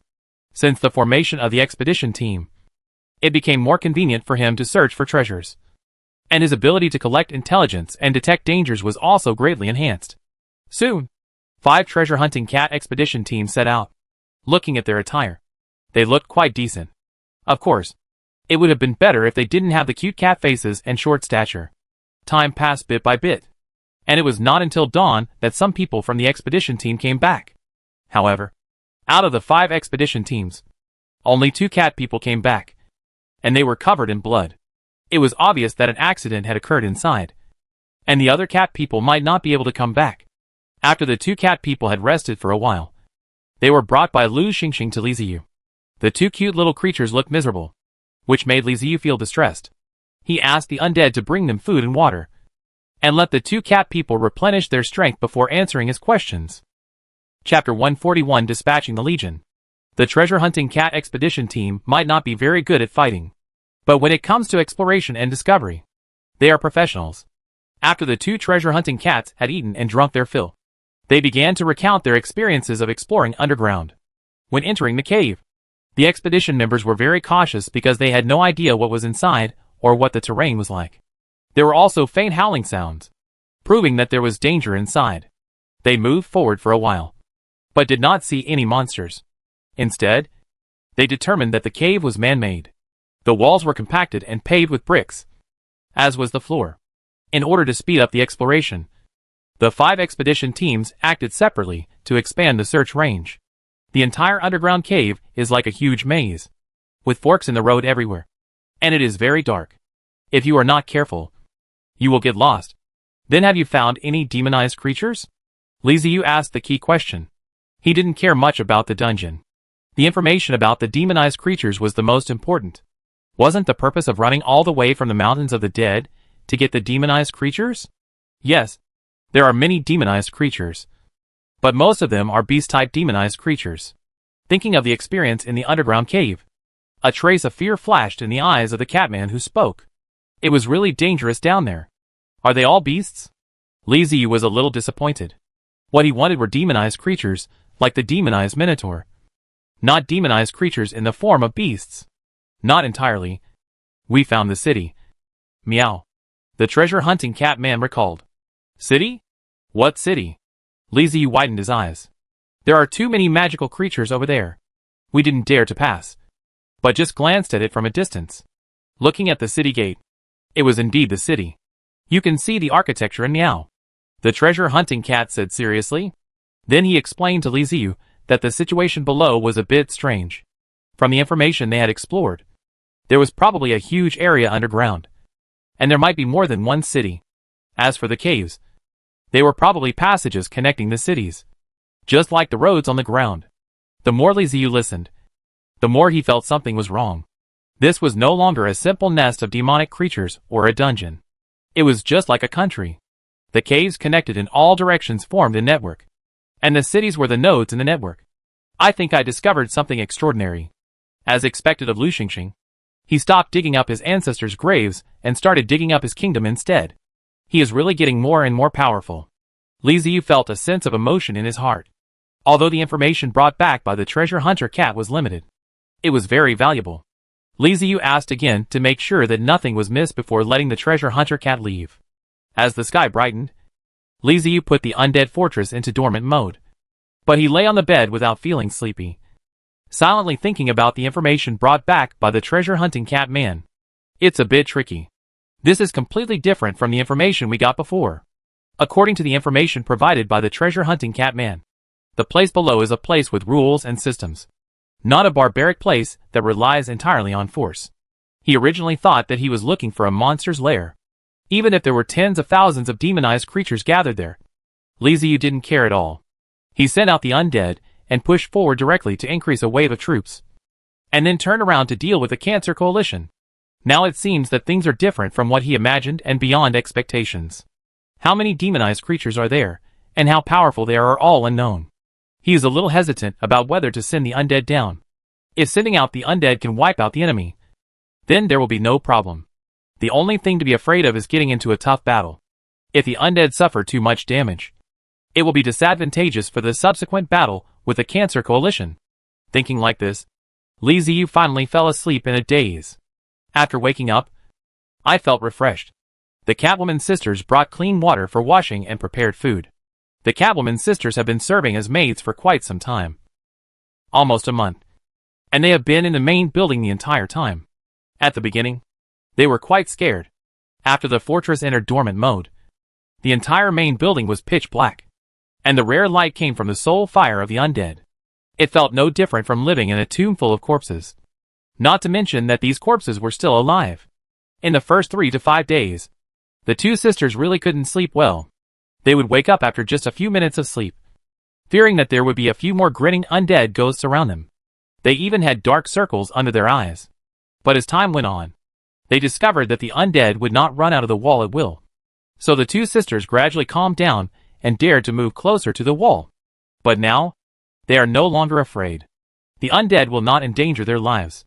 They will just observe them curiously from time to time, and will not make any unnecessary movements. Li Ziyu washed up, ate something, and checked the chat channel in the system. This was almost his fixed routine. The cat sisters were also used to their master being in a daze, so they didn't dare to disturb him, and just waited obediently by the side. After the same time, Li Ziyu chose to end the dormant mode and let the fortress rise again, which means that the night has arrived. Through the window of the main building, you can see a big hole on the ground. There are lights around the hole, so anything trying to come out will be discovered at the first time. Boss, we are here.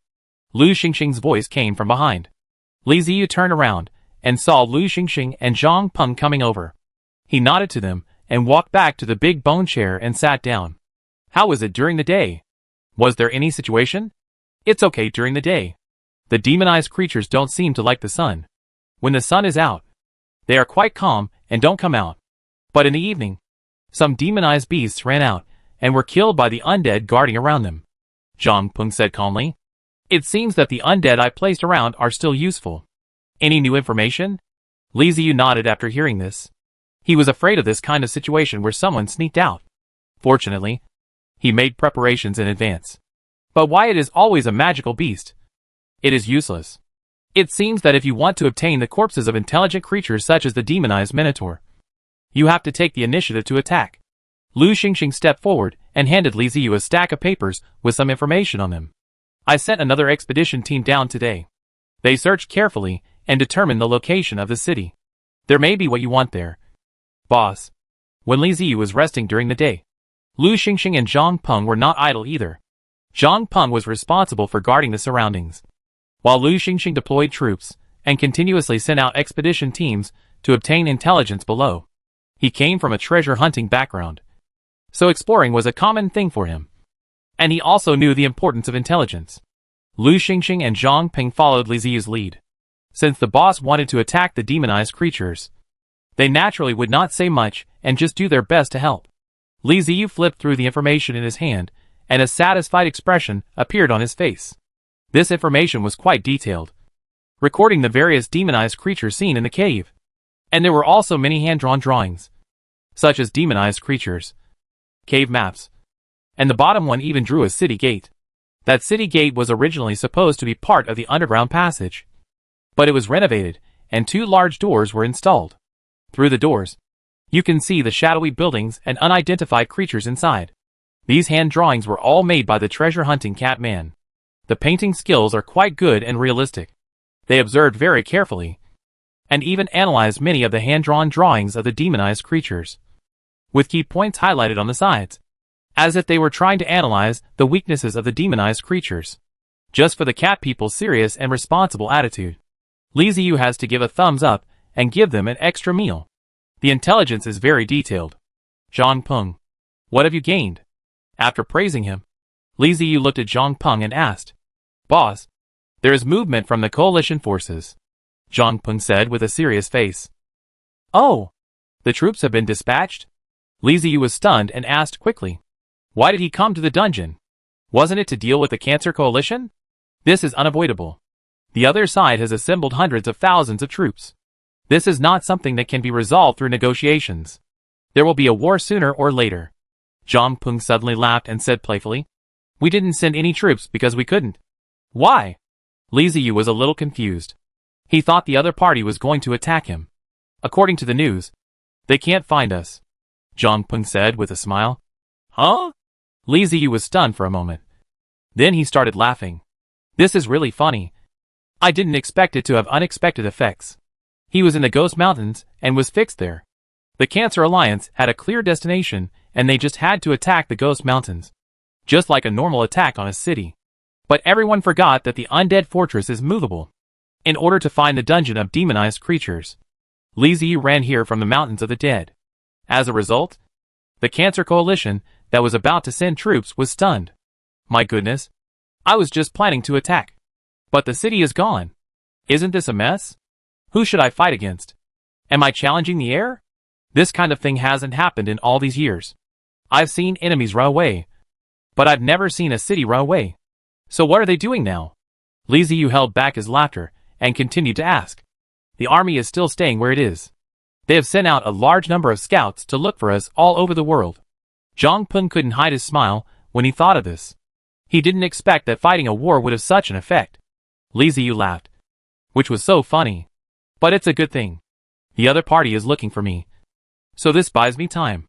Well, when you find me, I will run again. And then you can look for me again. And then we will play hide and seek. Li Ziyu suddenly felt that he didn't need to fight with the opponent to drag him down.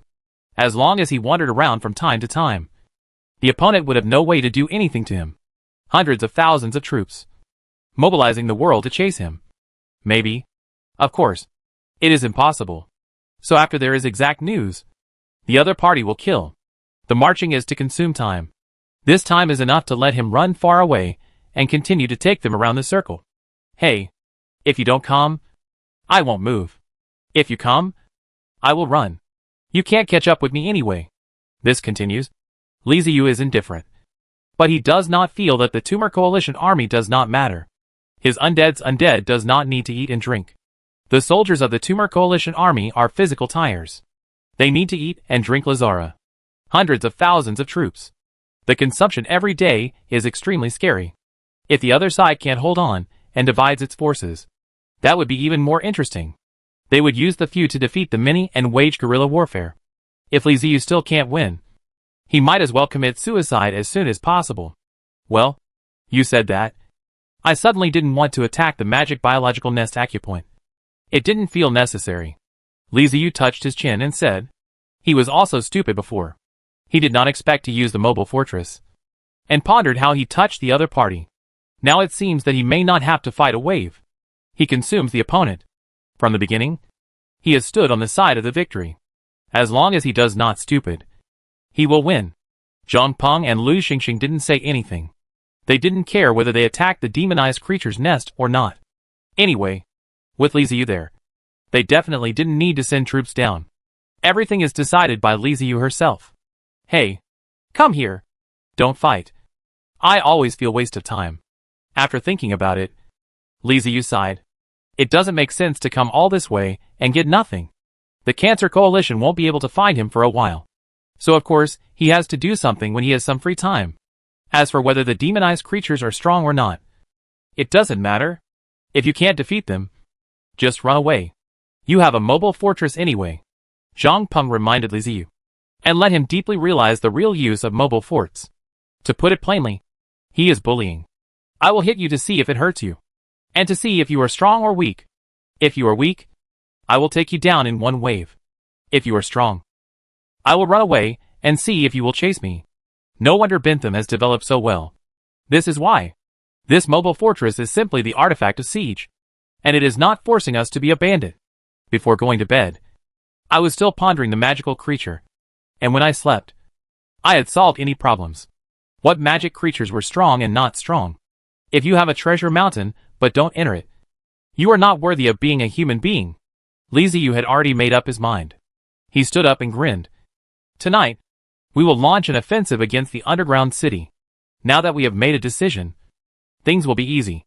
Let's send an army down to test the waters first. An army refers to a legion composed of 100,000 skeleton undead, equipped with skeleton warriors of various levels. The senior skeleton warrior who controls the army is the legion commander. The middle-level skeleton warrior is the commander of 10,000 people, and the low-level skeleton warrior is the commander of 1,000 people. At the command, an army of skeletons and undead immediately got ready and set out from the fortress platform and headed towards the cave entrance. Li Ziyu, Zhang Peng, and Lu Xingxing climbed to the top floor and looked at the undead below. After receiving the command, the state of the undead was different. They were no longer crowded together as before, but became much more orderly, lining up to walk inside. As soon as it went on, it would be hit there, and soon the body of the magical beast was transported by the undead. Li Ziyu, who was watching the army, also got a message from the undead. A large number of magical beasts found in the cave are reasonable. After being reorganized into a legion, the way of transmitting messages also changed. Originally, messages were transmitted through skeletons one by one. But skeletons are low-level undead units after all. So the information is inevitably missing some parts, and some parts are messy. Sometimes Li Ziyu had to guess by himself to understand what they meant. But now it is conversed by layers. The undead sent a message to the thousands of people. The thousands of people have sent a message to the thousands of people. They finally summarize the head of the army and submit them to Li Ziyu. It seems that it is much more troublesome than before. But it is actually not. The undead transmission is performed through the soul network. The speed is quite fast. Basically, the information here will be sent out, and the message will be obtained on it. Li Ziyu opened the system and looked at it. After a while, the soul fire of the undead in the first army had dissipated. The following below was quite fierce, and the body of the magical beast continued to be sent. It's quite normal to think about it. The treasure-hunting cat expedition team went down to gather intelligence. They had to be as careful as possible. Their goal was to obtain more intelligence without alerting the demonic creatures. The Dead Legion went down to fight the magic creature. So many undead could not be covered up. It was almost just before it went on, and the magic creatures were discovered. Those guys were not rational. When they saw the undead, they could not attack. So they started the war. Chapter 142, Violent Mark. In the underground cave. Most places are dark. There is no sunlight here. The light source depends on the moss that survives underground. This moss is clustered, like a small crystal, which can emit blue, yellow, and green light, spreading on the wall of the cave, dispersing some darkness. The cave passages are interconnected and full of dangers. With countless demonized beasts, there is always danger hidden in the darkness. A demonized wasteland wolf hid its body in the shadows, waiting for its prey. The darkness would affect other creatures, but it would not affect the demonized creatures. They had lived in underground caves for too long and had long since adapted to it. There is a big difference between the demonized wasteland wolves and the wasteland wolves. They have larger bodies, sharper claws and fangs. Their fangs protrude from their mouths. Black blood vessels are visible on their bodies. Their eyes are slightly protruding and blood red, with a sense of madness. They are the bottom-level creatures of the underground world, and are often the food for other demonic creatures. This demonized wasteland wolf is a native species. It has been a demonized creature since birth and has lived underground. It is very familiar with the surrounding environment. But just yesterday, a hole appeared in the sky and something came into its world from the hole. It was a small creature, an animal it had never seen before. It didn't know why it came, nor did it know how strong it was. So it chose to wait and see and didn't dare to move forward. Today, light shone down from the cave in the sky, allowing more demonized beasts to discover this place. They wanted to go out and take a look, but they hated the light so much that they stopped in front of the cave and refused to leave. A few stupid guys rushed out despite their disgust for the light. The magic beast heard the roar and howling of those companions rushing out, but quickly became a mourning, and eventually silent. Sure enough, those light is dangerous. But what if the light disappears? The magic beasts chose to wait. Their waiting is meaningful, because the light is gradually dim. The darkness is gradually recovering, and the magical beasts are excited, waiting for the light to completely disappear, then rush out of Tiandong and see what the other end of the Tiandong is. But when the darkness was about to fall, the light came again, and it was quite sudden, which scared the surrounding magical creatures. They felt that the light was not the same as the previous light, but the light always made them disgust, because the light would be exposed, and it would be in danger. This is not good. So they stepped back and continued to wait. It was unknown how long it had been before something else fell from the cave in the sky. It was a pile of bones. The demonized beasts couldn't understand why bones were falling, and these bones could actually move and burn with flames. Lack of food in the underground cave. Every time they hunt, the magic beasts will eat the prey cleanly, and they are not even bones. They have waited for too long in Tiandong and have not hunting. At this time, they are hungry. When they see the bison's bones, they can't help it. Even bones are excellent food. A demonized wasteland wolf could no longer bear it. It felt its stomach as if it was burning. Hunger fueled its ferocity and madness. It howled and pounced on the skeleton first, wanting to bite the bones into pieces and swallow them into its stomach. Vaguely, the magical wasteland wolf feels that the flame burning in the bone has great benefits to it. When the skeleton undead came down from above, he had already noticed something unusual in the cave. Then he saw the demonized wasteland wolf suddenly jump out from the darkness. What he saw was one thing, but how he reacted was another. The demonized wasteland wolf came too fiercely, and the skeleton undead was knocked to the ground directly. At the moment the magical wasteland wolf bites his head, the bone dead spirit also pierced the bone knife in his hand into the body of the magic wasteland wolf. And then the soul was scattered. The soul fire drifted into the nose of the magical wasteland wolf, which kept it inhale, and it showed a satisfying look on the face, and even forgot to bite the bones and swallow it as soon as possible.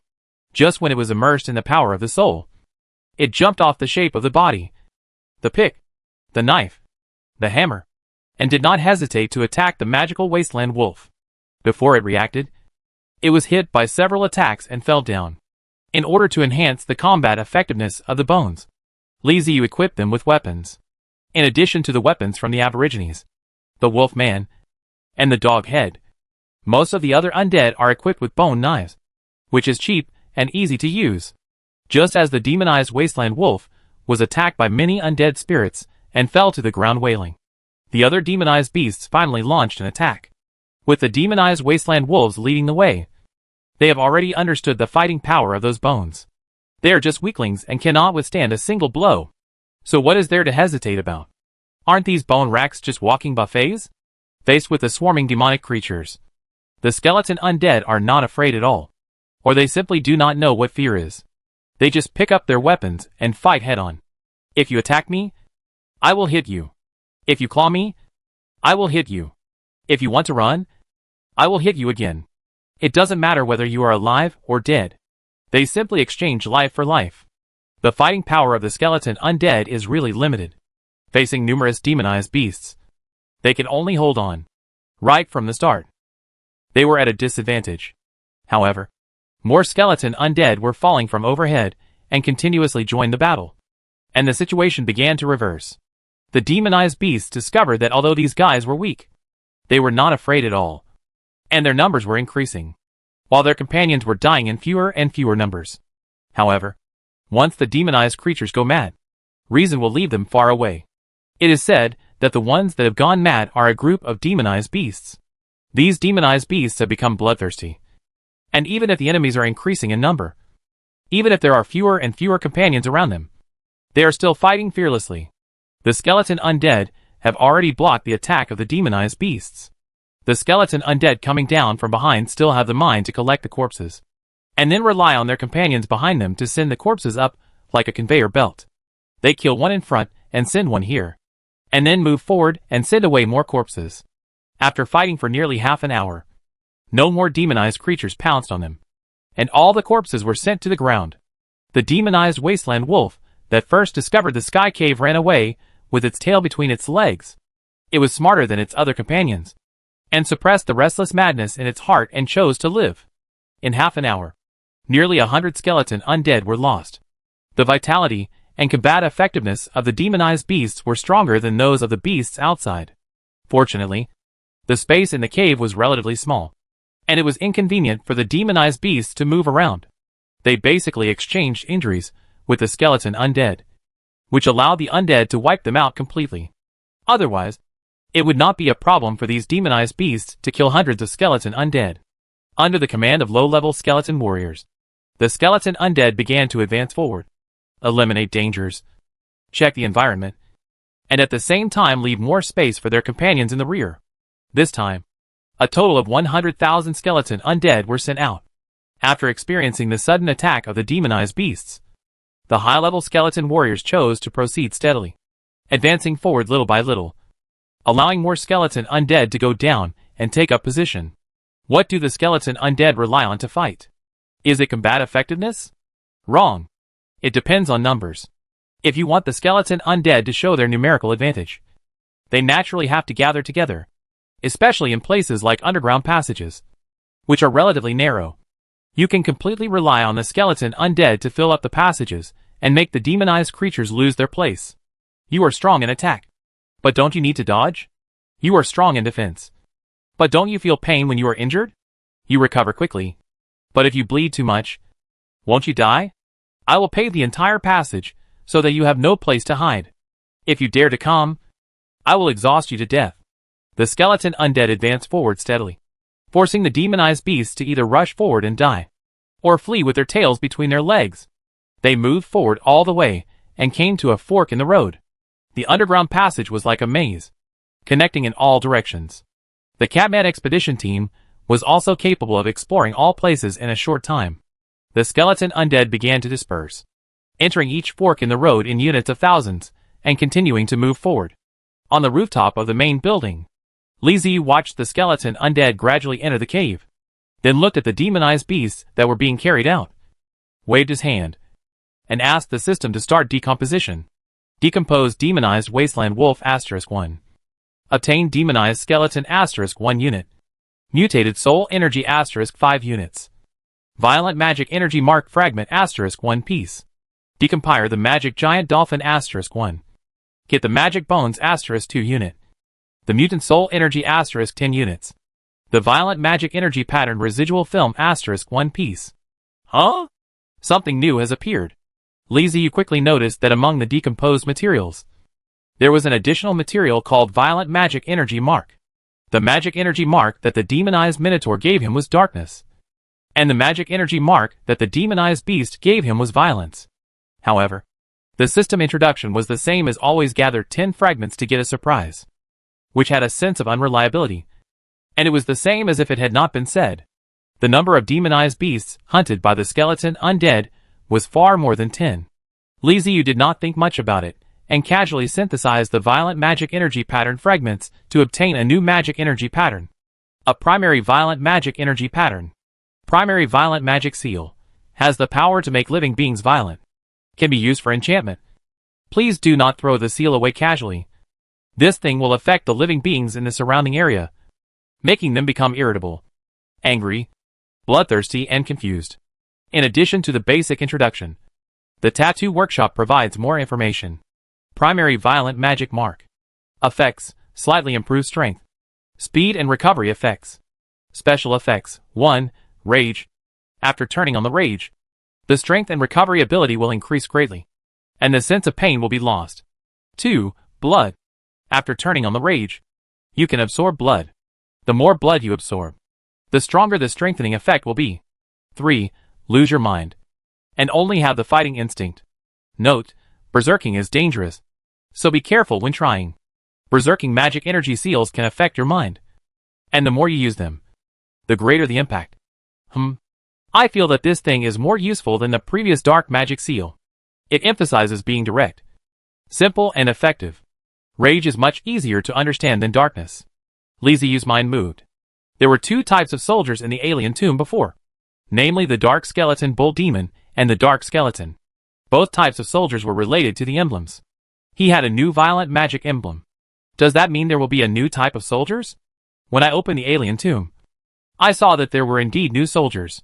And not just one, but four: Violent Skeleton Bull Demon, Violent Skeleton, Darkness Skeleton Beast, and Violent Skeleton Beast. Sure enough, the types of soldiers in the alien tombs are not only related to the special bones, but also to the patterns. Different patterns can create different types of soldiers. This should be the difference in power systems. Since he had nothing to do, Li Ziyu directly clicked on the introductions of the four new types of soldiers. Violent Skeleton Bull Demon. Introduction: Minotaur-shaped undead that can go berserk. These guys are stronger than other skeleton undead. But when they go crazy, they don't care about anything and often accidentally hurt friendly forces. If you need to send them to the battlefield, it is recommended to send them out alone. Requirements: Demonized Minotaur Skeleton * 2 units. Mutated Soul Energy * 60 units. Soul Energy * 50 units. Li Ziyu's mouth twitched as he looked at the introduction. The previous introduction of the Dark Skeleton Bull Demon was quite normal. But when it came to the Violent Skeleton Bull Demon, the system's usual nondescript introduction style returned. Looking at the requirements again, they are the same as those of the Dark Skeleton Bull Demon. I just don't know whether the Dark Skeleton Bull Demon is stronger on the battlefield, or the Violent Skeleton Bull Demon. Violent Skeleton. Introduction: A dangerous person with a brain defect. They can kill people everywhere, from friendly forces to enemy forces, and then kill back. It is worth mentioning that as long as this guy is not dead, he will become stronger and stronger in battle. He is a mindless fighting machine, born purely for fighting. Requirements: Demonic Skeleton * 1 unit. Mutated Soul Energy * 30 units. Soul Energy * 500 units. TSK. Compared with the Dark Magic pattern, this Violent Magic pattern is almost labeled as stupid by the system. No matter whether it is the Violent Skeleton Bull Demon or the Violent Skeleton, it gives off a well feeling no matter how you look at it. Look at the introduction of the Dark Skeleton at the beginning. It was so serious. It even reminded myself to pay more attention. But when it came to the Violent Skeleton, I had to complain. Nothing but complaints. Well, you can complain all you want. I'll summon a Violent Skeleton and see. The requirements are the same as the Dark Skeleton anyway, so it shouldn't be a problem to summon one. Dark Skeleton Beast. Introduction: Skeleton spirits in the form of beasts. They have the ability to hide in the dark. * The characteristics of different beasts will be strengthened. Requirements: Demonic Beast Skeleton * 1 unit. Mutant Soul Energy * 10 units. Soul Energy * 10 units. Violent Skeleton Beast. Introduction: Skeleton undead in beast form. They have the ability to go berserk. And after going berserk, they will attack without thinking. * Be careful if you go berserk too many times or for too long. These guys will easily lose their minds completely. Requirements: Demonic Beast Skeleton * 1 unit. Mutant Soul Energy * 10 units. Soul Energy * 10 units. Compared to Bull Demon and Emblem Skeleton, Skeleton Beast seems weak, although their requirements are also very low. After getting the new soldiers, Li Ziyu felt itchy, and would feel uncomfortable if he didn't produce some. Nyo-Mo has no chance. After all, he needs to demonize the Minotaur Skeleton, which he doesn't have. But others can do it early. Let's create a Violent Skeleton first, and see what this guy is like, and how it differs from the Dark Skeleton. After giving the order, Li Ziyu looked towards the alien tomb expectantly. The soldiers in the alien tomb were different from other undead soldiers, and could be summoned very quickly. In just a short while, there was movement in the alien tomb. An angry roar was heard, followed by a figure jumping out of the tomb. Wait! Growling? Li Ziyu suddenly reacted and widened his eyes. Is this the roar of the soul? An undead soul roared? This guy is so fierce. He is indeed a reckless man, with a screw loose in his brain. With the angry soul roar, the creatures in the entire undead fortress were taken aback. And when they reacted, they couldn't help but run out to see the fun. It is frightening. But people who have lived in the fortress of the undead know that the undead will not hurt people and will under the management of the city lord. Since they will not hurt people, What is there to be afraid of? On the contrary, eating melons is something that must not be missed. No matter which world it is, there are always a large number of melon eaters. Chapter 143, Violent Skeleton. An undead suddenly jumped out of the alien tomb that had been silent for a long time, immediately triggering an inhumane crowd of onlookers. It was a human-shaped skeleton, about 190 centimeters tall, with slightly reddish bones covered with strange blood-red lines that looked like cracks. On the skull, 2 vertical lines were drawn with blue and black dye, adding a bit of barbarity. The color of his soul fire is also different from that of other undead. It is fiery red. Just by looking at it, one can feel the violent aura in the soul fire. It seems to be filled with rage and restlessness. Anyone can feel that this is an uneasy guy. He jumped out from the alien tomb, slightly bent over, looking as if he was going to wrestle with someone, but in a fighting stance. The skull turned and noticed the gazes around him. The violent skeleton didn't like the looks of those people staring at him. He felt humiliated. Shouldn't those guys be afraid of him? Why were they looking at him and laughing? Didn't they want to live anymore? Ouch. There was another soul roaring, and the people around him shocked. And a shocking look was revealed. It was about 3 seconds, returning to normal, pointed at the violent bone, and continued to enjoy haha. At this moment, the bone of Z was stunned, stood up blankly, scratching his bare brain. And the soul fire was not enough. Why do you feel that the world is crazy than me? Who am I? Am I not a violent skeleton? Am I not the spokesperson for anger? Why don't these guys show any fear? Click, click, click. The fierce bones of the bones opened and closed, and they laughed without knowing it. They laughed back and forth, and they couldn't support. He didn't know why he laughed anyway. Anyway, he wanted to laugh. Lizzie was standing on the rooftop and could only slap his forehead. This was not a simple reckless man, but a psychopath. He was angry, dazed, and grinning foolishly. He looked abnormal no matter how you looked at him. TSK. Are there some problems with the skeleton undead created by the tattoo? The dark skeleton is a problem child, always thinking about going out to kill people. And the murderous aura is scary. How come there is another lunatic? What sin have I committed? The violent skeleton laughed for a while, and suddenly didn't laugh. He looked up at the top of the fortress. He felt a strange breath. The breath was complicated, kind, fearful, loved, respectful, obedience, and obediently obey him. Speaking of dry, the violent bones moved their lower body and ran towards the main building. What the hell are you going to do? Seeing his aggressive look, Liziu grinned, and his heart used an ominous premonition. The violent skeleton sprinted and aimed at the top of the main building. Paw! With its limbs spread out, the violent skeleton slammed into the bone wall, which was still half a building's height away from the roof. Liziu's mouth was drawn, grabbing his hair. His eyes were full of shock and incredible. Wang Defa. Are you kidding me? I thought you could really jump up from the spot with a running start. But you ended up hitting the wall? Just be able to do this. What are you so fierce? Shameless eyes are really. Kaka kaka. The weird voice came from behind. And as soon as Liziu turned his head, the dark skeleton fell out of the shadow. His mouth kept opening and closing, rolling with the ribs. He was happy to die. It makes you laugh. Liziu rolled his eyes, ignored the guy, looked down at the wall stack, and saw the violent bones crawling on the wall like the dry lizard. After a while, the body fell back and fell into a bone on the ground. Click, click, click. The dark bone who just stood up and saw this scene, and laid down with a smile. Liziu covered his eyes, and covered his eyes. There was a problem with the soul fire of this guy. Can I return the goods? I don't know if the system supports it or not for 7 days without reason.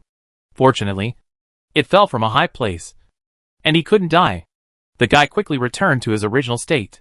He looked up at Liziu, who showed his head on the top, and looked at the wall. He thought about something for 2 minutes. He seemed to have thought about something. Kaka kaka. The dark skeleton, who was observing the violent skeleton, laughed wildly again. He wondered what this guy was thinking about. After thinking for 2 minutes, he found out that he was thinking about how to get up. There is no problem this time. There are still the ability to climb the bone climbing. The bone wall is easy to climb. After all, the bone is out of the bone, uneven, and some of them are placed This guy finally climbed to the top of the building. He rolled over the wall stack, staring at Liziu aggressively. The dark skeleton got up, staring seriously at him, and was ready to look at the lively. After watching each other for half a minute, Liziu lifted his hand silently, jumped up and slapped it on the brain of the violent bone. You look at a fart. This guy is too unexpected to do things. If he doesn't repair it well, he will be more troublesome than the dark skeleton. He can't counsel as the master. Anyway, there is a system. Hit him himself, and he can't fight back. After a bit of the bone, he was annoyed. He opened his mouth at Liziu, and he had a soul roar. How do you think that Liziu is the master of the undead, and is too familiar with the undead? Seeing his appearance, he predicted what he was going to do. He held up his jaw and closed his mouth. Violent skeleton. Kaka kaka. The dark skeleton was overjoyed again. He had never been so happy before. In his eyes, other skeleton undead were not of the same kind. And the guy in front of him, although his aura was different from his own, was indeed of the same kind. However, this fellow was so interesting.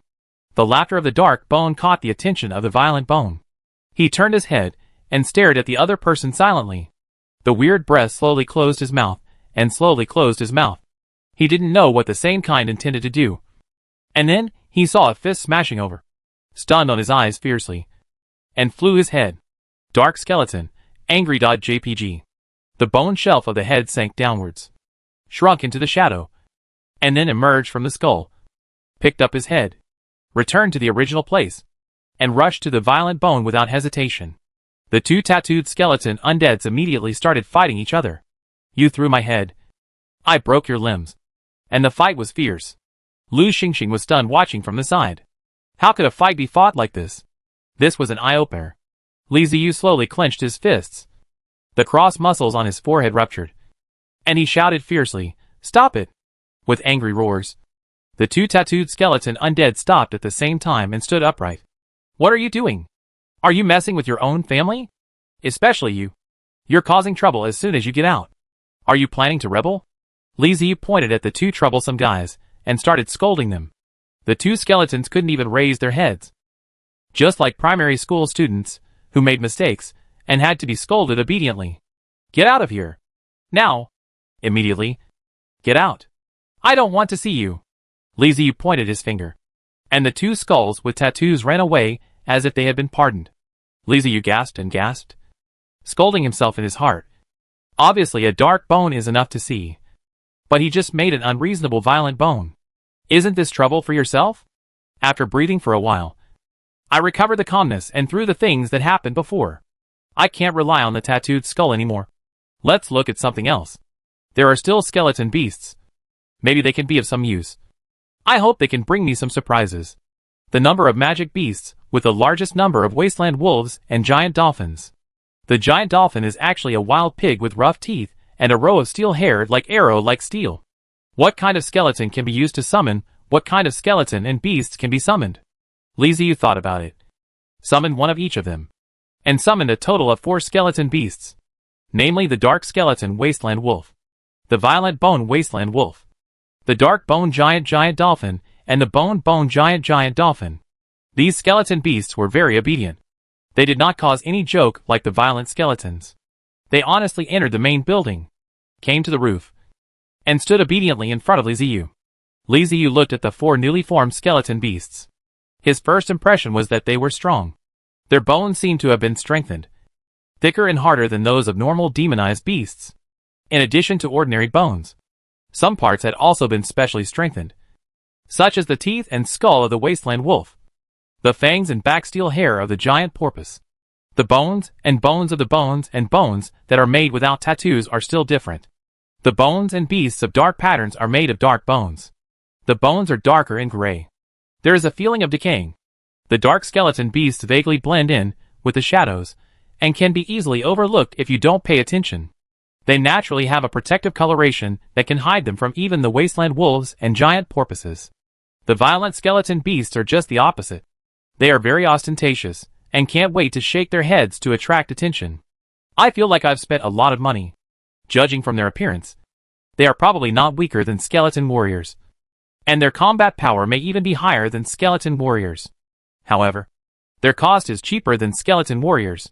In the end, it is equivalent to consuming 10 units of soul energy. Li Ziyu was very happy, and further experimented on the 4 skeleton beasts. When the dark skeleton wasteland wolf moves, a shadow will be left behind it. And it moves as fast as the wind.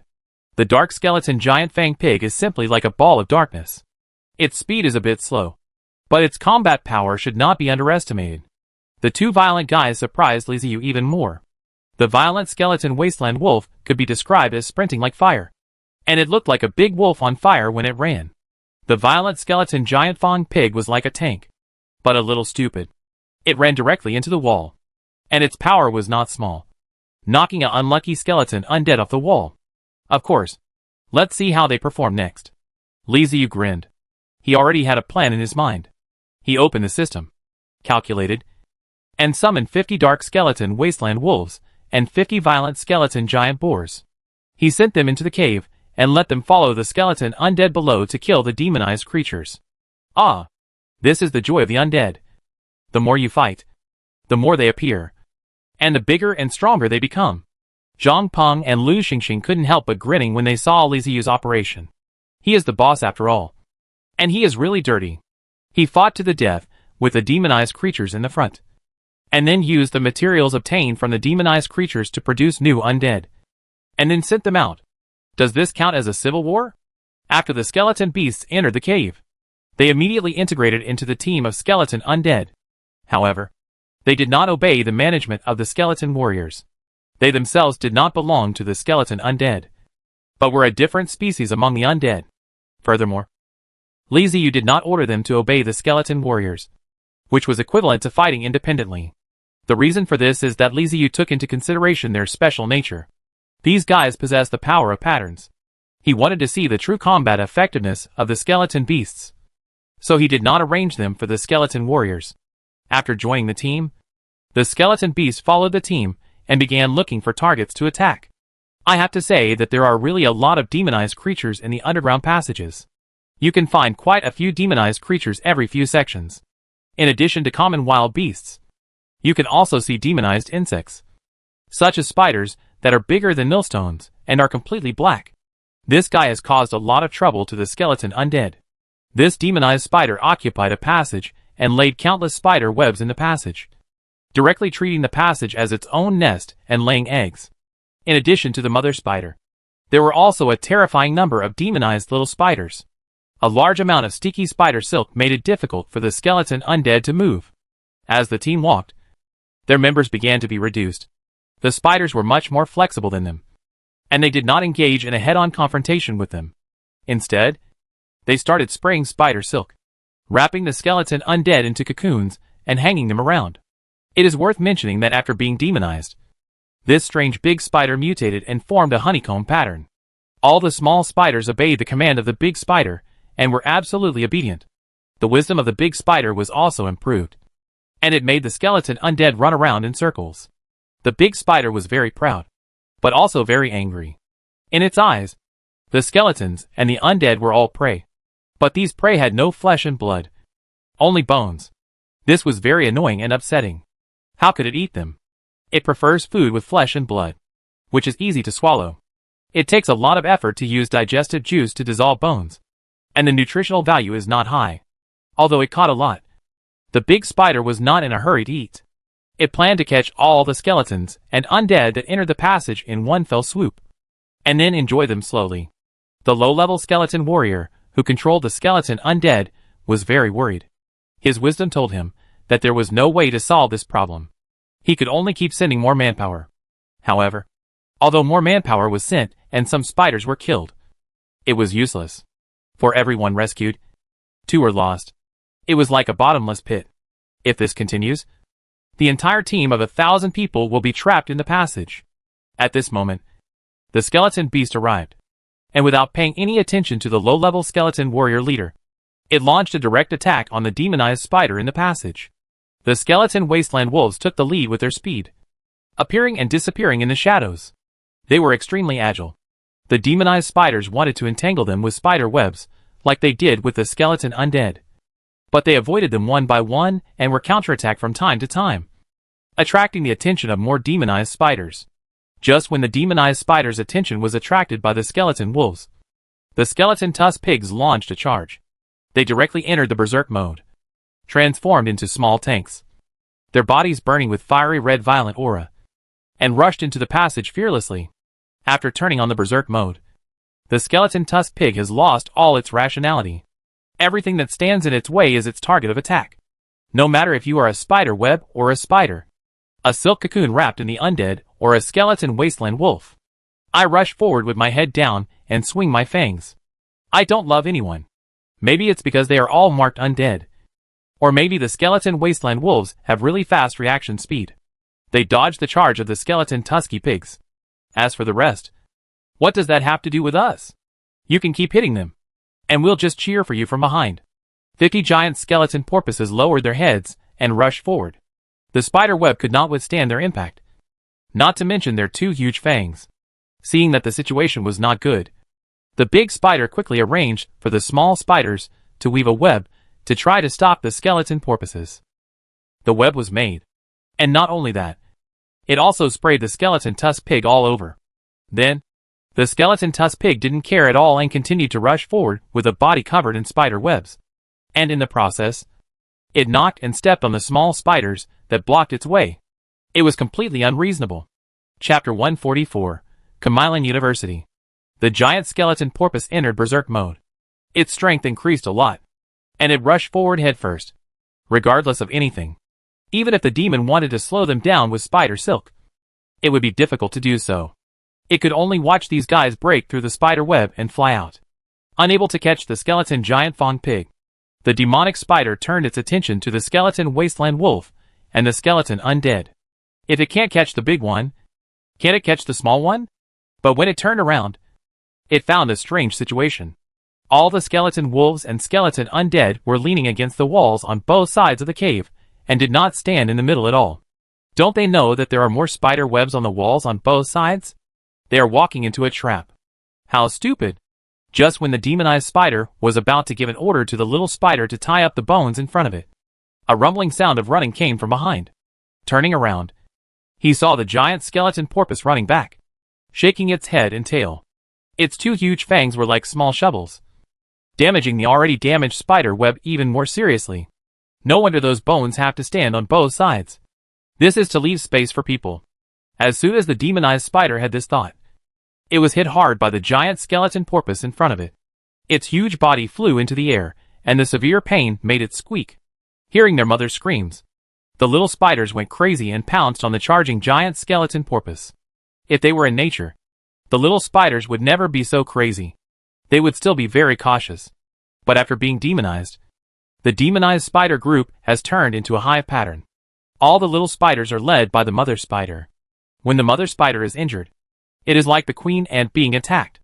Even the mother spider was knocked away without hesitation. How could the giant skeleton porpoise care about the little spiders? It shook its head and swung its fangs left and right, knocking the little spiders to the ground one by one. As for the exposed parts, they were not worried at all. The steel hairs standing up on their backs were the best defense. The little spider rushed forward, but before it could attack the giant porpoise skeleton, it was pierced by the steel bristles on its back. Those steel bristles were as sharp as spearheads. There were too many little spiders, and they swarmed over and pressed down on the giant skeleton porpoises, wrapping up their bodies, trying to use their own weight to hinder the enemy's charge. The spider's blood flowed on the bones of the skeleton tusk porpoise, and was sucked in like the sea surface sucking in water.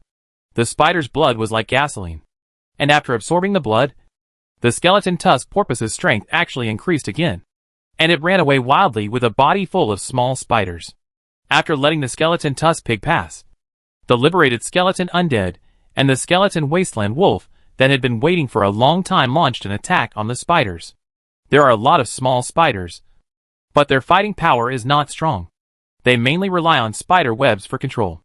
Their teeth and digestive juices have little killing power against the undead. At this time, their attention is all on the skeleton tusk pig. They directly ignore the skeleton undead and skeleton wasteland wolves and rush towards the skeleton tusk pig regardless of anything. Without the control of the mother spider, the little spiders seem stupid. They completely ignore the attacks of the skeleton undead and the skeleton wasteland wolves and let them do whatever they want.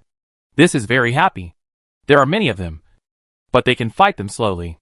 Anyway, the defense of the little spiders is very low, and even the skeleton undead with weapons can cause damage to them.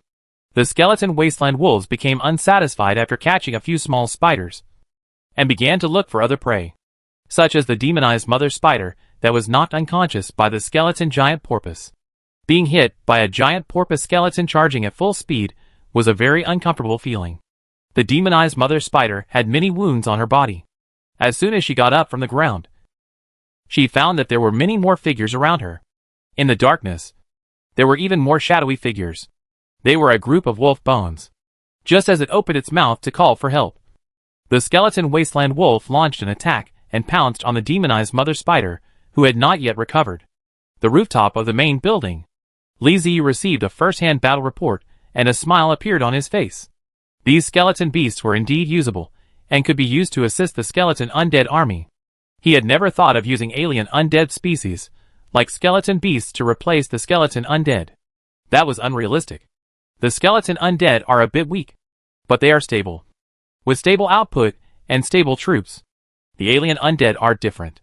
Although they are very cost-effective, the materials need to be searched everywhere, and there is no way to completely determine the type of troops. No matter how large the scale is, it is still a ragtag army.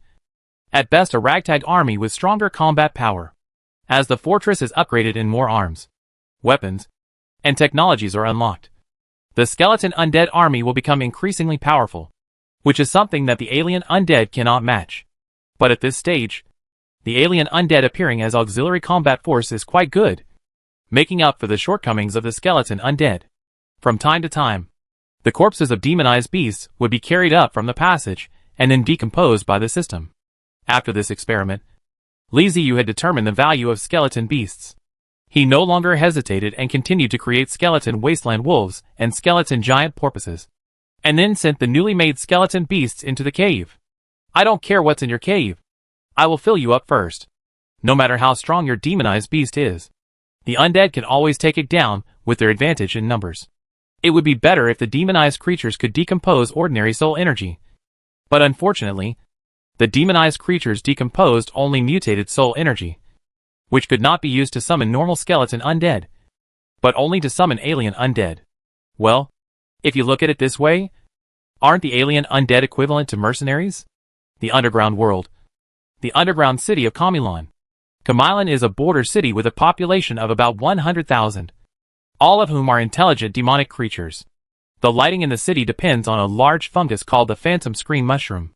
This inedible mushroom can reach a height of several meters, and emits a soft white light under the mushroom umbrella.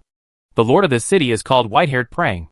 White-Haired Prang is a demonized human with a square face, thin lips, and deep eye sockets. He looks very mean, but there is a gleam of light in his eyes from time to time, revealing a sense of cleverness. He carefully combed his hair in front of a polished crystal mirror, picking out and pulling out a black hair. He cared a lot about his appearance and liked to be noticed and admired. He tidied his hair, stood up, straightened his clothes, and then grinned, revealing a mouthful of black and yellow teeth. The teeth of all demonized creatures are like this, because of the erosion of the demonic aura. Their gums and teeth have turned black. If he took off his clothes, his body was covered with black blood vessels, just like a zombie. "Sir!"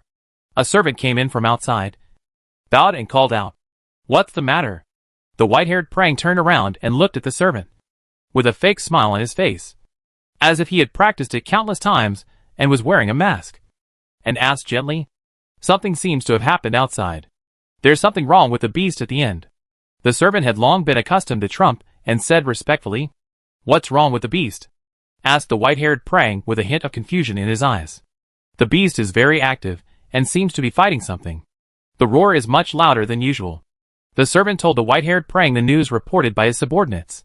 "Just because the beasts are active, you come to me, right? They are beasts. Isn't it normal for them to be active?" The fake smile on the white-haired Prang's face disappeared, and he shouted angrily, "I thought those brainless beasts were going to attack the city, but they just became more active. What does this have to do with the white-haired Prang? He is the mayor of Kamilon, not the Beast King. These guys below are becoming more and more unruly. Do they think he is a veterinarian?" The city lord's responsibility is to manage the city well, not to care whether the wild beasts give birth to cubs or roar.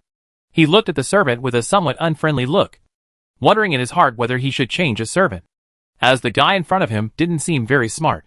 "Sir, I want to ask if you should send someone out to check," fearing that something might have gone wrong. Seeing that the city lord was angry, the servant knelt down quickly and explained in a low voice. "What's the problem? Tell me. What can go wrong with those brainless beasts?" White-haired Prang roared loudly like a mad wild boar. I'm sorry, Lord Mayor. It's my fault. But because of the beast incident, the people below are in panic, and they want to know what happened." The servant's face turned pale, and the protruding black blood vessels on his skin became more and more obvious. After he said that, the white-haired Prang suddenly quieted down and began to think. After a while, that fake smile appeared on his face again. He straightened his clothes and said in a gentle tone again, "Since they all want to know the result, let's send someone to take a look. It should be no problem. After all, I know the beasts living on the edge best." Agreed? The servant felt that his brain circuit could not keep up with the city lord. He was so angry just now, as if he wanted to eat himself. But in the blink of an eye, he became gentle again, and even sent people to check if there was any problem. The change was too fast. He is worthy of being the city lord. Otherwise he could be a manager. His way of thinking is just different. "Yes, I'll arrange it right away." The servant responded quickly, stood up and ran out. "You know what to tell the people below." White-haired Prang suddenly shouted behind him. The attendant stood still immediately. He knew that the city lord had something to say. Sure enough, he heard the white-haired Prang say, "You have to tell them that it is because of me that I sent people there out of sympathy for them. Let them rest assured that nothing will happen. Do you understand?" "I understand. This is all thanks to the city lord. This is all because the city lord loves the people." The attendant understood now and nodded in response. "Yes, that's right. That's it." Seeing the servant being so sensible, the white-haired Prang nodded with satisfaction and waved his hand to let him go out to do his work. The servant ran away as if he had been pardoned. Kamailan is a border town. Going forward is the end of various underground passages. In these passages live a large number of demonized beasts and various strange plants. These plants and beasts are what Lord Kamailan eats on a daily basis. At this time, the city gates were wide open, and teams of demonized creatures walked out quickly and entered various passages. These demonized creatures were of all races, including orcs, goblins, and demonized humans. Among all the demonized creatures, humans had the highest status, and they were the leaders of the team. In the city of demonized creatures, there is also a concept of class. Just like the outside world, most of the people who leave Kamailan on weekdays are hunters or civilians looking for food. But this time, it was the city lord white-haired Plan who gave the order, and those who left the city were all city guards. They were wearing standard armor, holding standard weapons, with strong physiques and superb combat capabilities. The purpose of their departure this time was to patrol the underground passage. Some citizens reported that there was unrest in the underground passage, and they needed to find out the reason. Satri is a native species of demonized humans, which means that both his parents are demonized humans, and he was a demonized creature when he was born. Because of this identity, he became a squad leader of the city guards, managing 9 team members, 4 demonized minotaurs, 3 demonized gnolls, and 2 ghouls. Even if you are a demonized creature, you must be very careful when traveling through the underground passages. Those demonized beasts are brainless, and they don't care about your identity. In the eyes of these guys, it doesn't matter whether you are a demonized creature or not, as long as you are not of the same species. You are food.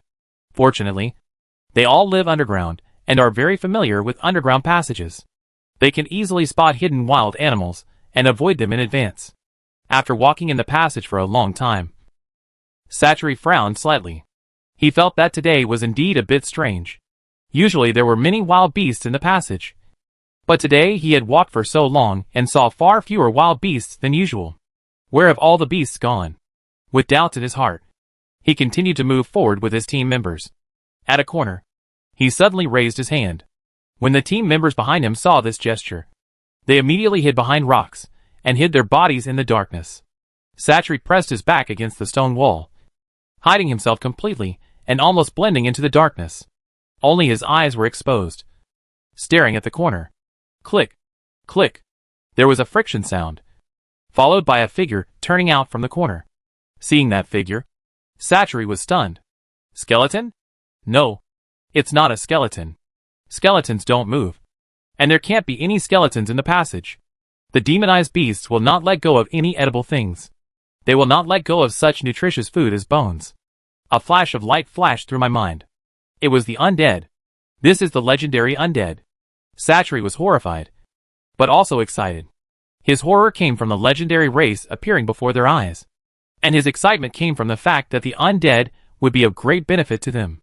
Other races may be afraid of the undead, but the demonized creatures are the opposite.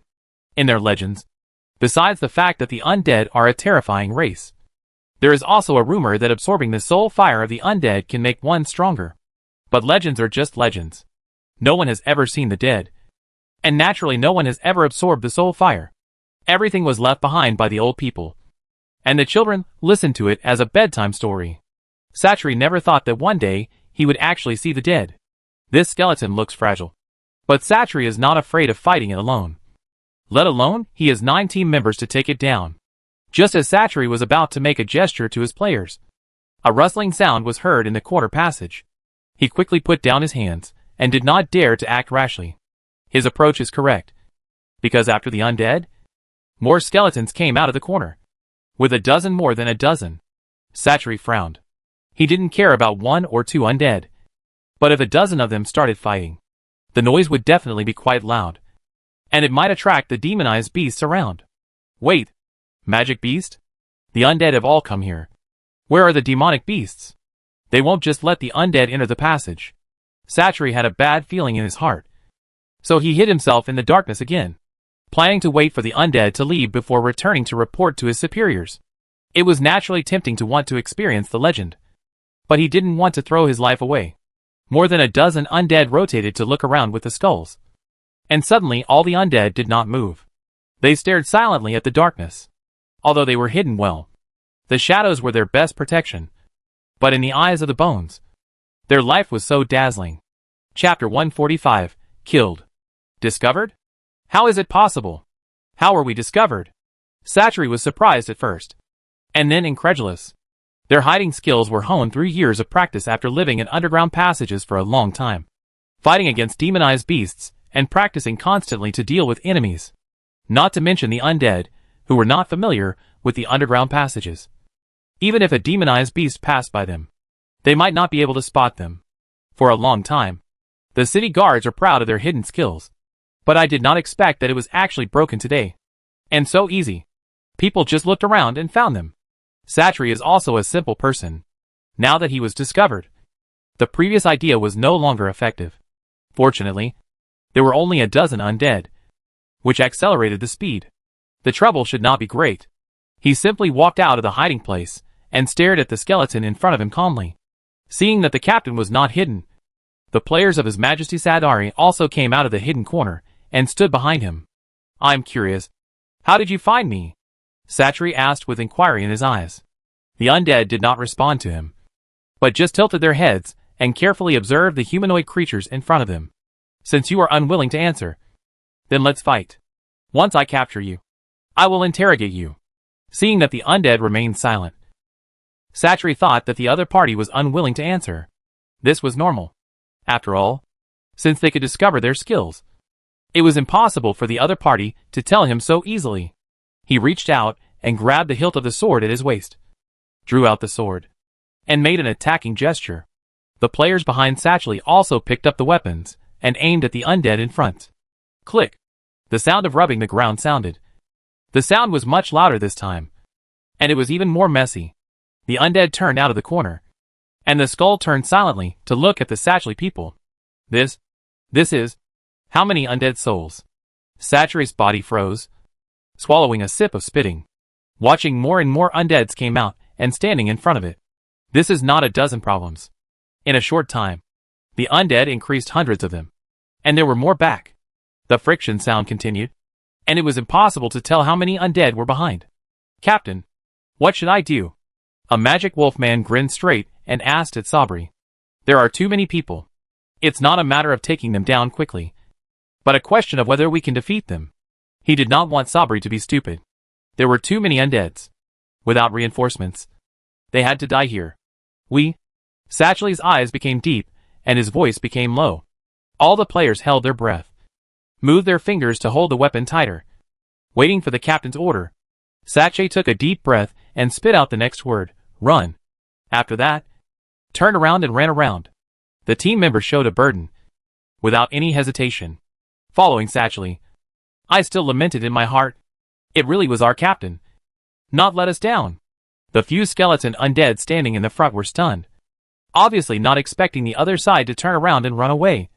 And then, they were hit on the head.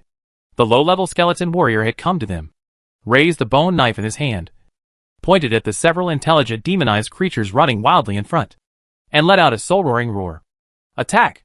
The bones of the bones took the footsteps and chased towards Sabri and others. Compared with the slow running speed of the undead, Satchelly and others are much faster, and their long legs are thrown away, and they can easily open the distance.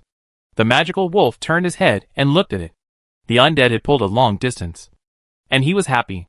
He also turned around and turned towards the undead to make a ghost face, regardless of whether the undead could be seen in the dark passage. At this moment, several figures suddenly pushed aside the slow-moving undead and rushed towards them, with the demonized Knoll being the first to bear the brunt.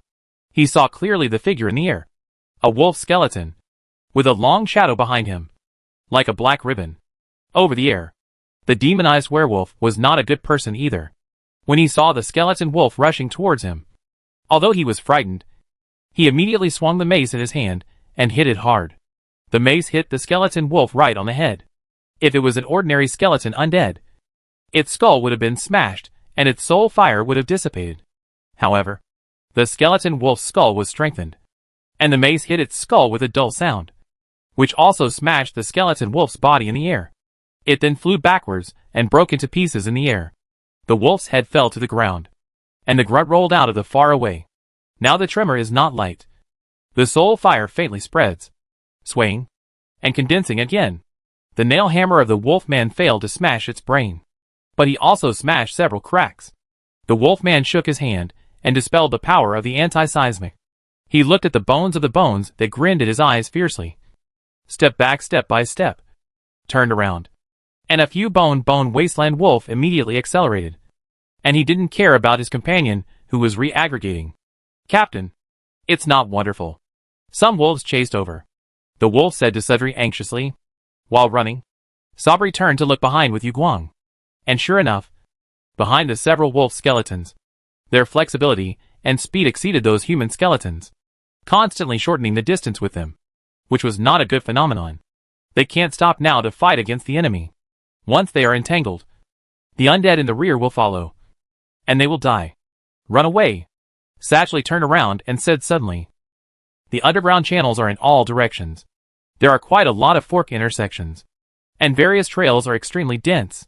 Their current task is to send the news that the undead appears on the underground passage back to Cumulin University. Let the white hair know what happened in the channel. After receiving Satchery's order, the demonized creatures immediately dispersed.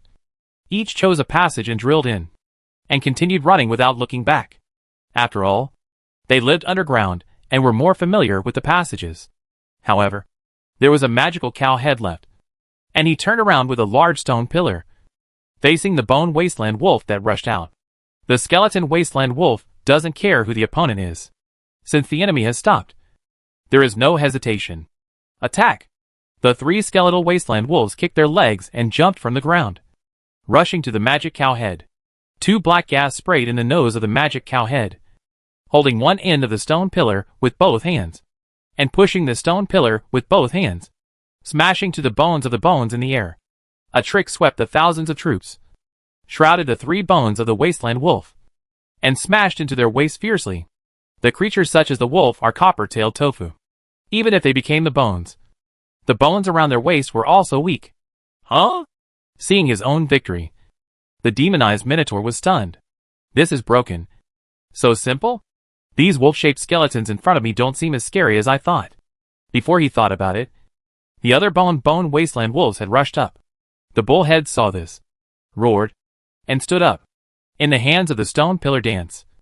The tiger and tiger of the stone dance were giving up, relying on the heavy weapons and the small passage. The bones of the bones of the bones were dragged on their lives. It has to be said that there are still many warriors in the Kamilan city guards, and they have their own strategies. For example, in the current situation, some people will automatically stay behind to cover the retreat, without the need for orders from a captain like Satchery.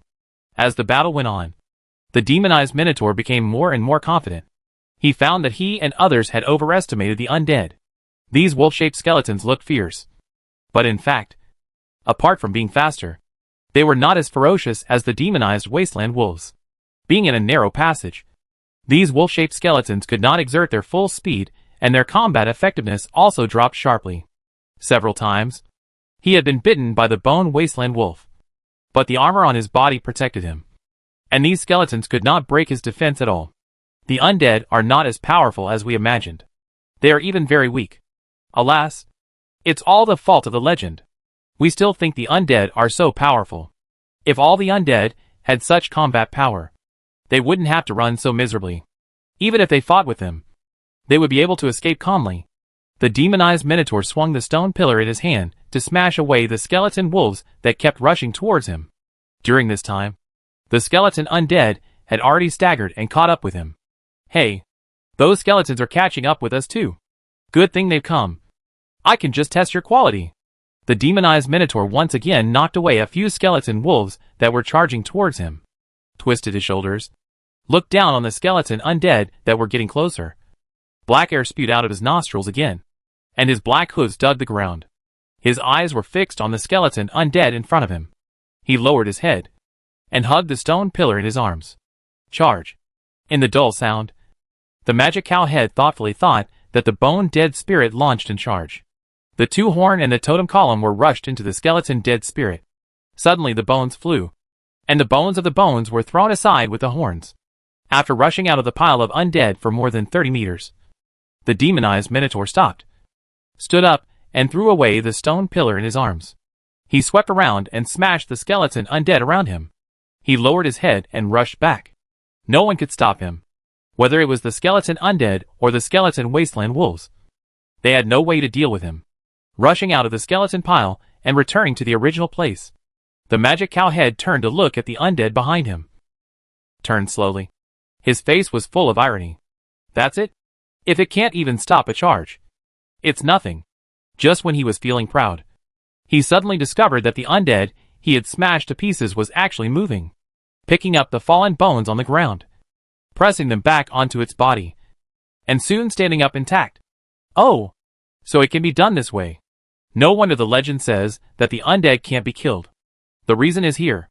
Even if they are broken into pieces, they can be put together again. There is a bright enlightenment in the heart of the magic cow head. These undead in front of them are very fragile. With the physical fitness of their soldiers, they can easily scatter. However, after the problem is that they will stand up after the scattered rack, which is exactly physical strength and consumption. No wonder when I was fighting the wolf-shaped skeletons just now, I always felt like I could never kill them all. It seems that it's not that I can't kill them all, but that they are constantly putting together and reorganizing themselves. But he also discovered that some of the undead were never able to get up again after they were shattered. Those undead had their heads smashed. Well, it seems that the weakness of the undead is their head. As long as their head is smashed, they will not be able to get up. This demonized Minotaur is not stupid at all, and he does not have the honesty of a normal Minotaur. Under the influence of demonic energy, he has become cunning and clever. Will you die if you crush your head and the undead? The cowhead grabbed the totem pillar and was planning to step forward. Suddenly, he found that the dead spirit group was messy, and the fiery red light came out of the undead group. What is that? An enemy? A demonic beast? Or my ally? Finally, the undead in the front was knocked away, and the fiery red figure revealed its true face. It was a group of pig skeletons. The raging giant skeleton porpoise was the pig that broke out of the circle and ran towards the stone trough. It was so fast and so fearless, with a fiery red violent aura wrapped around its body. It would not let go of any undead that blocked its way. As for the demonized Minotaur that blocked its way, it was almost immediately judged as an enemy. The giant skeleton porpoises rushed towards the demonized minotaur like cannonballs. It's the enemy!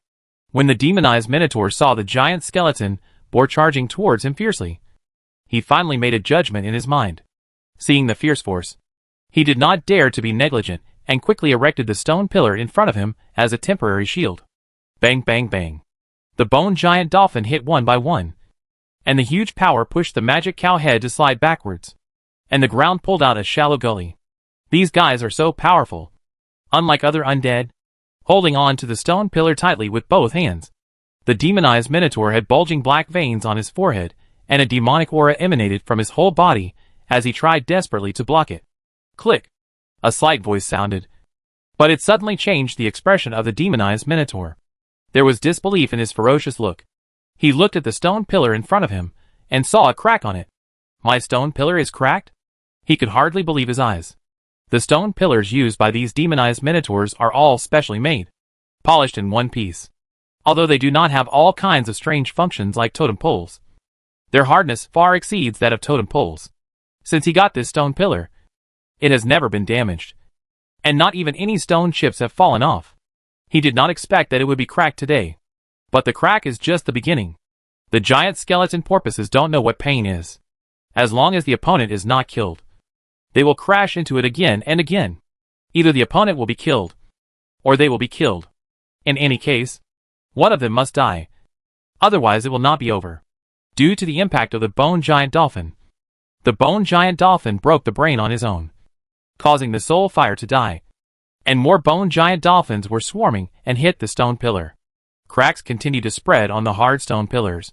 Stone chips fell off, and the collapse accelerated. The sound of caca kept coming, and the expression of the magic cow head became more and more ugly. The palm of his hand could already feel the cracks in palms. This stone pillar couldn't support it for too long. But he didn't dare to let go. Once the stone pillar was released, those mad pork-shaped skeletons would hit him without fear. The teeth of the wolf-shaped skeleton are protected by armor, so he can ignore it. But he cannot ignore the pig-shaped skeletons in front of him that are charging like cannonballs. This is no different from hitting him with a sledgehammer. This is blunt force damage that cannot be blocked by armor. At this point, he had to figure out how to get out.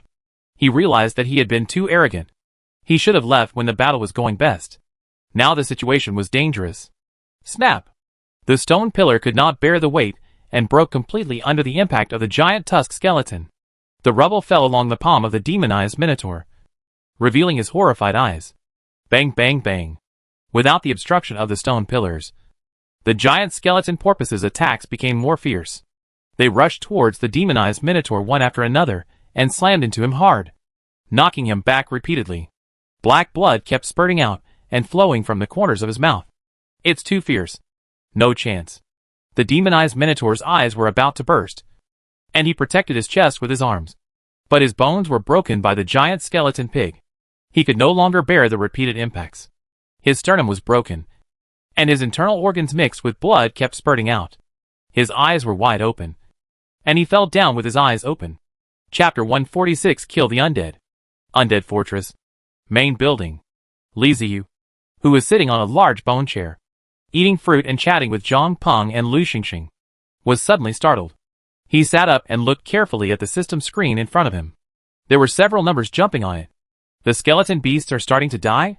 Finally, some cool stuff is emerging from underground. Li Ziyu raised the corners of his mouth slightly and revealed a smile. He didn't care whether there would be any losses among the skeleton beasts.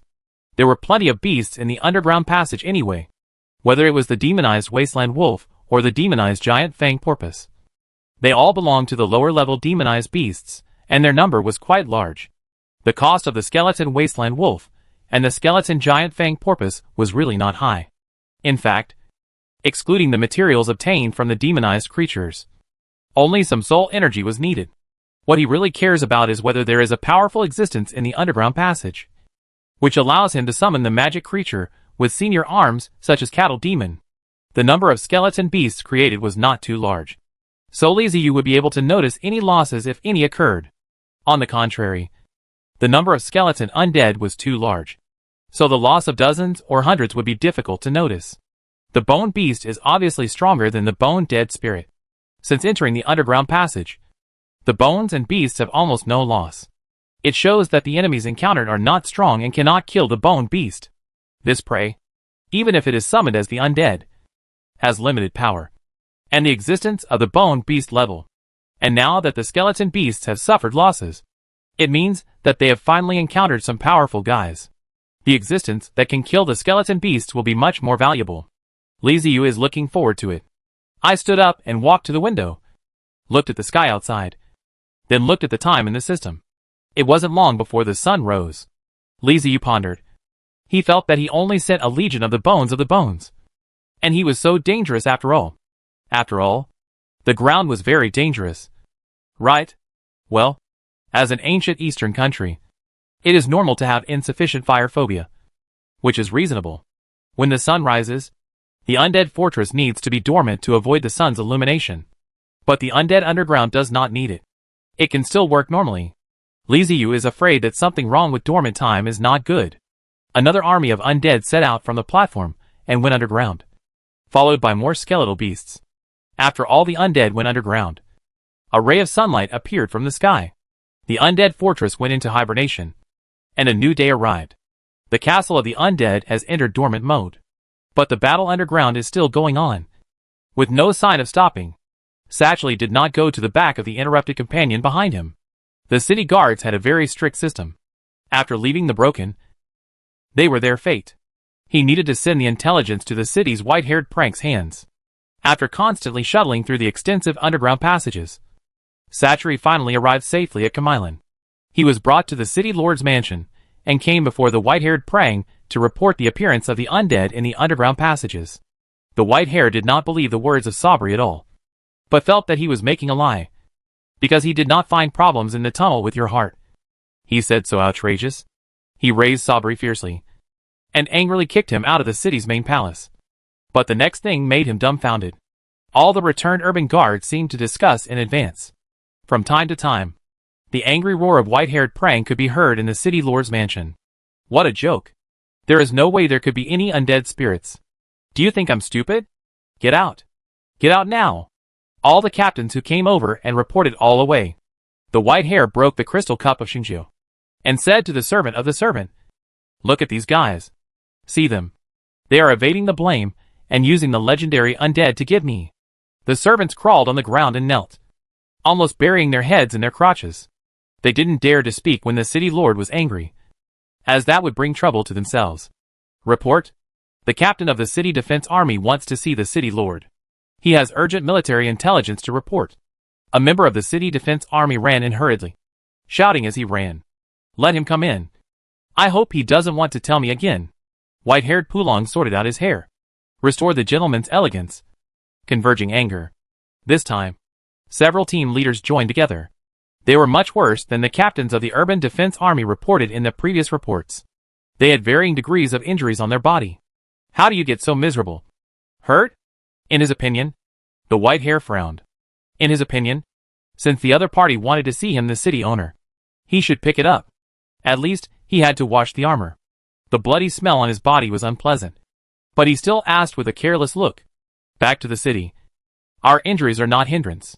We came to report the military situation in the channel." A captain stood up and said, "Well, the brave warrior.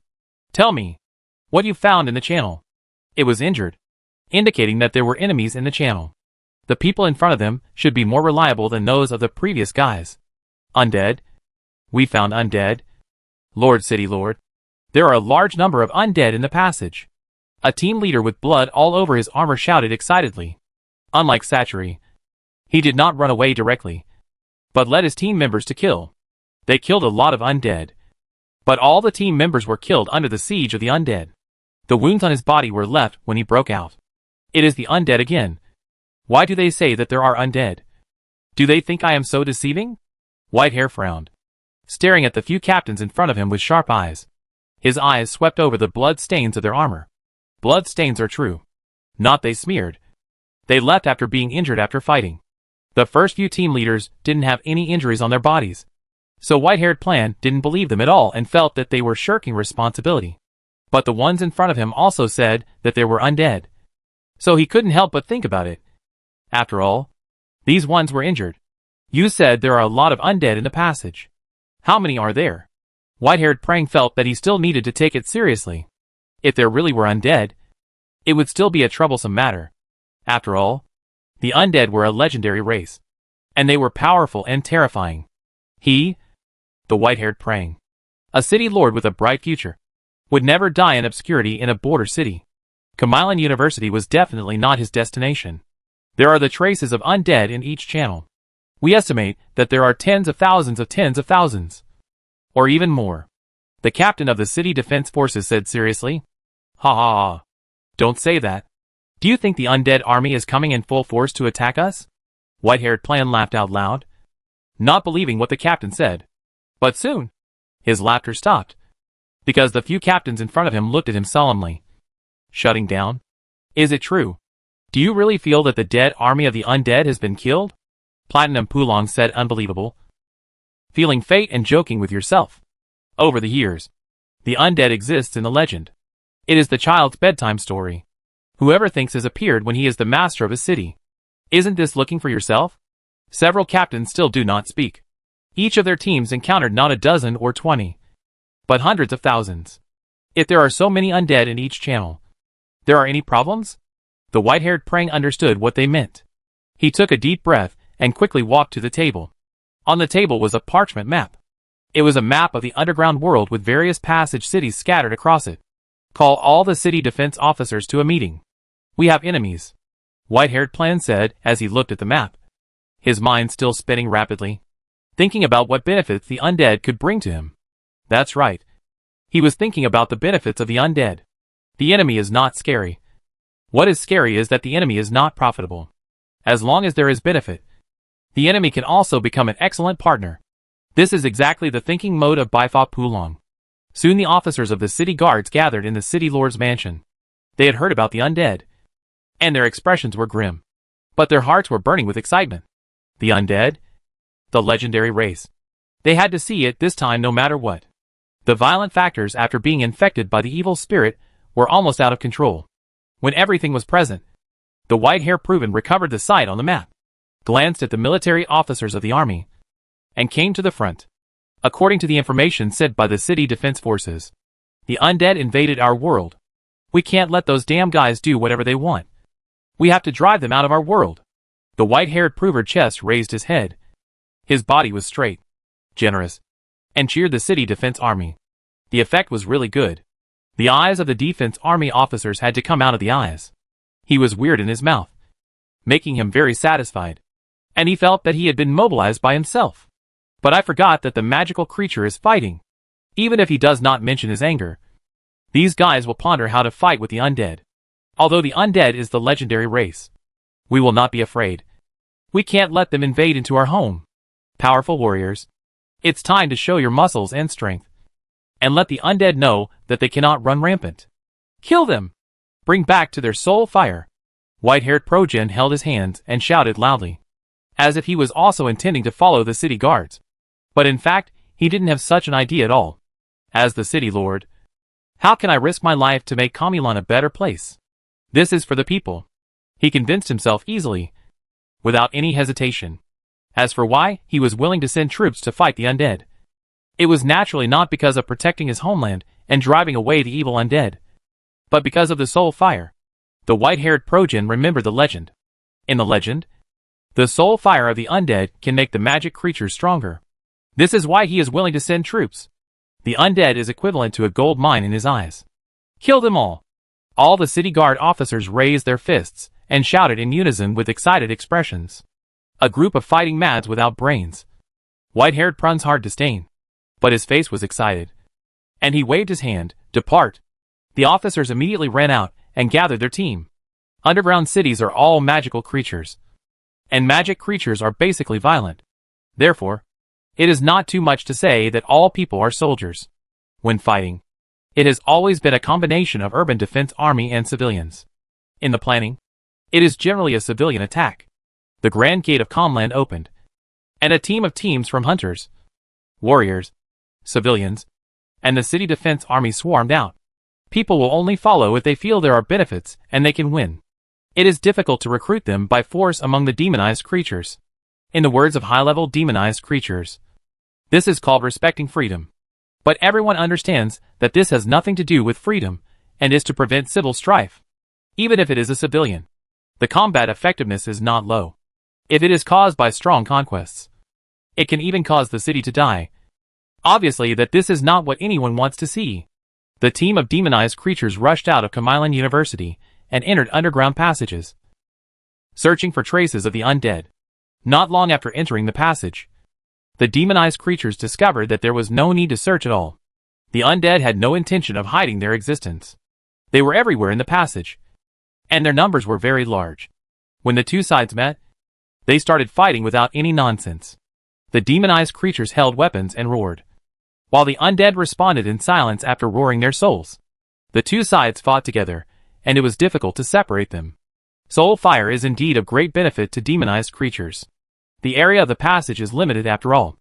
After a large number of undead died, the soul fire dissipated. But it takes time. Some demonized creatures inevitably inhaled the soul fire. They felt that their demonized aura was accelerating. But not only did their bodies not show any abnormalities, but they were getting stronger quickly. Demonic energy can strengthen the body, but it has terrible side effects. The most common side effect is mental disorder, loss of reason, and indiscriminate attacks on everything around. However, after inhaling soul fire, their bodies become strong, but their minds are clear, with no signs of mental disorder at all. After discovering this, the magical creatures were even more crazy. The deadly attacking undead was holding the knocking on the skull and sucked away the soul fire.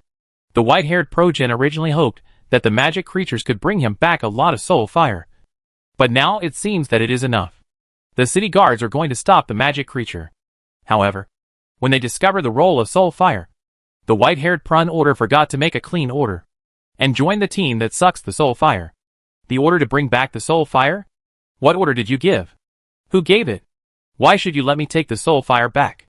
I hunted it. Do you know what freedom is? No one can take away what belongs to me. The demonized creatures went crazy. For them, this was a once-in-a-lifetime opportunity. The soul fire of the undead was more effective than any panacea. They should take advantage of this chance to strengthen themselves. The team was in complete chaos. No one paid attention to the city defense forces, and even the city defense forces joined them, making the scene extremely chaotic. In contrast, the undead is still the same, and there is no fluctuations in the soul fire because the companion was crushed to suck the soul fire. Under the instructions of the low-level skeletal warriors, the orderly killing of the magic creatures was even pondered. When a skeletal undead takes off its skull and rolls it along the ground, several demonized creatures will run over to grab it, and a melee may even break out, just like dogs fighting over bones. While they were robbing, no one was on guard around, which gave the undead an opportunity to strike. Chapter 147, Corpses. It is difficult to attack those who are wearing armor. If you want to stab them with a weapon, you have to find a gap. However, most of the demonized creatures have no armor. Even if they have protection, it is at best leather armor, which makes it very easy for the undead to attack. Sacrificing one undead soul can result in the death of at least one demonized creature on the other side. No matter how you look at it, this deal is a good one. A 1-for-1. And the undead soul definitely does not lose out.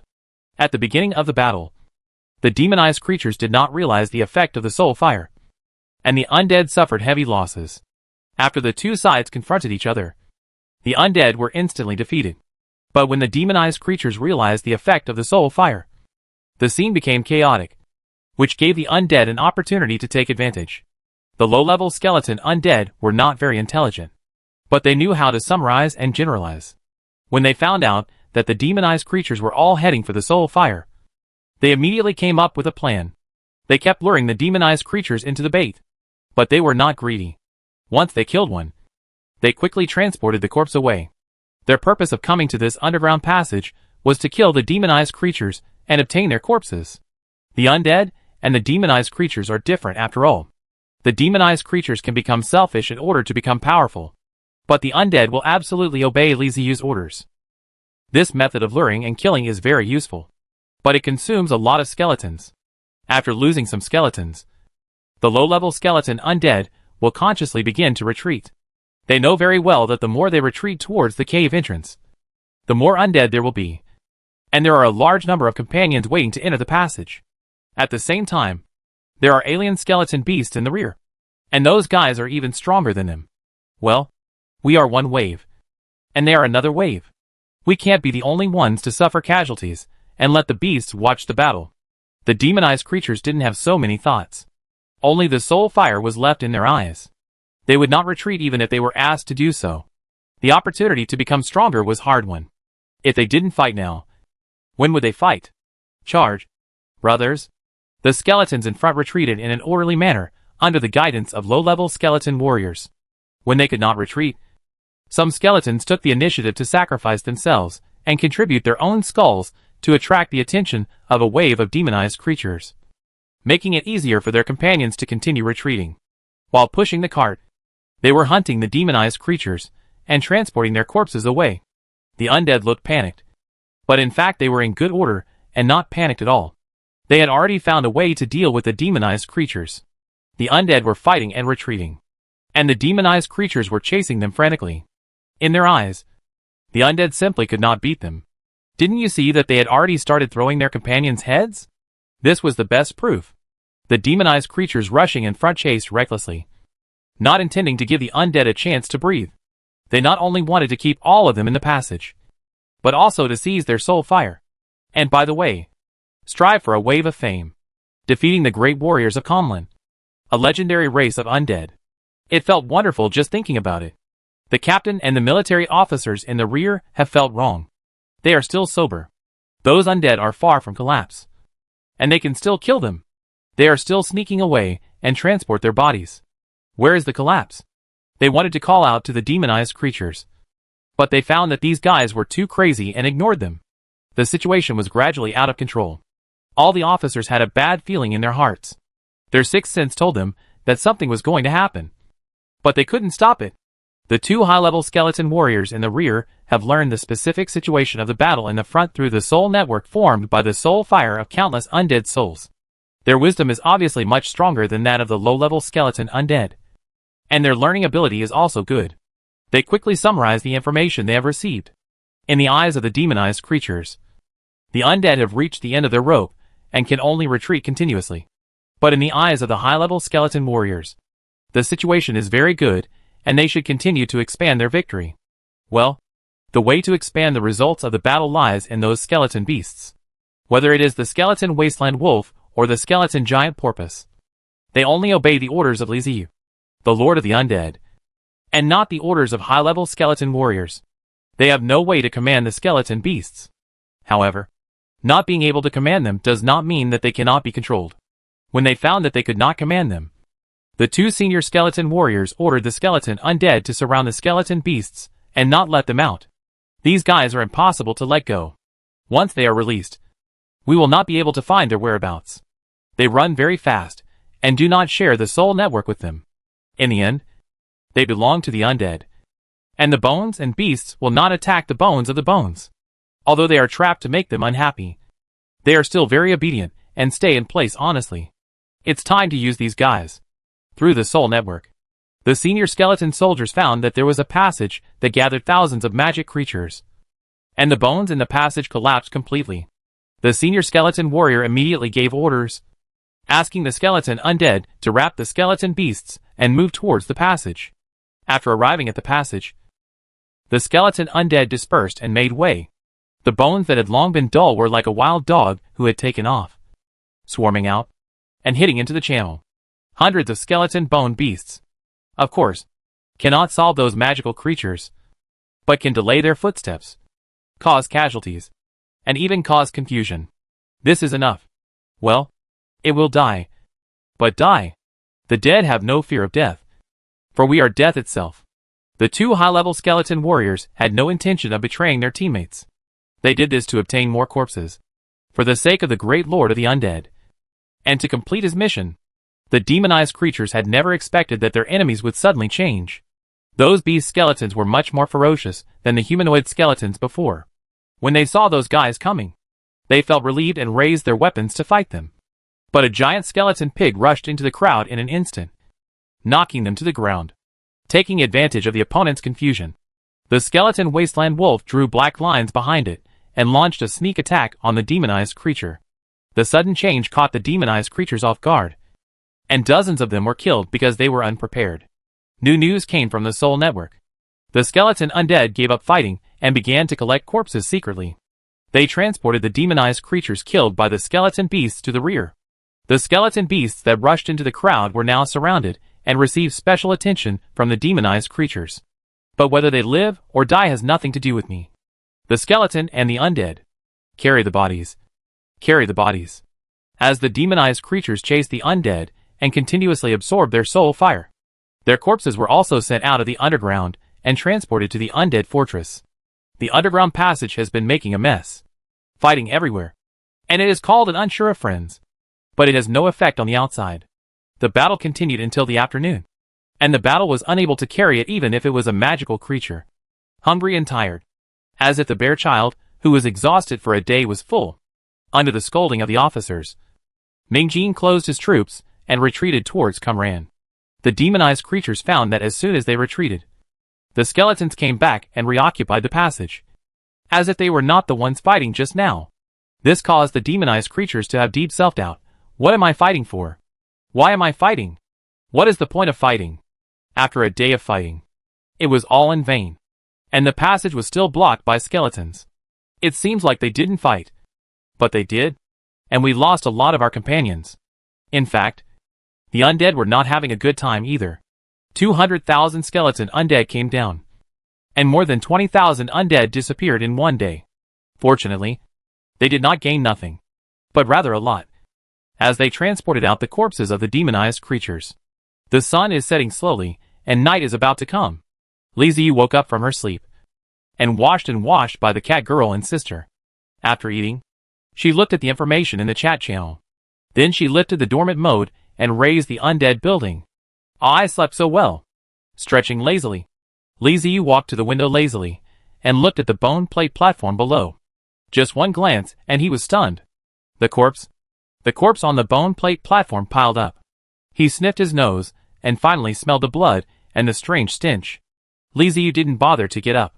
He hurriedly ran out of the main building, came to the pile of corpses, and widened his eyes. They are all demonized creatures. These guys are too typical. Their abnormal skin colors of gray, black, and dark red, and their protruding black blood vessels all prove their identities. Moreover, these demonized creatures were not demonized beasts, but humanoid intelligent demonized creatures. The demonized beasts were piled up into a small hill on the side, and the demonized beasts and humanoid demonized creatures were piled separately. At a glance, the number of corpses of humanoid demonic creatures must be at least several thousand. What on earth happened while I was sleeping? Was this an all-out war? Lizzie's mind was full of question marks. He opened the system and checked carefully. The skeleton undead had suffered quite a lot of losses. A few hundred or a few thousand wouldn't be noticeable. So how could he not notice a loss of over 10,000? He quickly found a high-level skeleton undead and asked him to connect to the soul network in the cave. Lizzie wanted to know what happened down there and why there were so many corpses. The information was quickly passed on, and Lizzie understood what had happened during the day. A war had really broken out, and the two sides had fought for a whole day. The skeleton beasts he had sent out were completely destroyed, and the skeleton undead also suffered heavy losses. However, what he got in return were thousands of corpses of humanoid demonized creatures, and a large number of corpses of demonized beasts. Hunting demonized beasts is easier for the undead. Most skeleton beasts fight alone, and only the wasteland wolves and giant porpoises gather in groups. Therefore, the undead cannot suffer much damage when facing demonized beasts. The ones that can cause great damage to the undead are the humanoid demonized creatures that come out of Qumran University. It's really a surprise to wake up from a good sleep. Li Ziyu asked about the information of today's battle. The senior skeleton warrior reported the entire battle situation without any concealment for the city lord's reference. After understanding the entire battle situation, Li Ziyu estimated in his mind that there were probably about 20,000 to 30,000 humanoid demonic creatures fighting the undead this time. This was just an estimate, and the actual number would be much more. Moreover, he also learned a key piece of information. Those humanoid demonic creatures were organized. They had chiefs and leaders. If the low-level skeleton warriors below had not discovered a way to deal with them, the undead's losses would have been further increased. And they might even have been driven out of the cave. Demonized creatures are very powerful, especially when they appear in groups. Their combat effectiveness will be greatly enhanced. The skeleton undead fight in a small space, and it is difficult for them to compete with them. Well, it still feels worth it. Li Ziyu didn't care about the loss of more than 20,000 skeleton undead. As long as he returned to the mountains of the dead, it would be easy to replenish the skeleton undead. He used some low-level skeleton undead in exchange for thousands of corpses that could produce high-level alien undead. It was a good deal no matter how he calculated it. There were piles of humanoid demonized creatures of all races, including humans, orcs, and even trolls, ogres, ghouls, etc. Their appearances were also different. Some had lime-colored skin, some had black and red blood vessels, and some had purple stripes. They looked weird no matter how you looked at them. Like devils from H.L. Li Ziyu walked around the pile of corpses and commanded the undead to drag out a green-skinned corpse from it. This is the corpse of a ghoul. When fully stretched out, its body is about 180 centimeters long. However, its spine is bent, just like a hunchback. But it is full of muscles. Its arms are longer than its legs, and it likes to run on all fours. It has a huge head, no hair, sunken eye sockets, and upturned nose, 2 small holes where the ears should be, and a big mouth that takes up almost half of its face. And its mouth is full of sharp teeth. In the game, ghouls are often classified as part of the undead race.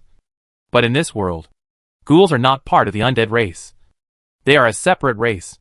It's just that in Legends, ghouls are the first group of undead to join the undead when they come to the world. And they are the followers and subsidiary group of the undead race. This green zombie looked abnormal no matter how you looked at it. After the undead dragged it out, Li Ziyu immediately ordered the system to decompose it. Decompose demonized ghoul *1. Obtain demonized skeleton *1 unit. Mutated soul energy *80 units. Plague magic mark fragment *1 piece. Oh shit! Li Ziyu was shocked when he saw the decomposed materials. Plague magic energy mark? He swallowed hard, feeling uneasy. He felt uncomfortable just hearing the name. Am I poisoned? After checking his body, he found nothing wrong. So he quickly notified the minotaurs and catmen around him, asking them to disperse and stay away. Li Ziyu already understood in his mind that the reason why these demonized creatures were different was probably because of the different magical patterns on their bodies, which led to the huge difference in their appearance. The undead don't care about things like plague. But there are not only undead on the bone platform now. There are many other races as well. We must not let anything happen. Otherwise it will be a lot of fun. The medical system in the other world is not as reliable as that in the previous life. After consulting the system, Li Ziyu felt relieved. The mark was still the mark. And because the zombie was dead, it did not spread the plague. This made Li Ziyu breathe a sigh of relief and relax. Well, don't study it randomly. Let's break it down first. Decompose demonized minotaur +1. Obtain demonized skeleton *2 units. Mutated soul energy *80 units. Violent magic energy mark fragment *1 piece. Decompose demonized null +1. Obtain demonized skeleton *1 unit. Mutated soul energy *100 units. Power magic mark fragment *1 piece. Under the systematic decomposition, the corpses of the demonized creatures gradually decreased. However, it would still take some time to completely decompose thousands of corpses. Li Ziyu simply added the corpses of the demonized beasts into the sequence and decomposed them all. The plague magic energy mark just now made him feel frightened. If he wasn't careful, something bad might happen. It would be better to be careful. Looking at the information constantly flashing in the system, Li Ziyu felt a sense of satisfaction. The feeling of gaining something is always so good.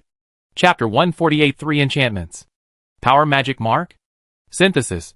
Plague magic mark? Synthesis. Speed magic mark? Synthesis. Not to mention what new soldiers can be unlocked. Just the various patterns made Li Ziyu very happy. Each pattern has its own special use and creates different soldiers. This gives him more choices. So every time he accumulates enough magic pattern fragments, he will synthesize new patterns. Primary power magic mark. Consumes magic energy in exchange for power. Can be used for enchantment. But be careful. Too much power is not a good thing. When the body can't bear the power, it will collapse. Primary plague magic mark Has the power to spread plague. Can be used for enchantment. Please do not discard the mark casually. This is a high-risk magic mark. The plague it emits will cause the surrounding area to be polluted. Primary speed magic mark. Consumes magic energy to increase speed. Can be used for enchanting. Needs more practice. Sudden increase in speed can easily make people hit the wall. Primary physical magic mark. Consumes magic energy to increase the hardness of bones. Can be used for enchantment. Side effects are minor, but excessive use can easily cause bone hyperplasia. Various patterns kept coming out, and Li Ziyu's eyes became brighter and brighter. They were all interesting. As the system continued to decompose the corpses, and the patterns continued to synthesize, the types of troops unlocked in the alien tombs also ushered in a wave of explosions, which dazzled Li Ziyu. Just looking at the skeleton bull demons alone. There are darkness skeleton bull demon, violent skeleton bull demon, strength skeleton bull demon, speed skeleton bull demon, plague skeleton bull demon, and a lot more. Each demonized creature can produce a corresponding alien undead, and each symbol will add another layer, which leads to a sudden increase in the number of unlocked troops. Li Ziyu is a little flustered. After the corpse was decomposed, several more pages of troop types appeared in the system's alien tomb. Li Ziyu was both happy and sad. He was happy because the increase in troop types meant that he had more ways to fight. And the coordination between troop types was not 1 + 1 = 2. But 1 + 1 is greater than 2. The uncomfortable thing is that there are too many soldiers. When you choose hard, you still talk to the cattle demon. Li Ziyu's positioning of the Nyo Mo is a heavy type of soldiers on the battlefield. There are not so many runes before. Only the dark cattle can choose. But now, whether it is violent cattle or power, it is obviously more suitable than Dark Cattle Devil. Actually, the Plague Bull Demon feels pretty good too, with its AoE large-scale killing power. When he was tangled, he suddenly found that there was a new reminder in the heterogeneous tomb. Reminder, you have more than 2 rune prints. You can open the rune printing plus. Specific information. Please inquire on your own page. Diego. This is good and this is good. With this, you don't have to be tangled. Li Ziyu's eyes lit up instantly. The last time he summoned the skeleton beast, he didn't notice this reminder. The system must be acting weird again. Such an important reminder only had a small exclamation mark. If you don't look carefully, you won't notice it at all. Well, this is the fault of the lousy planner. There is nothing to hesitate about. Just turn on the rune stacking. After Li Ziyu chose the open Fulfa option, a glorious glory flashed on the system screen, and the interface of the heterogeneous tomb was updated.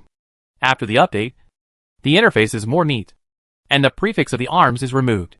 Only the names of the arms are left. The cattle demons are called bones and cow demons.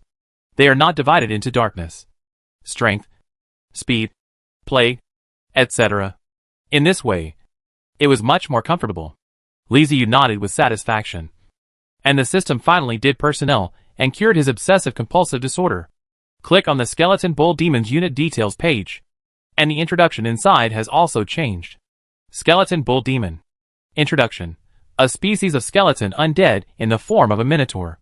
Their mutated souls allow them to control magic energy and release the power of seals. Compared to ordinary skeleton undead, they have stronger strength and harder bones, and are well-deserved warriors on the battlefield. Requirements: Demonized Minotaur Skeleton * 2 units. Mutated Soul Energy * 60 units. Soul Energy * 50 units. Enchanting. The primary seal can be enchanting 3 times. The first enchantment is not consumed. Note, the first enchantment is 100% successful. The second, the third. The third enchantment has a failure rate.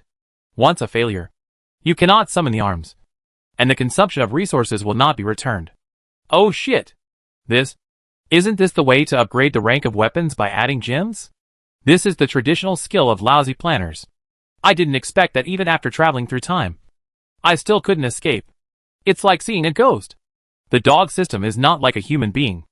Although she cursed madly in her heart, Li Ziyu still had to admit that it smelled really good.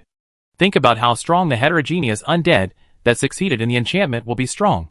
For example, the cattle demon enhanced the runes of the physique, and then the magic enhancement of the runes, and finally a violent. Estimate the combat effectiveness. Steadily explode the elite skeleton warrior, the proper battlefield tank, and the existence of both offensive and defending. But I don't know what the success rate is. The system didn't tell me. It just said there is a failure rate. This is forcing me to expend resources and smash it. If you are lucky, you can successfully enchant and get an extremely powerful alien undead warrior. If you are unlucky, you will waste resources desperately and end up with nothing and tears in the end. Li Ziyu is very self-aware. He never thinks of himself as a European emperor. On the contrary, he is a non-European, and a top-notch one among non-Europeans. He is the kind of person who will order another bottle if he doesn't win even if he buys a drink. However, in the face of the temptation of super heterogeneous undead, he still intends to try it. Of course, he will not use the bone of the magic cow head to experiment with the magical bulls. This kind of powerful arms is still a bit stable. The bones of the magic cow head in his hands are not too much. But the magic beast is okay. There are too many stuff. Especially the magic wasteland gray mice. Even if it is converted into a heterogeneous undead, the combat effectiveness is limited. It is not much different from the bones holding the weapon. The number of bones is not large. The steppe gray rat, to put it simply, is a big gray mouse. A common rodent in the wilderness. It is about 30 centimeters in size. Lives in groups. Is almost non-aggressive. And will not actively attack creatures larger than them. It is omnivorous. After being infected by the evil spirit, the wasteland gray rats mutated. Their body size grew from 30 centimeters to over 60 centimeters. They still lived in groups, but became social.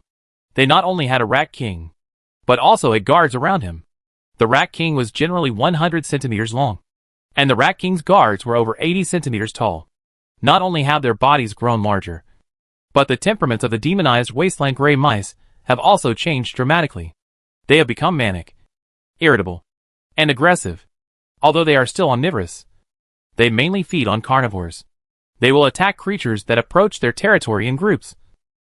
And each time they go out, there will be at least a dozen or 20 of them.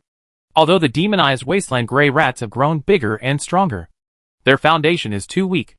Even after being demonized, they have not acquired any special abilities. At most, they are a little stronger. Their teeth are a little stronger than before. And they are not afraid of death. In the underground world where demonized creatures gather, they are still at the bottom, and are the favorite food of many demonized creatures. This time, the army of skeleton undead entered the underground passage and carried out a thorough raid, killing quite a few groups of gray rats. Li Ziyu also accumulated a lot of corpses of demonized wasteland gray rats. The demonized wasteland gray rat troops were uniformly classified as skeleton beasts. Skeleton beasts are alien undead creatures made from the bones of different beasts. Before, you could just summon it directly. But now when you click to summon a skeleton beast, a new interface will appear where you need to fill in the bones and the seals that need to be enchanted. Li Ziyu thought about it. The first magic pattern was filled with a plague magic energy pattern. He felt that this seal was most suitable for the deserted ash rat. Since the combat effectiveness is not good, I will add a continuous damage effect. Hey, you poisonous one. I won't hit you. I will just circle around you, and you will be dead in a while. This reminded him of the alchemist in his previous lives, LOL, who would kill anyone who chased him. If you hit me, I will run away. If you don't hit me, I will throw you away and disgust you. The remaining two stamps, Li Ziyu chose to be speed and constitutional stamps. Since it is decided to use continuous damage to output, the speed and blood volume is very critical. At least it must be guaranteed to live more for a while, making people instantly. It doesn't make much sense to be poisoned. After choosing the seal, Li Ziyu put in the skeleton of an ordinary demonized wasteland gray rat, intending to try the success rate first, and then chose to summon. The materials disappeared, and the system completed the summoning instantly. Success? Success? Li Ziyu widened his eyes with a look of disbelief, and he quickly looked in the direction of the alien tomb. A rat skeleton ghost crawled out of the tomb, shaking its head and looking at the world in front of it. The summoning was successful in one go? Could it be that my luck has changed after traveling through time? And now I am no longer a non-lord, but a European emperor? Li Ziyu looked down at her hands and almost shed tears. It was not easy. It was not easy for me. The god of destiny finally began to favor me. He raised his head and waved to the skeleton wasteland gray squirrel, motioning it to come over. The skeleton wasteland gray rat paused for a moment, then turned into a gray line and rushed in front of Li Ziyu. Li Ziyu squatted down and observed the skeleton of the wasteland gray rat that had been enchanted 3 times. Its body length was the same as when it was alive, 60 centimeters, and the tail accounted for nearly half of its length. The skeleton was gray, with strange dark green patterns flashing on it. The patterns were thin and seemed to be flowing. Without careful observation, they were not easy to notice. The amount of materials required to summon different skeleton beasts varies. To summon a wasteland wolf or a giant porpoise, the required materials, in addition to the demonized beast skeletons, are 10 units of mutant soul energy and 10 units of soul energy. However, summoning the bone wasteland gray rat, in addition to the bones, the required mutant soul energy is only 2 units. And the soul energy only needs 2 units. Compared with the wasteland wolf, the giant dolphin is much less. However, because the 3 enchanting consumption is actually the energy of 12 units of the soul energy and the energy of the 12-unit soul, the actual consumption is more than the bone wasteland wolf and giant dolphin. Because it was matched with the plague mark, Li Ziyu did not dare to experiment casually. If he experimented, it would be troublesome if it affected his own family. So he could only try to communicate with the skeleton wasteland gray squirrel. Communication was difficult. The intelligence of the skeleton undead was not high, and the intelligence of the skeleton wasteland gray mice was even lower than that of the skeleton undead. They could not express themselves clearly at all. Li Ziyu had to work very hard to understand the general idea. The demonized wasteland gray rats are at the bottom of the food chain after all. Even if they turn into skeleton wasteland gray rats, they are still not very good. The magic energy in their bodies is limited. If a single magic pattern is activated, they can only last about half an hour before the energy is exhausted. If 3 magic patterns are activated at the same time, they can only support about 5 to 10 minutes. The time is indeed a bit short. But it doesn't matter. When Li Ziyu created the demonized wasteland gray rats, he didn't intend for them to engage in head-on combat with the enemy. 5 to 10 minutes is enough to spread the plague. This is a plague. It's not a single target attack or magic, but a plague that will continue to spread. It's a large-scale continuous killing skill. And it doesn't distinguish between friend and foe. Li Ziyu has thought it over. He will use the skeleton wasteland gray rat with caution. The undead are not afraid of the plague. Only when the undead exist on the battlefield will Li Ziyu send them into the field. In this way, the enemy will be poisoned, while his side will be safe. However, if you want the skeleton wasteland gray squirrels to form combat effectiveness, they need support in numbers. Just 1 or 2 of them will become useless. Rubbing his hands, Li Ziyu decided to make persistent efforts and, while he was lucky enough to be blessed with good fortune, get a batch of skeleton wasteland gray rats first. Well, don't be too aggressive. Be cautious. And start with 10. 10 skeletons were arranged and Li Ziyu clicked the summon button. The result? All failed. Li Ziyu didn't look very happy. TSK. It doesn't matter. We can't give up. Next. Another 10 skeletons are arranged. Summoning, all failed. Li Ziyu's face turned slightly darker. I still don't believe it. Give me 10 more. Summoning, all failed. Li Ziyu's face turned completely black. Damn it. I've been fooled. What a bastard. He may not care about the skeleton of the demonized wasteland gray rat, but he cares a lot about the consumption of mutant soul energy and soul energy. In just a short while, 360 units of mutant soul energy and soul energy were gone. And he didn't get a penny. It was intentional. The skeleton wasteland gray rat that succeeded the first time was definitely planned and arranged by the dog, just to entice me to continue summoning. Otherwise, why did it succeed the first time, but the next 30 failed? This doesn't make sense. Damn it. I'm too excited. All the soul energy is wasted. Li Ziyu grabbed her hair in annoyance and arranged 10 more bodies at random. Fail. Still failed. Li Ziyu took a deep breath and put on 10 more bodies. He thought to himself, if all of them fail again, I might as well just make the most ordinary skeleton beast. It would be too much of a loss. Summoning. Success. 1. Li Ziyu had a blank expression on his face as he looked at the skeleton of the wasteland gray rat that was poking its head out of the alien tomb. Feeling exhausted both physically and mentally. 50 of them. A full 50. It consumed 600 units of mutant soul energy and soul energy. And only 1 was successfully summoned. Damn. Is this how you cheat people? How could this be possible? He was even thinking about establishing an army of skeleton wasteland gray rats that specialized in releasing plague. Now it seemed that he was overthinking. It was simply impossible. Instead of spending the effort of building an army of gray rats, it would be better to directly summon an army of skeleton beasts. It would save money, effort, and worry. Isn't it better to fight head-on? This one skeleton wasteland gray rat is worth the same as 60 skeleton wasteland wolves. Why do I feel like I'm being taken advantage of? In other words, even if I directly enchant a plague mark, it would be more reliable than consuming like this. I can summon 300 skeleton wasteland gray rats, and they will die after releasing the poison. I don't feel sorry at all. I've been fooled. I've been fooled by the dog's plan. The only thing that comforted Liziu was that at least he did not use the corpse of the demonized Minotaur for experiments. Otherwise he would have wanted to die now. Forget it. Just bear with it. Wait, what is this? Liziu suddenly discovered that it was a small exclamation mark, and couldn't help but click on it out of curiosity. There was a progress bar inside. 100% 3 times enchantment success. Here is the halfway point. The corner of Liziu's mouth twitched, and he cursed in his heart again. What a damn plan. Chapter 149. Too expensive to be painful. What? What did you say? The soul fire was taken away, and so many people died? The white-haired man from the city lord's mansion roared and roared at the city defense officers. Furious, the officers all hung their heads. None of them said a word. They didn't want to send themselves to the front at this time, so they just listened to the lecture obediently.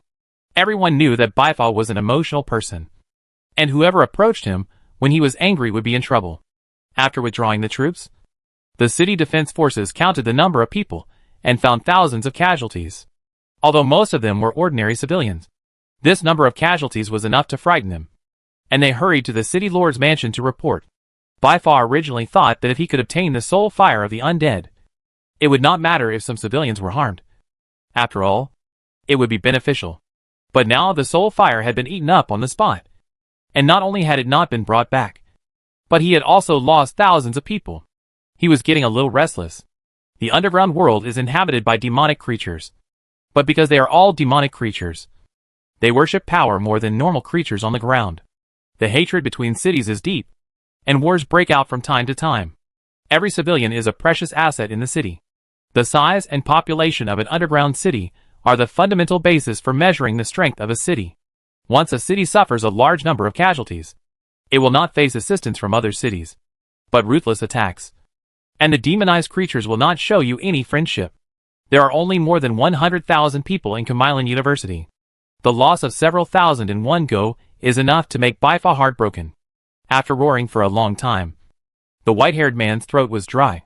He grabbed the wine glass and took 2 sips of wine. He let out a long breath, straightened his clothes, and combed his hair in front of the mirror. Finally, he suppressed the anger in his heart and returned to his gentlemanly appearance. What about the undead? How many people did they lose? The white-haired man returned to the officer, coughed and asked. Probably tens of thousands of casualties.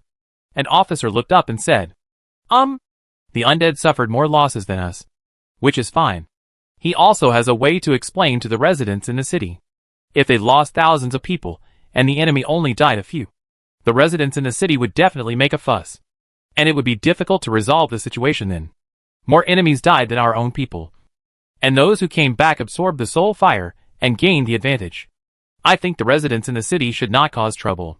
Being a city lord is not that easy.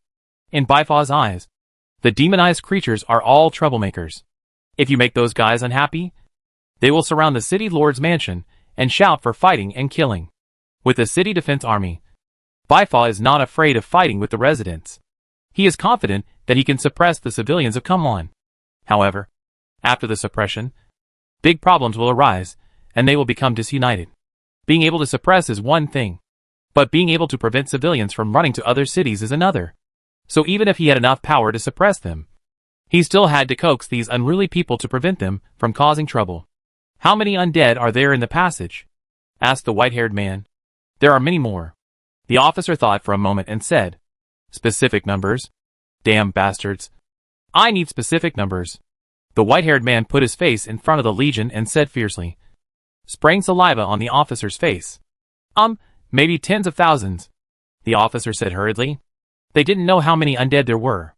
After fighting for a whole day, They still hadn't seen where the undead came from. They only concluded from the information reported by each team that there were at least tens of thousands of undead in the passage. But even so, the white hair was shocking enough. How many undead have come? Tens of thousands of them have been killed. But there are still tens of thousands? He walked back to the table and sat down with his brows knitted together, feeling that things were getting a little serious. This was not just a small group of undead, but an army. City Lord, don't worry. We will organize more people to kill them tomorrow, and we will definitely wipe out all the undead completely. Seeing his look, an officer immediately stood up and said, "This is a good opportunity to flatter and show loyalty. And when fighting against the undead, their city defense forces don't have to rush to the front. The civilians will do the charging." The white-haired man looked at the officer with eagle-like eyes. "Still going? Do you want to let all the people in the city die? Are you crazy? Idiot!" The white-haired man cursed at the officer. A barely perceptible smile flashed across the faces of the other officers. "It's your fault that you insisted on saying it. Now you are flattering me." The officer who was scolded quickly shut up, stood aside obediently, lowered his head and said nothing. "Why did these undead appear here? Can't they go somewhere else? No. I can't be the only one who suffers the loss. Others have to be included." The white-haired man muttered to himself. If it was a small group of undead, he could easily destroy them. But there were so many of them. How could he go about clearing them out alone? Even if we clear out those tens of thousands of undead tomorrow, the losses will certainly not be small. Nearly 10,000 people have been lost in the process of clearing out the undead. Will other cities just sit there and watch? Will they have to send people to attack him? Bifod knows the mayors of the surrounding cities too well. They may not do things like providing timely assistance or adding icing on the cake, but they are very good at adding insult to injury. Go. Spread the news of the undead. After thinking for a while, he waved his hand and said, "Should we ask for help from other cities?" The officer asked in surprise. "Bullshit! Is that a call for help? Can't I kill the undead? Your brain is on par with those giant porpoises." The white-haired man roared at the officer who was speaking. The officers were grinning in dismay at what he said, not understanding what he meant. Spreading the news was just to get people from other cities to help them clean up the undead. Wasn't that a call for help? You bunch of pigs. Soul fire is useful to us. It can enhance our strength. But are there undead in other places? Only here are there undead. If they want soul fire, they have to come to our side. Spread the news. Let the surrounding cities know. Tell them that if they want to get the soul fire and hunt the undead, they have to pay money. Do you understand? They have to exchange money and resources for quotas. And then, they will have the opportunity to hunt the undead. The white-haired man stood up and spoke as he walked. The officers were shocked and stared at the city lord in amazement. "Can you still do this? I clearly don't want to hunt the undead myself and don't want to expand the losses. So why do I have to pay for hunting the undead? Awesome. Look at him. No wonder he is the city lord. His brain is really different from people like us." What they wanted was to ask for help and ask the surrounding cities to help clean up the undead. But the city lord had a more powerful idea. "Not only do you have to help me clean up the undead, but you also have to give me money. What do you call this? This means I sell you out, and you still have to count the money for me." "Great. It's really great. Lord City Lord, you are so awesome." The officer reacted and immediately flattered him. "Yes, you are worthy of being the city lord." Upon seeing this, the other officers hurriedly followed, and immediately a series of flattery sounds rang out in the city lord's mansion. "Well, if you understand, just do it. I want to let other cities around here know about it. Go ahead." The white-haired man raised his head and waved his hands, indicating that these were all basic exercises and not some powerful means. But the pride on his face could not be concealed. It's about making money. There's nothing shameful about it. 50 times. Li Ziyu still fell into the trap planned by the dog. He couldn't hold back and summoned 50 times. Then he got, for 3 times, enchanted skeleton wasteland gray rats. Compared with the previous 50 times, this time was obviously much better. But the success rate was still shockingly low. Fortunately, after summoning another 50 times, the progress bar was full. And I got a 100% chance of 3 times enchantment success. Warm tip. The next 3 enchanting has a 100% success rate. Li Ziyu discovered that this opportunity could not only be used to summon alien undead, but could also be applied to the tattoo workshop to enchant weapons or existing undead. This is an opportunity gained by consuming 1,200 units of mutant soul energy and soul energy. It is not easy to come by, so we must treat it properly. After much deliberation, he finally decided to summon a skeleton bull demon. Select the tattoo, physique, strength and rage. Put in the skeleton. And summon. Boom, boom, boom. Dull footsteps were heard in the alien tomb. And a huge figure walked out of the tomb. Maybe because of the mark. The thrice enchanted skeleton bull demon is taller than the dark skeleton bull demon. About 320 centimeters tall. Its bright white bones are exceptionally thick, with small cracks on them. And there is a fiery red liquid like magma flowing inside. Compared with the dark skeleton bull demon, the thrice enchanted skeleton bull demon appears to be more domineering and arrogant, full of tough aura, especially his bones, which seem to be specially thickened. This should also be the effect of the physical magic pattern. The totem pole in his hand is also different from the totem pole of the dark skeleton bull demon.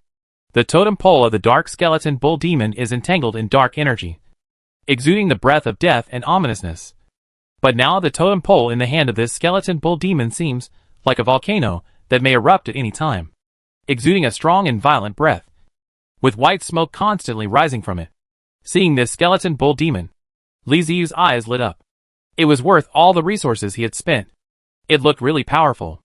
I opened the system interface and checked, and found that this guy's official name in the system was Nightmare Violent Skeleton Bull Demon. In the system introduction, after the revision, the undead produced in the alien tombs also got a new naming method.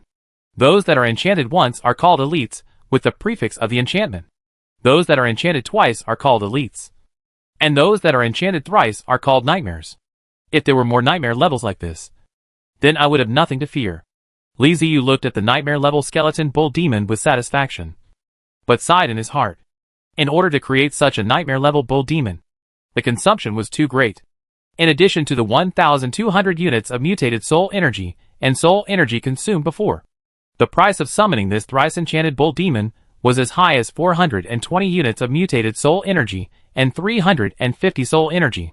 To sum up, this nightmare level skeleton bull demon in front of you is worth 1,620 units of mutant soul energy and 1,550 soul energy, which is so expensive that it makes people cry. The cost of this one guy alone is equivalent to the cost of 15 elite heavy hammer skeleton warriors. It can be said to be a super wasteful type of soldier.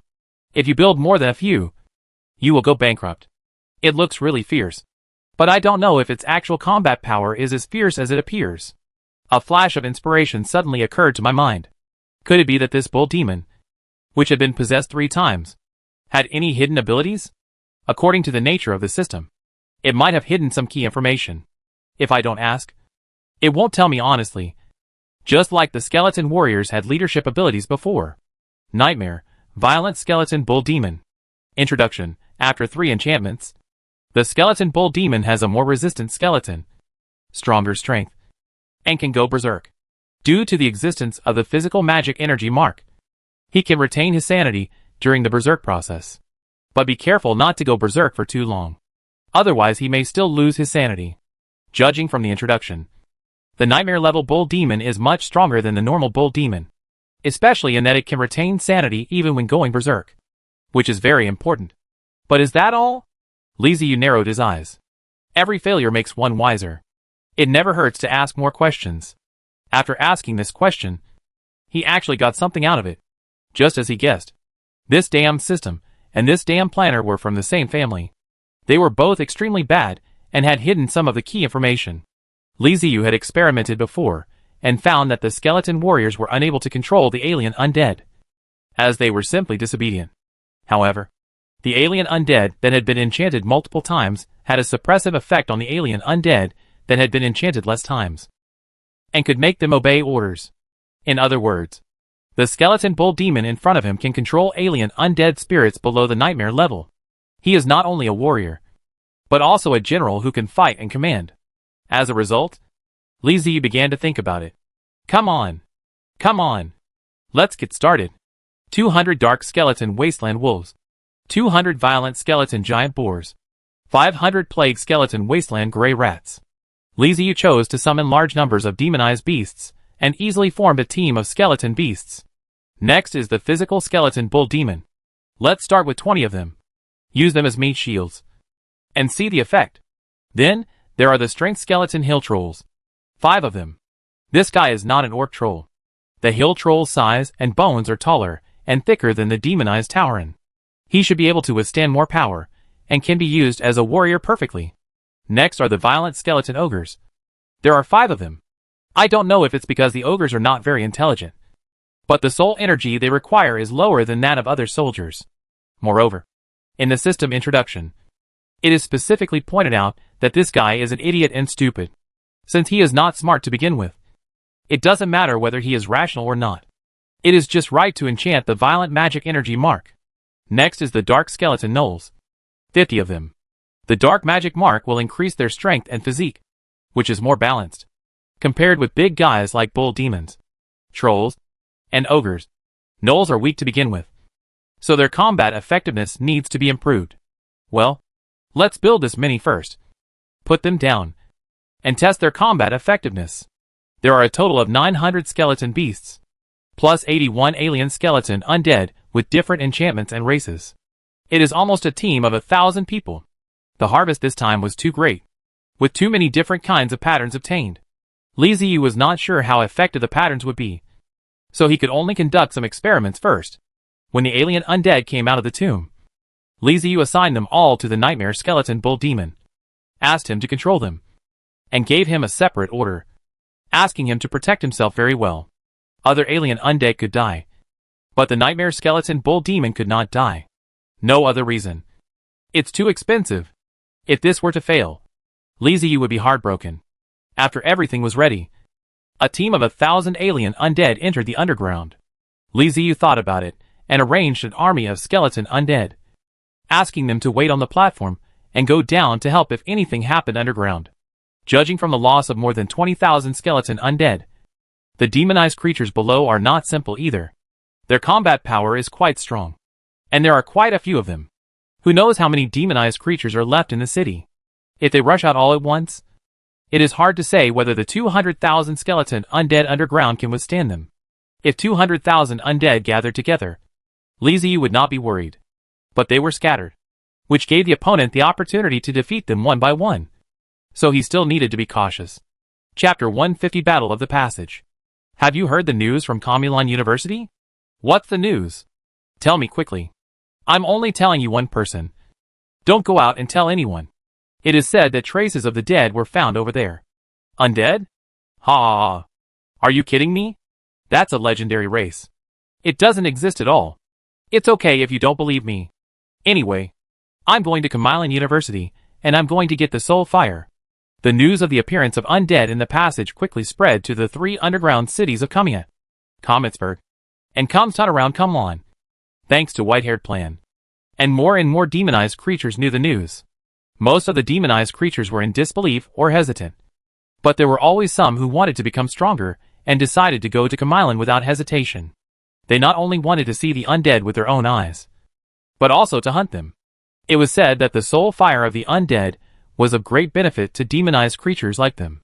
Waves of demonized creatures set out from various cities, and gathered in Comilon University. The gathering of civilians from various cities made White-Haired Plan's face smile, like a chrysanthemum. They were not only reinforcements, but also cash cows. If they wanted to leave Comilon and hunt the undead, they had to give money and supplies. Anyway, they could not go hunting for nothing. Ever since the last battle, White-Haired Prang ordered the city gates to be closed and prohibited residents from hunting the undead in the passages. On the one hand, it was to preserve strength, and on the other hand, he wanted to wait for the news to ferment and for reinforcements to arrive. After the closure of Comilon, the undead got a chance to breathe and spread out in the passages. Their figures could be seen everywhere, and they even gathered in front of the gate of Comilon. But they did not attack the city. This was instructed by Li Ziyu. He was afraid that the demonized creatures would set up an ambush, so he only let the undead guard the opponent's gate. If the opponent did not make any movement, he would not attack the city for the time being. It's no wonder he thought so.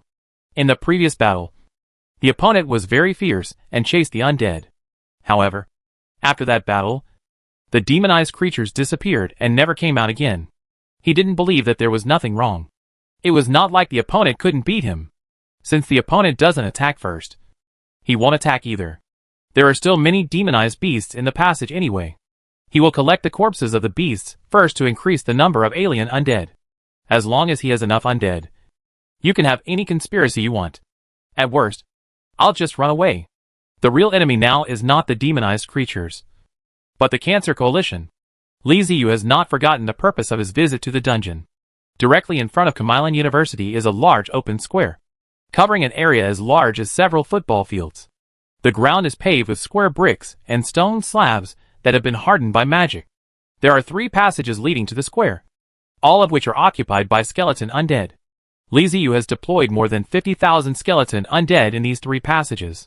They will not leave the passages, but just look across the square and the city of Kamilan from afar. Anyway, if you don't come out, I won't go over either. Other skeleton undead were scattered in other underground passages, frantically hunting demonized beasts and sending the corpses out. Under the instruction of the white-haired praying, the gate of the city of Kamilan remained closed. For 3 whole days, more than 5,000 demonized creatures came from the other 3 underground cities. This is because the vast majority of demonized creatures do not believe the news of the undead appearing in the world. Otherwise, the number of people coming here would be several times higher. Demonized creatures advocate violence and have a great interest in all things that can make them stronger. Even if only 5,000 people gathered, it was enough to surprise white-haired praying and the residents of Kamilan City. They were not just reinforcements, but also promoted a wave of economic development. More than 5,000 people ate, drank and had fun in Kamilan City, and the expenses were not small. This made the people under the white-haired plan even more impressed with their own city lord. The city lord is a master. After waiting for 3 days, it was about time. If he waited any longer, white-haired plan was afraid something might happen. Those outside were the undead, not weaklings. Although they had no intention of attacking the city, their number was scary enough. The 5,000 people in the city have seen the undead outside through various channels. These people will be the best propagandists. They will spread the news of the undead and let more residents of other cities know. By then, more and more reinforcements will arrive. The white-haired Progen does not believe it. In this underground world, the undead can really overwhelm them. Their magical creatures have survived in the underground world and do not know how many years. The city has built one after another. Although he was shocked by the appearance of the undead, he was still calm in his heart. After all, the undead did not seem to be particularly powerful, nor as ferocious as the legend said. And it just so happened that the demonized creatures were never afraid of war, and even yearned for it. Isn't this a coincidence? In addition to the more than 5,000 external reinforcements, white-haired praying summoned 10,000 residents of Kamilan and asked them to go out and fight the undead together. I wish you a triumphant return. I wish you a great harvest. White-haired praying stood on the high platform, shouting loudly to the demonized creatures that were about to set off. There was thunderous cheers below. The demonized creatures did not seem to be going to fight the undead, but rather to participate in a grand celebration. There was no mobilization. The banner he raised was just hunting the undead, not declaring an all-out war with them. What was there to mobilize? Didn't you see those foreign demonized creatures howling every day about wanting to rush out and attack? Their morale had already been suppressed.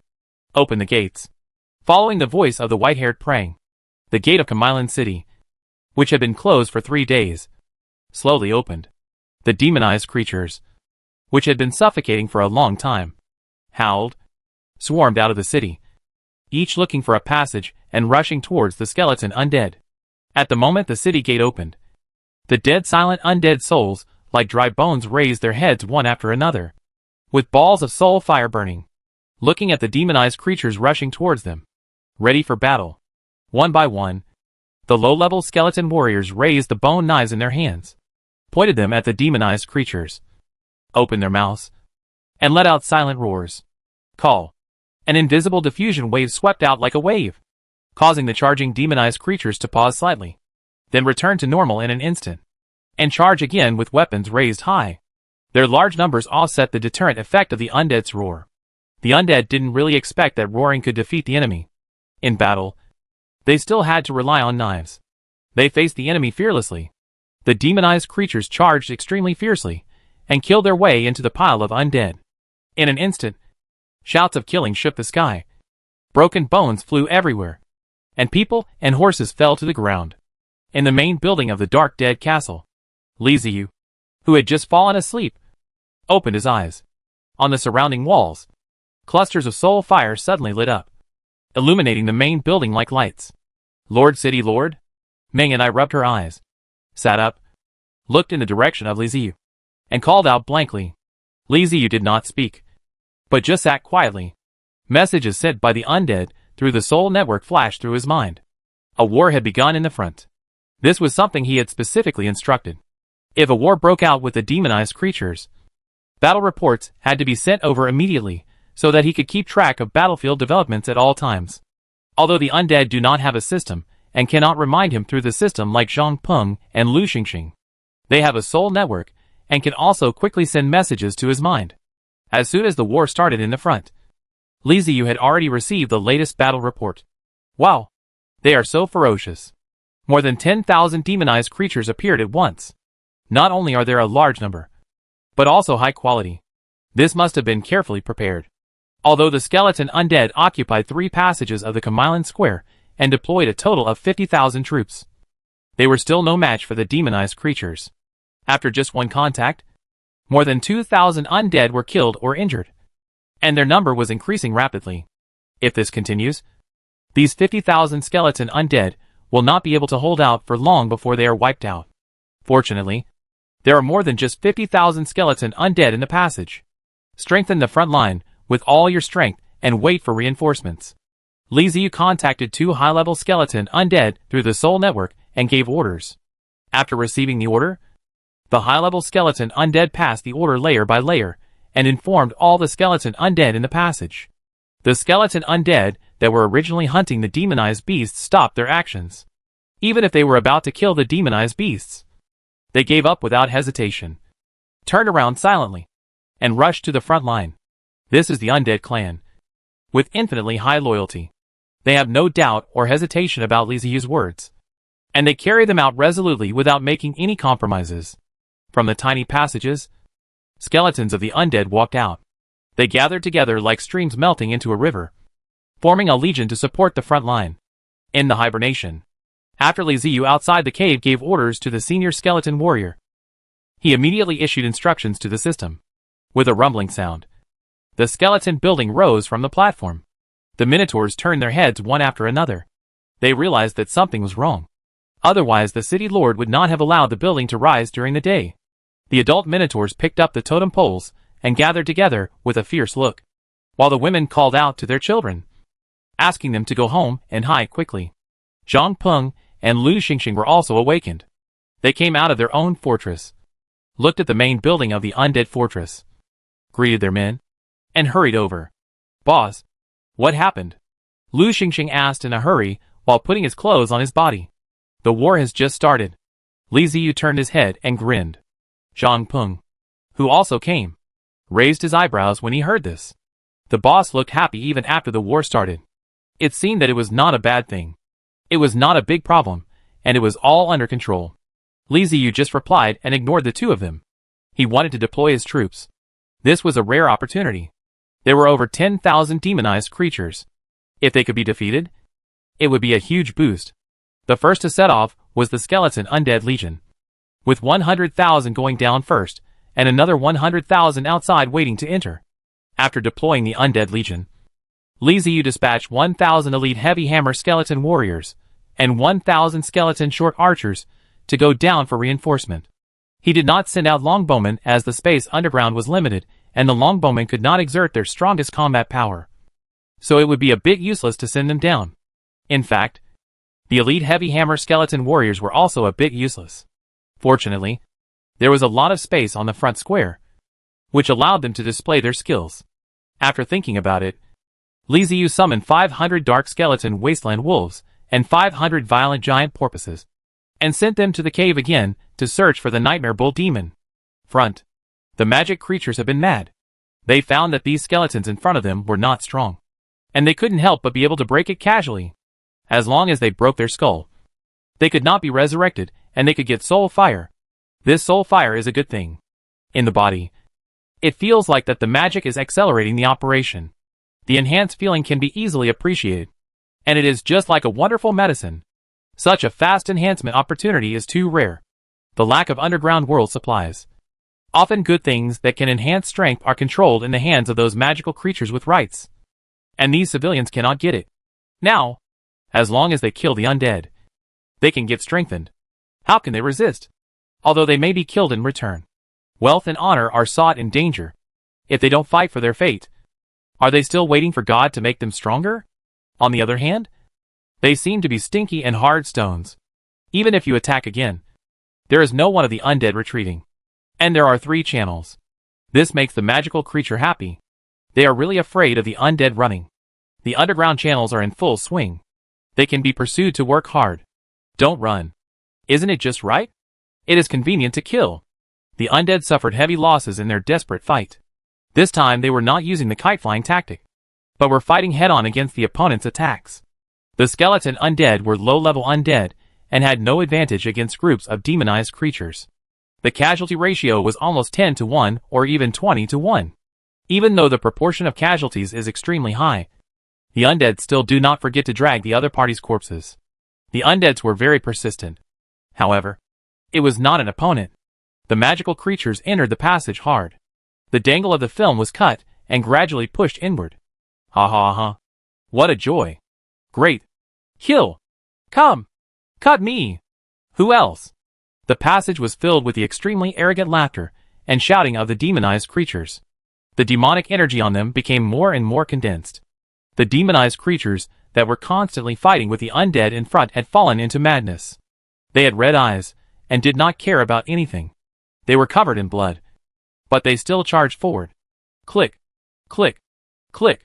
The mess of friction sounded, and a magical wolf looked up and saw the faint blue flame floating in the air in the dark, swaying and shaking, and found that it was a bone-dead spirit. Reinforcements have arrived. The skeleton undead, who were originally clearing out the demonized beasts in the passage, after arriving at the front line, did not say anything and directly joined the battle, waving their weapons, facing the demonized creatures, and taking over from their previous comrades to continue fighting. Well done! More. Seeing the reinforcements of the skeleton undead, the demonized creatures were not surprised but happy. They did not care at all how many people came from the other side. Their brains had been corroded by the demonic energy, so that they only had the consciousness to kill and attack continuously. And they had no fear of facing the undead at all. Not only did he not be afraid, but he felt blood boiling. Hot! Hot! And did not roar twice. Faced with the roaring magic creature, the undeads were silent. But they silently stabbed the knife and handed weapons. More and more bones of the bones joined the battle. Gradually recaptured the advantages, suppressed the magic creatures to retreat, and returned the other party back to the cave. In the main building of the undead, Li Ziyu sitting on the white bone chair was solemn. Zhang Peng and Lu Xingxing stayed honestly. When they saw Li Ziyu's appearance, the two did not dare to speak at all, for fear of disturbing him. Battle reports kept coming in. The skeleton undead on the front line suffered heavy damage, but the first wave of reinforcements had arrived in the rear and suppressed the enemy's arrogance. At this time, the corpses of the demonized creatures were also sent out of the cave and placed on the bone platform. Very good. The front of the front is finally stabilized. Supporting, there will be continuous skeleton dead spirits in the back. And at the same time, there will be the heterogeneous regiment and elite hammer bones led by the nightmare cattle. Short hammer bones. And the short bones. These are the real main force. Chapter 151 Essence Arrival. The value of the bone dead spirit is to adhere to the passage and let the other party cannot enter the channel casually. Otherwise, it will be more impact to let more than 10,000 magic creatures rush into the channel. Low-level troops, like the skeleton undead, cannot defeat the demonized creatures without more than 10 or 20 of them. However, in the interconnected passages, it is impossible for the undead to stay together all the time, giving the opponent a chance to defeat them one by one. It is better to hold on to the passages and let the opponent gather together. For fighting, Li Ziyu is not afraid of the loss of the bones now.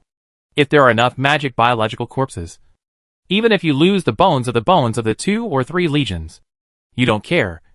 But you will feel earlier. The magic creatures are struggling to output. If they want to re-enter the channel, they can't hold the number of undeads to increase. There are too many. The number of people who are born in the pile. And the passage area is limited. The two sides can contact them together. The magic creatures are not immortal.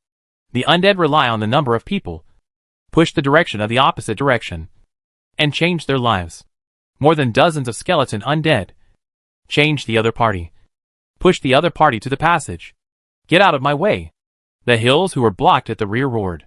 His height exceeded 350 centimeters. His skin was limestone, and he was numb on it, with pustules and some petrochemical skin. The roar echoed in the square like a thunder. He pushed the magic creature blocked in front of him, waving a thick stone stick, and greeted the bone-dead spirit. The stone stick swept across, and more than a dozen skeleton dead spirits were suddenly beaten.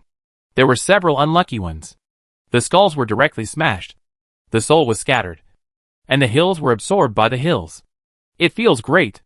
The hills were stunned, and he couldn't help the long howling. The voice echoed in the channel and enjoyed the fire of the soul, which stimulated him to be difficult to self. And the stone stick moved faster.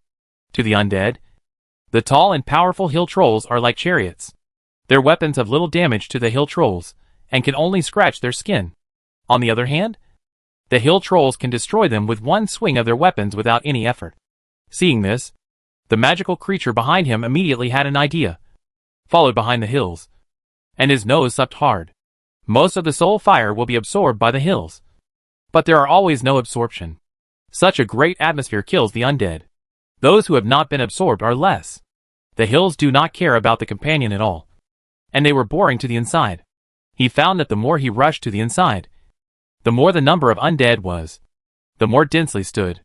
With him clearing the way, it became much easier to deal with the demonized creatures at the back. They just had to kill them inside. The undead were beaten all over the place, and they seemed to be unable to hold on. The entrance to the passage was lost again. He rushed inside for 100 meters, and found that the hill troll was surrounded by dense undead. His teammates at the back could not keep up with him at all. He was fighting alone. But what could he do? Could these undead still kill him? Haha. What a joke. He didn't have to worry about anything. Just swing the stick. There is no enemy who can match me. All the soul fires are mine. More and more soul fire was absorbed by the hills.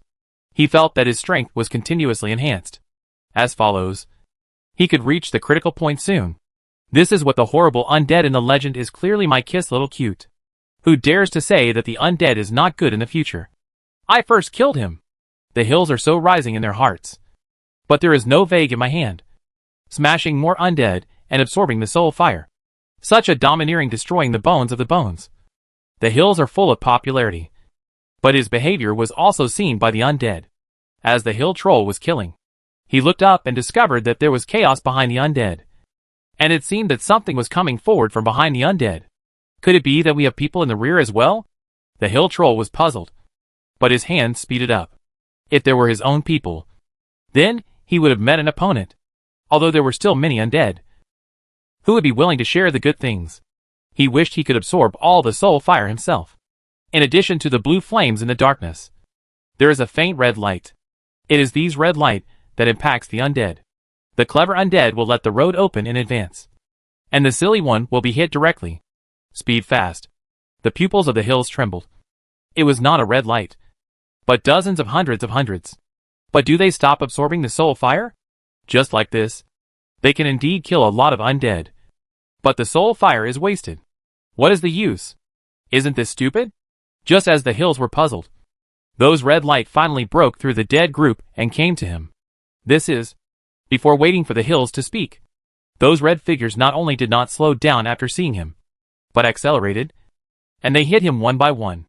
When he jumped up first, he was hitting the middle of the hill giant's chest, and his breath suffocated. If he wanted to speak, he swallowed it back, and his body was stunned backwards, followed by more red figures into his abdomen, chest, under the ribs, and shoulders.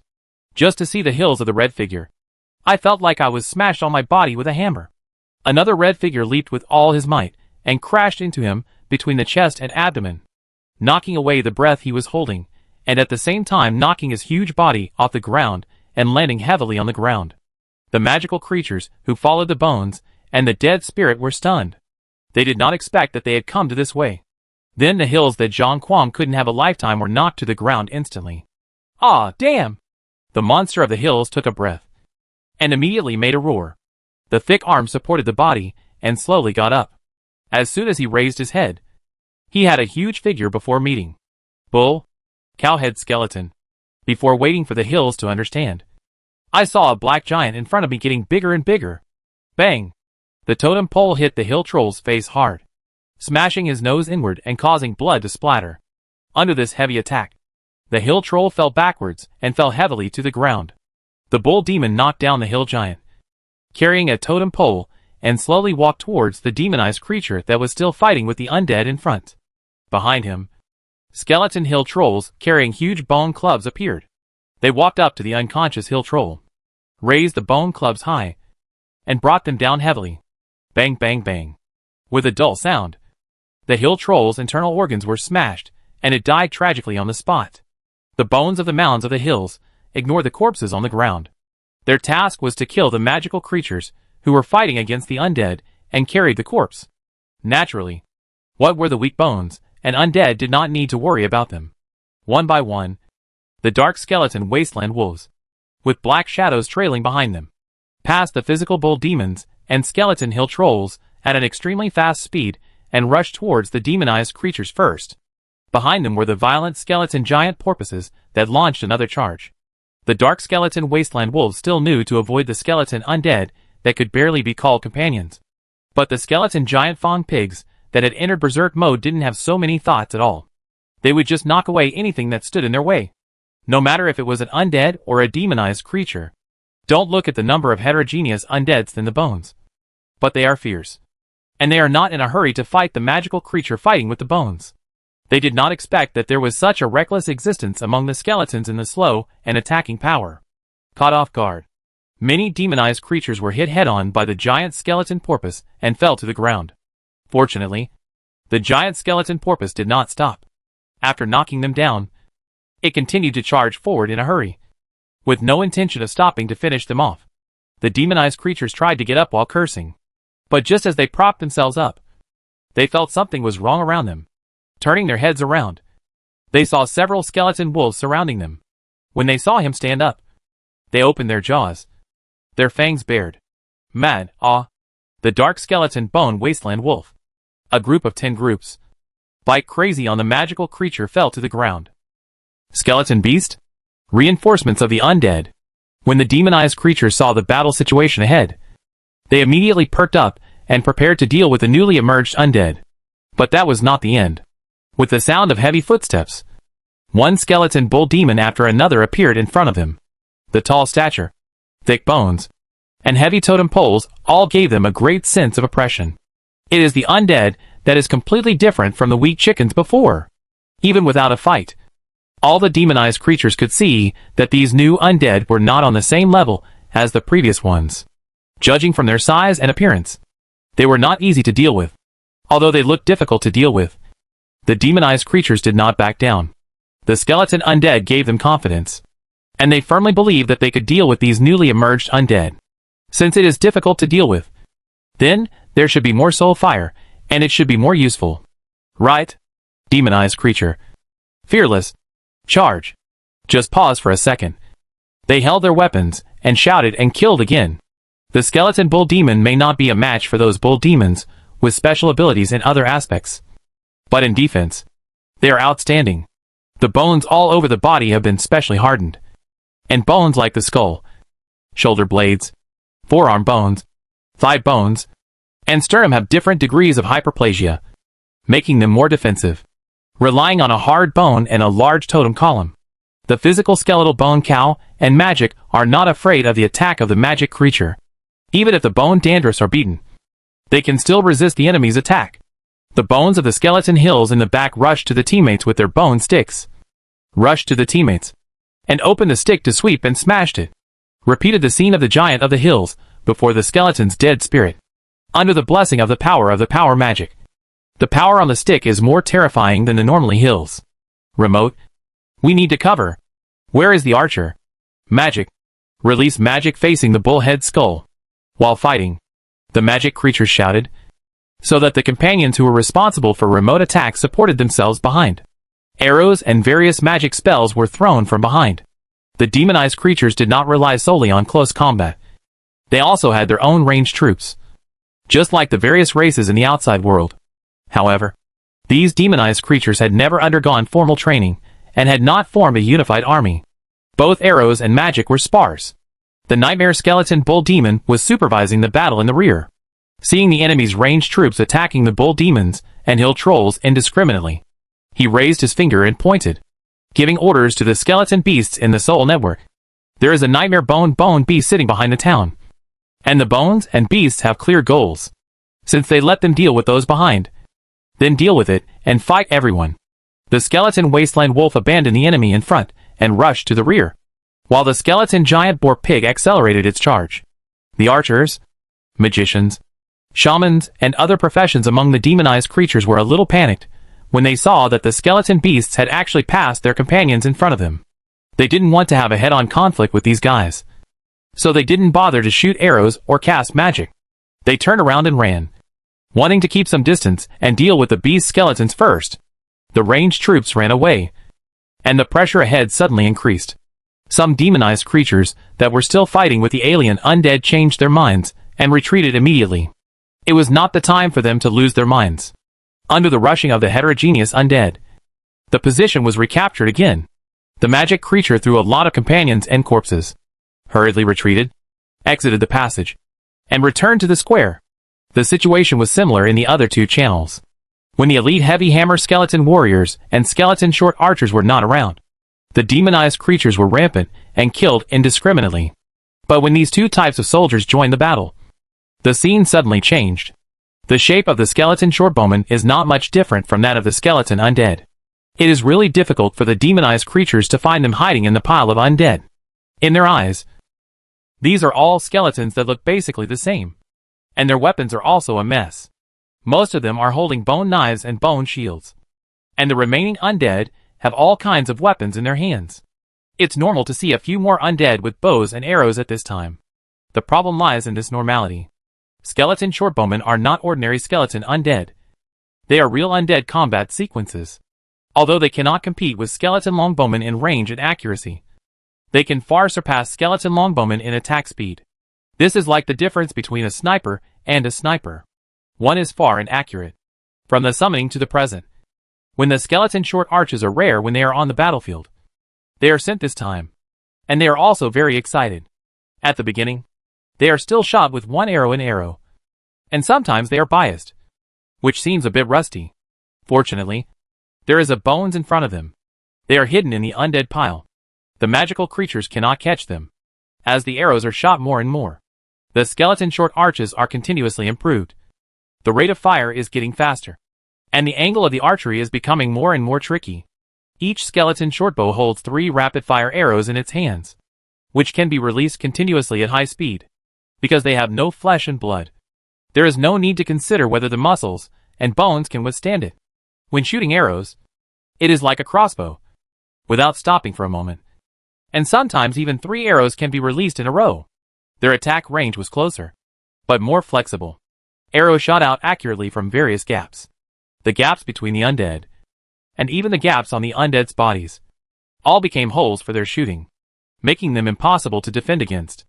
Often, as soon as the demonized creatures charged, there would be a dozen or 20 arrows flying from everywhere, shooting them like hedgehogs, killing them in unclear ways, falling to the ground with their eyes wide open, revealing a look of disbelief. The skeleton short archer swims the archery, walking while shooting, and under the premise of trying to protect himself, he gives the enemy a huge killing. The only thing that can restrict them is that the arrow is enough. After nearly 100 of their companions were shot into hedgehogs, the demonized creatures finally reacted. Those skeleton archers were too damn cruel. They were a powerful enemy. They could not continue to be allowed to output damage. Otherwise there would be too many casualties. They had to kill the skeleton archers first. Chapter 152, Killing 4 Birds with 1 Stone. In the passage, the demonized creatures, who were aware of the damage caused by the skeleton archers, sent out demonized Tauren, demonized hill trolls, trolls summoned by shamans, and other meat shields. They also ordered archers and magicians to focus on the skeleton shortbowmen in the rear, hoping to eliminate these annoying skeleton archers in one fell swoop, and then slowly deal with the numerous undead. They had good intentions, but they did not expect that the undead were also well prepared. The elite heavy hammer skeleton warriors had been waiting for a long time. Just as these demonized creatures as meat shields stepped forward, they found a group of undead wearing armor and holding sledgehammers standing in front of them, and they swung their hammers and started to smash them. The demonized creatures are not undead. They also feel pain. Facing these elite troops, the unorganized demonized creatures' meat shields were immediately defeated and could not withstand any damage at all. Well, the meat shields did work.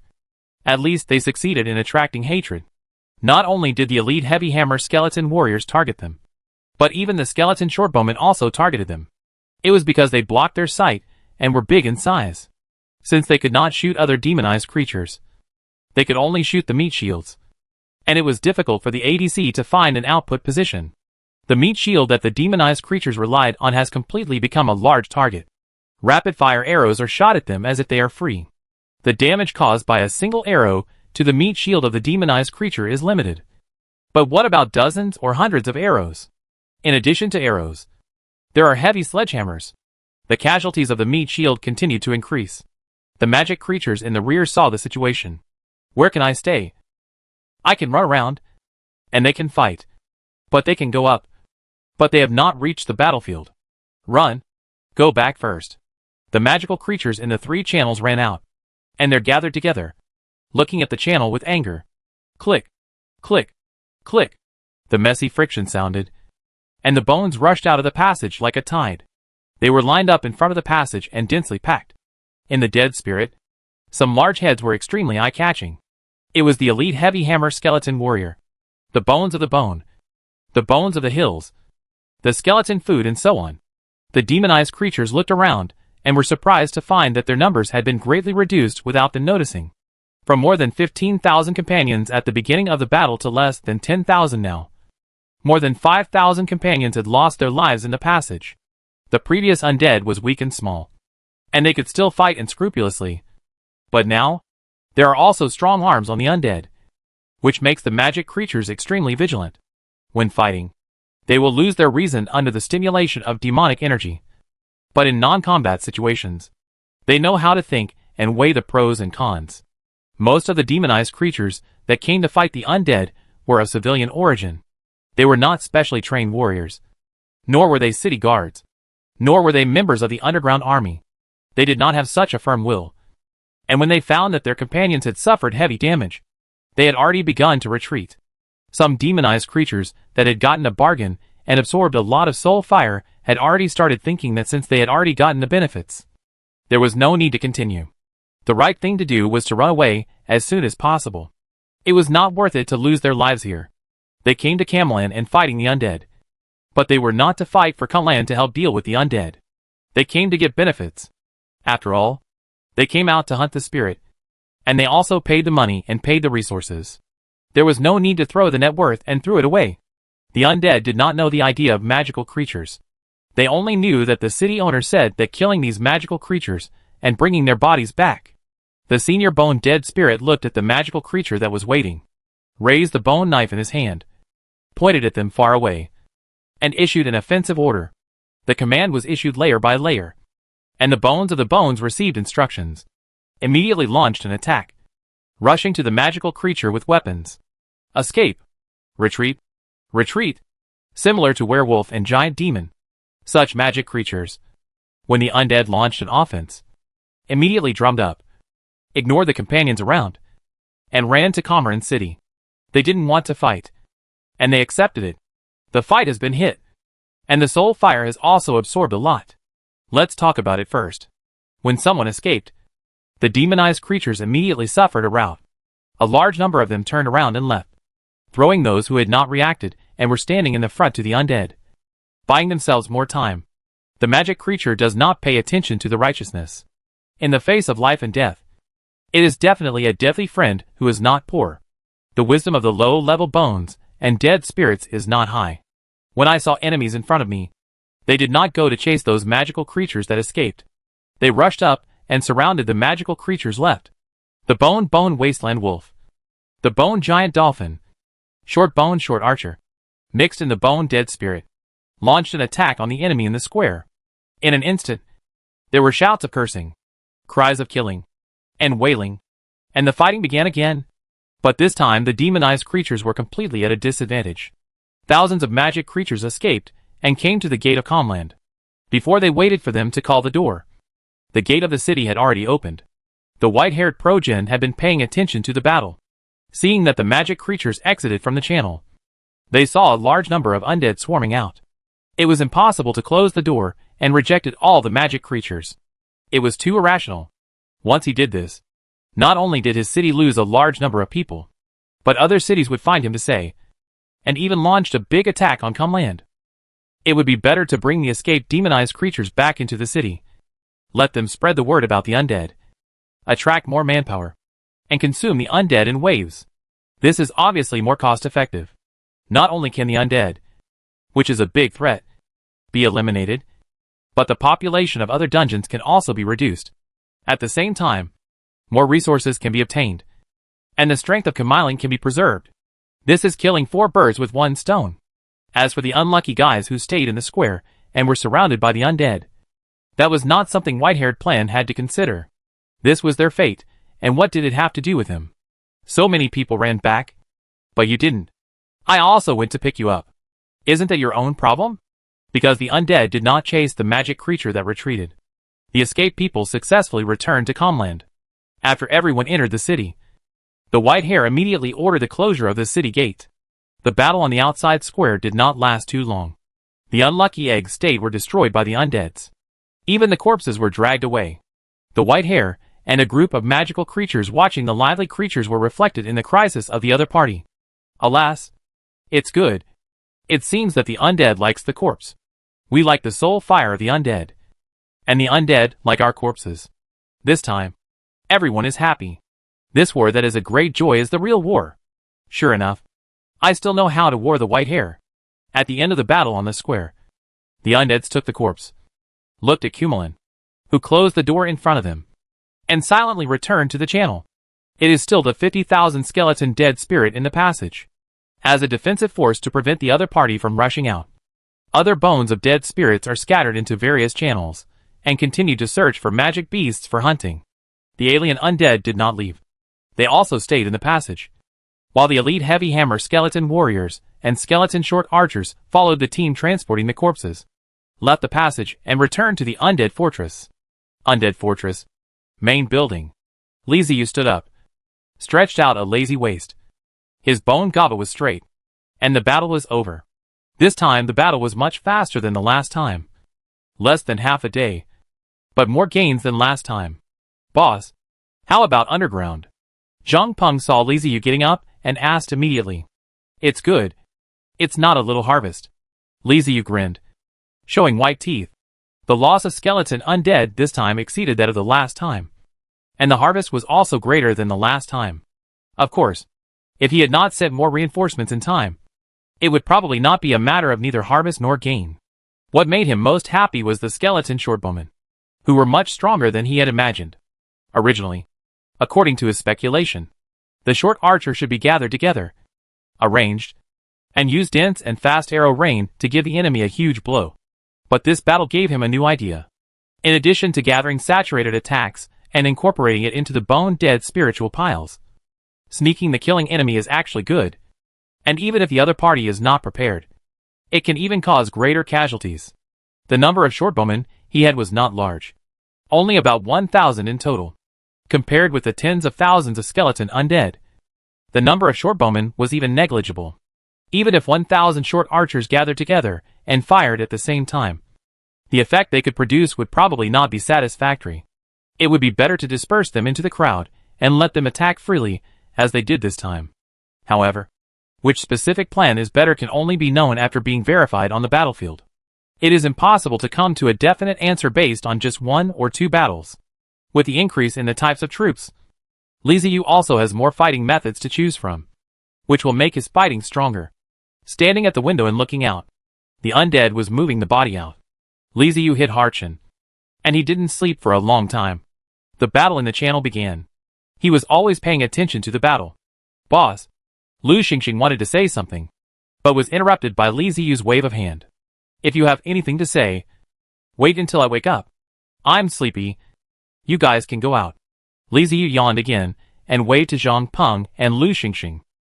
Seeing this, the two nodded and left the main building. As soon as they left, Li Ziyu entered dormant mode again, and all the undead buildings sank into the ground. The cowhead, who has been in alert, looking at the normal building around. Relieved, the building entered the ground again, and the crisis was lifted. What should I do? Kamilan University. City Lord's Mansion. The undead is too arrogant. They are good for us to fight. We absolutely cannot let them go like this. Spread the news. Spread it further. We need more help. Tell the residents not to leave the city at will. The undead are too dangerous. Also, guard the city gates. Do not open them without my order. The white-haired Prang walked back and forth with a square face. His brows knitted together, the corners of his mouth drooping, and he roared angrily, as if he was determined to fight to the death with the undead. The military officers of the city defense forces. Look at me. I look at you. And lowly. They do not understand why the city owner suddenly became angry. At this time, don't mess with it. White-haired Prang turned around and saw the foolish looks of the city defense officers. He was so angry that he roared again. What are you doing standing here like an idiot? Didn't you hear what I said? Go do something. Get out. All of you. Amid the roars, the city defense officers ran faster than rabbits. After everyone was driven away, and the servant closed the door from outside, only the white-haired Plan was left in the room. He still looked angry, but his eyes were scanning the surroundings. He put his hands behind his back, walked slowly back to the table, sat comfortably on the chair, and his angry expression was swept away, revealing a smile.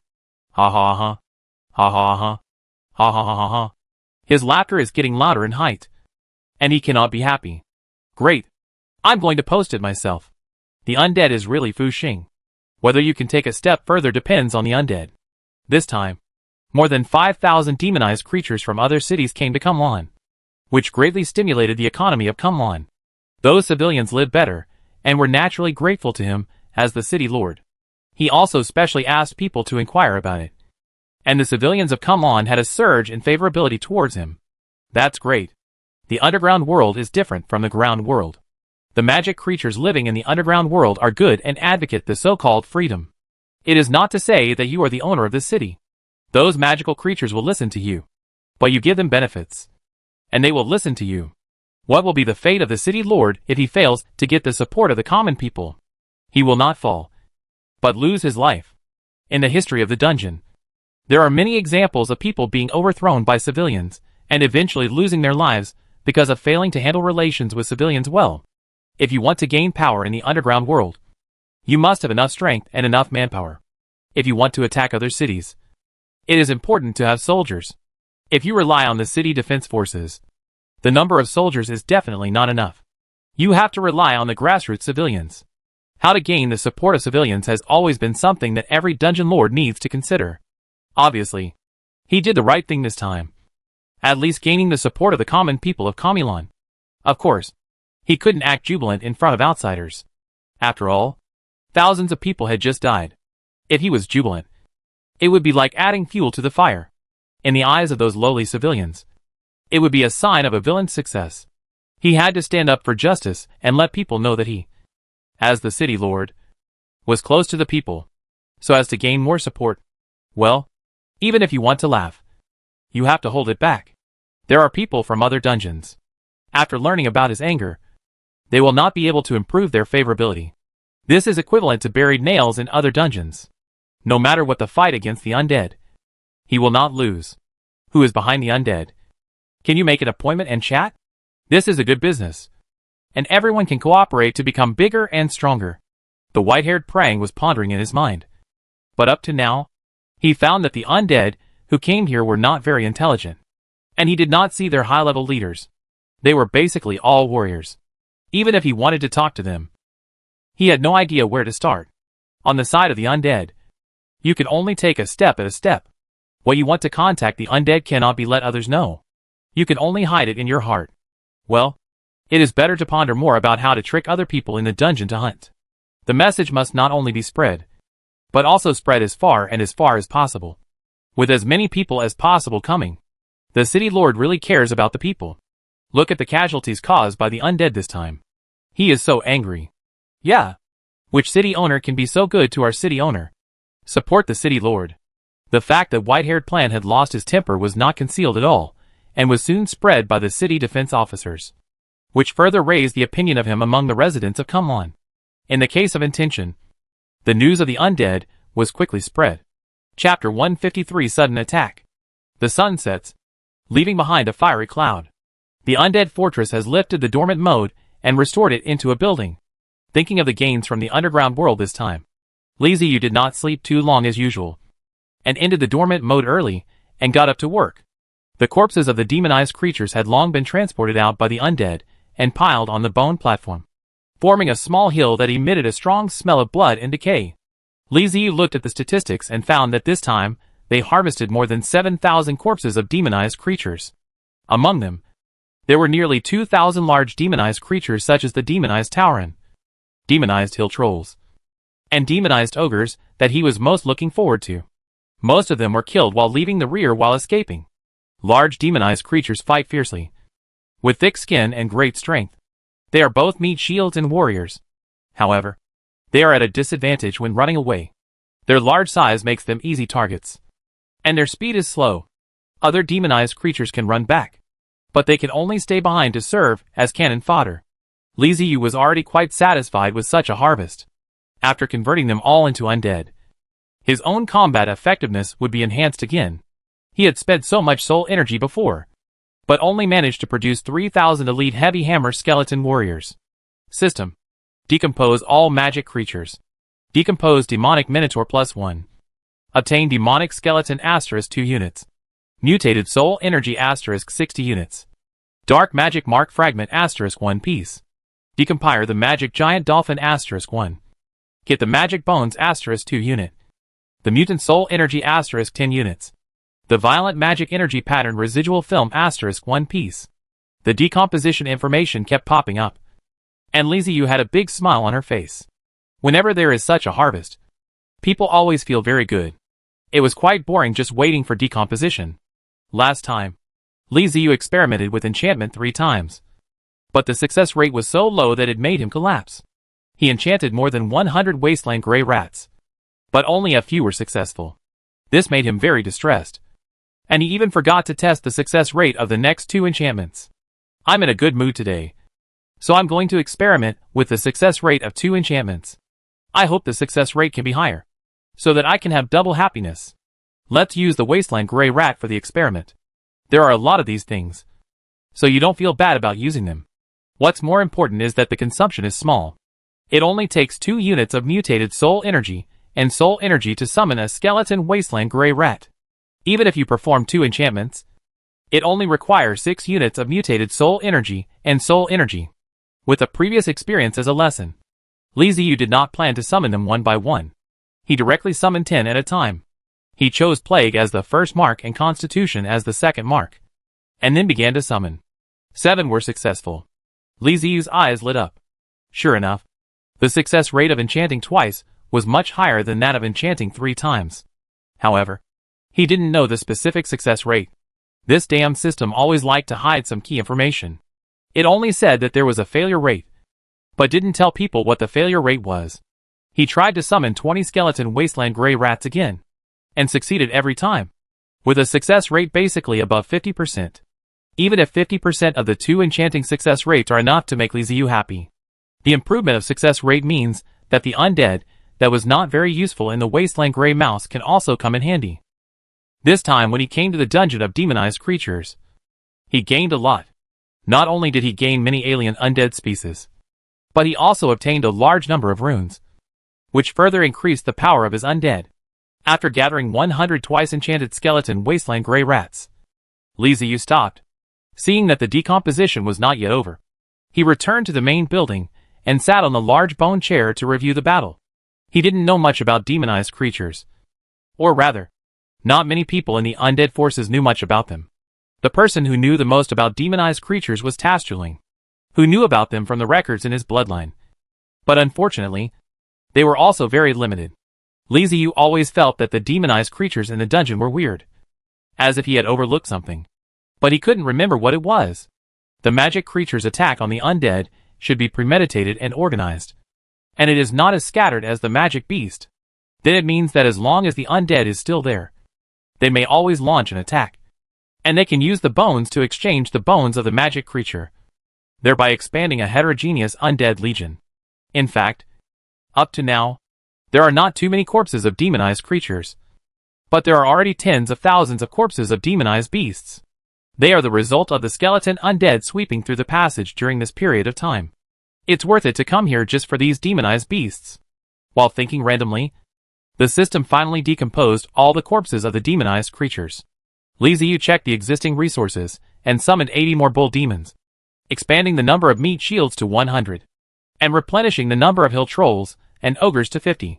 These large alien undead had performed quite well on the battlefield last time and were excellent soldiers. Skeleton beasts cannot be let go either. Skeleton wasteland wolves and skeleton giant porpoises have made repeated contributions. Although they are a bit low level, the effect is still very outstanding.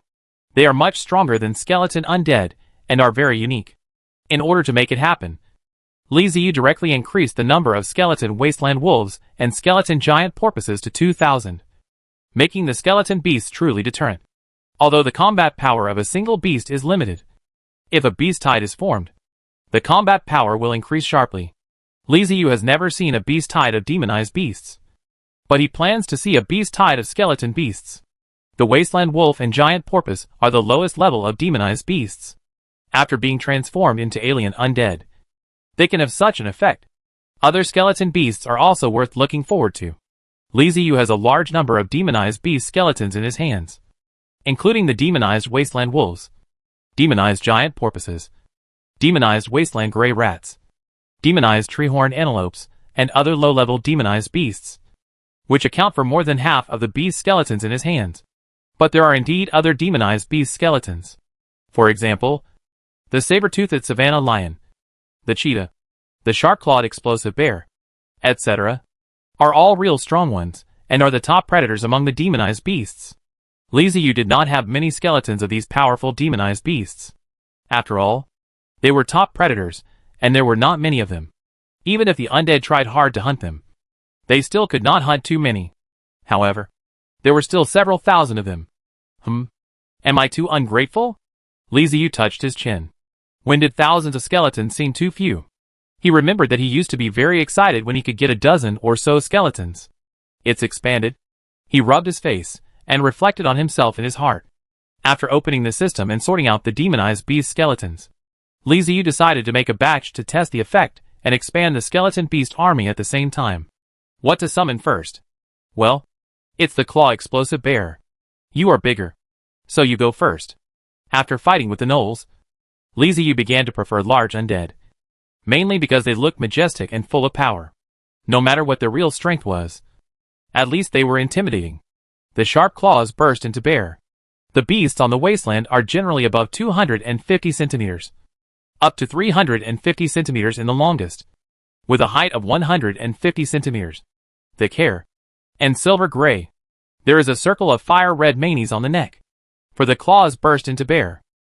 After being infected by the evil spirit, the sharp claw explosive bear became more aggressive. Its fur was no longer soft but tough. Even the hair on its back was like steel needles.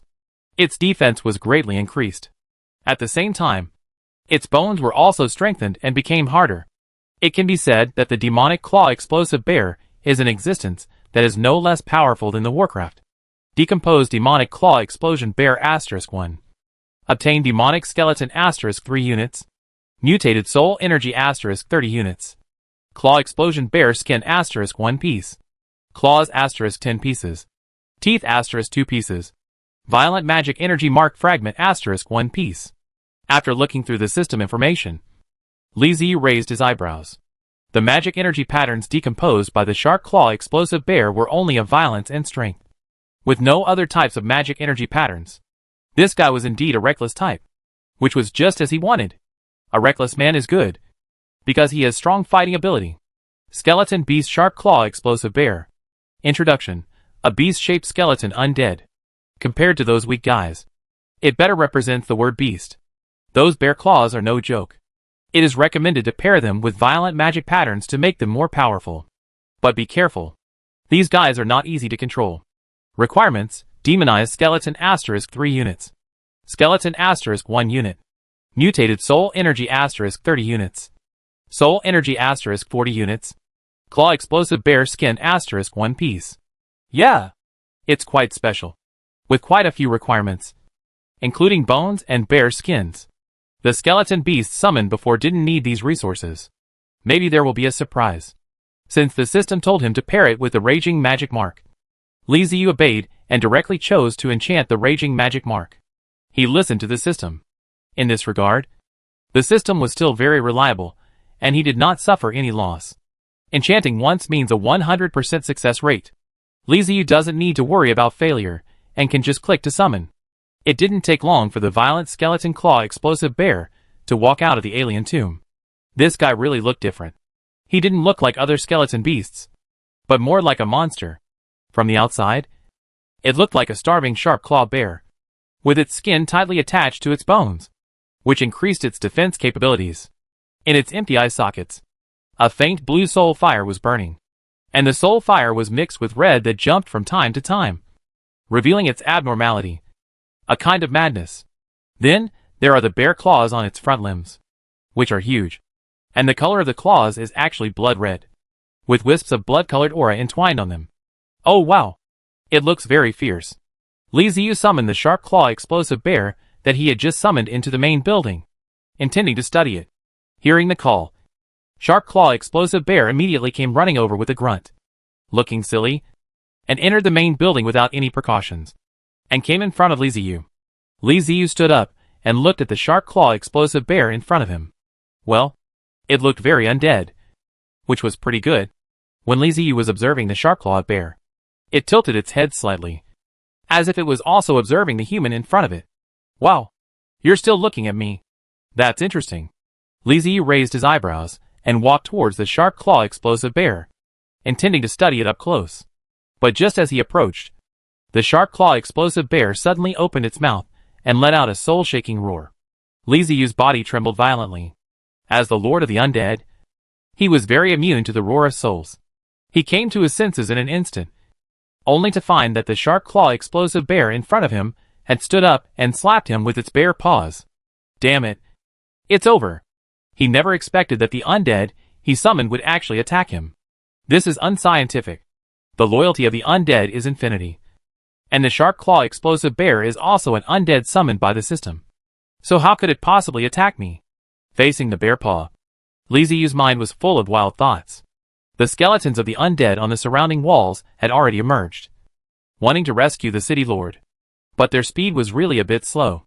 Li Ziyu watched the bear paw falling down, and a shadow suddenly came close to him from behind. A dark skeleton emerged from the shadow, raised his hands, and met the bear paw. Crunch! The bear's paw fiercely patted on the hands of the dark bones. The sharp claws burst into the bear, and the body shape exceeded 300 centimeters. The body shape of the dark bone was similar to normal humans, but it easily held the bear's paw. The dark skeleton slowly raised his head, looking at the exploding bear whose soul fire had turned into red sharp claws. He bent his arms slightly, then suddenly lifted them upward with force, pushing out the bear's paw. I'm afraid that the Sharp Claw Explosive Bear didn't expect that his bear paw would be caught by a small guy, and the opponent's strength was no less than his. So his bear paw was pushed up. It opened its mouth to roar, but found a figure wrapped in a violent aura leaping high, swinging its fist, and hitting its mouth fiercely. Boom! The Claw Explosive Bear was like being hit head-on by a sledgehammer and flew backwards. The violent skeleton fell to the ground. Its jaw opened, and wisps of white smoke escaped. In terms of speed, he is not as good as the dark skeleton. That guy is fast. But in terms of burst and combat power, he is not afraid at all. So the dark skeleton blocked the Claw Explosive Bear, and he punched the opponent hard. Roar! There was another soul roar, and the claws burst into the bear, and they were about to rush over. The two thick totem columns had fallen on its back and suppressed it on the ground to move. It was the two dark cattle devils. The bones on the wall also walked out, slowly thinking that the claws were exploding.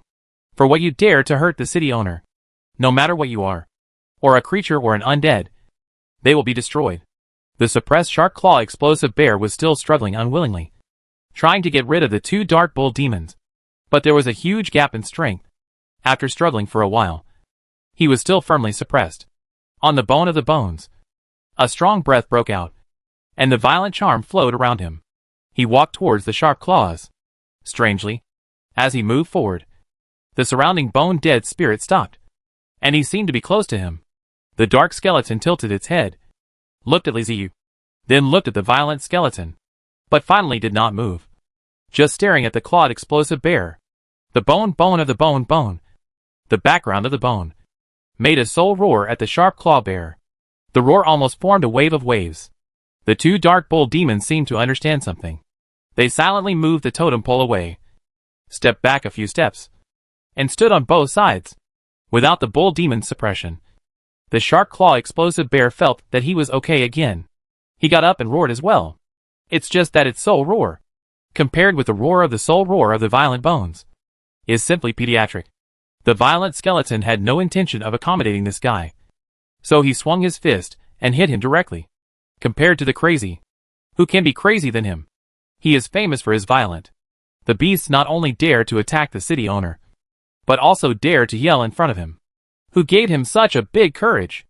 Although the violent skeleton is only 190 centimeters tall, he was so brave and crazy in battle that Li Ziyu was stunned. He felt like he saw the undead version of the god of war Kratos.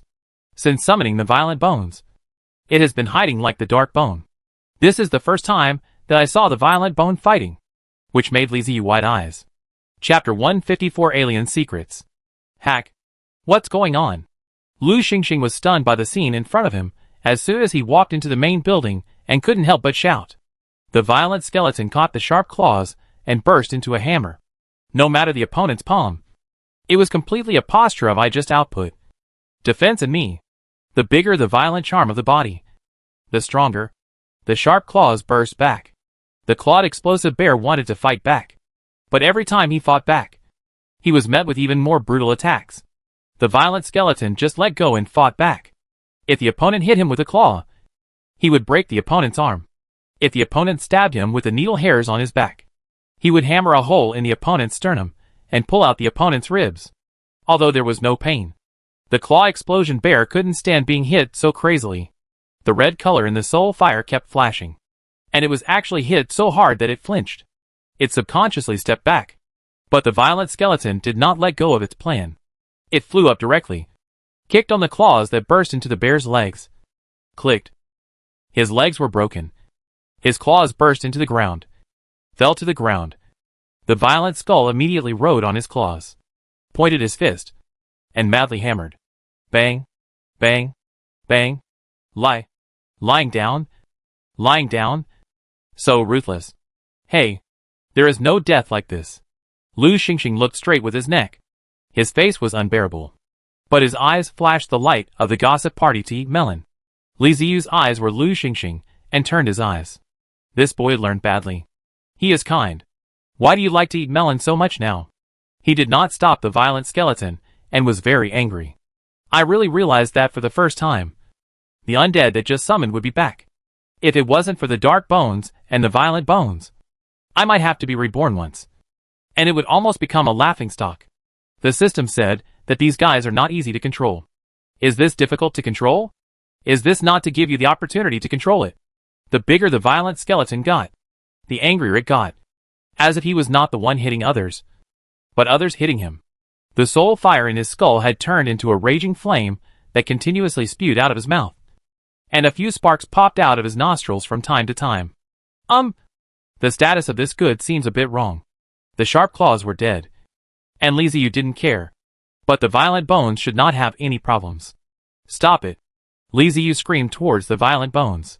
The violent skeleton paused for a moment, raised his head to look at Li Ziyu, then looked down at the sharp-clawed explosive bear beneath him, punched it twice on the head, then jumped down and walked towards Li Ziyu with a violent aura all over his body. Before he approached, the dark bone suddenly flashed in front of Li Ziyu, blocking the violent bone, and the black soul fire stared at him. The appearance of the violent bone was really exaggerated, and he couldn't associate him with harmless. The blocked violent bone soul fire jumped, and it seemed to have signs of madness. Fortunately, it was quickly suppressed and returned to the normal state. The violent charm slowly dissipated, and it turned back to the look of his head. When the dark skeleton saw the violent skeleton return to normal, it merged back into the shadows. Li Ziyu raised his eyebrows, and the move of the dark bones was not he benefited, but the spontaneous behavior of the dark bones. This guy, not very simple. Wisdom is much higher than other undead. The violent bones took 2 steps forward, came to Li Ziyu, patted their chests, and dangled, and pointed to the sharp claws that did not dare to get up on the ground. Well done. Li Ziyu smiled and gave a compliment. After receiving the praise, the violent skeleton seemed even more proud. He gave the shadow a thumbs up and pointed at himself with his thumb. The dark skeleton was provoked by him and immediately jumped out of the shadow. He looked at Li Ziyu, then at the violent skeleton, and jumped up in anger. You did a great job. 2. Li Ziyu had no choice but to praise the dark skeleton. How did these 2 guys look like children? However, there are 2 of them beside them, and they are very secure. And Li Ziyu pondered in his heart.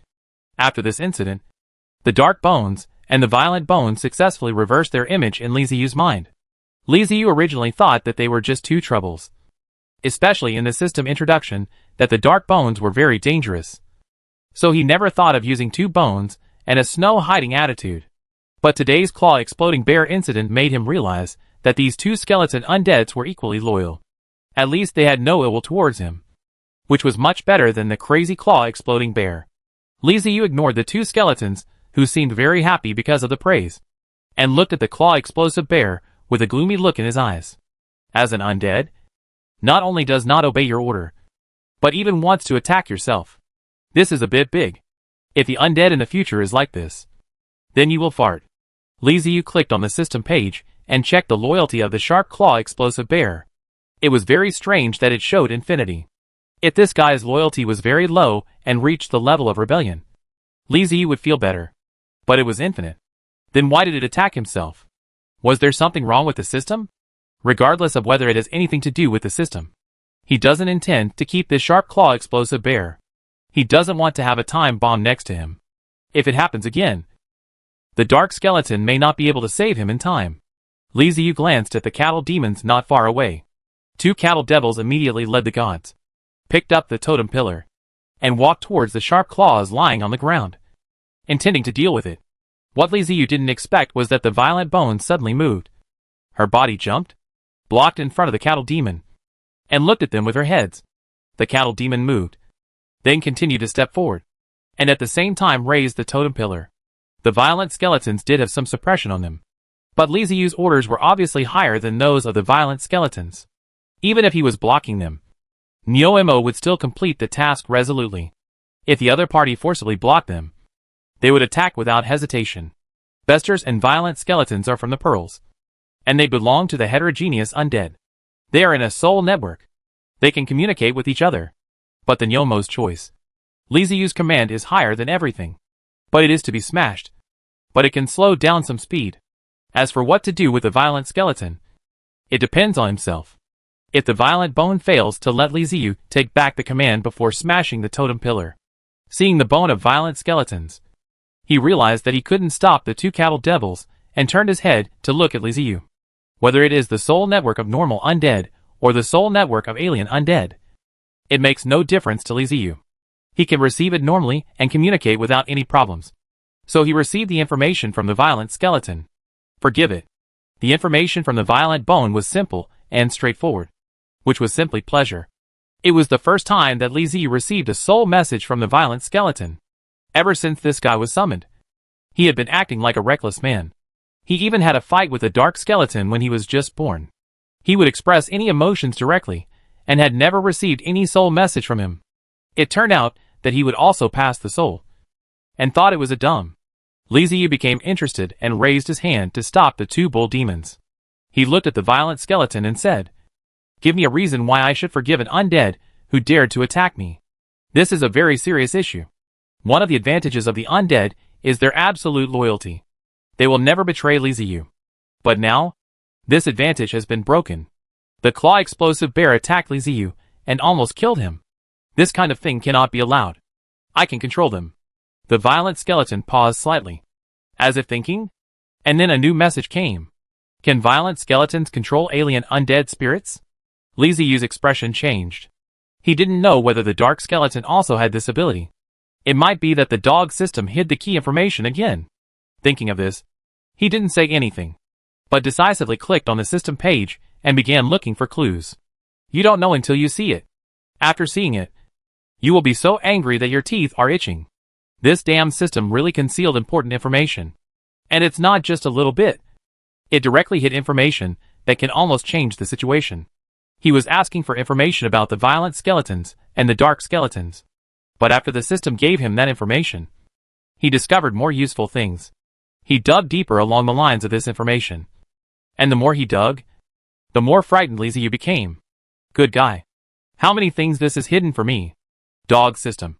You are really not a person. Don't ask you deliberately. You really don't say. Don't tell me. Through the inquiry system, Liziu made it more or less. It turned out that this heterogeneous tomb was not as simple as he imagined. Not just to produce the place where heterogeneity was produced, according to the answer given by the system, and Liziu's own understanding. This heterogeneous tomb is equivalent to another racial base of another bone-dead spirit. Although this building is not the main city-level building. In a way, the alien undead are not the same product as Liziu's skeleton undead. Because of this, the soul networks between the two are not the same. This is why the skeleton undead are a soul network, and the alien undead have their own soul network. The skeleton undead that Liziu mastered at the beginning are the most orthodox race, recognized by both the death world and the undead world. The undead produced in the alien tombs are a kind of mutant, which is different from the skeleton undead. The essence of the undead is the soul. No matter what kind of undead they are, no matter what they look like, no matter how horrible or scary they look, they will ensure that their souls are pure and free of other impurities. The heterogeneous undead is different. During his lifetime, he was polluted by the magic, and the souls were also polluted after death. This was performed in demand. All heterogeneous undeads needed to mutate soul energy to summon. So their souls were no longer pure, but mixed with mutation energy. This is as if humans have rational wisdom, know how to think, and understand the use of morals to restrain themselves. The zombies in the movie break all of this. There is no rational, no wisdom, no moral, and ruthless slaughter and attacks. Although the shape is human, it is actually another race. To understand simple understanding, the bone-dead spirit is equivalent to human beings, and the heterogeneous undead is a zombie in the undead. And what kind of things that can constantly produce mutant undead can be imagined? Unlike human beings, zombies are that whether it is the bones and the undead, or the heterogeneous undead, they have the ability to think normally, have rationality, and thus developed a set of their own class division. Needless to say, the skeleton undead had a higher status as technology and military units upgraded. Furthermore, everything was under Liziu's control, and there had never been a case of a clawed bear exploding. The alien undead have their own set of hierarchical pyramids, with a system that is even more strict than that of the skeleton undead. Their position is even determined at birth, and is difficult to change. Undead like violent skeletons and dark skeletons are also called marked undead and rune undead. They belong to the top level of the social structure of alien undead.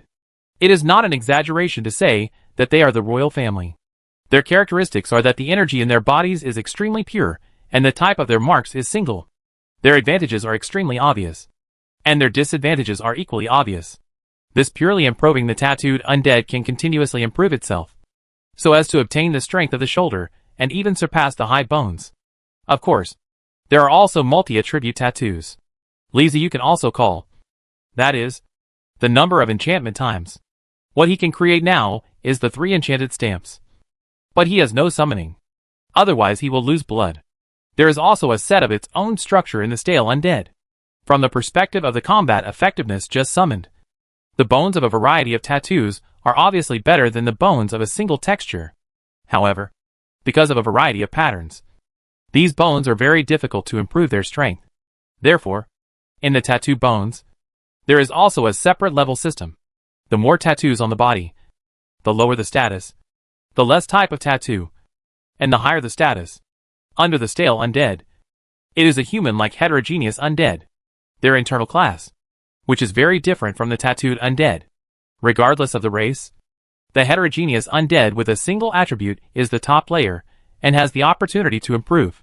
In addition to a single attribute, the more the types of the tattooed prince, the better. There is no chance to improve. Further down, there are creatures similar to skeleton beasts. The class of these guys is completely the opposite of that of the patterned undead. The more types of patterns on their bodies, the higher their level. After all, they have no chance to improve themselves, so they appear as they are. To explain it briefly, that is, the dark skeleton, the violent skeleton, in the case of sufficient energy, eventually comparable or even surpass the most powerful bone dead spirit. And the single stalls such as the dark cattle magic can also be improved to a strong point. But the bones and beasts are very strong at this stage.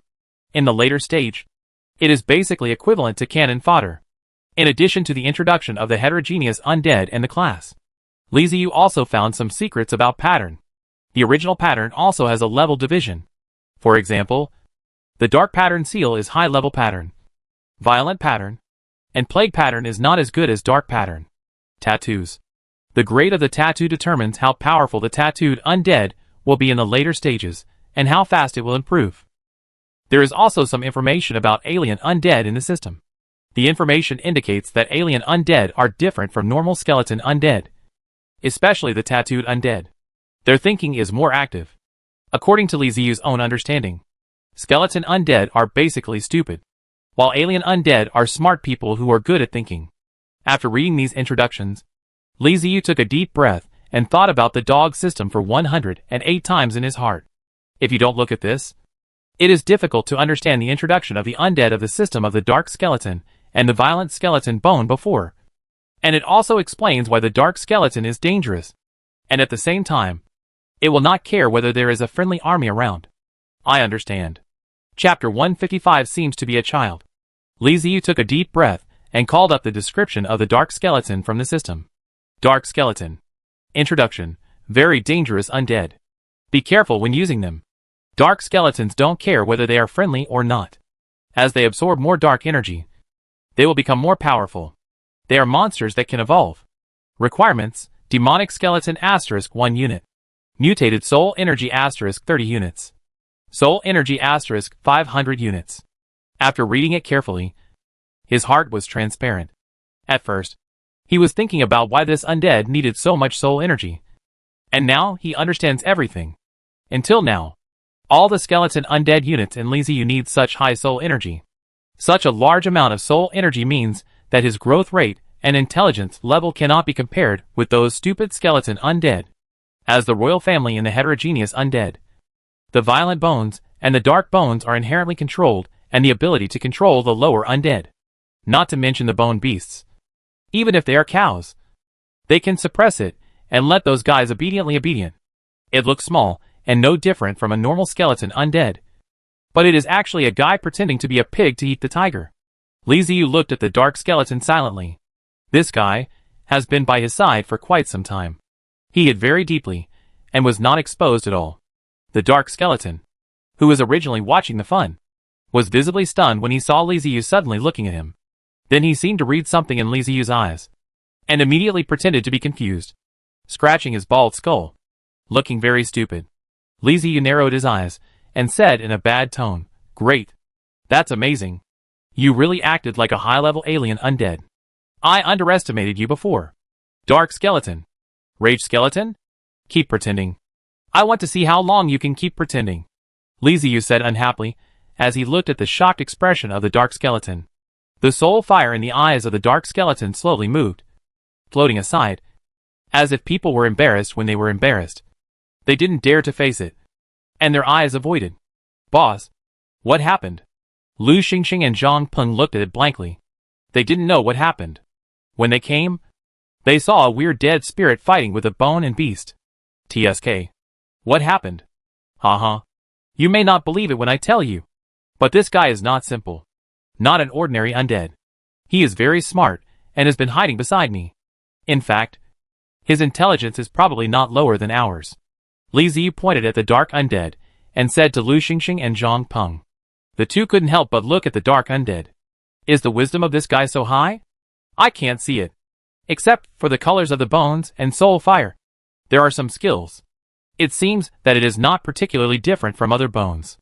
But what does it matter whether you are smart or not? But I feel that my cat man is also very smart. Sometimes even smarter than me. Lu Xingxing scratched his head and asked in confusion. It's different. Every one of the undead under the boss is simple-minded and very obedient. Are your cat people as obedient as the undead? Zhang Peng stared at the dark skeleton while explaining to Lu Xingxing. Lu Xingxing thought about it and seemed to suddenly understand. In fact, it is also very easy to understand. The nagging undead is well controlled. It has a loyalty. It is simply one of the best races. Whether it is a rodent or a treasure hunt, they have their own ideas. They have the limitation of loyalty and loyalty. There is no way to act as the undead. The best evidence is that Li Ziyu asked the skeleton to die to death. None of these guys had any other ideas. They would honestly line up to sin to death. Let the enemy kill themselves. Just because of Li Ziyu's order. And Zhang Peng and Lu Xingxing's race must not be able to do it. Not to mention whether too many deaths would lead to rebellion due to low loyalty. Even if more deaths occurred, the races under their command would be defeated, and they might even flee. Among the time travelers, there are definitely not many who can possess a race like the undead. But now, the undead in front of him actually has intelligence no less than that of humans, and is no longer stupid. It is hard to say whether he will be as obedient as the skeleton undead. This is a variable. Normally, you can't see anything. Everyone is happy. But at the critical moment, it is fatal. For example, if you ask them to cover your retreat and they run away, the enemy will chase them directly. Isn't that dangerous? Knowing that I was completely seen through. The bone of the dark skeleton was simply not pretending. And I straightened my waist. And a pair of no installation. A showdown. I am tall. What do you want to do with me? Seeing this, Li Ziyu stroked his chin and said slowly, I was wondering if you still obey my orders completely. How about we do an experiment? The dark skeleton's soul flashed twice. And there was a bad hunch. You? Self-destruct your soul fire. Li Ziyu suddenly turned his head to look at a skeleton undead and gave the order. The skeleton undead turned its head to look at Li Ziyu. And then without hesitation, the soul fire made a slight puff sound. And the soul fire in the skull dissipated, turning into a pile of bones scattered on the ground. Li Ziyu nodded. Sure enough, this was the absolutely loyal skeleton undead. Even if he asked him to self-destruct, he would complete the order without hesitation. He turned his head to look at the dark skeleton and grinned. What's next? You? I have retired. And this retirement is for the rest of my life. Li Ziyu opened his eyes wide in surprise. He actually received a soul message full of emotions, which was sent by the dark skeleton in front of him. Damn. This is serious. Stop. Stop. Stop. Li Ziyu hurriedly called for a stop. The soul fire in the dark skeleton's skull had begun to sway, and there was a tendency for it to explode. Hearing Li Ziyu's anxious voice, the soul fire staggered, and ultimately did not explode. Instead, it was forcibly stabilized. Even so, the dark skeleton became much weaker. His body was shaking, and his bones were creaking, as if he could fall apart at any time. Li Ziyu took a breath. It seemed that the dark skeleton was still under control, and was absolutely loyal. To be honest, he didn't want the dark skeleton to self-destruct. After all, it was an undead summoned in the early stage, and it had been guarding by his side all the time. He had never sent it out to fight like other undead. Let's say, one would have feelings for a bracelet after wearing it for a long time. Let alone the dark skeleton that accompanied him in struggling in the other world. It's emotional. If it were any other dark skeleton, Li Ziyu might be able to be ruthless and resolutely eliminate this hidden danger. But this one in front of him really can't be done. The matter of the sharp claw exploding bear really concerned Li Ziyu. He was afraid it would happen again. And he was even more afraid that he would develop distrust towards the undead. Although the dark skeleton and the violent skeleton saved him from the sharp claw exploding bear, he still developed distrust. But fortunately, Dark Skeleton proved with practical actions that his loyalty is still trustworthy. Li Ziyu sighed and experienced the sharp claws. He became suspicious. This is not a good thing. The undead is his foundation in the different world. If there is a problem with the undead, who can he trust? In fact, Even if the dark skeleton chose to self-destruct, Li Ziyu would still be a little hesitant. After all, there is such a strategy as the self-torture tactic. But then again, if the dark skeleton was willing to use the soul fire to play a self-torture tactic on him, then he would accept it. TSK. Okay, I believe it. Tell me, how can I make you recover? Li Ziyu asked, looking at the dark skeleton that was about to fall apart. Soul energy. The dark skeleton sent a message. Li Ziyu did not hesitate, and immediately extracted the energy of the 200-unit soul from the system and injected into the dark skeleton soul fire. As soon as the pure soul energy entered the body, the dark skeleton seemed to have taken a tonic. The soul fire instantly grew stronger, and the whole skeleton became energetic. It no longer had the shivering, and was no longer heavy. It became very healthy. He moved his arms and legs, jumped back to his original position, and then looked at Li Ziyu. Master, don't worry. We will always be loyal to you, and will never betray you. The dark skeleton sent a message. I've always thought so before. But you've also experienced what happened today. I need an explanation as to why that sharp claw explosive bear attacked me. Now that he knew that the dark skeleton had wisdom that was no less than that of humans, Li Ziyu began to communicate well. The mark is because of the violent mark, which caused it to lose its mind. The probability of this happening is not high, but it happens occasionally, especially on wild beasts. The dark skeleton explained seriously. I see. Li Ziyu thought about it, and found this explanation acceptable to him. It made sense. He just checked the system, and the loyalty of the sharp claw explosive bear was still infinity. It was impossible to say that he had betrayed him, but it was more acceptable that it was caused by the mark. This time was attacked, belonging to a chance. Unlucky?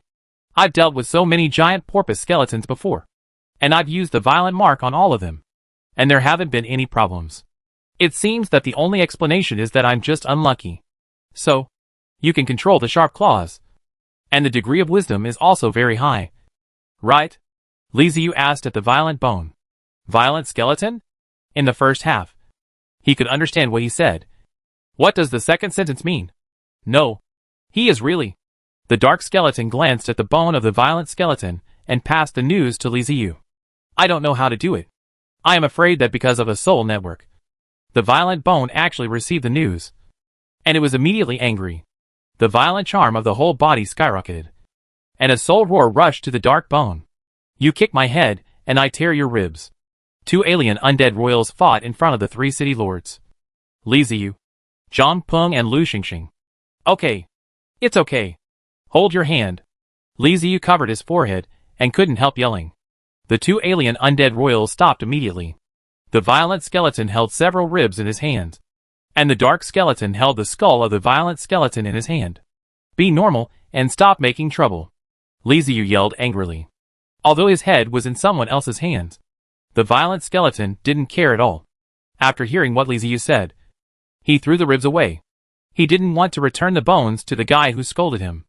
The dark skeleton looked down at the ribs scattered on the ground, lifted up the violent skeleton's head, took a look, and threw it to the ground. Before the violent skeleton could pick it up, he kicked the skull away like a football. The violent skeleton, who was planning to pick up the skull that was pressed on it, did not expect the dark skeleton to play a dirty trick. His soul fire was dizzy, and his headless body turned 3 circles on the spot, as if he was drunk, and staggered to pick up his own head. While the violent skeleton was picking up the skulls, the dark skeleton quickly picked up his own ribs, put them back in place, and stood obediently in front of Li Ziyu. On the other side of the violent bone, he pressed back his skull again, turned his head to look at the dark bone, and the furious one was going to rush. Stop! Stand there, and don't move there. Li Ziyu reached out and said, just like playing 123. Statue. The violent skeleton's body suddenly froze, still standing on one leg, staring at the dark skeleton, but really did not move. The soul fire of the dark bone slowly moved, and when he saw the violent bone, he suddenly beating. Even if he couldn't make a sound, even Zhang Peng and Lu Xingxing on the side saw that the soul fire of this guy obviously meant mockery and provocation. Snapped. Li Ziyu patted the dark skeleton on the head and asked him to look away. Why are you so bad? You have to sell it cheaply. Li Ziyu scolded angrily. The dark skeleton hurriedly lowered its head, looking aggrieved. But the violent skeleton that was immobilized. Its soul fire began to beat violently, revealing a kind of excitement and gloating. Li Ziyu rubbed his temples. The dark bones were really smart. But this guy was like a child. He was uneasy. He always wanted to do things. Especially after having a violent bone. It was really provocative for 3 days. And from time to time. Violent skeleton. Come here. Li Ziyu waved to the violent skeleton. The violent skeleton standing on one leg immediately ran over. And its soul fire glanced provocatively at the dark skeleton. Okay. Don't provoke it either. Li Ziyu sighed. And this guy was indeed the same as the dark bones. Every time the dark skeleton is provocative, he will respond. From the accident. Every time he starts. He is unintentional.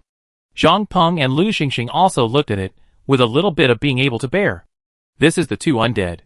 It is clearly two naughty and troublesome children. That is, it is scary. I plan to let you go to the passage. Are you are sure to kill those magical creatures with the heterogeneous undead? Li Ziyu looked at the violent bone. Since they are a species of alien undead royal family that can grow, their loyalty is indeed high. There is no need for him to hide them by his side. Improving their strength is the real thing. And only then will they be of greater use in the future. He planned to take this opportunity to let the violent skeleton exercise. The violent skeleton was stunned at first. Then he nodded repeatedly. Knowing there was a battle to fight, he immediately became energetic. His promotion path is closely related to fighting. The more he fights, the faster his violent mark will improve. The easier it will be for him to become stronger.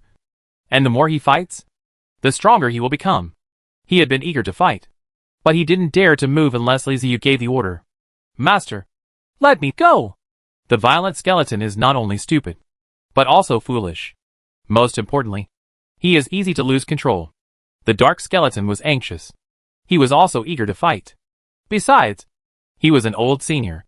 Why didn't he go to the battlefield while the violent skeleton, a latecomer, had to go to the battlefield? That wouldn't do. The violent skeleton turned his head and looked at the dark skeleton. While his attention was on Li Ziyu, he immediately launched a sneak attack and punched the dark skeleton squarely on the head.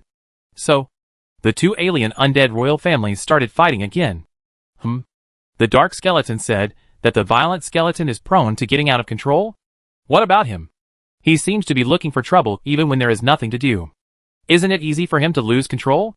You must be a little convincing. Li Ziyu raised his head and sighed. The child has grown up, and he can no longer take care of him. After finally separating the two alien undead royals, Li Ziyu knocked on the heads of the two skeletons repeatedly. You all want to go, right? Then go. I only have one request. Control the alien undead and bring me more corpses of demonized creatures. Don't cause any trouble. Especially, be careful not to kill your own people. Get out. Li Ziyu cursed and waved his hand. The two skeletons immediately lifted their legs for fear that they would run too slowly.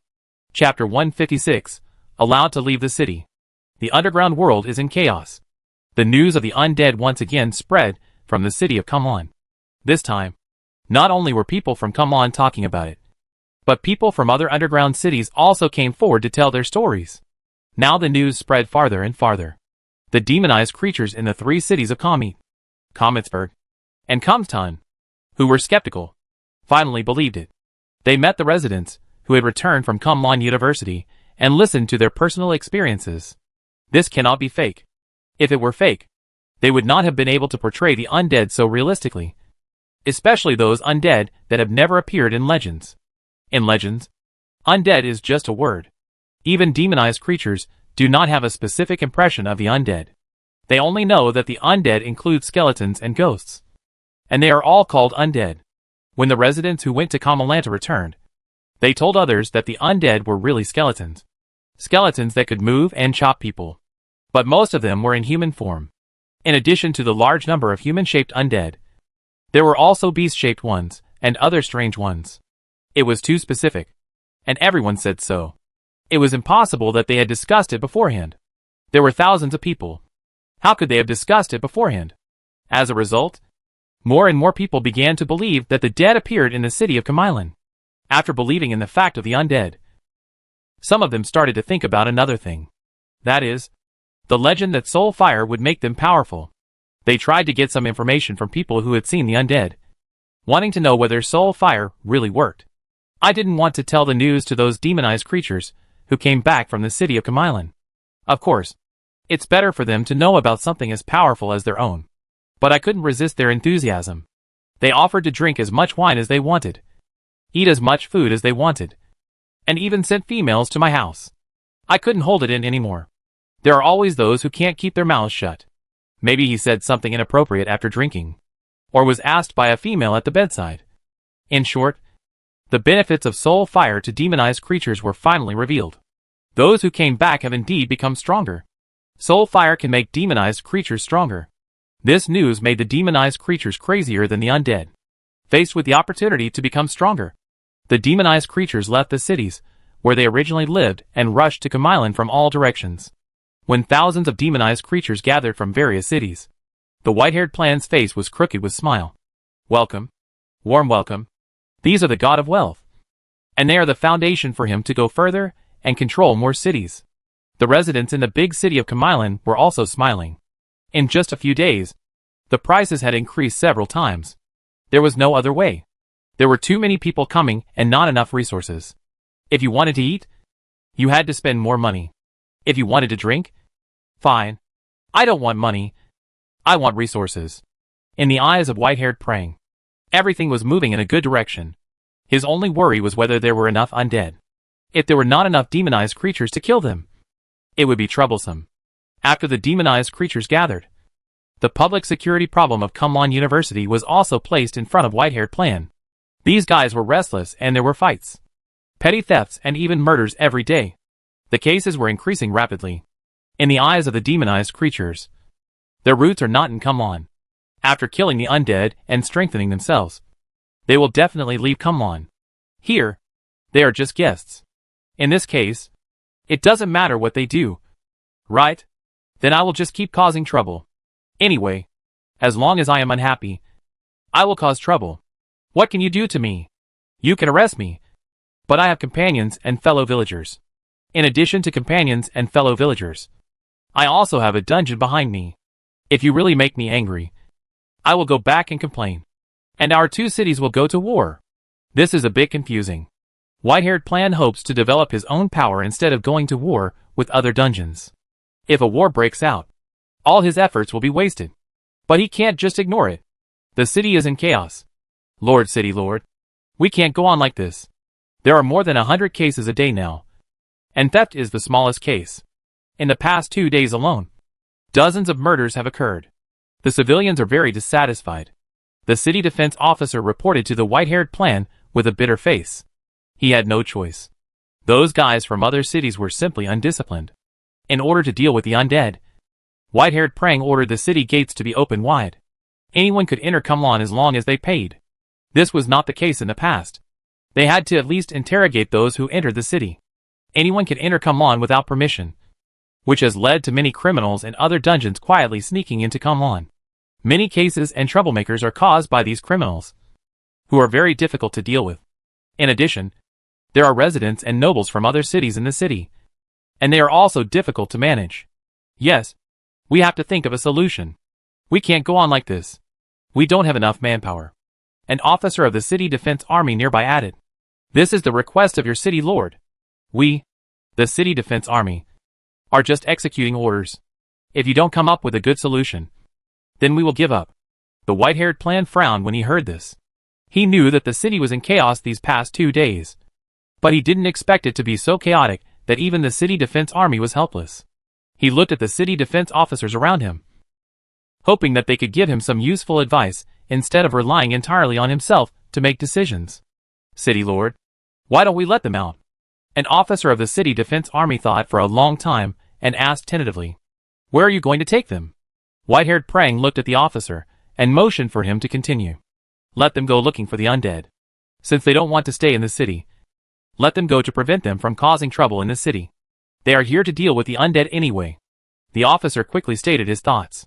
When the other city defense officers heard this method, their eyes suddenly lit up, and they all looked at the white-haired prang. Now the gate of Kamailan City facing the undead is closed, and no one can go out without the order of white-haired plan. This has led to more and more people in the city of Kamailan and more people are causing trouble, which has put great pressure on their city defense forces. White-haired Prang's idea was to wait until people gathered together and then organize them to leave the city as he did before. However, it was obvious that the flow of people this time was too large and there were too many undisciplined people. So it was much more difficult to gather them together than last time. If this continues, they don't know whether the undead are in trouble or not. But something big is going to happen to Kamailan. I've decided. Let them go and let them destroy the undead. White-haired Plan thought about it and felt that what the officer said made sense. This was indeed a solution. And he immediately became excited. But in this case, wouldn't the damage be too great? The loss will be too great for us to explain to other city lords. Another officer raised a question. The undead are guarding the 3 passages. And there are tens of thousands of them. Last time, 15,000 demonized creatures were sent out. But they couldn't get through and nearly half of them were lost. This time, let them go out in batches. If they are surrounded by the undead, they will not survive. Besides, the speed of eliminating the undead in small-scale combat is far slower than that in large-scale combat. And there is no organization. If we let them do whatever they want, wouldn't that give the undead an opportunity? No. Let them go. The undead are not as scary as imagined. No one understands the undead better than me. The white-haired Plan was also a little overwhelmed by the outsiders in the city. Now that he found a solution, he didn't want to have any more concerns and made the decision directly. No one can stop me. Since you want to cause trouble, then go ahead and kill the undead. Don't come and destroy my great city of Kamailan. It's open. Kamailan is open. Just as White-haired Plan made his strategy, the whole city fell into celebration. The foreign demonized creatures were celebrating because they finally had something to do and could go out to hunt the undead. The residents of Kamailan were celebrating because these guys could finally leave and no longer cause trouble in the city. But no matter what kind of thoughts, all magic creatures are very happy and very satisfied. At the same time, I feel that the master of the great castle of Kamailan has made a great decision. Whitehair is not a fool. He wants to solve the problem of urban chaos. But he does not want to be completely open. On the one hand, he is still reluctant to give up a large number of people to attack the undead. On the other hand, he is afraid that the undead attack will be completely open and attacks the great city of Kamailan. Therefore, the gate of Kamailan facing the undead was only opened a crack, a small crack that could accommodate about 4 or 3 people walking side by side. In this way, the demonized creatures in the city could go out, and when the undead wanted to attack the city, they could quickly close the gate. As for whether the magical creature who goes out to hunt the spirit can come back, what does it have to do with my white hair? I just say that allowing it to go out. But I did not say that to protect your life. Die outside? Counting unlucky. The demonized creatures, who had long been dazzled by the enhanced power, did not consider the little thoughts of White-haired Plan at all. They just wanted to go out and see the undead and get some soul fire to strengthen themselves. They came all the way to Kamailan University, not to spend their own money and resources to support the construction. On the day of the opening of Kamailan, the demonized creatures organized themselves and left the city in groups. After they left, the city gates were closed. Even though a small gap was opened, White-haired Prang still felt uneasy. He said 2 times. During these 2 time periods, people could enter and exit freely. At other times, the city gates remain closed. It is really life and death. And there is a chance to give you a chance. It depends on the use of you. Anyway, the undead wants to enter the Kamailan University. And it must not happen. The information that the demonized creatures formed their own teams and happily left the city soon reached the desk of the city lord's mansion. Ha! Good. Very good. Everyone is happy. How is the public support rate? Are they satisfied? After reading the intelligence, the white-haired Plan asked with a smile. People all say that the city lord has a far-sighted vision. With you here, our city will surely prosper. The city defense officer immediately presented a horse. The white-hair Prang stood up with a big belly and nodded with a smile. I said, I know their minds the most. No one knows better than me. Ah, yes, yes. The city owner is wise. The military officer of the city defense army continued to send it. There are thousands of magical creatures who come out of the city. They each form their teams. There are nearly 100 big teams. There are 2 or 3 people in the small team. What surprised them was that the channel was quiet. The so-called undead was gone and all, and occasionally could see some broken bones. Most of them were the wreckage left by the previous battle. What about the undead? Could it be that I was cheated? The demonized creatures, who were originally planning to kill indiscriminately, were confused. Wasn't it agreed that there would be a large number of undead in the passage? Why were they all gone? This was contrary to what was agreed. They must be afraid of us. Yes, we are scattered to find. Everyone should still be careful. Don't be surrounded. Only fools would be surrounded. Not us. The demonized creatures were unwilling to give up. They had gone through so much trouble to get here from other dungeons, and they would not accept returning empty-handed. Since we didn't see any undead in the square passage, they must be in the passage at the back. We can find them if we look for them. Some demonized creatures proposed conspiracy theories, feeling that the undead had set a trap and were waiting for them to take the bait. But the demonized creatures in charge didn't believe it at all. After they came to Cum Island, they inquired about the information of the undead everywhere. Master Cumlandus played with the undead twice. Those undead just have no brains. There is only a soul fire that can make them stronger in their skulls. Fighting, they will fight them hard. Do not know how to run, and do not know how to strategies. The reason why they failed the first 2 times was because the opponent's number was several times theirs. And there were also powerful undead. The undead has conspiracy and tricks. This is unrealistic. They can more accept that the magic creatures in the great city of Comland have deceived them.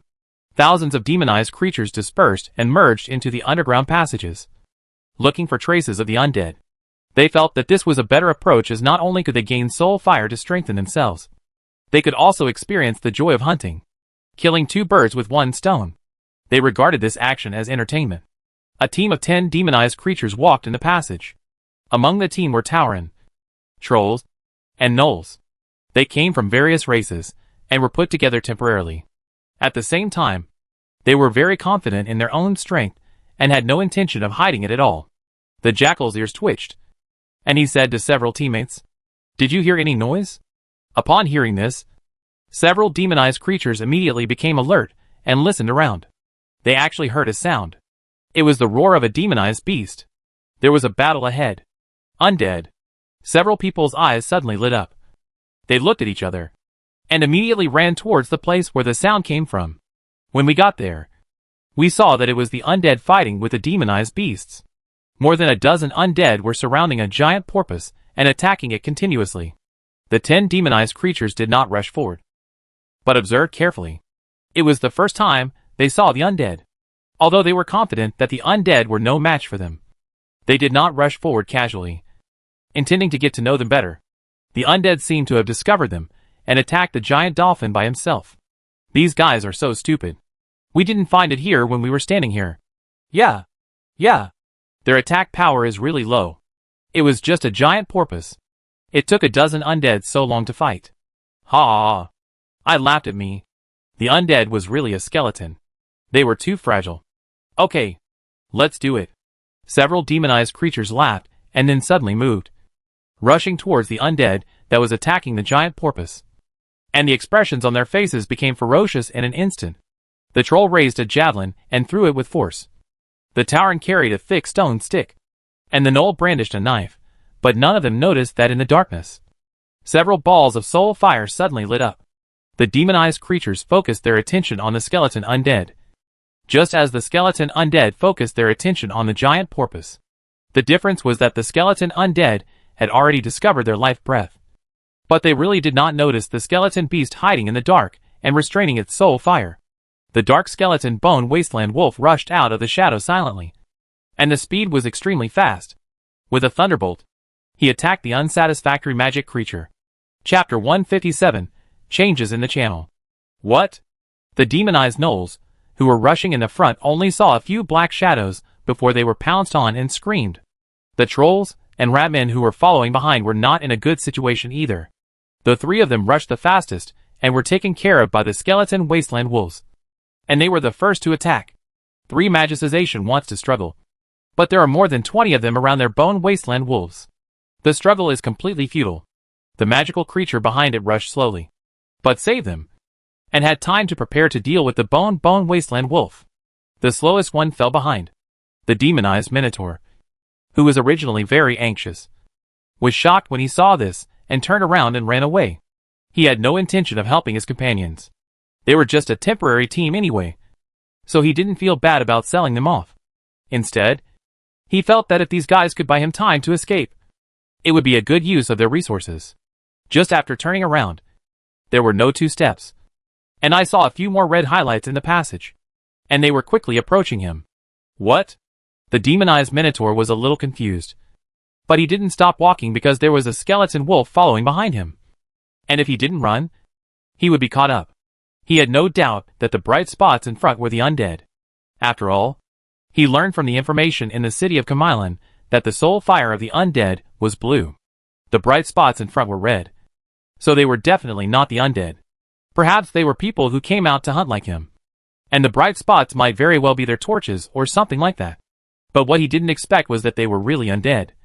A group of giant porpoises rushing forward with their heads lowered. Fortunately, he went forward to meet them, and faced the giant porpoises charging at full speed head-on. Wow! It was too late for the Minotaur to dodge.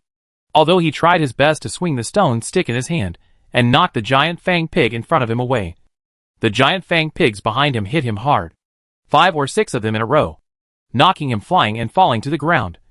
And more giant fanged pigs ran past him. Bone. The bone is broken. Coughing up a mouthful of blood, the demonized Minotaur stretched out his hand with difficulty, and touched his chest and ribs. He was hit hard by the blows just now. Fortunately, those giant porpoise undead did not stop.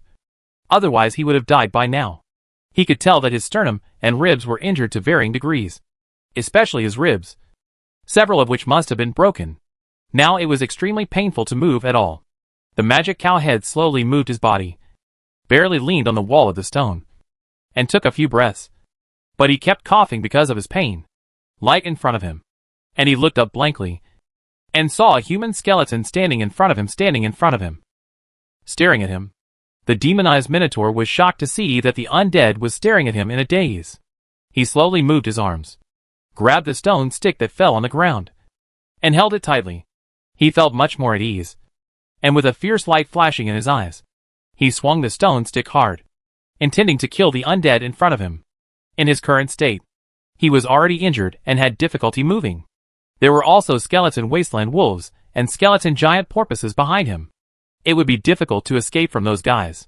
But if he could kill the undead in front of him and absorb his soul fire, he might be able to heal his wounds and escape. Those demonized creatures who had fought against the undead before almost portrayed soul fire as a panacea that could not only help them become stronger, but also cure diseases and injuries. It didn't matter whether the demonized Minotaur believed it or not, as he had no other choice at the moment. But just as he was about to swing the stone stick, his arm was suddenly pulled. His arm was already injured, and the pull caused the stone stick to slip out of his hand and hit the wall on the side, breaking some stones. Demonized Minotaur. Oh! When he turned his head, he saw his 2 bones on his arms holding his arms. In the shadow, bones of the bones revealed half of his body. The black soul fire stared at him, as if he was ridiculed, and seemed to laugh at his self-reliance. The violent skeleton turned his head to look at the stone stick that had hit the wall and fallen to the ground, then looked at the Minotaur in front of him. His mouth slightly opened, and he became angry. He walked forward and was about to hammer the Minotaur, when he saw the dark skeleton pull out a dagger and lightly slash the Minotaur's throat. Forehead. The demonized Minotaur covered his neck, but he couldn't control the smelly blood, and the light in his eyes gradually disappeared. The dark skeleton ignored the demonized Minotaur and raised the bone knife in his hand, shaking it towards the violent skeleton with a smug look on his face. First blood? Mine? Are you angry? The soul fire of the violent skeleton suddenly increased and burned fiercely. He pointed at the dark skeleton without saying a word for a long time, and was shaking with anger, and the bones in his body were crackling. I'm the one who commands those giant skeleton pigs, so the head of this big guy should also be mine. How shameless of you to steal his head! The dark skeleton was triumphant, swaying left and right, then retreating into the shadows before the violent skeleton could punch him. Ah! The diffusion wave of the soul roar exploded. The violent bone was almost mad by the dark skeleton bone, and it was easy to control himself. But what's the use? The magic bull had died. The dark skeleton bone also ran away, and he had a big temper, and he couldn't kill the magic cow head again. Unhappy and angry, when the undead no longer fought head-on with the demonized creatures, but instead resorted to conspiracies, traps, sneak attacks, and guerrilla warfare. It was simply a disaster. The demonized creatures had no idea about the undead. Their knowledge of the undead came from rumors and information from people in the big city of Comlin. Everyone told them that the undead were extremely stupid, and as long as they were strong enough and rushed forward stubbornly, they could kill the undead. No one had ever said that the undead would play dirty tricks. This was a tough situation for the demonized creatures that came out to hunt the undead. They were completely unprepared and fell into the trap one after another. In each channel, the shouting and mourning of magical creatures sounded. The battle strategies of the undead are actually very simple and similar. They let the demonized creatures see a small number of undead and think they can defeat them. When they run over to kill the undead with a smile, they will be surrounded by more undead and be killed like dumplings. There are hundreds of thousands of undead in the underground passage. And there are also alien undead everywhere. They can use soul fire to detect the breath of life. But they are dormant, retracting the soul fire into their skulls. Just like stones, like dead objects, hiding in the darkness. And the demonized creatures can hardly notice them. As a result, the undead were able to succeed more frequently, making the demonized creatures suffer terribly. Smart magic creatures noticed that they were wrong. They no longer went deep into the channel, but silently returned to the square and gathered again. But there were not many magical creatures that did so, and more magical creatures still entered the passage. The palace of the mayor of Camilin City. Have those who went out hunting returned? White-haired Prang asked casually while looking at the documents in front of him. Reporting to the city lord. They have returned, but there are only more than 1,000 people back. The city defense officer replied. The white-haired Pulong said oh, and continued to look at the document. After a few glances, he realized something was wrong.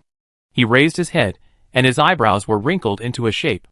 Why are there only more than 1,000 people coming back? Are those guys planning to spend the night in the tunnel? They are crazy. It's full of undead. Are they looking for death? The white-haired Prang cursed in a low voice. It's not very clear. But according to the people who came back, there seems to be a change in the passage. They didn't see a large number of undead gathering. The city defense officer said with some confusion. This was different from what they had encountered before. I didn't see a large number of undead gathering. This is impossible and shouldn't happen. White-haired Prang put down his pen, sat up straight and asked, What did you find? We didn't see any undead. At least they showed no signs of attacking the city. The city defense officer answered honestly. They are responsible for Gongwei Camilon City. Today, they did not go out to hunt with others. Instead, they were resting in the city. What happened outside? Where did they know that the news of the undead had changed? Or those magical creatures who came back told them? But the degree of credibility is yet to be questioned. How many people went out today? White-haired Prang felt something was wrong. More than 3,000 people. The city defense officer thought for a while before answering. They did not make a careful calculation. Only a rough estimate. What do you have to eat? More than 3,000 people go out, and only return to more than 1,000 people. Didn't you think about where the 2,000 people went? Send someone out and check the passage. I have to know the specific situation of the undead. The white hair was soaring, and he was quite dissatisfied with the movement of the city's defense army. This is too concerned. More than half of the people did not return.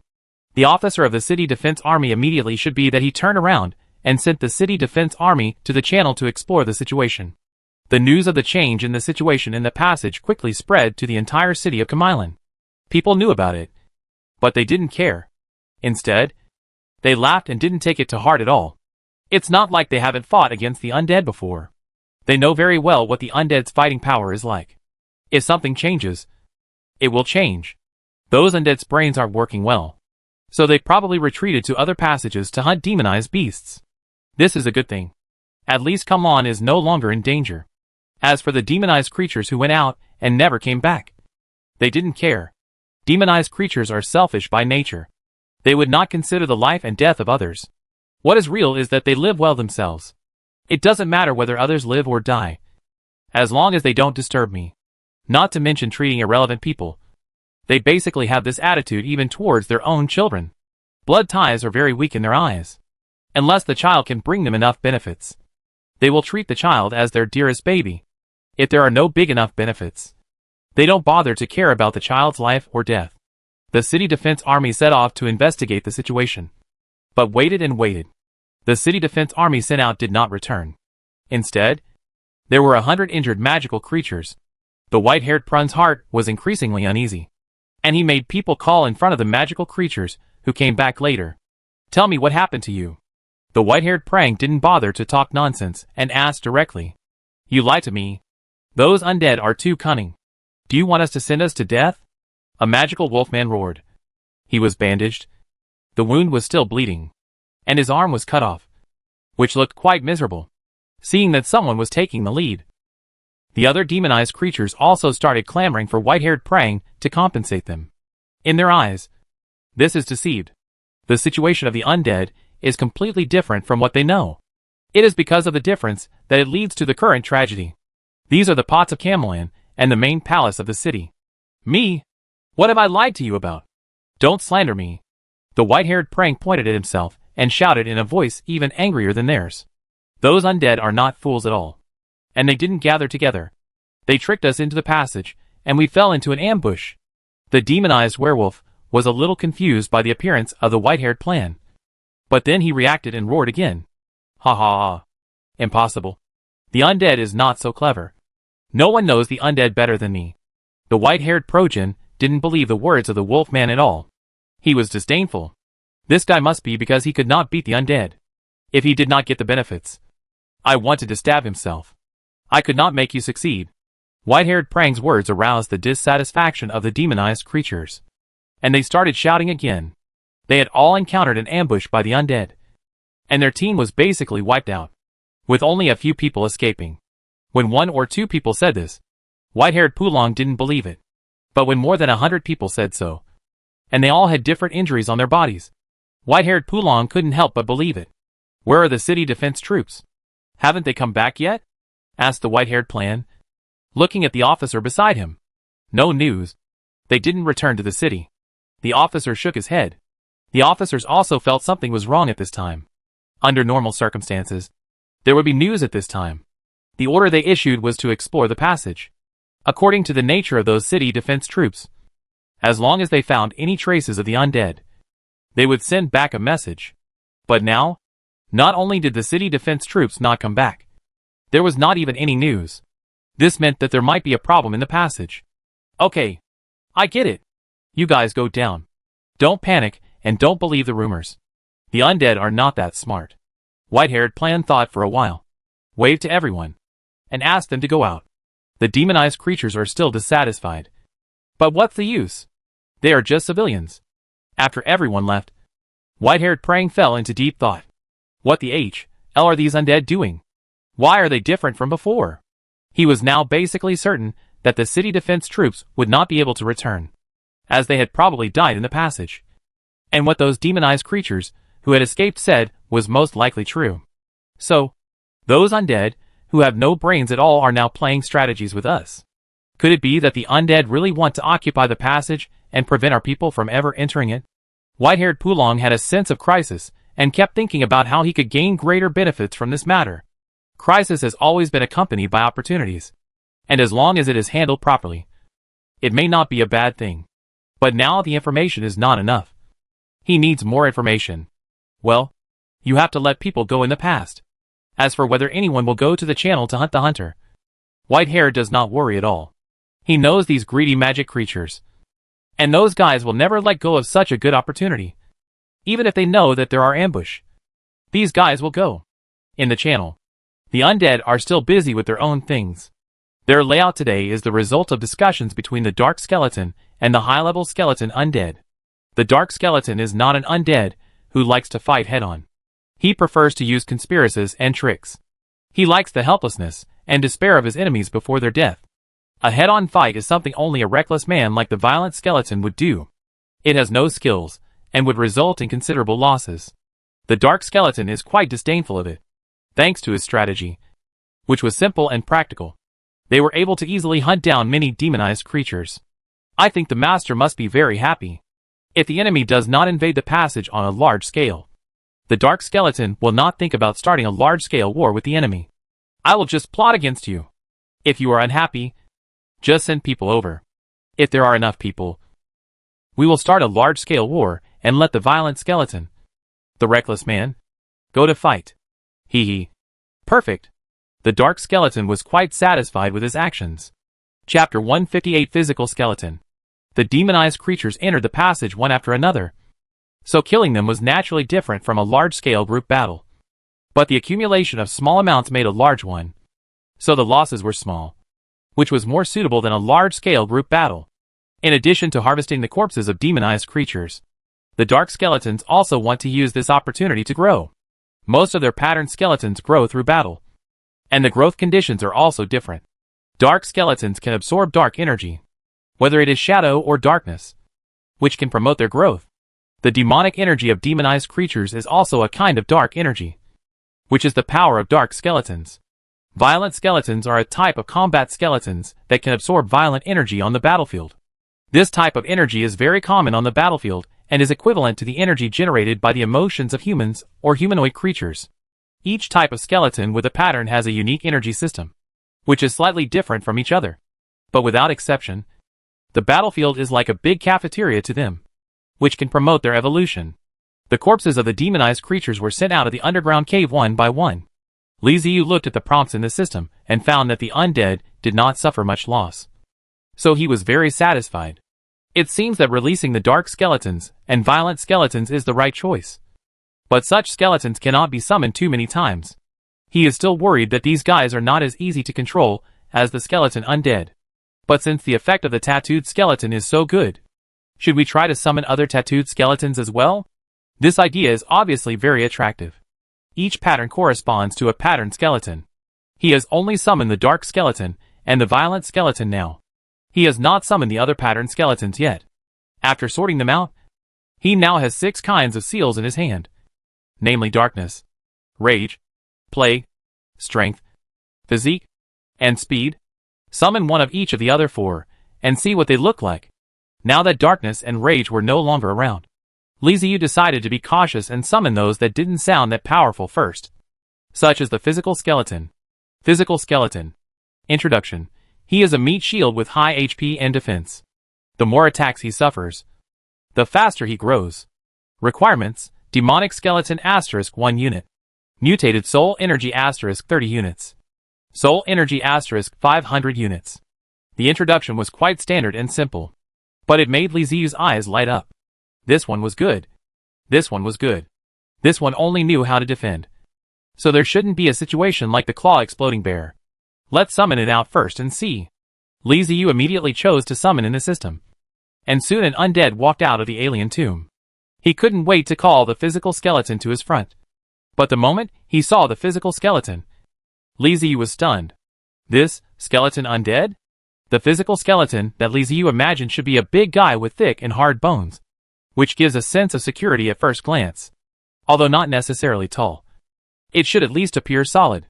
After all, it is mentioned in the system introduction that physical undead are meat shields, which is officially certified. But the undead before him was completely different from the physical skeleton he had imagined. And almost nothing he guessed was correct.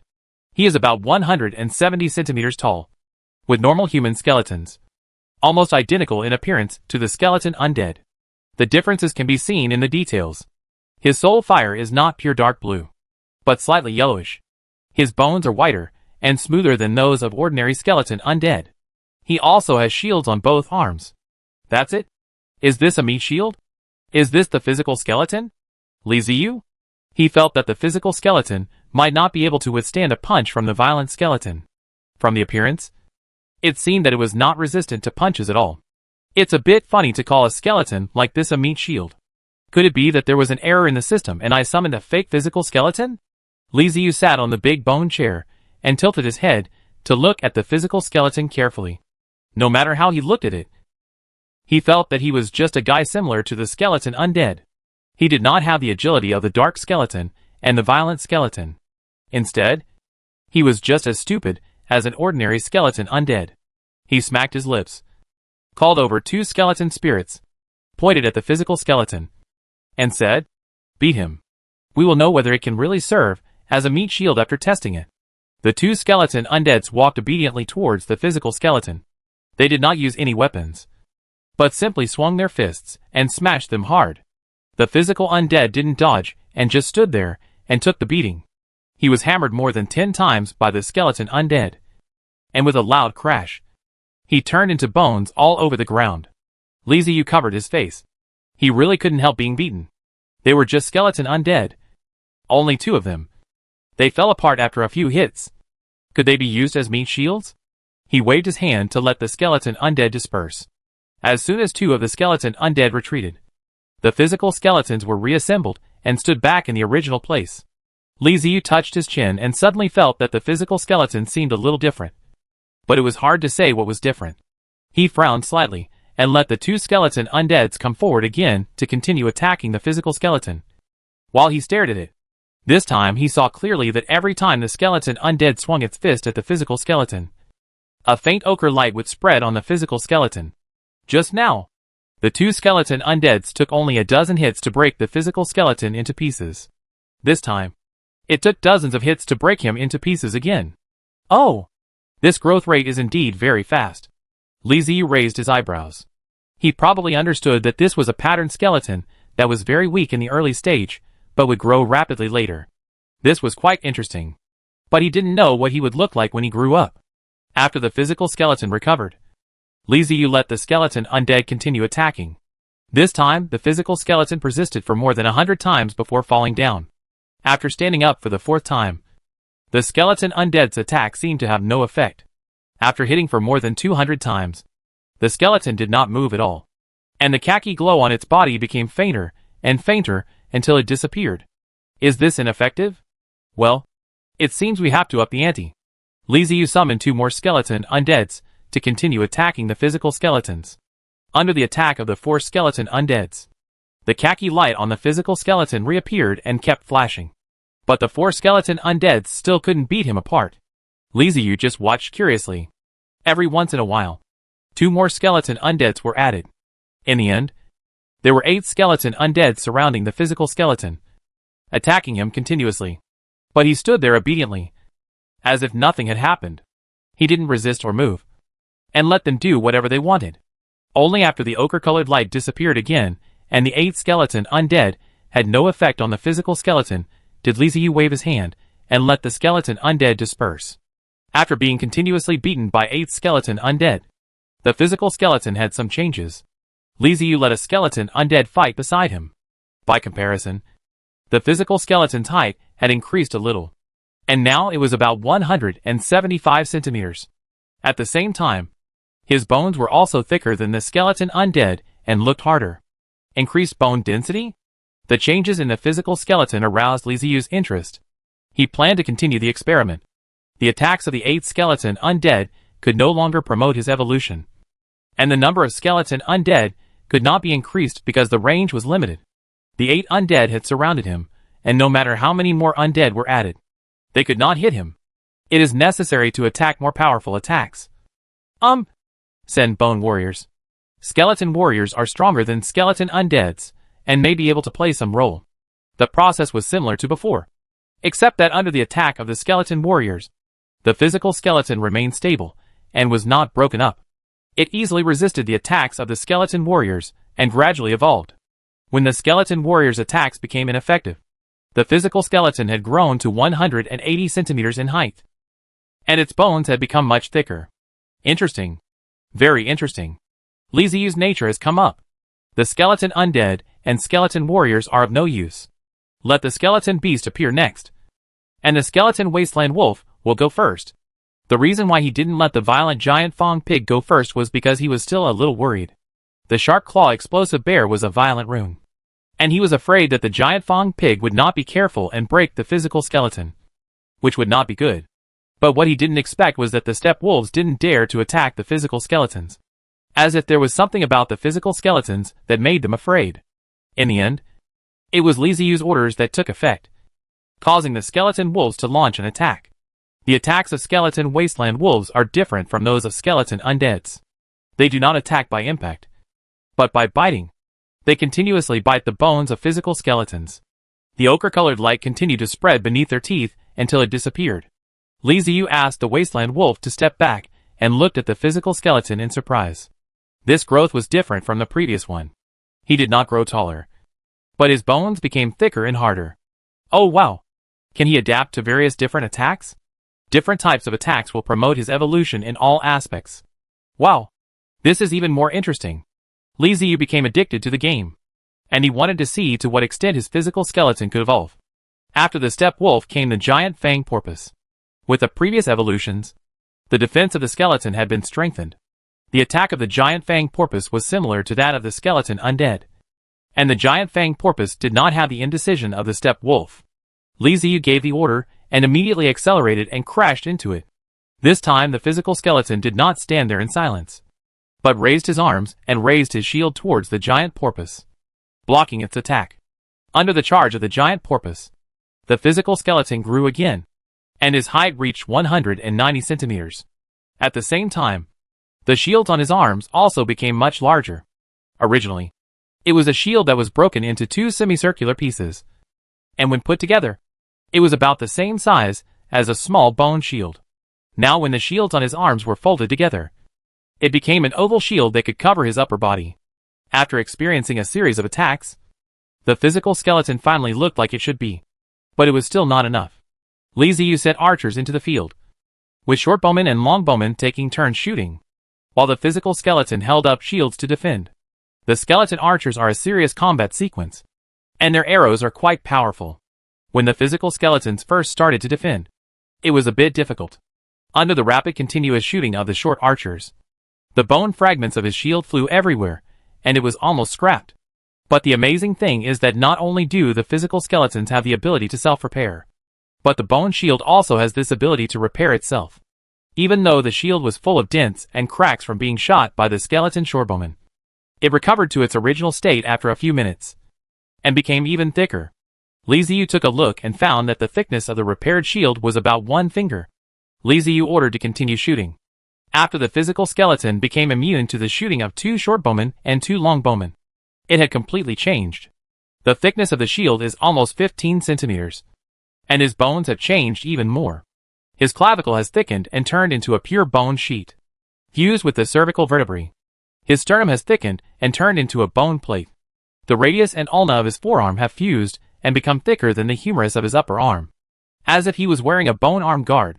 However, his height has not changed much. Wow! It turns out that the more attacks it receives, the stronger it becomes. Compared to being so weak before, it now looks like a real meat shield. However, he has not yet detected the opponent's limit. Let's try again. Next is the hammer soldier. The wild hammer warriors and the giant skeleton warriors took turns to go into battle. This time their evolution was more obvious and their height increased rapidly. When it was first summoned, the skeleton was only 170 centimeters tall. After being hammered, its height suddenly increased to 250 centimeters. The tibia and fibula of the calf were fused together, like the radius and ulna, and the bones of the whole body became abnormally strong. At the same time, the shield changed again, becoming a large shield that could cover the entire body, and it was as if 2 door panels were hanging on his arms. Not bad, not to mention its actual defensive power. Its appearance alone is quite intimidating.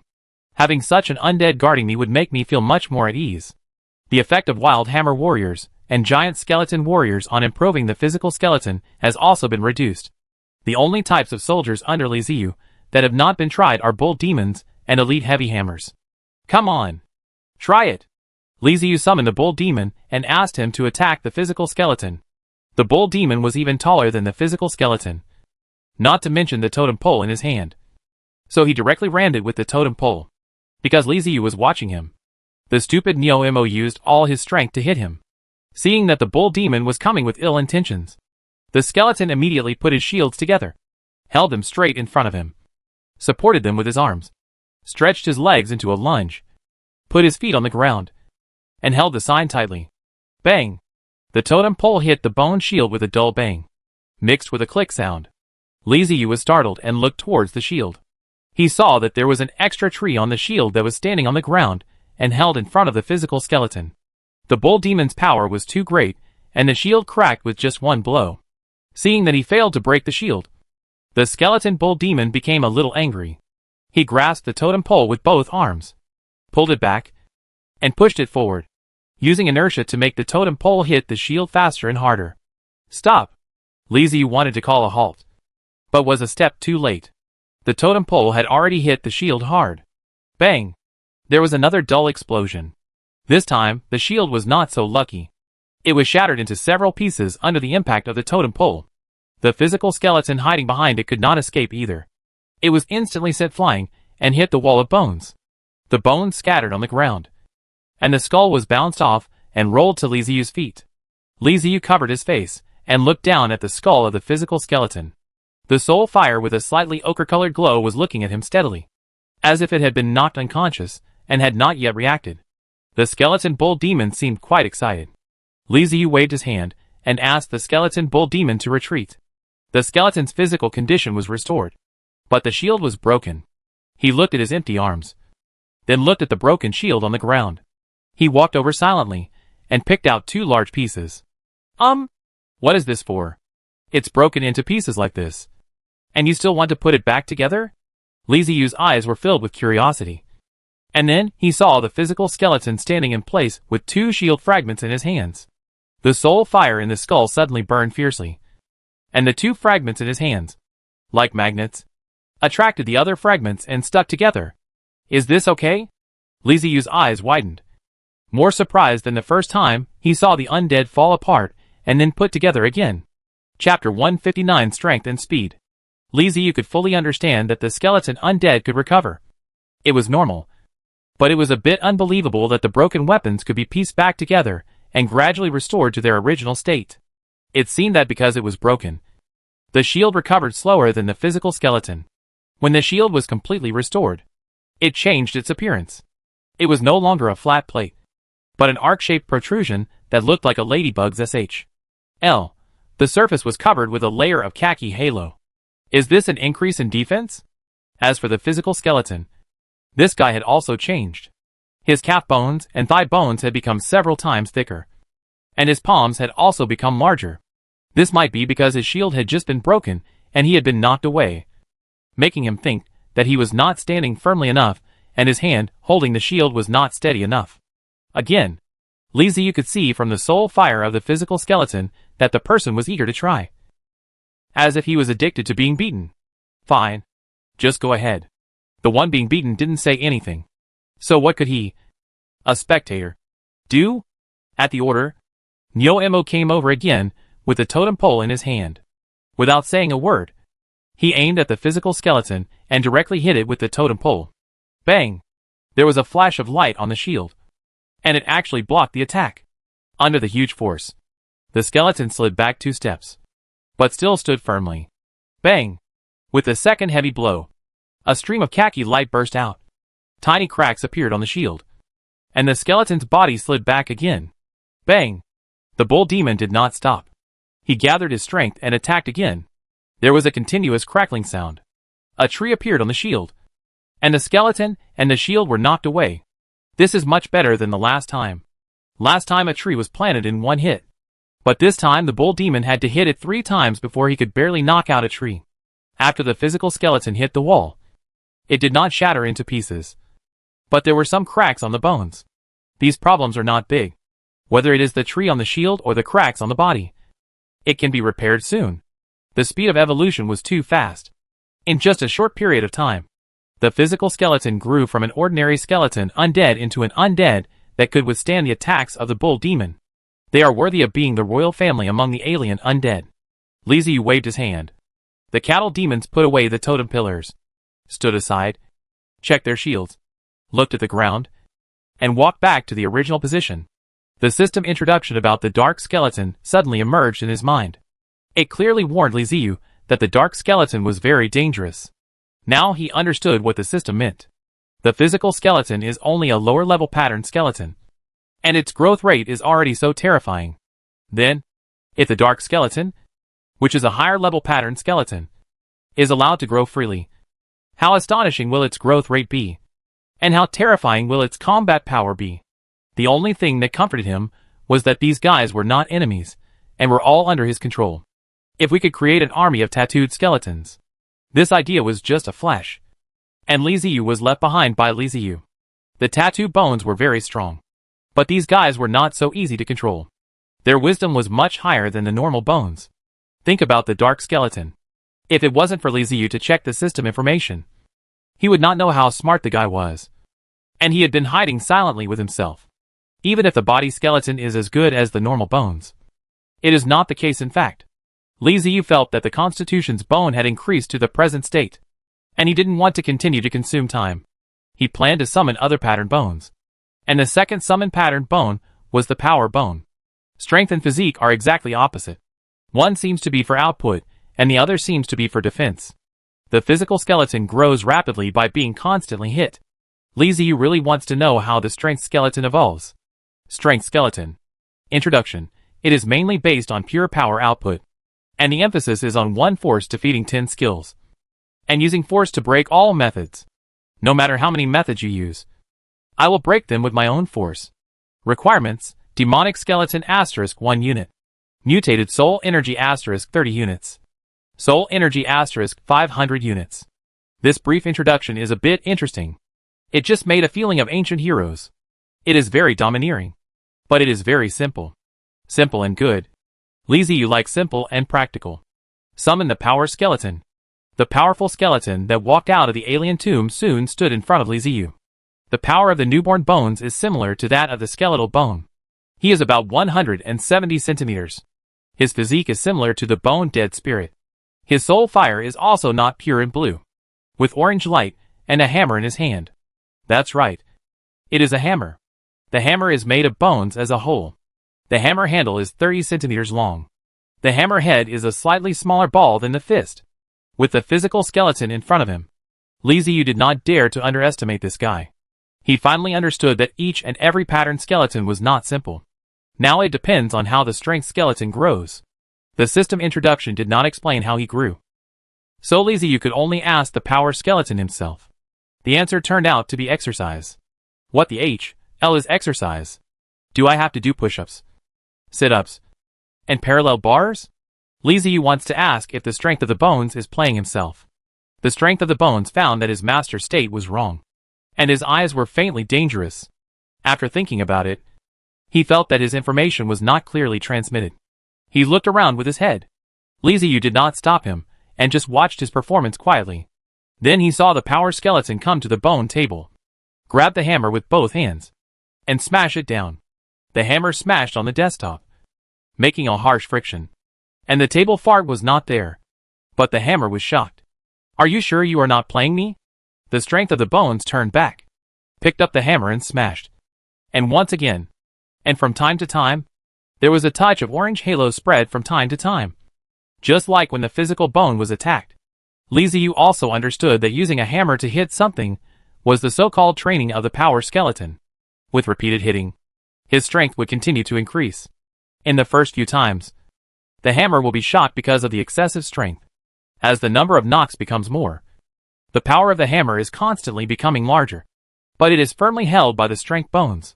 The bones of strength are also constantly evolving. Unlike the evolution of Constitution bones, the evolution of his bones is to bear greater power. In terms of external defense, it is not as good as the Constitution. The power skeleton only ended his exercise when he had hammered the table down. His hammer remained the same, but his bones seemed tougher. The growth rate is not as fast as that of the physical skeleton, but it is not slow either. It only takes a while. The power skeleton turned around and began to look for a new target to hit. And Li Ziyu suddenly stared. Stop! Stop! Stop! Stop smashing. There's nothing you can smash in here. Stand aside. Li Ziyu quickly reached out to stop the power skeleton and said to him, Are you kidding? This is your main building. If you continue to destroy it like this, you will be the one who suffers the loss. The strength of the bones was obedient. After receiving the hammer, he came to the side of his physique bones honestly. He looked up at his Constitution bone, and his physique bone raised his big hand and touched his head. Now the power skeleton couldn't stand it anymore and raised the hammer and smashed it. His move made Li Ziyu's eyes shine. If I let the strength bones knock the body skeleton, wouldn't the two evolve together? Is this a card bug? Li Ziyu smiled badly, and immediately decided to test it. Let the strength of the bones knock on the body's bones. And at the same time, The body's bone defense was defensive. He thought very well. But the reality was not as good as he thought. As a hammer, the yellow halo and strength of the bone of the bone of the bone of the bones flashed at the same time. And the fart was used at the same time. They will cancel each other out. So the idea of using a bug has failed. At the same time, the idea of evolution was broken. And Li Ziyu was a little disappointed. He waved his hand, and let the two tattoo bones stand well, and began to summon the third patterned bone speed bone. The newborn speed skeleton is a normal skeleton undead, just like his two brothers. His weapon is a knife. Not one, but four, which are installed on his forearms and calves respectively. When not in use, the knife is attached to the bone, and you can't tell it is a weapon if you don't look closely. When in use, it will pop out, and can be folded and change direction according to his own fighting will. The soul fire of the skeletal bones is yellow with earthy, and the soul fire of strength bones is orange, while the soul fire of the skeletal bone is red. The way he grows is simple. The running is over. The faster the speed of running, the longer the time, the faster he grows up. It is simple. But Li Ziyu is thinking that this guy will not become a Flash in the future. Am I calling out a superhero? Different from the skeletal and strength of the bones. The speed of the skeleton seems to be appalling nits. Even if he let him stand, he shake his arms and shake his legs. He doesn't want to stop for a moment. In the end, there was a plague. Li Ziyu thought repeatedly, and still had no courage to call. He felt that the guy of the plague was even more dangerous than the dark bones. In case he did not get out of control, it caused the plague virus to spread a lot. For the sake of stability, I still do not summon the bone of the plague. After watching the time in the system, it was not long before Tianliang. This night, he patronized the summoning pattern of the scalp. Li Ziyu sighed and asked the three newly summoned tattoos to go to the side of the cave, find the dark bones and violent bones to help them hunt the monster creatures. After the three skeletons with tattoos left, Li Ziyu entered hibernation mode. There is no way to conceal the fact that they were killed by the undead while going out of the city to hunt. All the news about the undead are hot news in Kamailan. Anything related to the undead will be talked about with relish. White-haired Prang knew that he could not keep the secret, so he did not give any special instructions and let the news develop. It soon spread throughout Kamailan, and almost everyone knew about it. But as the white-haired Pulong expected, the dead did not stop the footsteps of the magical creatures. Or they didn't care at all, and still wanted to go out to hunt. He died because of hunting. So what was used to be commonplace, and magical creatures were fighting. It was not a fearful thing to die in the battle. Even many demonized creatures who were planning to go out of the city to hunt the undead felt that those who had died before were probably not killed by the undead. But because their own strength was too weak, they were different, and were confident that the undead could not kill them. The opportunity to become stronger is rare. If you miss it, it will be unknown whether there will be undead in the future. They don't want to give up this opportunity. When the gates of Kamailan City were opened again, more demonized creatures came out of the city than last time. In large groups. The demonized creatures this time were much more cautious than those last time. After all, some of their predecessors had risked their lives and exchanged information for them. So they had to learn from their mistakes. They chose to form teams to enter the passage, and tried not to act alone. The number of people in each team would not be less than 10, and the contact between them would be closer. At the same time, they agreed that if someone was in distress, other teams would try their best to support them, and not stand by and watch the show. After leaving the city last time, because they did not understand the undead and were misled by the information, the demonized creatures swarmed into the passage. As a result, they were defeated one by the undead, resulting in heavy casualties. This time they chose to enter in an orderly manner, one team at a time, and at the same time reserved a part of the space before each team. There are many forks in the passage. There are only a few thousand of them, but there are tens of thousands of undead in the passage. They are not worried about not having undead to hunt. What they really want to ensure is that their companions can be rescued in time, and not fall into a trap and die. With the entry of the demonized creatures, the battle in the passage began. The undead still used the old routine, setting bait and waiting for the demonized creatures to take the bait. However, the prey did take the bait, but whether they could eat the prey was another matter. The prepared demonized creatures were obviously much more difficult to deal with, and the damage to the undead was greater than before. But the gain was not as great as last time. The three new skeletons, Constitution, Strength and Speed, wandered around in the passage and finally found the dark skeleton and the violent skeleton. The dark and violent skeletons were very happy to see new companions joining them. Even Violent, a guy who had brain spasms from time to time, showed friendliness to the three skeletons, Constitution, Strength and Speed. Originally, Darkness and Violence were still thinking about how to hunt some stronger demonic creatures. But the two undead estimated that it would be a bit difficult to hunt powerful demonic creatures with just their combat power. The arrival of the three skeletons of physique, strength and speed gave the two skeletons confidence instantly. This came just in time. The five skeletons working together were enough to hunt each other back. The detection ability of the demonized creatures in the dark passage is far inferior to the life detection of the undead. At the same time, their information exchange is not as convenient as the soul network. After they entered the passage, the dark skeletons obtained the intelligence and had already selected their prey. The first prey chosen by the dark skeleton was a demonized minotaur. But this demonized minotaur was different from the other demonized minotaurs. He was much stronger. In the eyes of the undead, the life breath of this demonized minotaur was like a burning bonfire. Much stronger than other demonized creatures. A creature with such strong vitality would definitely not be a weakling. When it comes to judging strength, the undead have their own method, which is based on the breath of life. They believe that the stronger the breath of life, the stronger the combat effectiveness will be.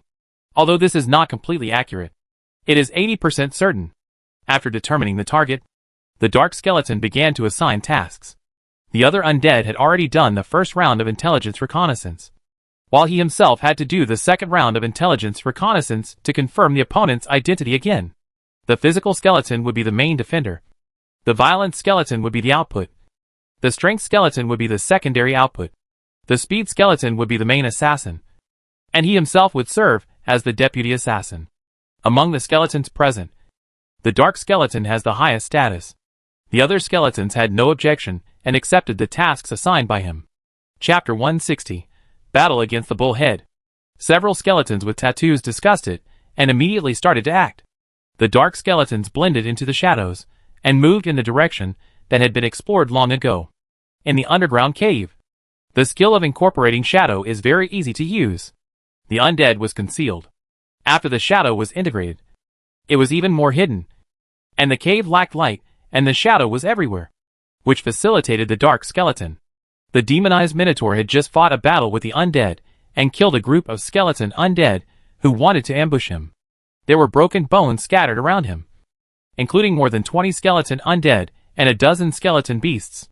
Wisps of soul fire were sucked into his body along with his breathing. The demonized minotaur felt the constant changes in his body, with surprise in his eyes. Suddenly, his expression disappeared, and he turned his head to look into the darkness. He felt as if a gaze was falling on him. Undead? The minotaur restrained his breath, clenched the oversized machete in his hand, walked towards the darkness vigilantly, and slashed the knife twice in the dark place, but touched nothing. And no undead suddenly jumped out. He frowned and took 2 steps back. He clearly felt the prying eyes just now. So why was there nothing? Could it be that I am wrong? In the shadow cast by the cave wall, the dark skeleton shrank inside again to hide himself better. He didn't expect the demonized minotaur to be so alert. He was discovered after just a glance. Fortunately, he was hiding in the darkness, and the other party couldn't discover his true whereabouts. The demonized minotaur in front of him looked very different from other demonized minotaurs. A normal demonized minotaur was close to 3 meters tall, but generally not taller than that. However, the one in front of him was estimated to be 3.5 meters tall and had a more robust physique. His skin was gray, the gray of rock, covered with dark blue blood vessels, bulging as if there were earthworms under his skin, and a pair of bullhead horns bent backwards. The dark skeleton switched to the life breath perspective, and seeing the life breath on his body that was like a raging fire, he nodded. It was definitely him. It dived into the darkness again, and the dark skeleton left silently. Gone? The demonized minotaur turned his head and looked towards the darkness, where the dark skeleton was just now. Although he failed to force the dark skeleton out, he was sure that someone was watching him. As a demonized creature, he believed in his sixth sense and intuition, which saved him many times. It was not until just now that he felt the gaze that had been staring at him move away. And vaguely, A breath of air was also fading away at the same time. What on earth is that thing? A ghost or something else? The demonized Minotaur felt something was wrong. No matter what it was, it would not be easy to deal with. He had to leave quickly. The dark skeleton came to the other 4 marked skeletons and told them what he had seen. According to the original plan, the 5 skeletons walked towards the direction of the demonized Minotaur. That sight appeared again. The demonized Minotaur walking in the passage felt his heart tighten.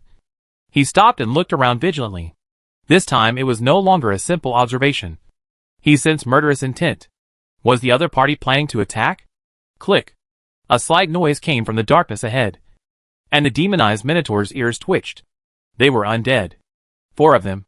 One of them was very tall, and was holding a heavy object. He was sure that there were definitely undead in front of him, because the sound of the undead's feet rubbing against the ground when they walked was different from that of these demonized creatures. And the friction sound was very obvious. In the darkness, a figure slowly emerged and stood in front of him. It was an undead. Different from the undead he had killed before. The one in front of him was exceptionally tall, although his height was quite different from his own. It was really tall compared to other fragile undead. Moreover, this guy's weapon was actually a shield. 2 thick shields. Defensive undead? The magic cowhead thought about it and mentioned the knife. If it was just such an undead, he didn't care. He had the confidence to solve the 2 knives. But the voice he heard only told him that the other party was not 1, but 4. Sure enough, after this tall undead appeared, another 3 figures walked out. These 3 figures were obviously not as domineering as the previous undead, but they also looked different from the other undead. When the 2 large shields came together, and the physical undead stood in front of the demonized Minotaur, taking a defensive stance. The demonized Minotaur was too lazy to waste time. They, the demonized creatures and the undead, were now mortal enemies. There was no need to waste time when they met. Just start fighting. He held a machete and ran straight towards the physical undead, lying down with both hands and cutting horizontally. The sharp blade rubbed against the surface of the shield and cut deeply into it, almost cutting the shield in 2. However, after experiencing a series of blows, the shield still held up. Before the demonized Minotaur could put away his knife, the violent skeleton burst into blood-red light all over his body, and took out a sword from somewhere, jumped up and slashed at the demonized Minotaur's arm holding the knife. Looking at the driver, the violent skeleton intends to chop off his arm with 1 axe to get rid of it once and for all. Without the arm, no matter how powerful the demonic Minotaur is, it will be useless. The demonized Minotaur seemed to have expected this. He paused in the action of putting away his knife, and immediately changed his moves. The machete turned in his hand very flexibly and swung upwards, just blocking the axe of the violent skeleton. The blade of the machete and the axe intersected silently, and the blade of the machete was like cutting into plasticine. If the violent skeleton had not seen the danger and quickly put away the axe, the machete would have cut off a piece of it. While the undead retracted the axe, the magical bull head turned around and blocked the side. When the power skeleton's hammer hit the blade, and the demonic Minotaur knocked it outwards, not only breaking the hammer, but also hitting the power skeleton, knocking him away as well. The demonized Minotaur took a few steps back and stood with his sword in hand. The previous confrontation made him realize that these undead in front of him had some fighting power. But there was no need to be afraid, as it was still unknown who would win. The power skeleton crashed into the wall and shattered into pieces, but quickly got up again. The violent skeleton raised his axe in front of his eyes, looked at the deep cut on it, and jumped around angrily, cursing. In just a short while, the physical skeleton's shield had actually recovered, and there was no sign that it had been almost cut in 2 by the knife. As it grew, its recovery speed also increased. The demonized Minotaur felt a chill in his heart, and he quickly stepped forward, slashing at the shield again. Just as the knife was about to hit the shield, he suddenly turned and swung it sideways. A black shadow was cut into 2, and then fought with the violent skeleton and the strength skeleton. The speed skeleton, who wanted to launch a sneak attack, grabbed his lower body, climbed out with 1 hand, and tried to leave the battlefield. He didn't expect that he would be so unlucky. He got off to a bad start, and was chopped in half right after joining the battle. He didn't even touch the opponent's edge. The battle officially started, and the 5 tattooed skeletons and the demonized Minotaur fought each other. The demonized minotaurs had the upper hand, but they could never completely kill any of the tattooed skeletons. Their resurrection and growth abilities were too advantageous. If it were other demonized creatures, they would have been dead long ago. No one knew what material the machete was made of, but it was extremely sharp. Only the shields of the physical undead could barely block it. Other weapons, and the undead themselves would be cut directly if they touched it. The demonized minotaur himself was not normal either. He was not only tall and strong, but also had magical powers.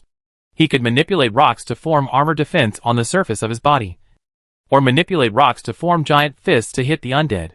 The 5 marked undead were locked in a bitter battle.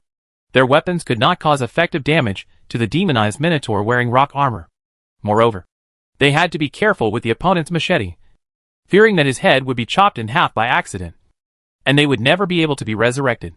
As the battle time went on, the demonized minotaur felt something was wrong. These guys were getting stronger. Every one of them. What he felt most deeply was the undead holding a shield. At the beginning, his broadsword could easily cut into the opponent's shield, and he almost cut the shield in two. This was the result of not using his full strength. But now, when he chopped on the shield, he would be blocked by the khaki halo. Even if he used all his strength, he could only leave a shallow knife mark. The demonized minotaur was secretly shocked. His sword was not simple at all. It was forged from special materials, and was enchanted by the shaman, making it almost indestructible. In normal battles, he could easily cut off the enemy's weapons, and kill the opponent while his mind was shaken. But now, it was blocked by the shield. And what is that khaki halo that blocks the machete? Is it some kind of magic shield? Or is this shield also enchanted? But no matter what the reason, the shield was becoming stronger and stronger, to the point where he could hardly cut it. The undead holding the shield would always appear in front of him at the critical moment and kill their companions, just like a moving wall. Except for the shield undead. The other undead are also evolving. The one holding the axe is much stronger than at the beginning, and the blood aura on his body is constantly surging, as if enveloping him in a blazing flame, becoming more and more violent. His speed, strength, and flexibility are constantly improving. The axe in his hand has also increased from 1 to 2, and it has become bigger and sharper as the battle goes on. When the axe hit the armor, it no longer just cut off some dirt, but could directly chip off a piece. And the guy holding the hammer has also changed a lot. Not only has he grown taller, but the hammer in his hand has changed from a one-handed hammer to a long-handled two-handed hammer. The hammer head has also changed from being smaller than a fist to the size of a human head. The strength is especially great. At first, when the hammer hit him, he didn't feel anything. But now, he feels that his internal organs have been impacted. The one who runs fast actually grows the slowest and poses the least threat. Not only has he not grown in height, but his bones have become much thinner. His speed has increased, but his attack power is insufficient, and the knife on his body cannot destroy his stone armor. The last and most sinister one is the undead hiding in the shadows. The demonized minotaur's mind is mostly focused on this guy, because he always seizes the opportunity to launch a surprise attack when it is most unexpected. Almost all the wounds on his body were caused by him. The marked undead continued to grow stronger, putting great pressure on the demonized Tauren. He had the intention of retreating, but now he wanted to retreat. But the marked skeletons didn't want him to retreat. This was a great whetstone. They wished they could just keep fighting like this. They gave full marks for this wave of growth. The demonized minotaur is in a dilemma and has no way to retreat. Either he kills the undead in front of him, or he is killed by the undead. Damn it.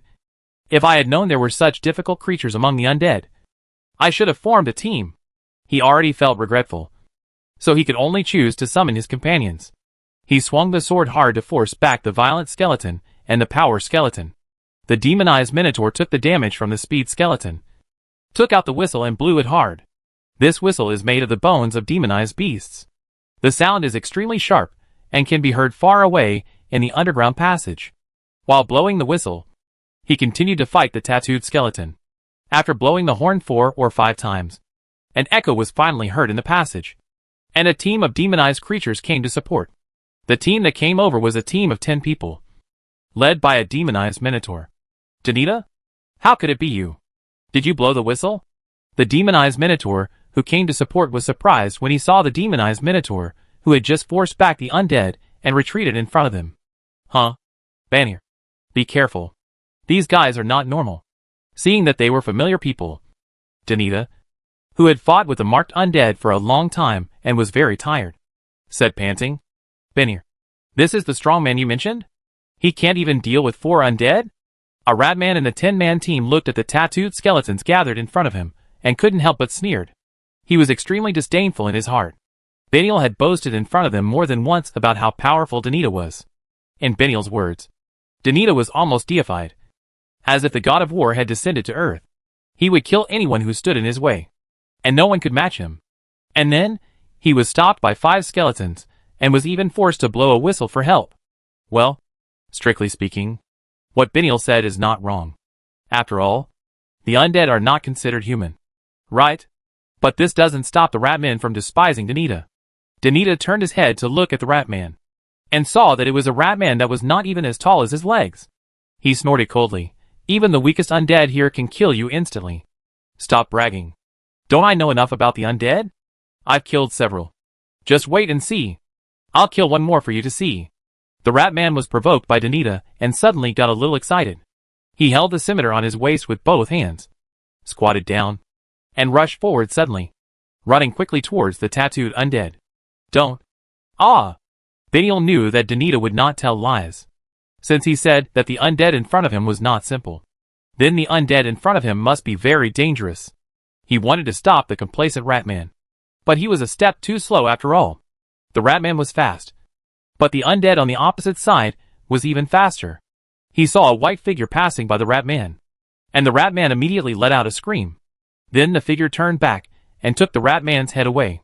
The headless corpse fell to the ground with a thud, and the ratman was unable to pull out his double swords until he died. The demonized creatures were astonished by this scene. Although the ratman was foul-mouthed, arrogant, and annoying, it had to be said that he had the capital to brag. He was fast, especially when he could draw his sword in an instant. With the advantage of speed, he could easily cut a person in half, and it had worked every time. But such a ratman who made a living by his speed actually lost in terms of speed. Not only did he lose his life in the first encounter, he couldn't even pull out his knife. They didn't believe that he underestimated the enemy. The ratman was the most cunning. What he said and what he did were completely different. Even though he said that he looked down on the undead in front of him. When fighting, the ratman was absolutely 100% careful. So his death could only prove one thing. That is, the undead on the opposite side were really strong. The speed undead returned to the physical undead, tossed the head in his hand, and threw it aside. In the previous battle, he had no advantage against Danita. After all, his speed and knife were restrained by the stone armor. He had been holding back his anger for a long time. But he did not expect that the other party would send someone to deliver him. In that case, he would take the head.